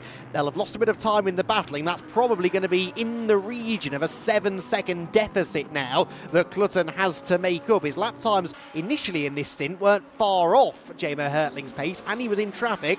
What has he now got in clean air? Yeah, we'll see.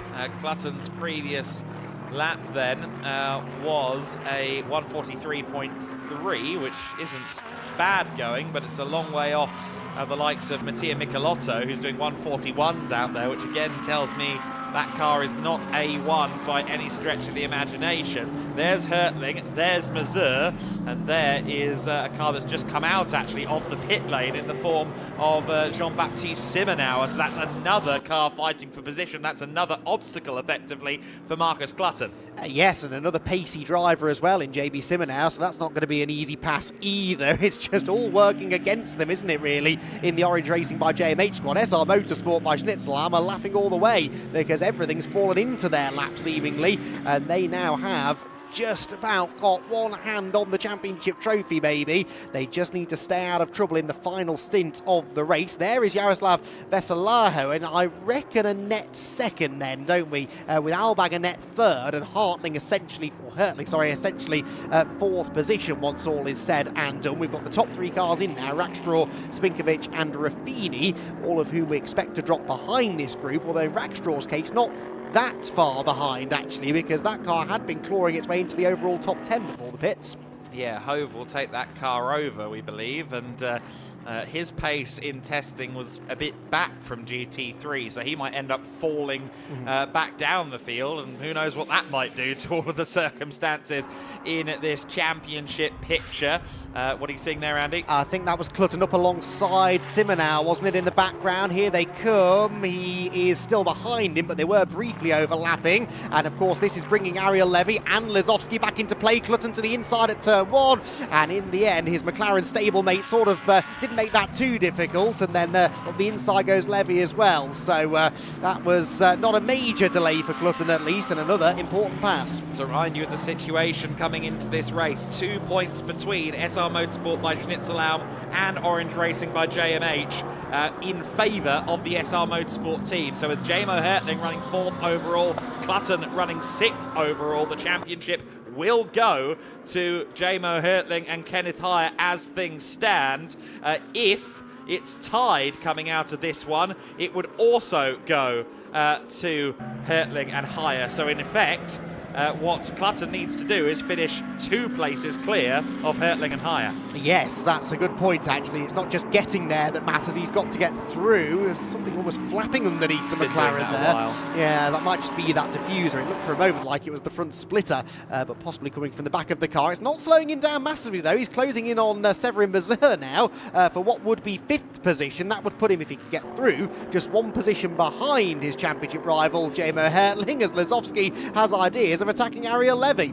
Yes, he does. I think he's had the idea for a while. It's the execution that he's struggling with at the moment. Severin Mazur being rapidly closed in on here by the driver of the 67, Marcus Clutton. Mazur's last lap a 1:46, and Clutton was a 44.1 with a little bit of disturbance going on ahead of him. So no surprises that he's on the go. Half a second between them as they approach the first corner. Severin Mazur is a feisty driver at all times, so this won't be easy, even though he's the quicker driver by some way, Clutton. He's got to have his eyes on stalks here. Yeah, and he just can't get into clean air, so he's losing about a second a lap or more to Jamo Hertling at the moment. That gap's going to be getting on for about 10 seconds now, and that's before he gets past the Sendon Racing Team Lamborghini, which is straying wide over the white line there as it comes out of turn number 3.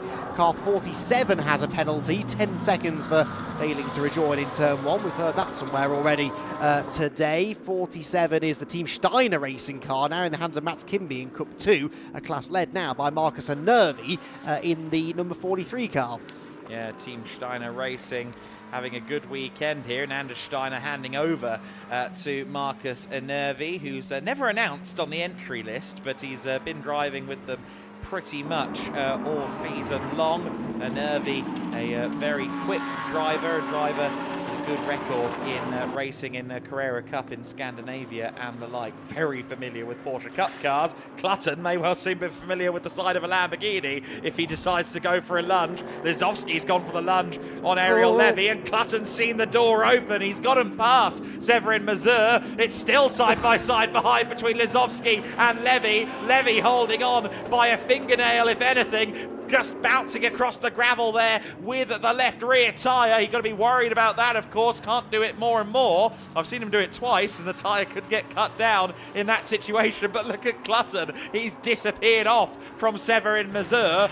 What's the gap between himself and Jamo Hertling? It's 9.1 seconds. A 43.2 was the last lap from Jamo Hertling. We haven't seen anything better than a 43.3 from either driver in the orange JMH McLaren. There goes Levy past Severin Mazur. Mazur falling through this battle now. Dazowski wants to make short work of the Polish racer, his fellow Polish racer, to continue chasing Levy. Yeah, what Clutton needs is a safety car. Well, the next word's coming out of my mouth, and off goes the 49 car. That is Andrew, still showing as Andrew Rackstraw in the 49 car. There is a double yellow flag at turn 10. Is that going to give us, surely not, a safety car and a 10-minute or so sprint to the flag? Lesowski, meanwhile, still racing for now as we head down into turn number 5. He's going round the outside line, and we are being told to prepare for a full course yellow. Surely not, Adam. Well, what was it that Izzy Browning said this morning about writing good scripts? Well, whoever's penmanship this is, bravo. This is going to be an almighty run to the flag.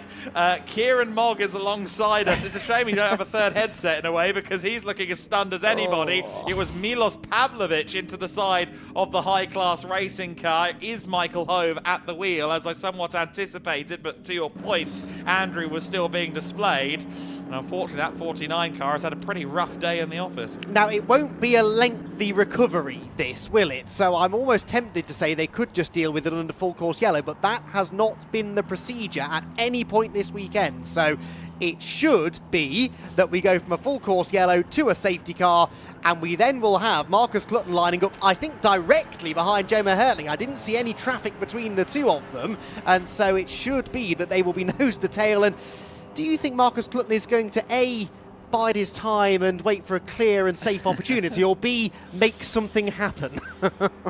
Well, we'll have to see. I somehow doubt that Marcus is going to be biding any time in this one. I will say, with no disrespect to any driver on this grid, Veselaho and Albag, I would expect to be a step behind Jamo Hertling as well. That's what we've seen this weekend. That's what we've seen on previous weekends where they've shared tracks. I would expect Jamo to be kind of stuck behind those cars, which again puts him in the firing line of Marcus Clutton, assuming we go to safety car. And again, to your point, we have done that, full course yellow to safety car every single time. It was the precedent set in the race control briefing as well, so it has to be that way. It would be lovely to just go from full course yellow to green, because that would give us more time racing, but you have to stand by your own precedents. I'm not going to disagree with that, and I know a few other people up and down the pit lane who will be saying exactly the same thing. This all matters relatively little, really, to Mattia Michelotto, though, because he had a massive lead, quite frankly, certainly a comfortable lead at the time that the full course yellow came out, and he's got a few back markers between himself and Jaroslav Veselaho. It's looking good for VSR. Easy, isn't it, sometimes in these championship deciding races to forget about some of the other storylines. Michael Hove's car is back in the pit lane, by the way, so it was a quick recovery for that car, and the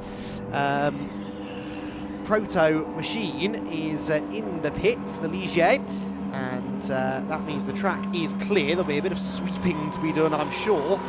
We still await confirmation from race control as to what is going to happen next, but all we can do is tell you what has happened before, and we'll react to whatever appears in front of us. But I do hope, from a neutral perspective, I really wouldn't say no to putting that McLaren right behind the Mercedes and giving them 10 minutes to sort it out.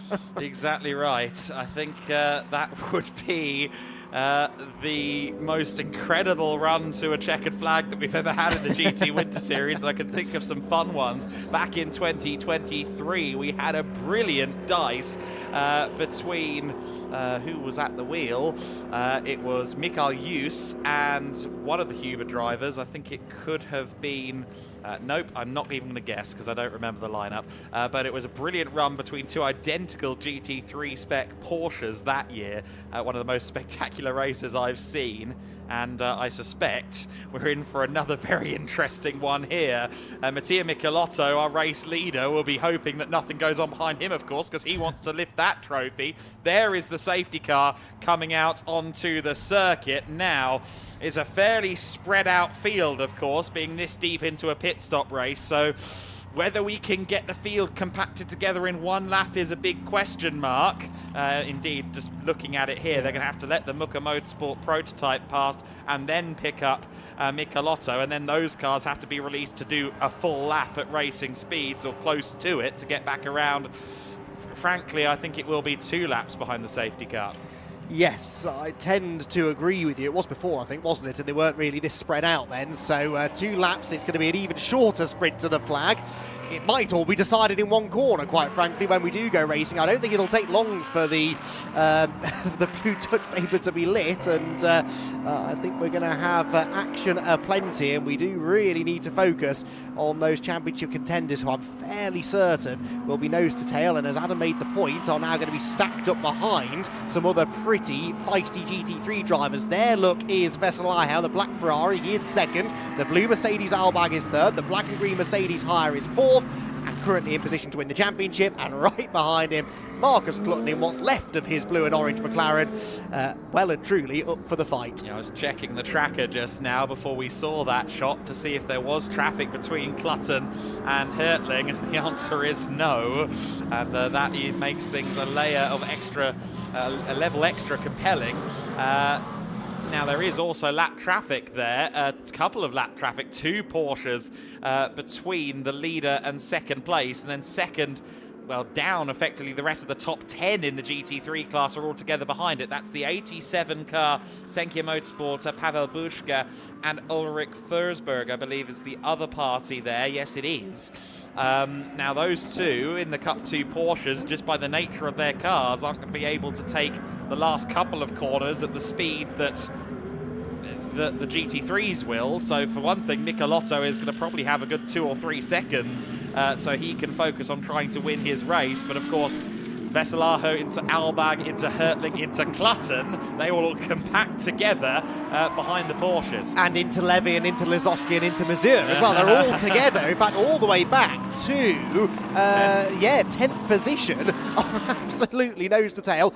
Oh, and by the way, they are all GT3 cars, so any position gained or lost by either Clutton or Hertling amongst that group will have championship ramifications. Remember, it's not enough for Clutton to just get past Hertling. There must be a car between them in order for Orange Racing by JMH to snatch the title away from them. So he's got to be 2 places ahead, and that will rather rely on who else buys into it. But there are plenty of other potential drivers to get involved in this battle, aren't there? So it certainly ain't off the table yet.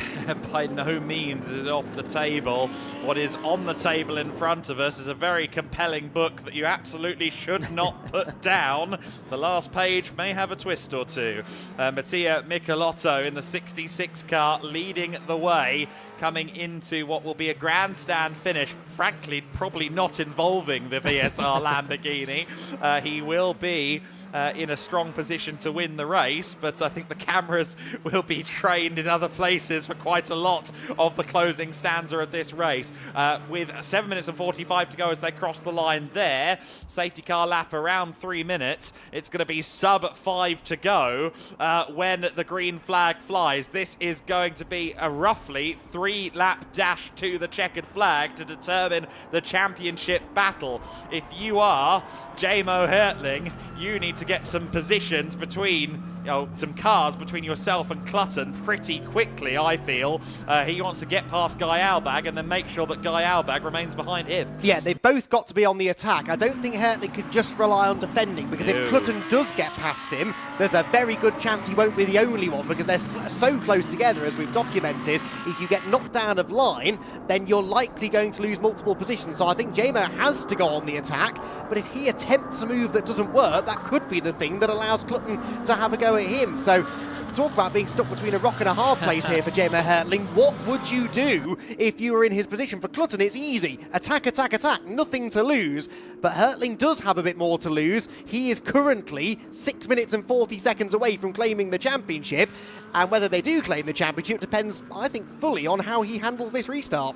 In the 2024 season, it was a fairly clear run to the championship for Hertling and Haier. In 2026, they have their work cut out for them. The team's championship, incidentally, which is also still up for grabs, is most likely going to SR Motorsport by Schnitzelauern, because obviously they've had the 111 car out a couple of times this year, and on a couple of occasions that car scored more points than the 11. They're on course to win that championship, just to make you aware. Now let's focus on the one that everybody clearly cares about the most right now, and that is the overall driver's title in the 2026 GT Winter Series. What does Mattia Michelotto do with this restart? If I were him, I'd certainly punch it as soon as possible to allow myself a nice buffer, granted to me by two Porsche Cup cars behind. The 78 and the 87 are in unenviable positions and waters I would not much want to paddle. There goes Mattia Michelotto through turn 12. He's already pulled the pin. No one can do any overtaking until they come across the start-finish line. Clutton has the carrot dangling. The carrot is green and black, but he'll bite into it anyway if he gets half an opportunity. Veselaho stacking up there, I think trying to get a good run to go past the Porsche Cup cars. We go across the line for Michelotto. He leads comfortably. Veselaho comes across the line second place, but right in the mirrors of Jamo Hertling is Marcus Clutton, and Guy Albag is under threat from Jamo Hertling. Hertling off the track. That is a very low percentage move, but he gets it done on Guy Albag, or does he? No, Albag not going down without a fight. Clutton is right there with him as well. On the grass there, I think, was Jamo Hertling on turn-in for turn 3. In what order do they exit? Michelotto is well clear. It's still fourth for Jamo Hertling, and it's still Marcus Clutton on the offensive behind. But Ariel Levy wants a piece of this. Matthias Lizowski wants a piece of this, and they have every right to fight. Oh, absolutely. No one's backing out of this one. Lapped car in the way. Clutton to the inside. Couldn't get alongside Hertling. Elbows aside the Cup 2 Porsche, but Jamo is wide. Here comes Marcus Clutton for the potentially a crucial move in his quest for a championship. Couldn't quite get the overlap into the left-hander at the bottom of the hill, but he is asking all the right questions of Jamo Hertling, who is up the curb. Slides the Mercedes. Clutton now will be alongside, but it's the outside line into 9. Surely not. Right round the outside, there's almost inevitably going to be contact. Clutton through the gravel, and Levy sees his chance to buy into it. Yeah, Clutton's going to be defenceless here against Lizowski and Levy. That was always going to be risky, being on the outside. Hertling left him enough space to survive, but not to thrive on the exit of turn 9. It's 3 wide through turn 12. Clutton on the far extremities of the outside, and he seems to find camber that no one else has.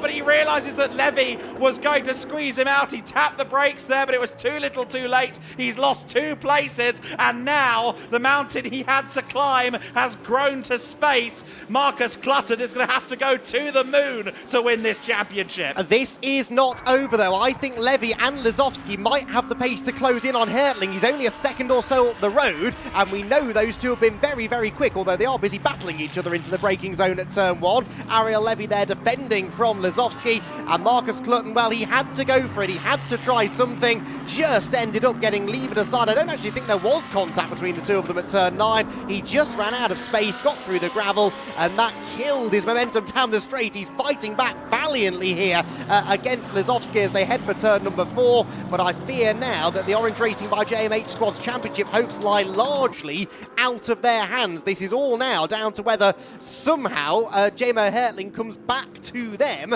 before the time of the checkered flag, and that checkered flag will be waved in only 2.5 minutes' time. We're running out of laps here. It's going to be 2 to go this time by. Michelotto will break the beam just in time to give us 2 more laps of racing, 2 more opportunities for the 67. But with every passing corner that he's stuck behind Lizowski and Levy, and Hertling doesn't really come any closer to the Audi, it's another opportunity gone. Now, Guy Albag, I think probably on balance, has the least pace of anyone in this little queue right now. He's getting closed up upon by Jamo Hertling, and if I were Hertling, I'd be trying desperately not to get to the rear of that Merc too quickly, because then will come the Audi, there will become your Mercedes, definitely not ally in Matthias Lazowski. He's got his own race to consider. And then, of course, it's Marcus Clutton. Yeah, the pressure's on Hertling now not to make a misstep. He doesn't need to get involved in a battle with Guy Albag. He can settle for fourth. That is enough for the championship. The McLaren is falling apart, quite frankly, as he heads down the straight. But this is the championship picture. Guy Albag is going to end up defending here, I think, from Jamo Hertling. What does that mean for Jamo? Does it leave him vulnerable to attack? Yeah, it might just to remind you, as it stands, SR Motorsport by Schnitzelhauen will win this championship. It is going to be narrow margins in it, but it will go their way.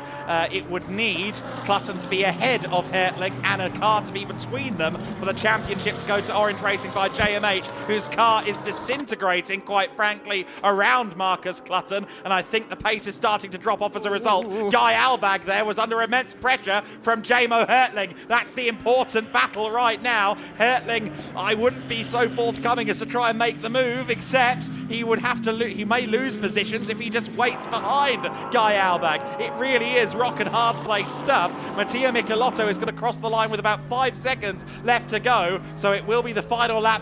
Next time by, Albag throws dust into the face of Jamo Hertling. Will Hertling have the opportunity to move through? Not at turn 10, he won't, although Albag is wide, and that might force Jamo Hertling's hand. He's up the inside. That becomes the outside for the next corner at 12. Where is Ariel Levy? He's not there, but there's contact! There's contact! Around goes Guy Albag. He's collected by both Lazowski and by Levy. Clutton got through, but that was definitely contact between the number 11 car and Guy Albag in the Antonelli Motorsport Mercedes. Clutton has benefited from that, but that takes a lot of those cars out of the equation that he needed between himself and Jamo Hertling. It also gives Jamo, of course, that significant margin. And it was Ariel Levy that then ripped the rear off of that Mercedes of Guy Albag. So Levy's dropped well down the order. I think he may well be in the gravel still even. Yellow flags at turn 11, turn 12.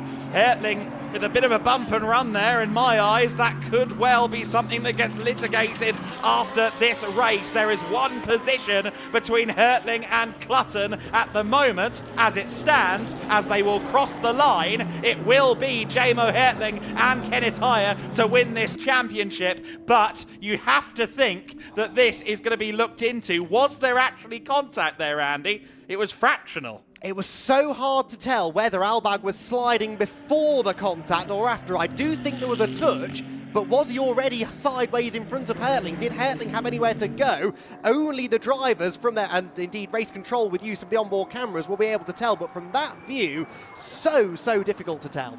Mattia Michelotto is a couple of corners away from winning. The incident has been noted between cars 11 and 64. With the title on the line, you can't afford to at least not look into it and take every angle you can. Mattia Michelotto is going to win the race. Jaroslav Veselaho will come through in second position, and rounding out the podium, at least provisionally, will be Jamo Hertling. Michelotto crosses the line to win for VSR Vincenzo Sospiri Racing. Here comes Veselaho, but Jamo Hertling coming to the line now for third position around the final corner, and it will be, as it stands, a championship for SR Motorsport by Schnitzelhauen Racing. It's 2024 take 2 for Hartling and Heyer. They are going to be the champions of the GT Winter Series as they finish across the line, but that incident on the penultimate lap has already been noted, and so we're not going to know too much until they fully weigh in up at race control. Marcus Clutton takes fourth position, an admirable fight from him. Jerzy Spinkovic has crossed the line already to win the Cup 4 class. Marcus Aigner has won the GTX class in the 119 MZR KTM. Cup 2 going to Marcus Enervi. Igor Klyer will still have done enough to win in that class. We ride on board with Hertling. Oh, I don't know. I think there was already some rotation before the lightest of touches. But that's a very hard one to read from the onboard. I kind of need to see that external shot again, if anything, to really grasp it, but certainly that was a dramatic conclusion to the title fight. The 11 car of Jamo Hertling is provisionally at least going to come across as champion. Now we're going to get one more look here at the moment from the outside. So I think there is a tiny touch there. Oh, and no, I think, quite frankly, Guy Albag overcooked that on corner entry. I can only calls it like I sees it. And while there was contact on the run towards the corner, there was then a moment of oversteer from Albag. If there was a secondary touch off the initial contact between the turns, it came after Albag had already started rotating. To me, I'm not entirely sure what else Jamo Hertling could have done to avoid that. Hertling and Hyatt will be celebrating the championship. They will be keeping half an eye on the bulletin board to make sure that nothing goes against them from race control. But as I see that incident and as we saw that race, it will be Hertling and Hyatt for the championship in 2026, just as it was in 2024. Of course, in 2025, it was Kenneth Hyatt along with Moritz Viskirchen winning the GT3 class, but not the overall championship.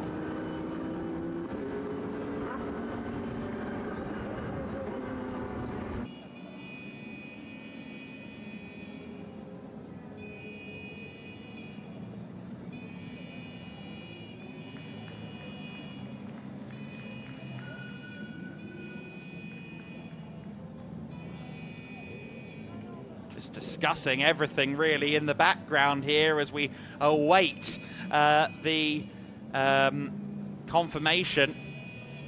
In 2024, the title was won early by Hyatt and Hertling. You may remember the first races at Barcelona in 2024 were sodden, extremely wet, and they won the race after a half point. In a half-point situation in a very wet race that was largely held under safety car.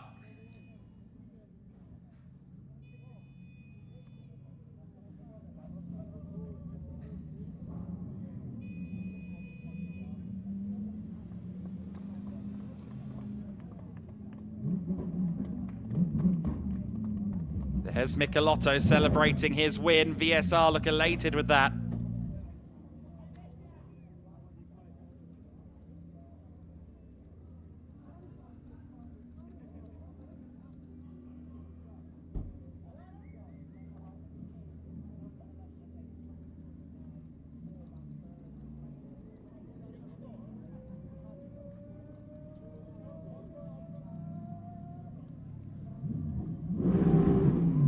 And with a rev of the big V8, Joel Mesh among those bowing down, Enrico Ferderer, the GT4 champions, among those celebrating. But as far as we know it, it is a championship for those two, Jamo Hertling, Kenneth Hyatt.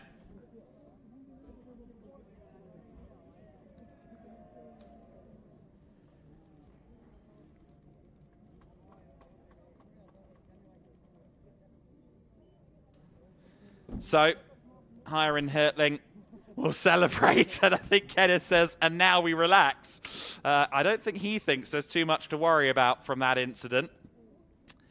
Again, it's not actually been formally noted as an investigation. It's merely been, well, noted. Cars 11 and 64 in turn 12 noted. It's not formally under investigation. And you can see there the orange racing by JMH crew there to shake hands as well.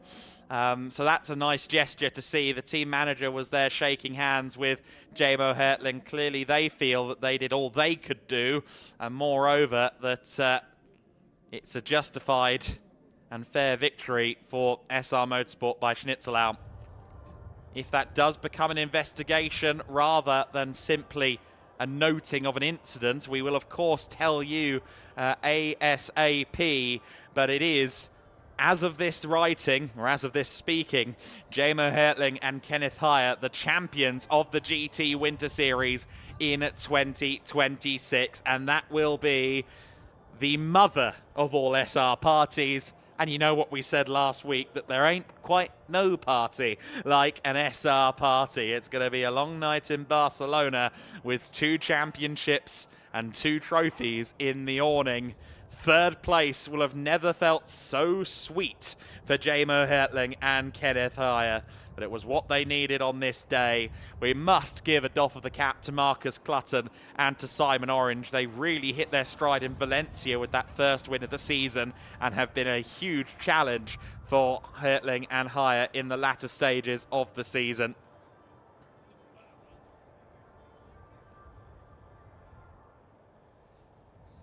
Incidentally, had the Orange Racing by JMH car kept hold of that race win that they got on the road in race 2, they'd have ended up tied on points, and it still would have been Hertling and Heyer to win. So no matter what you think of that 10-second penalty that was applied in race, and certainly I didn't maybe see what the penalty was there, you can't argue, because ultimately, even with them finishing the other way round in race 2, with this result in race 3, it still would have been Hertling and Heyer as champions. Across the season, there have been lows for the pairing from SR Motorsport. Remember Kenneth Heyer spinning at the first race of the season at Portimao. But they've had plenty of high points as well, and in a season where we've had some of the biggest competition of all in the GT3 class. The GT3 class of the GT Winter Series has never been more competitive than this. And in a season like this, it has been a really thrilling thing to see our regulars, our full season entrants, taking it to them, often winning, and giving us a fabulous title battle. We can go down to Izzy now to get some reactions. We certainly can. For the second time together, GT Winter Series champions, Jamo Hertling, Kenneth Heyer, congratulations. I mean, first of all, how's the heart rate? Because the last couple of laps were pretty nervy. The last couple of laps was very, very hard. I was fighting until the last millisecond, until the last second. Kenneth did a very, very great job at the beginning. Some Fulcus yellow, some safety cars. But in the end, I think it worked, some contacts, but that's racing until in the end it was very good. Yeah, we're a champion, and now we're celebrating it. Yeah, you fought till the very end. I mean, Kenneth, we spoke this morning. You had all the pressure coming into today. I mean, to come in on equal points, it's more hard fought than the one in 2024 was. That's got to feel so sweet. Yeah, for sure. The whole season, when you collect all the races together, which little mistakes the team did, we as drivers sometimes, then the McLaren was a real enemy for the whole season. So very fair, very good, very intense. So yeah, it feels great. I think it's a big honor. We built these rockets in that team, and yeah, he really deserved it. And yeah, it was a great pleasure to share the car again with the kids. And yeah, great. GT4 champions, GT3 champions, can't be better. Yeah, it's been a good year for the team. Jamo, you said to me this morning, yes, your family is here, but this is also your second family. And Kenneth had some really nice words to say about you earlier. He's been quite the mentor for you, hasn't he? Yeah, he is. So also the team is very, very mental health and help. Yeah, incredible. A big thanks to the team, to Kenneth, to all the guys around for the help, for the work, and for the sleepless nights. Well, I think there's going to be a few more sleepless nights, definitely tonight. How are you guys going to celebrate? As you may know and hear in the box, after every day of work, we are the loudest, and I think today it will be even more. So when you want to come to join us in the pits, you are welcome. Will be tough for everybody. Well, our provisional GT Winter Series champions, ain't no party like an SR party. Because an SR party goes all night long. What a race in the GT Winter Series. What a decider. Breathless action. How on earth did we summarise that into highlights? Let's look. Race 3 of the season, the title decider in the GT Winter Series, with Ignazio Zanon starting from pole position. The VSR Lamborghini with a great launch. Kenneth Hire in an early second position in a race where he needed to finish the race and finish it well. More importantly, finish it ahead of that, the Orange Racing JMH McLaren. The Cup class got started fairly cleanly as well, and the Cup 4 battle was quite interesting all through the race, actually. Alessio Ruffini was never far away from Jerzy Spinkovic, although Spinkovic would come out on top of that one. Some argy-bargy, some battling early on. Turn 3 was where the first chaos really happened, though. Igor Klyer tagged into a spin. Pipo Massa was the instigator, and unfortunately neither car went any further. That also unfortunately robbed us of seeing Felipe Massa in the GT Winter Series, but hopefully they decide to come back in future seasons, or perhaps even in the upcoming GT Summer Series. It was a flying restart from Mattia Michelotto. Meanwhile, the GTX lead exchanged hands. That was John Lancaster getting through into the GTX lead, though Marius Egner would eventually get that position back. Guy Albag getting past Severin Mazur as the field started shuffling around after the safety car period. Everyone compacted together, and we saw some great racing as a result. Albag side by side with Hire, and Hire doing a lot of work to keep him behind, but the young charger in the Antonelli Mercedes would eventually find his way by. It was a great side-by-side sequence all through this part of the race, but eventually I think Kenneth Hire realised, okay, enough's enough. Jamo Hertling took the car over, launched back into the race knowing his objective. So did Marcus Clutton. He came back out right there with Ariel Levy. They made contact on their outlap together, and they were fighting for many laps thereafter. Michael Hove was getting into it around the field as well in the number 49 Ligier in the Proto class, making up positions, but then unfortunately a bit later on he'd end up being tagged and end up with a visit to the gravel and a safety car as a result. We saw there Ariel Levy losing out to Marcus Clutton with a little intervention from McLaren Artura trophy car coming back out of the pit lane. The 707 McLaren allowed both parties through as well. I don't think particularly wanted to be involved in that fight. Clutton's next target, therefore, was Severin Mazur. After Mazur, it would be Jamo Hertling. So Clutton was eager to make it work, and make it work he did, moving up into what was fourth position. Lots of physical racing as well. Matthias Lizowski on the back there of Ariel Levy as those two came to blows. Milos Pavlovic and Michael Hove were close together. I'm not actually sure that Pavlovic made contact with Hove. Either way, Hove ended up in the gravel. There was no choice but to have a full course yellow and then a safety car. We went back to green flag with less than 10 minutes left on the clock. In fact, roughly 5 minutes left on the clock. And Jamo Hertling braving two wheels on the grass to get past Guy Albag, which he couldn't do initially. Albag was holding strong, holding his ground and fighting hard. Jamo Hertling with Marcus Clutton in the mirrors in the closing stanza of this motor race. They went either side of the Senkia Motorsport Porsche. Not a seat I would have liked to occupy. Clutton with an opportunity to the inside and then to the outside of the 11 car, but then Jamo Hertling squeezed Marcus Clutton out, and that allowed Levy and then Matthias Lizowski to get through, and that would be the buffer that Jamo needed for some safety. However, he was on the back of Guy Albag, and then Albag spun. Was there a push? To me it didn't look like it, but Guy Albag definitely over-rotated the car. I don't think there was contact there. Guy Albag spinning out and unfortunately collecting Ariel Levy, and Jamo Hertling would continue on unencumbered for third position to win the championship. The 34 car involved in battles further back, but at the front of the field it was a walk-home win for Mattia Michelotto. Jaroslav Veselaho came home second in the Ferrari 296 GT3, but the champions across the line in third place. It was Jamo Hertling and Kenneth Hire to win the title. Marcus Clutton and Simon Orange falling just short after a spectacular 2026 campaign.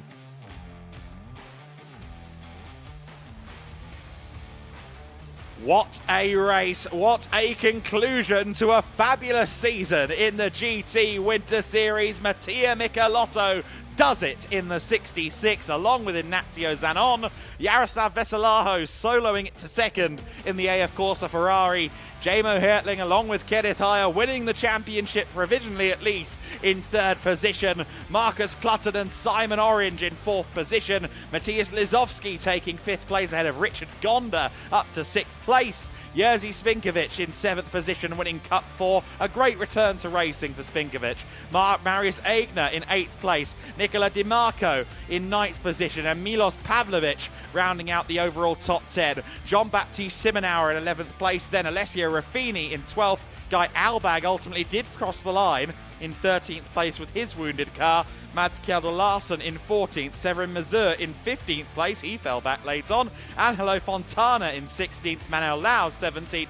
Then Hernandez, Al-Wahabi and Oliver Witzer at the tail end of the top 20. Marcus Anervi winning Cup 2 on behalf of himself and Anders Steiner. Levy, Buschke, Forsberg, Greiling, Kimby and Mikael Hove, who unfortunately did not finish the race at the end of a dramatic occurrence, a dramatic day in the GT Winter Series. That one will live long in the memories, and these celebrations will go long into the night. Here to kick them off, Andy McEwen. Well, we promised you a championship showdown to remember in the GT Winter Series. I think it's fair to say we have delivered. What a final race of the season. We're going to get our race podiums done first and then move on to crowning our champions. So let's get straight to it with the GTX class. 3rd position in GTX, John Lancaster and Hamad Al-Wahabi.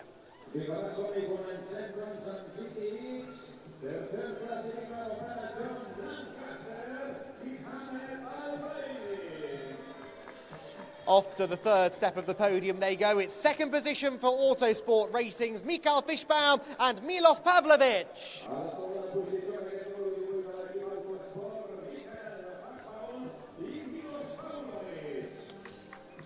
But the race win with a 2nd car on the podium for MZR goes the way of Marius Aigner.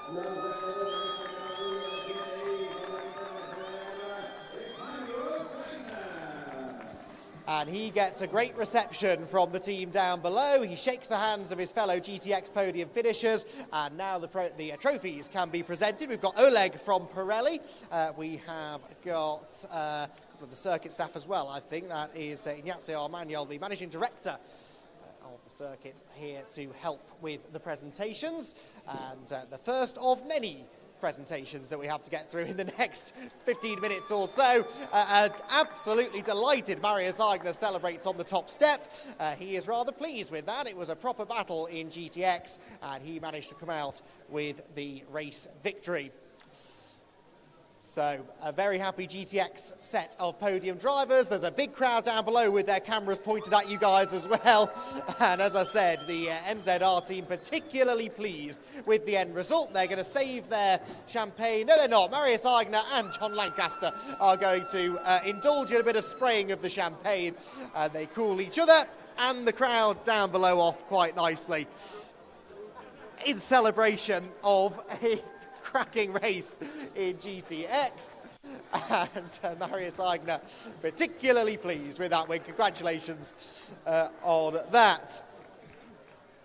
So, Cup 4 will be up next. We were down to 2 cars for Cup 4, but it was still a class that provided close competition. And again, the quickest Cup 4 cars able to get up there and mix it amongst the GT3s by the end. 2nd position then in Cup 4 for Autosport Racing, Alessio Ruffini.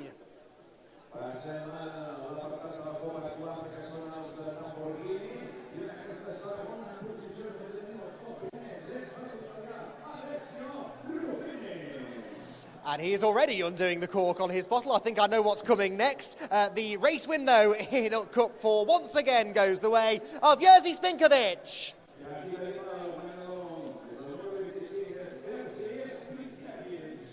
And he heads to the top step. Trophy will be heading his way. And I think we know, as I said, what's coming in a moment or two. Jerzy Spinkovic, what a return to racing that was, though, after that nasty accident last year.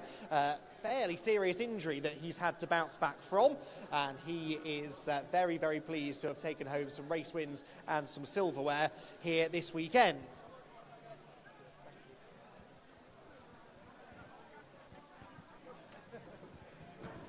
Right, off they go. They're actually going to save the drink till later. Congratulations, guys. Jerzy Spinkovic then getting a brace of wins here at Barcelona. Cup 3 podium up next. Just the 2 bottles of champagne placed on the top step of the podium because it's the MS Racing pair once again who are up here celebrating the victory in Cup 3. Your Cup 3 winners, Jens Richter and Andreas Greiling.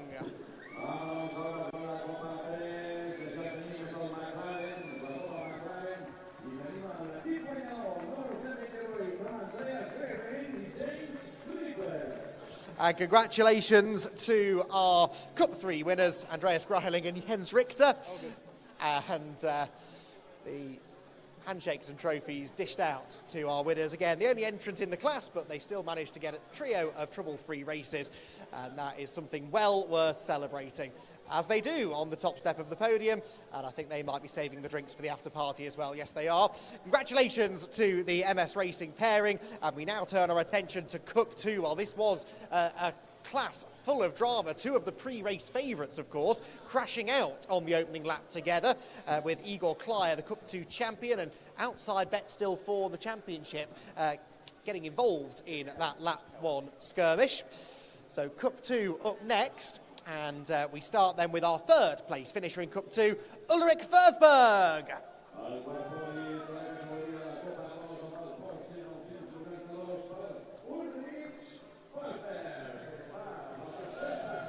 And out comes Ulrich onto the 3rd step of the podium, does a little dance on his way. Oop, careful Ulrich, there's a step there. 2nd position in Cup 2 to Pavel Bushka.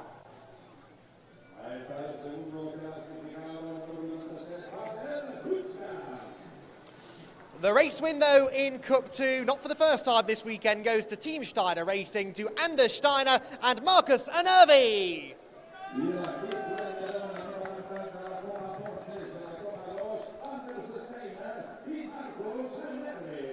And we get some more very good dancing moves there, courtesy of Marcus, as he makes his way out onto the top step of the podium. The trophies now can be taken out.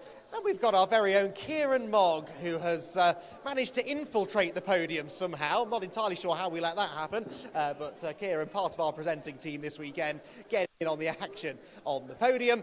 And he managed to give the trophy to the right driver. Well done, Kieran. That is our Cup 2 trophies handed out, and photos taken as always. And Cup 2, what a dramatic battle that's been. It's been nice to have so many Cup 2 cars this weekend as well. It's not always been the most well-populated class, but this weekend it certainly was. We're getting a champagne spray this time. Anders Steiner decided that the rest of them had no choice. And so the champagne sprays on the Circuit de Barcelona-Catalunya podium. And the Cup 2 drivers putting on a show for us. Well done, guys. I think it's safe to come back out. The spray still lingering in the air. So Anders Steiner and Marcus Anervi pose for just a few more photos on the podium. Oh, hang on, Ulrich Forsberg had us all fooled. We thought it was safe to come back outside. Ulrich Forsberg had other ideas, and he gets a big, big round of applause from the crowd in the pit lane. So I'll wipe the champagne out of my eye and see if I can still read the sheet in front of me. It is our next class, the Cup 1 class that we're up to next. And again, just the one to welcome Rosso Corsa claiming another win with Raffaele Vitali and Nicola Di Marco.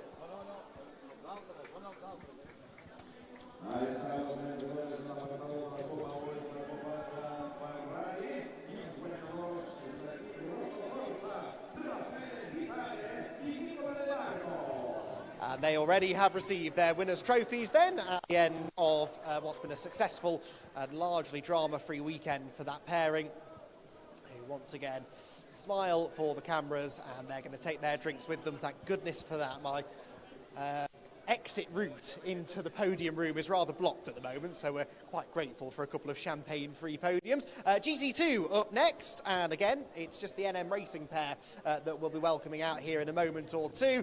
Another class victory in GT2 for Manel Lau and Alberto De Martin.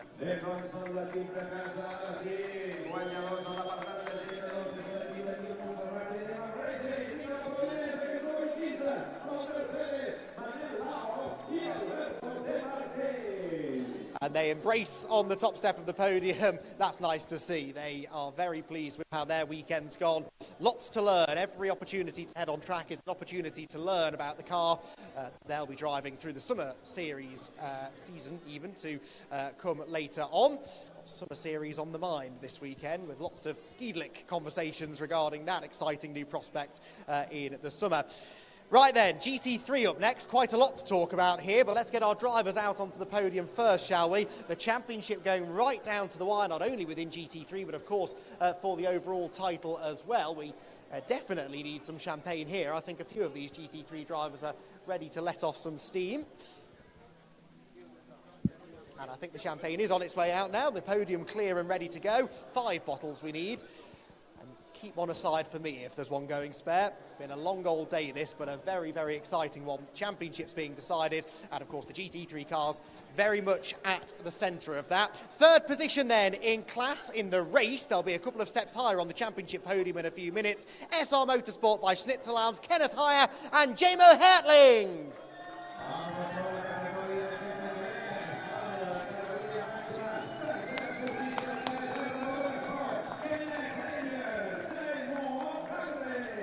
And I think the team are quite happy about that. Second position goes to AF Corsa's Jaroslav Veselayo.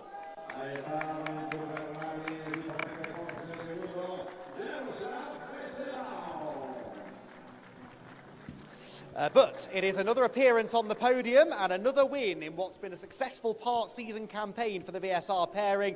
Another race win in GT3 for Ignazio Zanon and Mattia Michelotto.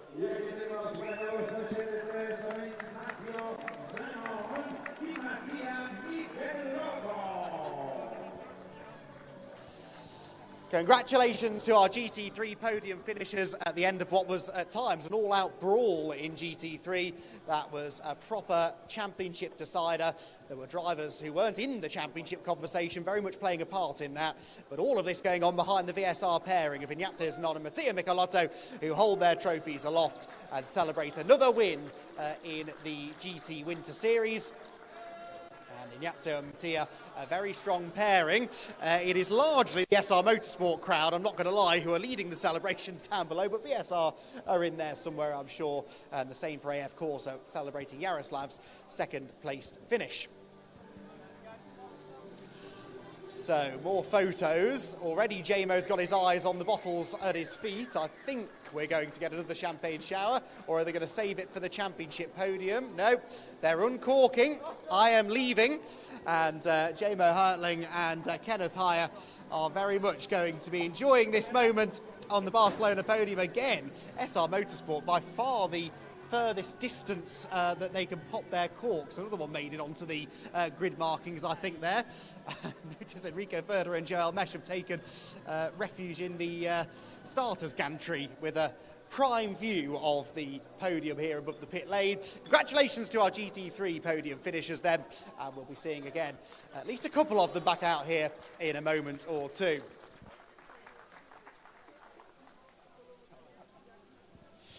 One more podium to go then in the race podium. That is, of course, the prototype class. I don't think we've got our second place finishes here. High Class Racing's Andrew Rackstraw and Michael Hove. So instead we move on to the race winners. BWT Mucker Motorsports, Mads Larsson and Tobias Bill Clausen.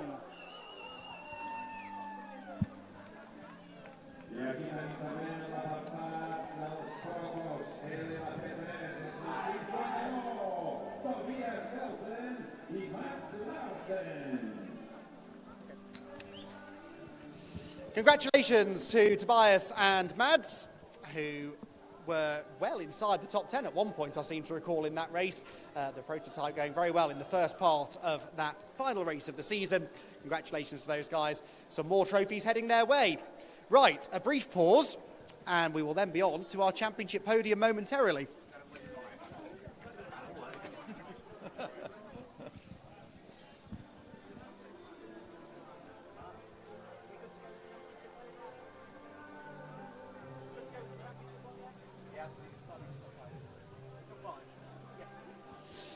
So, we are ready to go then with our championship podium, and a familiar face about to be welcomed onto the podium here this afternoon, because we're starting with Cup 5, and the champion in Cup 5 for Equipe Vitesse is Jan Jurger.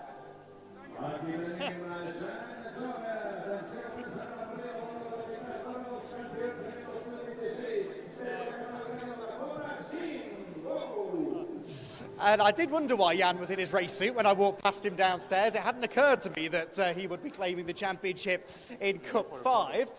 Stefan has arrived next to me. Are we sharing a drink, Stefan, or is this a treat for your colleague maybe coming up? I think that might be the case. In fact, the whole GEDLICH crew are here, including Marcus GEDLICH, who has the honour of handing the Champions Trophy over to Jan, who I'm afraid is about to be ambushed by the rest of the GEDLICH crew. And Jan, if he didn't see that coming, then he needs a new pair of glasses. Not that he can see a lot through the glasses that he was wearing anymore, as the GEDLICH crew were on hand to just cool him down at the end of what I'm sure has been a very busy day in the GEDLICH office.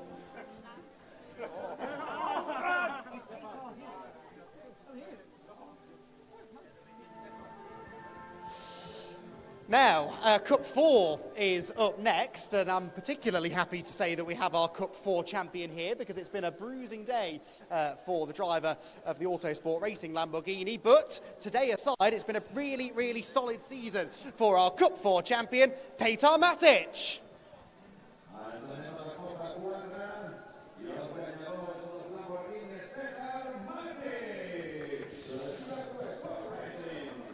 And that is a huge relief, I have to say, as he understandably quite tentatively makes his way to the top step of the podium after that sizable accident at the beginning of race 2. But he's back at the circuit and he is celebrating the championship. He spotted his team, I think, further down the pit lane. That is really lovely to see after what was some scary moments earlier in the afternoon. Congratulations, Petar, on the championship in Cup 4. More trophies, more champagne at the ready. Cup 3 is where we head to next to crown our next champion. And Mark from GEDLICH doing a superb job, as always, of dressing the podium. Cup 3 champions then for MS Racing, Andreas Greiling and Jens Richter.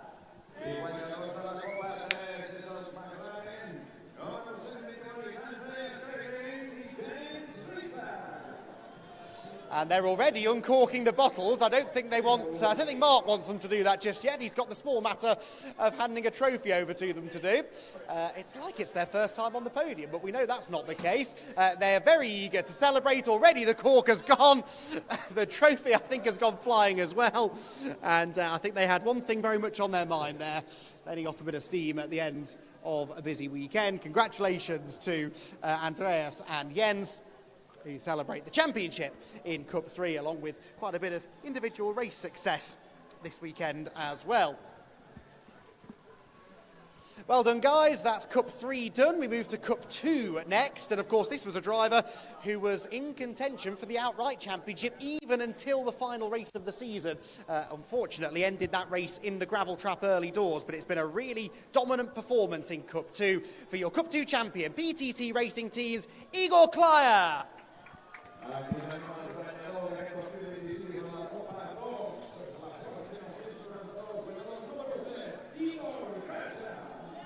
And Igor with a smile on his face. I'm sure he didn't have a smile on his face an hour ago, but he realised then that the Cup 2 championship was pretty much wrapped up.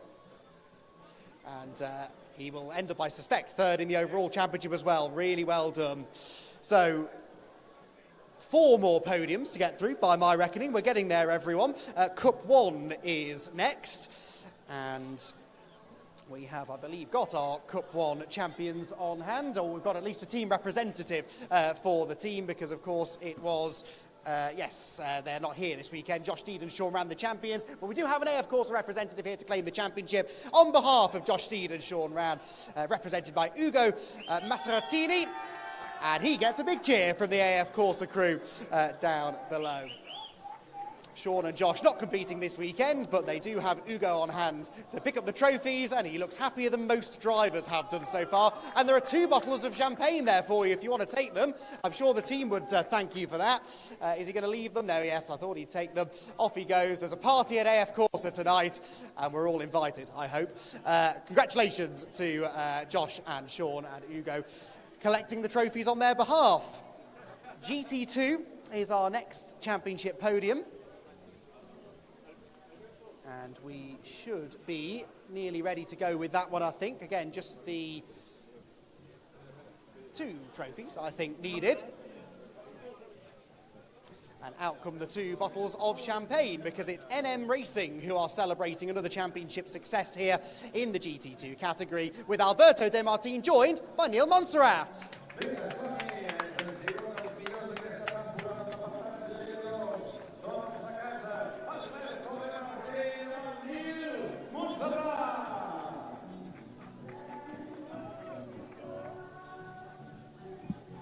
And congratulations then to NM Racing, Alberto and Neil, celebrating their championship success in GT2.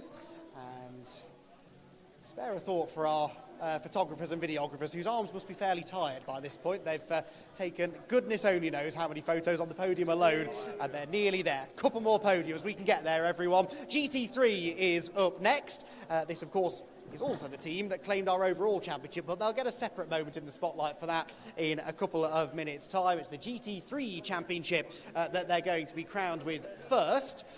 And I think we all know the team in question. They have been a force to be reckoned with in GT Winter Series competition for quite some time.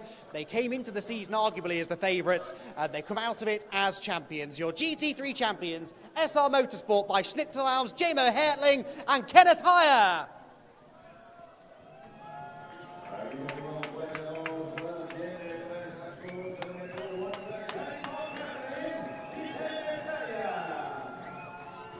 And they are very happy to be back out here. They're certainly not bored of celebrating on the Circuit de Barcelona-Catalunya podium.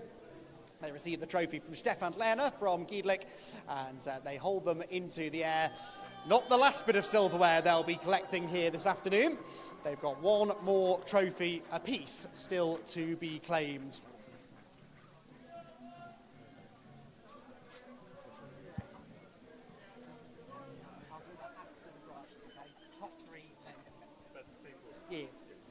So congratulations then to Kenneth and Jamie, who I think were waiting for my cue to spray the champagne. You do what you like, guys. You've been here before. Oh, they've broken a trophy, I think. Jamo is positioning himself tactically here. Out goes the cork, and out does not yet go the champagne. Now it does. And they both have eyes only for each other as they drain their bottles. Kenneth Heyer and Jamo Hertling celebrating the GT3 Class Championship. And very keen, I think, to include the team in the next one, but that champagne shower was a moment for the two of them, and rightly so. They've worked incredibly hard towards that GT3 title, and as we said, the overall title going their way as well. So after all that, it's the overall championship top 3 that we need to crown. Our last podium of the season. It went down to the last lap, really, of the last race of the championship. And we've got our top 3 teams to be welcomed onto the podium momentarily. Mark just placing the last bottles of champagne. Struggling to walk now on this increasingly sticky podium. Hopefully we'll be able to get our drivers to the podium, starting with our 3rd place driver for PTT Racing Team, the Cup 2 champion and 3rd place overall, Igor Klyer.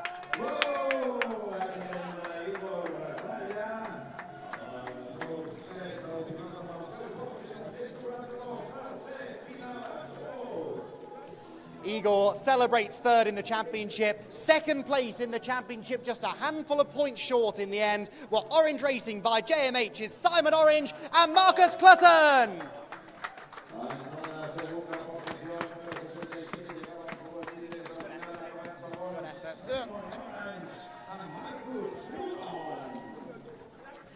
Well, Simon and Marcus head to the 2nd step of the podium. But I'm afraid for them, the top step is once again reserved for SR Motorsport. They will be very pleased, though. A well-deserved championship victory, not only in GT3, but overall, for Jamo Hertling and Kenneth Heyer.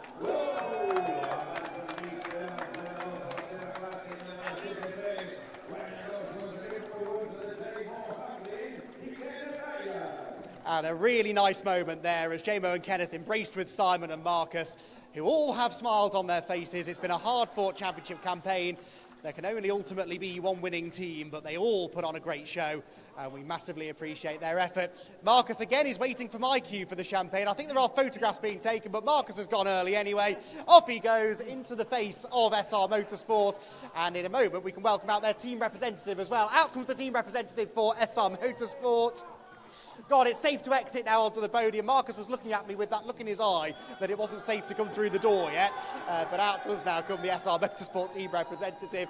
Trophies coming out after the champagne has sprayed. We're making things up as we go along on this final podium.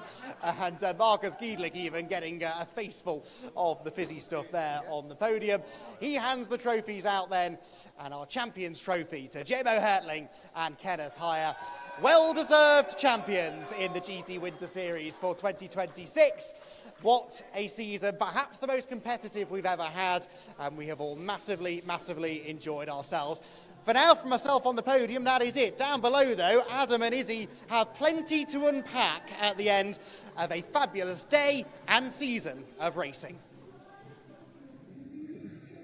We certainly do, and I think Adam and I need to be a little bit careful not to get sprayed by any of the champagne from the celebrations that are continuing. But my word, what a season we've had. What a day to finish the season. Have you caught your breath yet? Yeah, and by my estimation, that champagne's already flat, so we're at free will to talk. What a day that was for Rodin. They ended their season in almost the perfect fashion, race 2 notwithstanding, with that little collision. The GTs, though, my word, what a finale.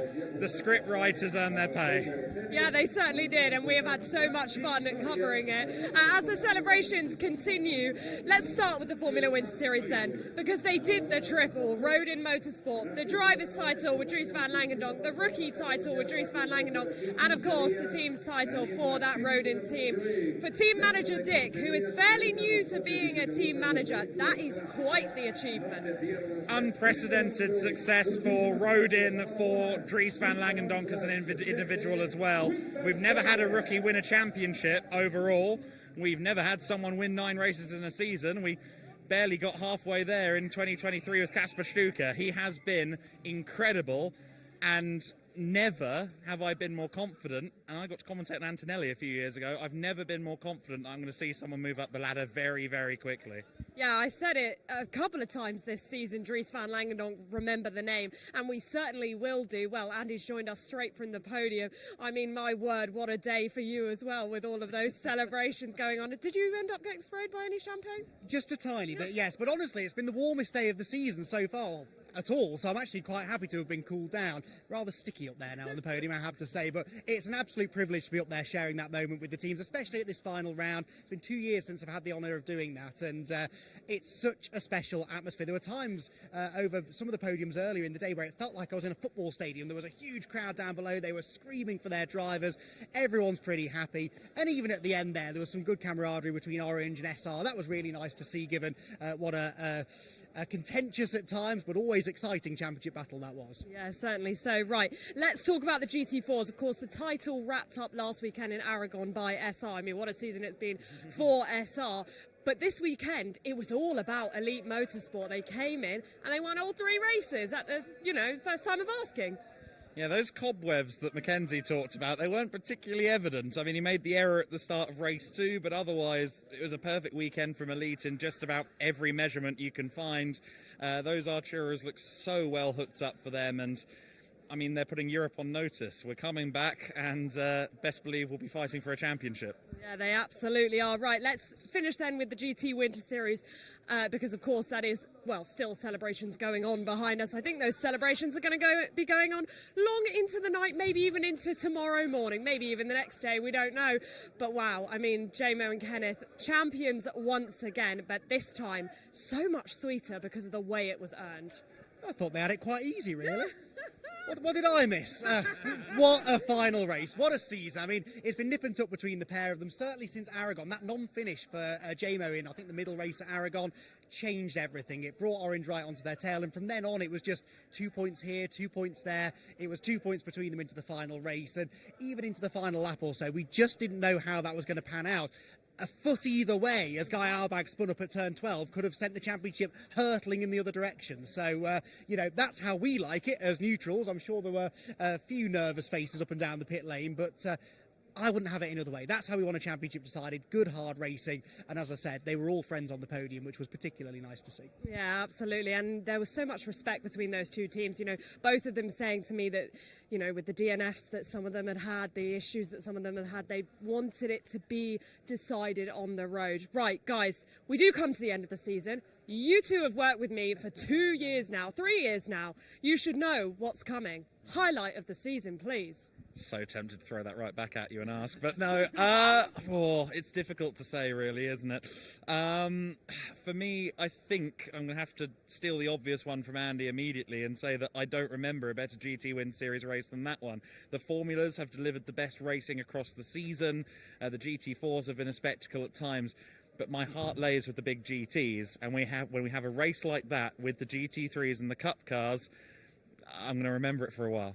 Yeah, we certainly will do. Andy, what about you?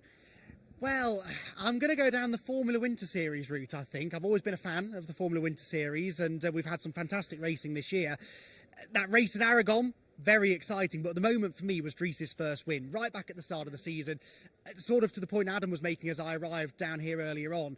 You get this feeling sometimes of a young driver in single-seat racing who is just going to be a name to remember, and I just had this feeling as he won that race that was going to be significant, and I think everything he's proven since then really backs that up. So being there to see him get that first winner's trophy was very special. Yeah, well, I'm glad in a way that you said that, because I thought you might steal mine, which is going to be, of course, the race where Dries sealed the title. I mean, he didn't need to be making some of the moves that he was, but he wanted to win it in style, didn't he? And boy, did he win it in style. I mean, it does bring us, though, to the end of the season. We have had an absolutely fantastic season, and he's been with us for all of the rounds this year, which we've been delighted to have him with us, and we've been delighted to have your company all season long as well. A couple of thank yous, of course, to the GEDLICH Racing team for putting this all together, for alphalive, for all of the coverage that you've been watching all season long, including a special shout out to Herbie behind the camera right now, who's been with me on the grid in the pit lane in Parc Fermé all season long, and of course to Will, who has been our director all season long as well. A special shout out as well to Kieran Mogg, who's also just standing behind the camera, for jumping in on the presenting this weekend with the Heroes Arena, and also to all of our videographers, photographers, everybody who has helped make this season so special, including, of course, all our teams and drivers. It has been so amazing to have your company this season. Don't miss next season. We will be back. See you in 2027. We are racing in the Formula Winter Series for the second weekend. 3 seconds and it does get a mighty run outside of the final corner.